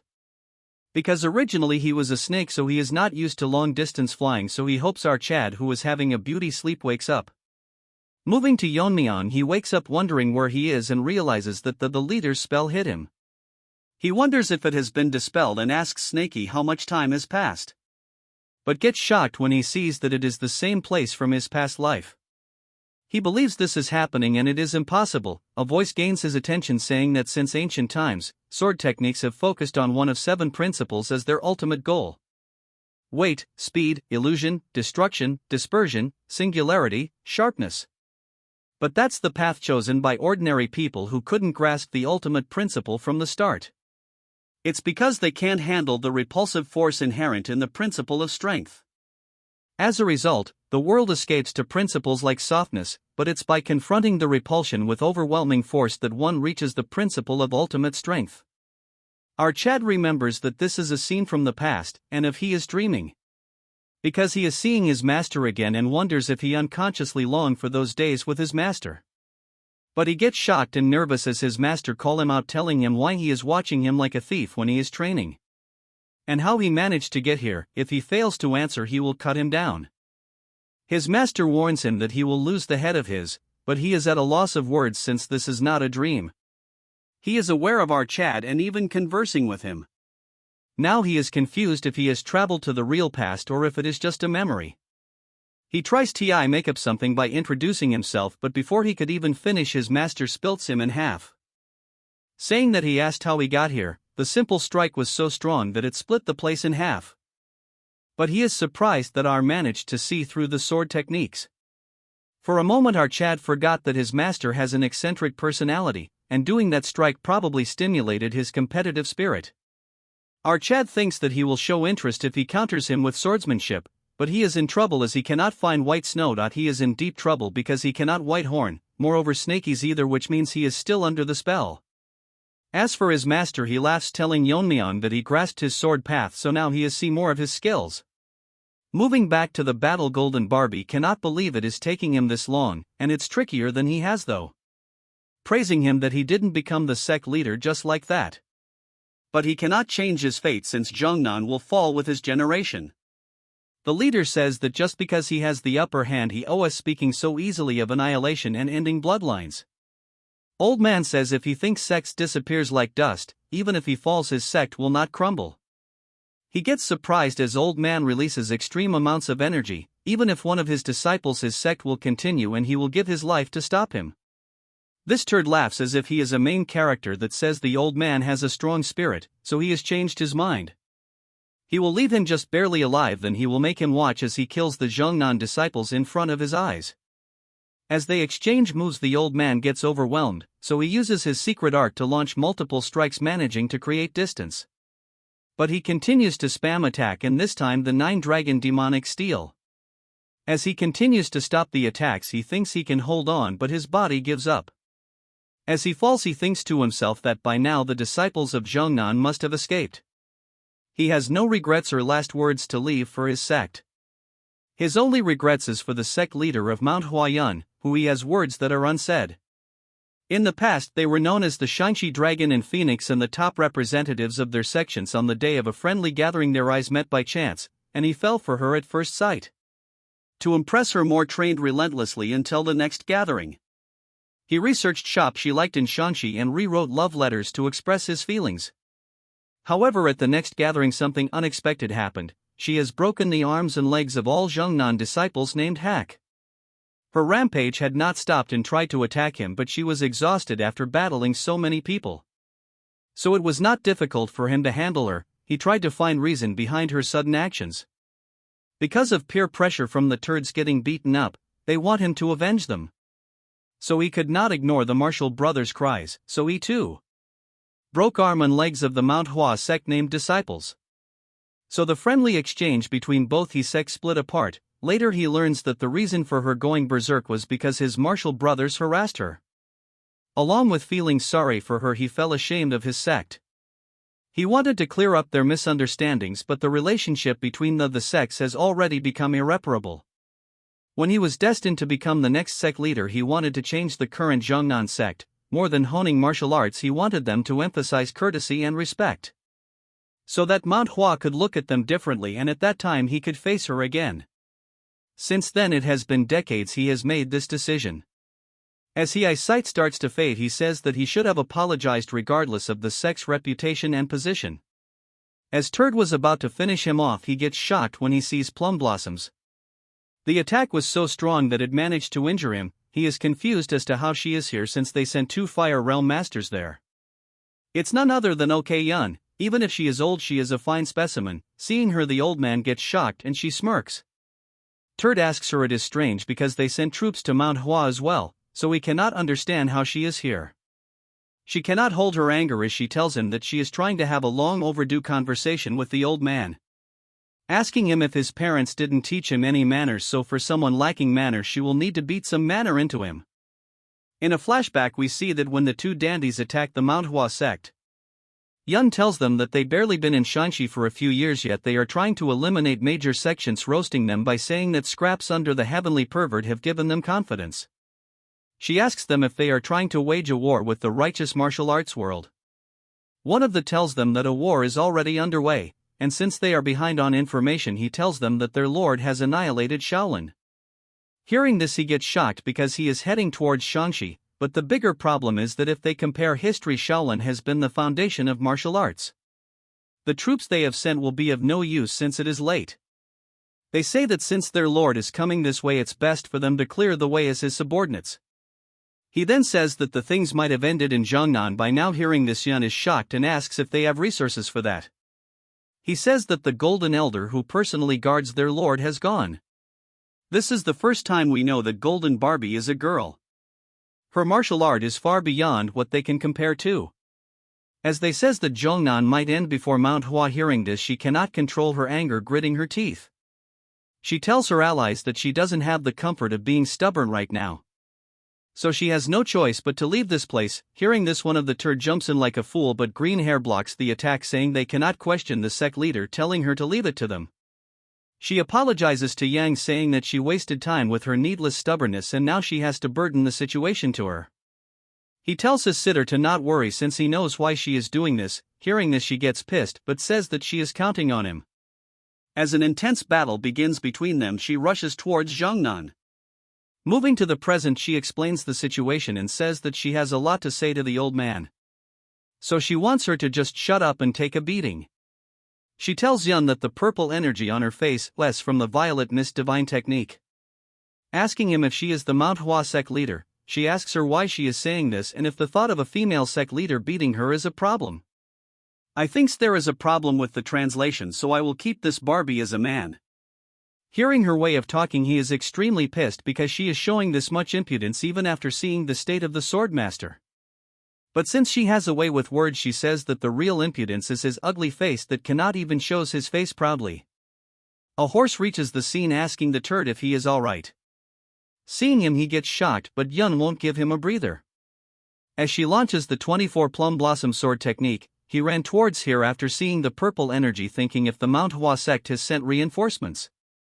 Seeing him, she launches multiple strong attacks. As he jumps in front of the attack, the wide range attack was so wide that old man asks her if she is planning to cut her down as well. She tells him to keep quiet, telling him if she cannot handle her true chi at this age, telling him to not create a fuss when she didn't even touch him. Although the Barbie managed to block the attack, he curses her, telling her how she has the audacity to attack him. She says that he must be the Hua family's young master. Before coming here, she met some Zhongnan members heading towards Mount Hua. They told her that the glory for annihilating Mount Hua and Zhongnan belongs to the young master. She says there is no need for the Lord's personal guard to go this far and asks if they are in love. Hearing this, she gets shocked, saying that she will make sure that she cannot speak such nonsense. As she goes Super Saiyan to Barbie. She says the one speaking nonsense is she poked a little and now everyone knows he is the Lord's son. She says that if she kills him, the Lord will hold him responsible for this and he will die. And this is going to be fun, as this turd shouts, saying how she can claim to be righteous people. She says he has no right to call her cowards when they split their forces in half, and now everything they said has revealed their weakness.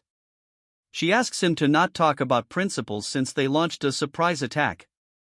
As her words got this ant pissed, he charges towards him, but a strong sword blocks the attack and launches the counterattack. She asks him why he is stepping forward when he has yet to recovered. He thanks her for buying time, but he can move at least. He says he cannot be a burden to a lady, no matter how old he becomes, love is forever young. She rushes towards the young master, telling old man that if he was young she would have beaten him senseless. The turd is now in a tough position because without the plum blossom goddess not blocking, he could eliminate old man easily. But the young master alone will never be able to block Yun's attack, but she launches a strike which the turd blocks, but in the process gets injured. To create distance, he goes berserk, and she says that targeting the young master was the right answer.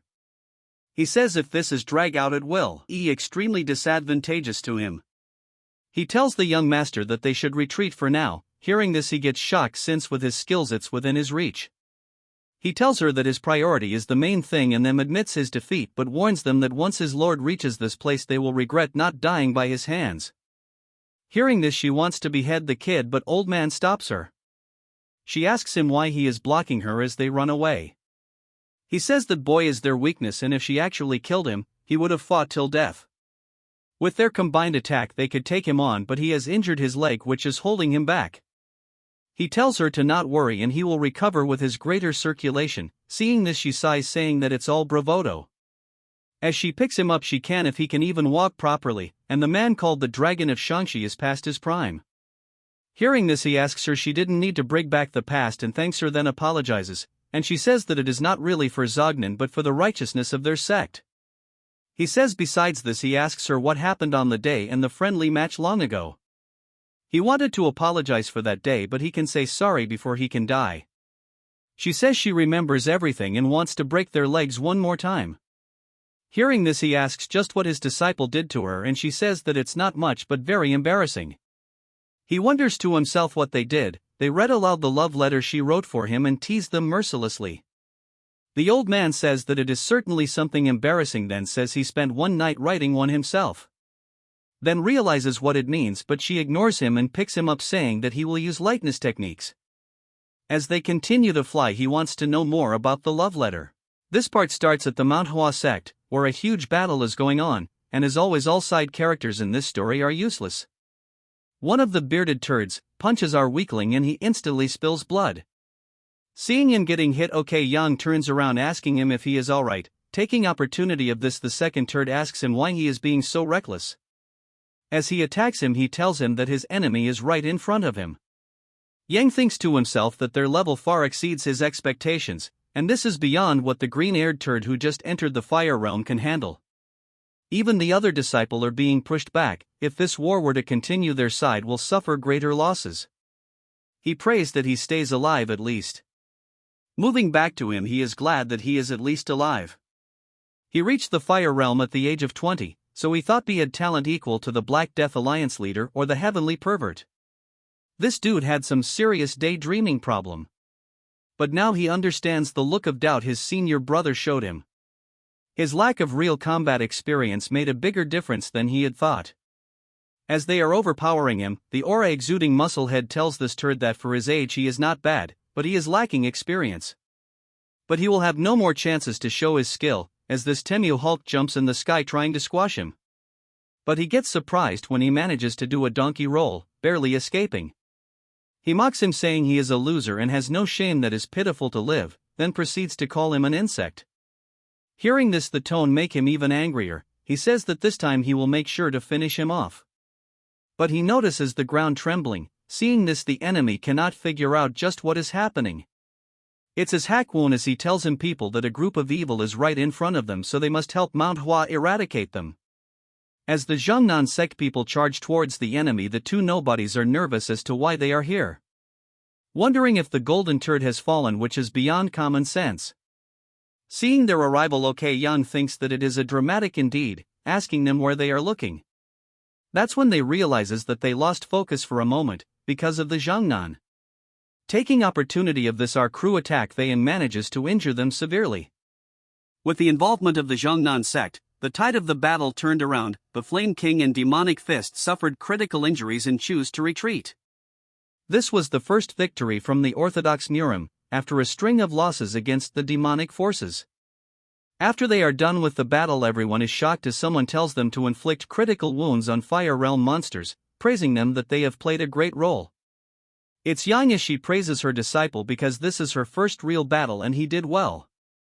As for Swordmaster, he is dying out of embarrassment, but she is confused why they have been staring at her like this. Man, this is so wholesome, as her disciple tell her that it's obvious that they would not look at her. As they sit for a meeting, she starts summarizing the situation. Currently the Heavenly Pervert is on his way to Shanxi after annihilating Shaolin. Although they have driven them out, they have suffered severe losses. Moreover, they don't know just how many Fire Realm monster they have under him, besides the known demon masters of the three demonic families. Especially that golden turd, as he managed to force them to retreat by taking the turd's son hostage. If they had fought till the end, neither of them would have returned unscathed. Hearing that, they are shocked as Greena thinks to himself that it's unbelievable to hear such things from her master's skills. It's a shocking matter because he fought on par with two peak Fire Realm masters at the same time. They only bought time for some time and the situation is not looking good, so they will quickly regroup and invade again as quickly as possible.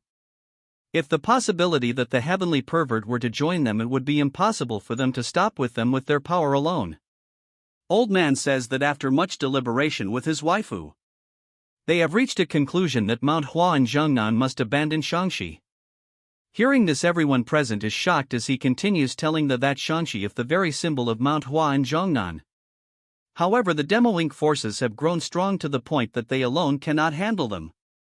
So right now their priority is to restore balance. So both Manhwa and Zhongnan must lend their strength to the Righteous Alliance. Beardo thinks that it is the best option, but he is worried about the commoners in Xi'an who have supported both sects in Shangxi. Yang says that they will take them all with them. It is no exaggeration to say that they exist because of them. They should still have time before they come back towards Xi'an.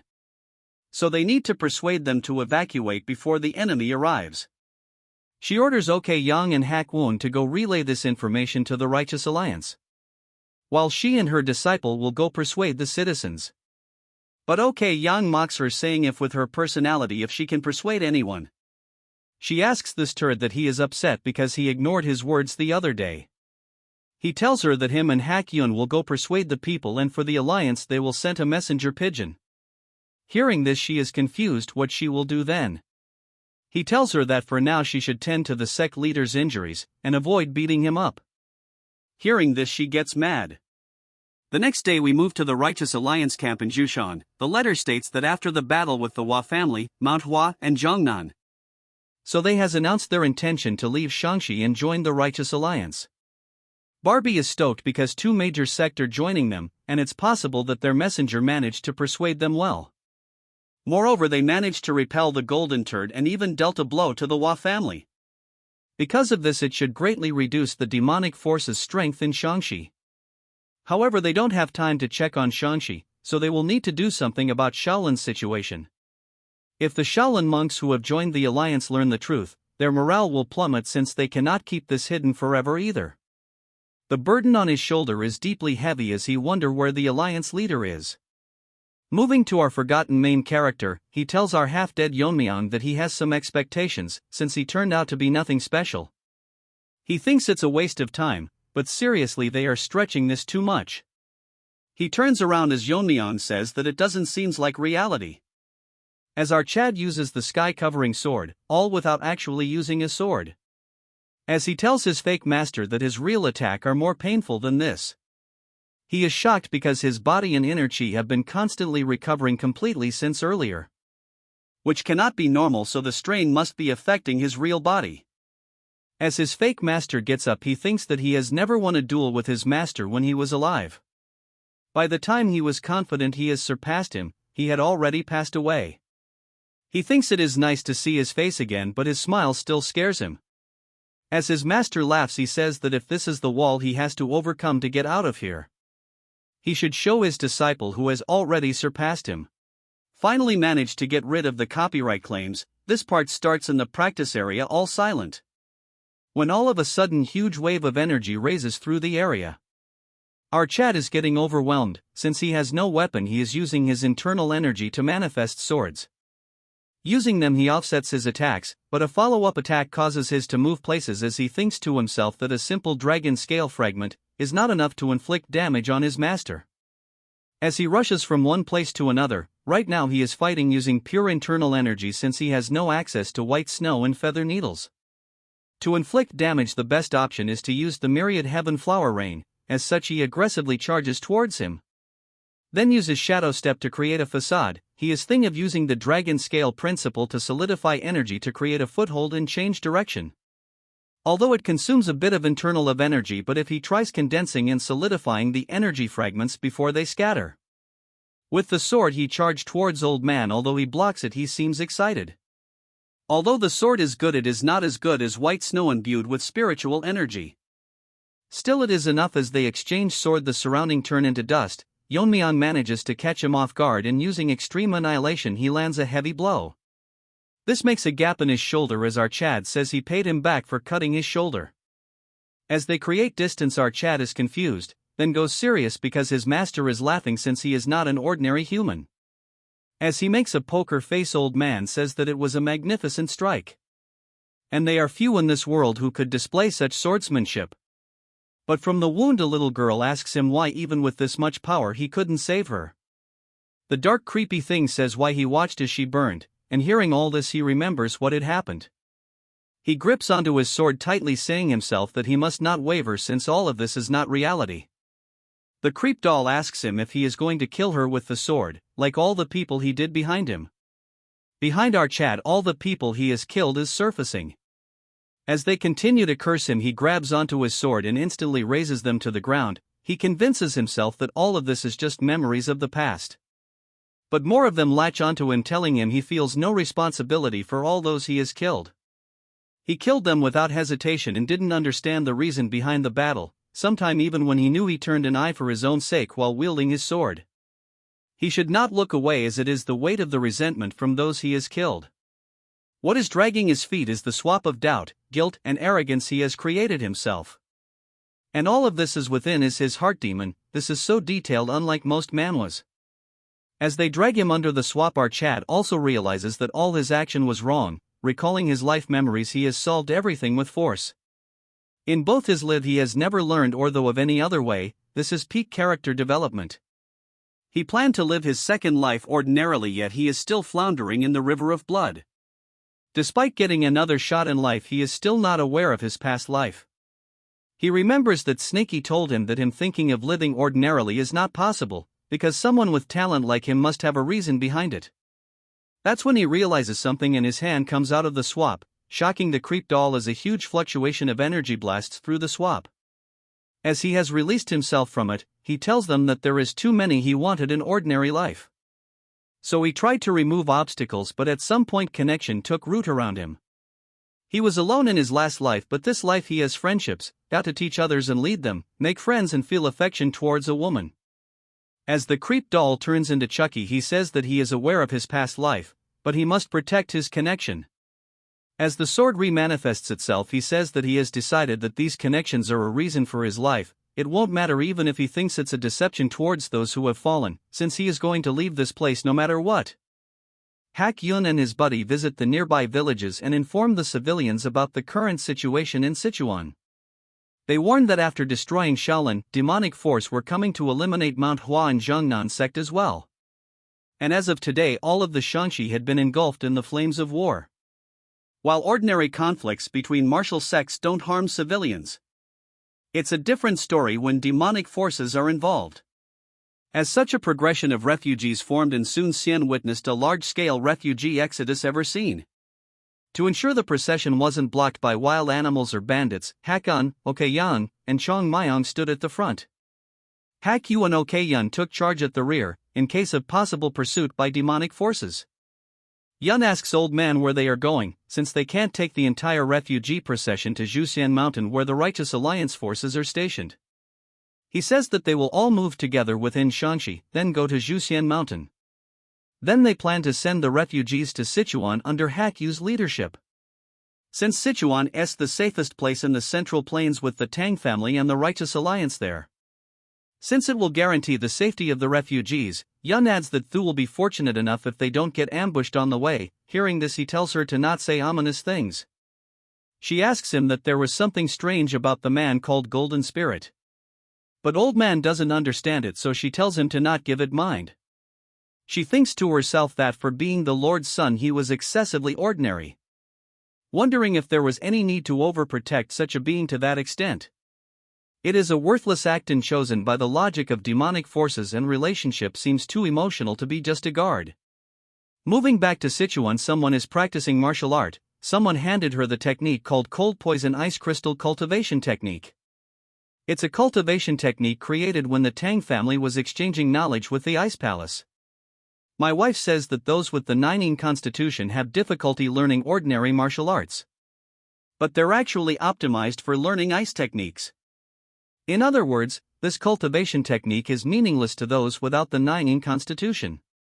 That's why it wasn't destroyed even during the Dark Lord of Destruction's invasion back then. As Mirio practiced the art, she realizes that it's a cultivation technique that would harm oneself if learned with an ordinary body. She thinks to herself that why the Dark Lord of Destruction didn't pay attention to such arts, but it's extremely precious to her, so she must practice diligently. My wife thinks to herself that fate is truly mysterious. That among the many martial arts lost that day, the remaining one would be helpful to that child. That's when she remembers that 17 years ago the heavenly pervert finished of the family had her father. She heard him saying that if it is the Lord's will, after that he retreated. Now that she thinks about it, she wonders if it was really the Dark Lord of Destruction, but it is actually Goldie. Moving to Goldie, who had treated, all of them failed and are in front of the Lord.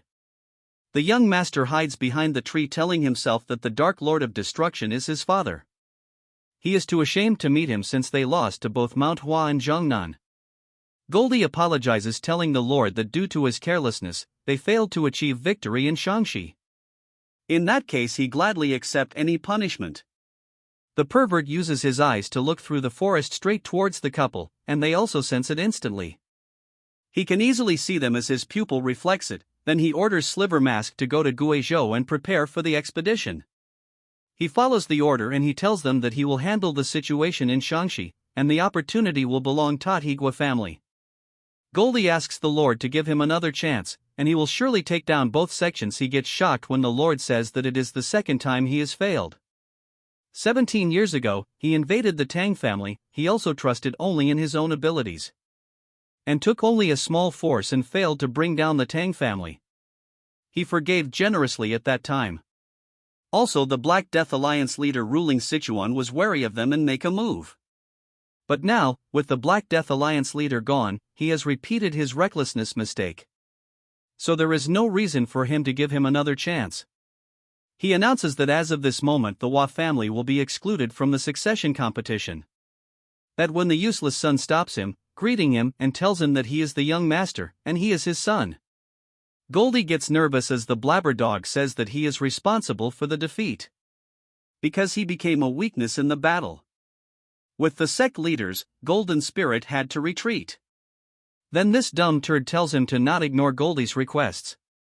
The Lord gets pissed saying that he stopped him for such a stupid reason. Since all of the responsibility lies within him, then he must pay the price. As an attack is aimed towards him, he can't even react, yet Goldie blocks the strike, falling to the ground. The Lord says that it is dreadful to die like this, since he raised him as his shadow all this time, only for him to give his life for mere affection. But there is nothing he can say as he walks away, saying that parents bear the sins of their children. Dumb kid cries saying that he is not of the Lord's bloodline and Goldie is his father. As Goldie lies lifelessly, we see a flashback where two kids are being adopted by the Lord as they will be his honor guards. There were many children S0LD to the heavenly demon sect to obtain divine pills. Among them, the twins were chosen by the young sect leader of the heavenly demon sect. And under his support, they received demonic manuals and spirit medicines, reaching the realm of extreme demon. And wearing gold and silver masks respectively, they became the young sect leader's honor guard. As shadows they took down those who blocked his path, and acted on his stead, and one day he ordered them to create an heir. He tells them to make the daughters of the families that have surrendered to them bear the seed that will succeed him. It was an incomparable order, to suddenly seek an heir through his honor guards. But it was the order of the one who would become the sky of the demonic path was absolute. So they couldn't question it. He also excluded personal feeling, which is simply an order. That's what he HD though. Until 10 months passed and he held a small lump of flesh in his hand, he developed feeling that a shadow should not have. Knowing he couldn't do anything made Hai want to call him out more desperately, his son. These were words he could never say in his entire life, but he kept this one promise that even if he becomes the Lord one day he will protect him until the end of his life. As he lies dead on the ground as rain showered the area. And this dumb turd cries with no words coming out. This part starts at the Gua family state. As he gets dressed, Sliver Mask says he must follow his lord. His wife says just how long are they keep going to wait. She heard that the Hua family held their departure ceremony if they were to achieve victory. Then their son would be out of succession without even a chance to compete. He says that he cannot do anything since it is the Lord's decision, but understands her impatience. Instead, this Riz Lord kisses her and says that he cherishes their son as much as she does, so she should wait a little longer and he will find a way. As Silver Mask rushes towards the Gua family, he is happy that Goldie has failed, and thanks to that an opportunity has arisen. This dumb turd is going to deploy all forces and attack Sichuan, which is the Righteous Alliance main base.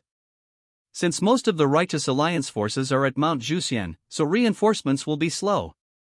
If they take down the Tang family, the position of the next lord will belong to his son. Moving back to the squad, they are splitting and one of them will escort the civilians to Sichuan, then later they will meet again at Mount Jusian. As they depart with extreme speed, Yun asks Old Man if Hakwun would be alright alone. And he might get ambushed leading that many people. He says that Goldie and the Hua family has suffered serious internal injuries. So they need time to regroup, and in the meantime they will get away in the meantime. But they freeze instantly the moment the pervert is gazing at them through the sky. Just sensing the energy, all four of them stop, unable to move, realizing that what they felt earlier was not imagination and someone has been tailing them, and whoever it is, they are extremely powerful. A voice tells them that they have been too late to move separately after all this time.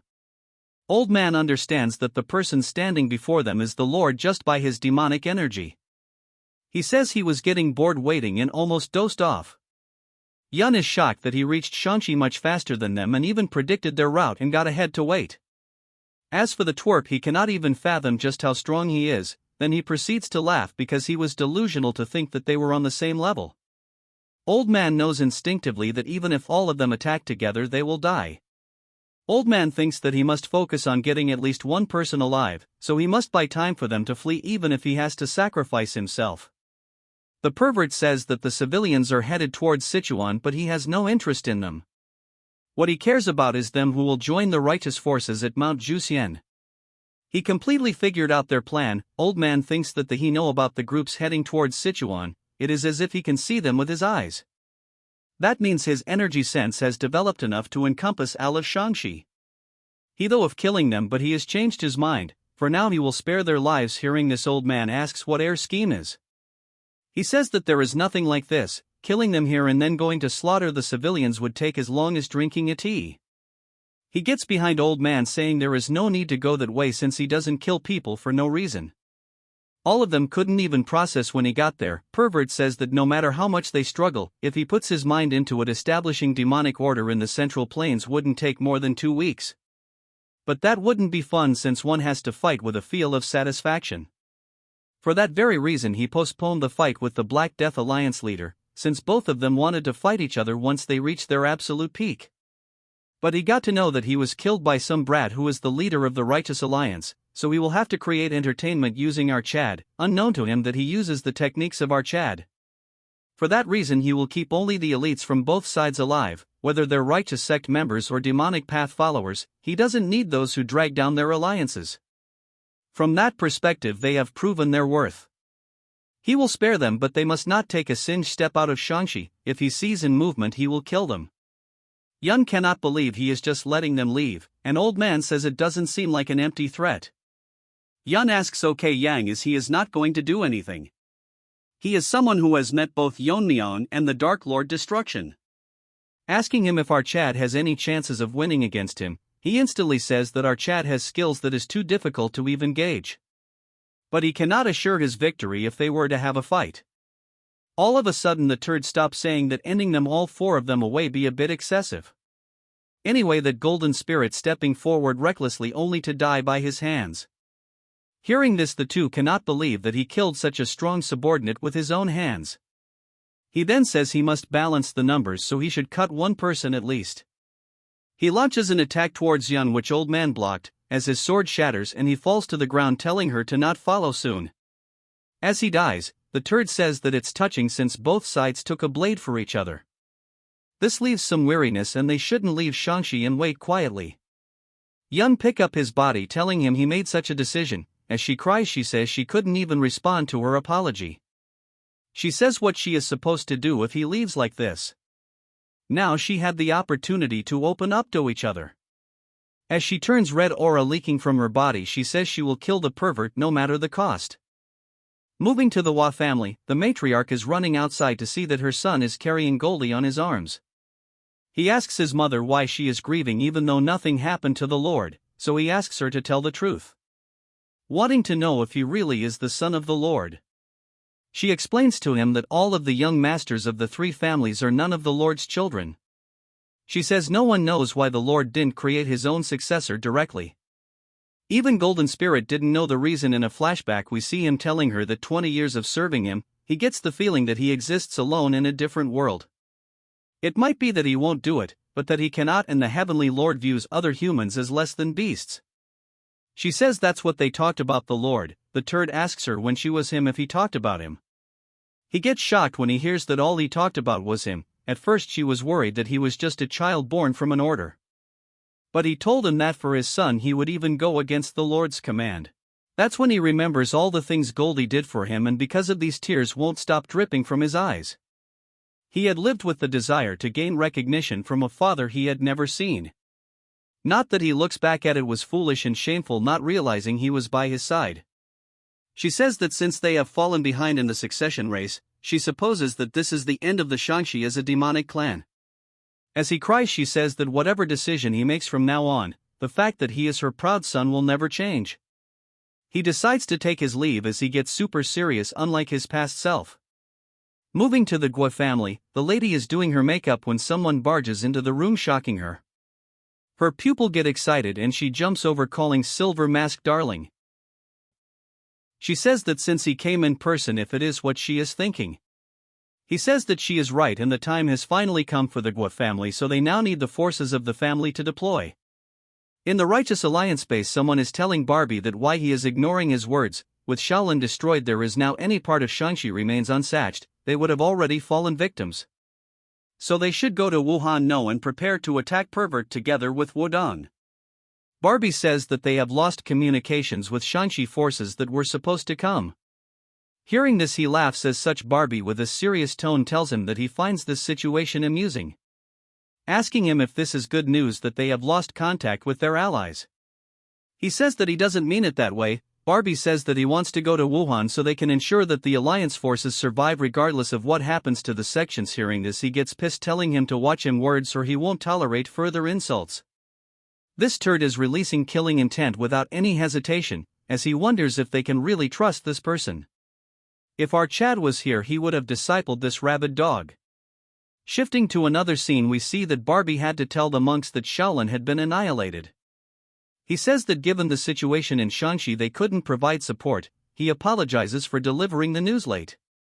If they want to leave the alliance they may do so, since he has no right to keep them here, as he kneel apologizing for all this. One of them says how can he, their leader, bow his heads for the deeds the heavenly pervert has caused. They are already grateful that he has informed them and none of them is blaming him. So he should not worry and continue leading the alliance. They will personally resolve the resentment for the sect's destruction in the upcoming battle against the demonic forces. For their sake he cannot accept the proposal of the so-called Sword Saint. So he informs him that there will be no change in plans. This pisses him off and he says if they are not going there, then are they waiting at the mountain for? He says he has decided where they will advance since they just received a report from the forward scouts.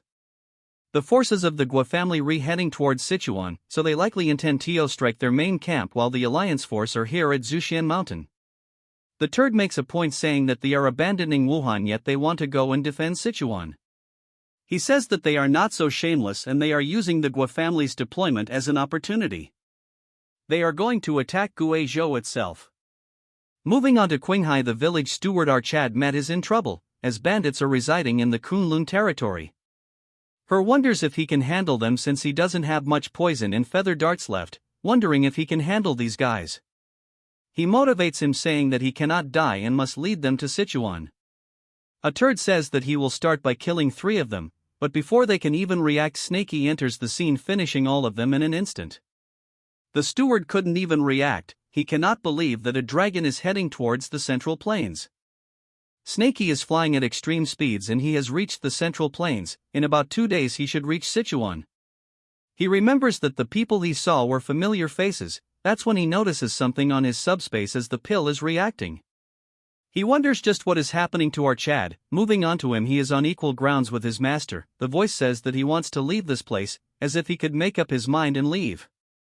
His master says that he might have settled his resolve but he didn't succumb his heart demon.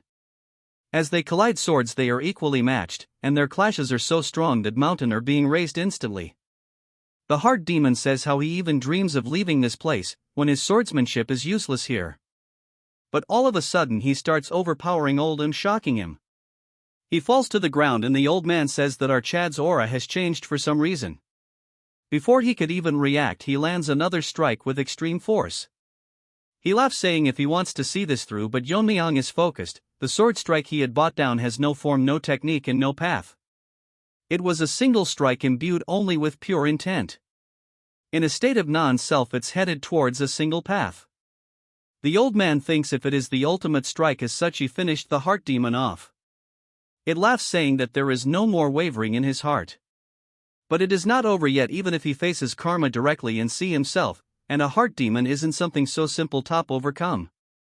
That's when he get injured, shocking him because the technique that fills up everything visible with energy, imbued with the intent of the flower rain of the sky.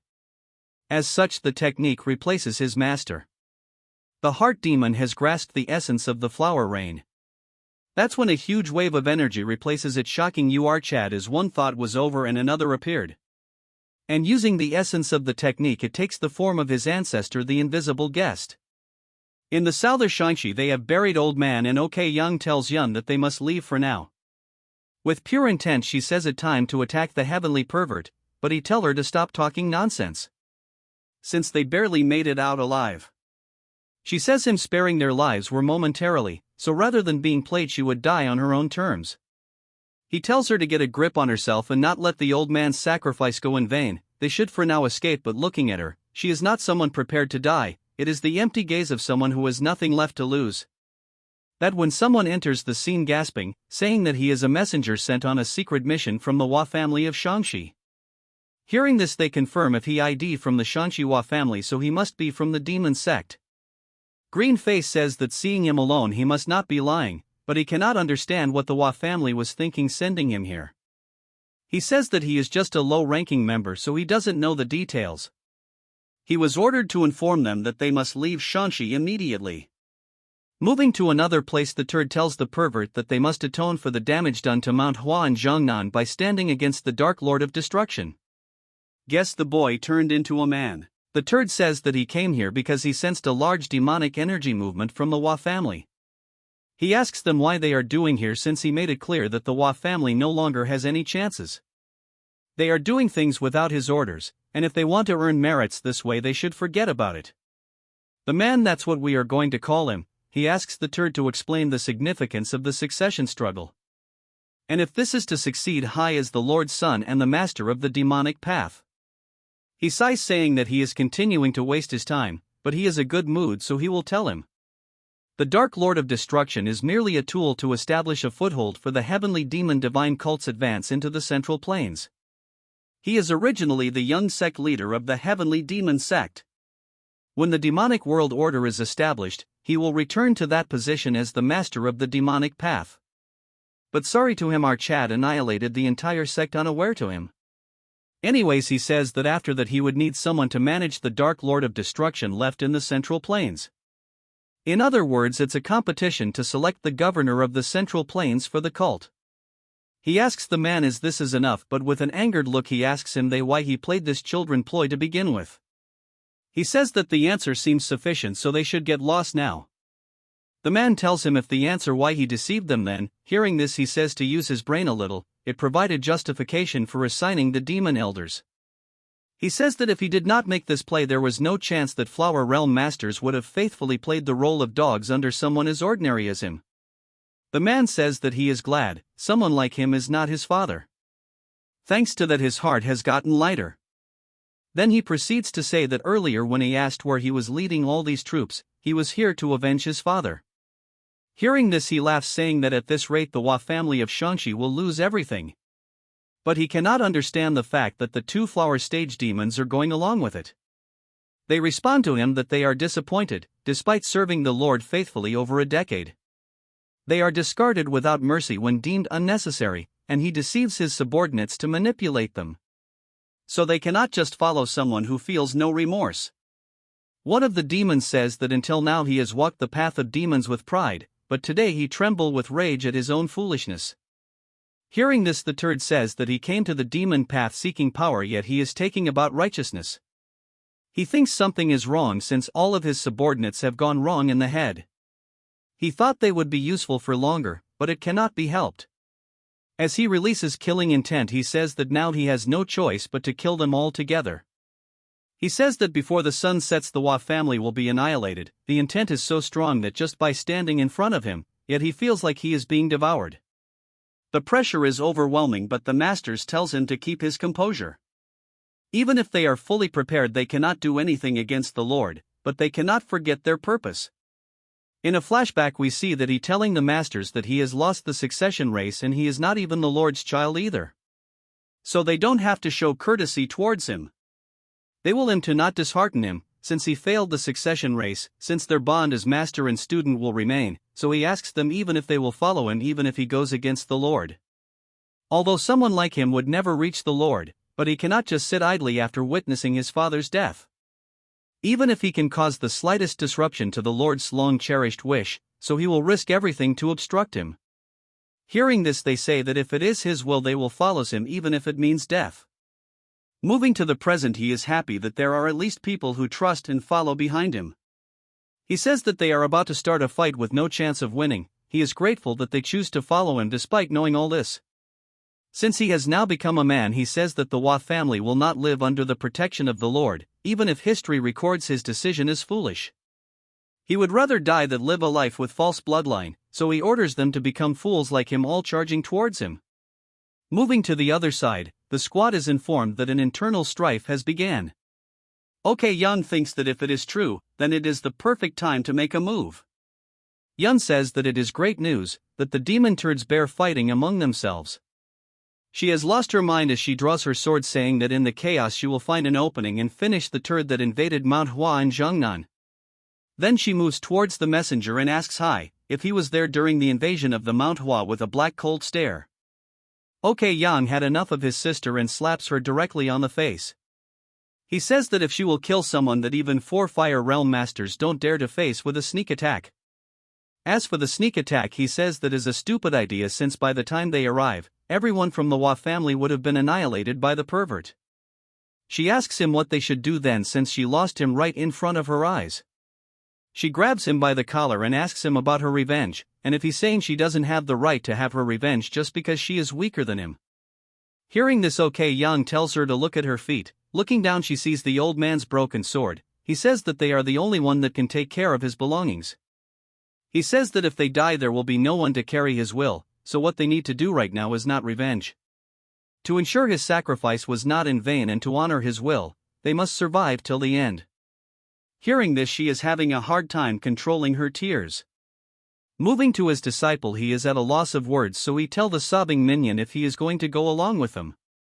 She apologizes to old man, and says that when the war is over she will make sure to give him a proper burial, so that everyone from Mount Hua and Zhongnan can remember him. We move on to the other side of the story, and it's not our Chad. Everyone from the Hua family has been slain, and the turd says that even after all of them attacking together, this is all they could amount to. At the moment he grabs the man by his neck, and tells him that he cannot understand, as he told him that from the beginning that they cannot draw a single drop of blood from him. And all he did is pile up meaningless corpses. Even if they did nothing, they could have at least prolonged their lives. That's when he realizes that something is wrong. The man is laughing crazily, telling him to use the great ability of his figure it out.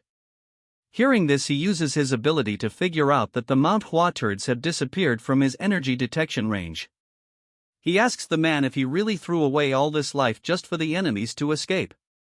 Even in his dying moment he says that his enemy is right in front of him, although they couldn't inflict a single scratch on him. Before he could continue talking, he uses his aura to punch his gut instantly, saying that he is foolish to think such a thing will harm his action. But he will praise him that he was not just a fool. It would have been better if he showed this sight in front of Mount Hua and Zhongnan. As he falls to the ground, he says that it was entertaining and that he will watch it from the afterlife how useless his defiance was. And he will personally show him that all of the central planes will realizes it. Moving back to the other side, we see the messenger telling them to not go to Zhuanshan Mountain, elaborating that there is someone called Silver Wolf who guards the Lord alongside Goldie. He was ordered to lead the Gua family army and attack the Tang family and destroy the Righteous Alliance. Hearing this, they are in a tight spot as he continues to explain that by now their army should have learned about this and withdrawn from Sichuan. So they might cross paths with them on the way. Since he is done with his orders, he take his leave. Afterwards, as they were running towards Sichuan, Yun cannot understand why the Guizhou forces are moving now. So she wonders if the Lord is really thinking this as entertainment. Yang thinks that this is fortunate for them, because if the 3 demonic families and the Dark Lord of Destruction had moved at full force simultaneously, the righteous factions would have already been annihilated. That's when they notice something. Yang thinks that the movement is unusual, and it is like they have a will of their own. Yun wonders how many people on Earth can do something like this, since the pervert is currently looking for them. He is manipulating the flow of the clouds to look for them. Currently his level has gone beyond martial arts. She tells them to speed up, or else he might just locate them. As a huge dragon with glowing eyes manifests itself. Moving to the Righteous Alliance, Yanjiang is exhausted because she has to make reports on outer patrols and internal maintenance along with her training. Since she is the actual military commander and temporary chief of administration. His uncle's communication has been cut for a week, and there is no news from our Chad, which is frustrating.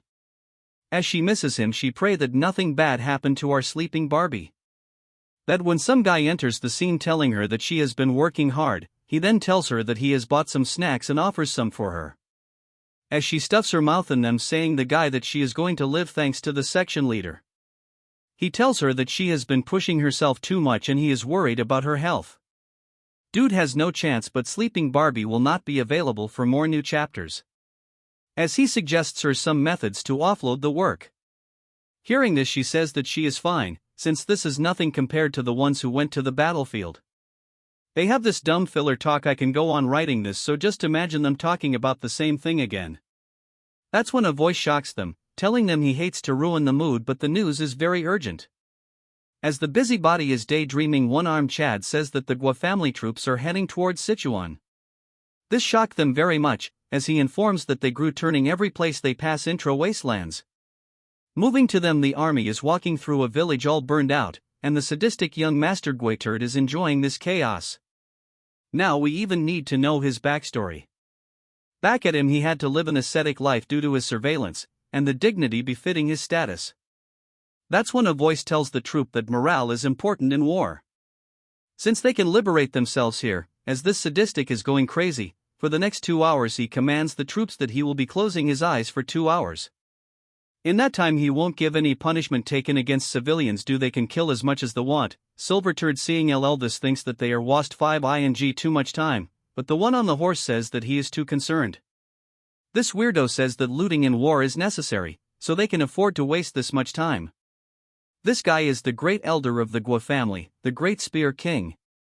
He then says that a virtuous general knows how to loosen discipline appropriately rather than tightening it too much. This turd had entered the demonic path but was originally a military general. This guy is close to a soldier than a martial artist, after the pervert saved him when he fell into demonic darkness. He then joined him, and since then he has been helping the Gua family. But his word and action has a different kind of darkness that make him feel uneasy. As he wickedly laughs, he says that despite all this his skill are excellent, so for now all he can do is watch. A messenger bird arrives and the man reads the letter, and his smile instantly fades away. Silverturd asks him if this is serious. He tells Silverturd that it is too late to defend, so they are attacking their main base to make them retreat. He thinks that this is a good strategy, and all of this is going according to the predictions. In the letter she said that as per the elder's advice, they have withdrawn all forces from the path to lure them into a false sense of security. As per the elder's advice, we've withdrawn all forces from the path to lure them into a false sense of security. They have requested support from the Fu Zhenlu family, securing a promise of several hundred troops. In particular, they say that Baek Sarayan of the Ice Snow faction, the Lu family's strongest force, is coming, as she's the strongest among the Lord's subordinates. Considering his actions towards the Hua family, the pervert will not intervene, and now it is just a matter of who beheads him first. She told Slivery Turd to not worry about her safety. He is impressed that even though it is planned it is a matter of life and death, yet she is composed.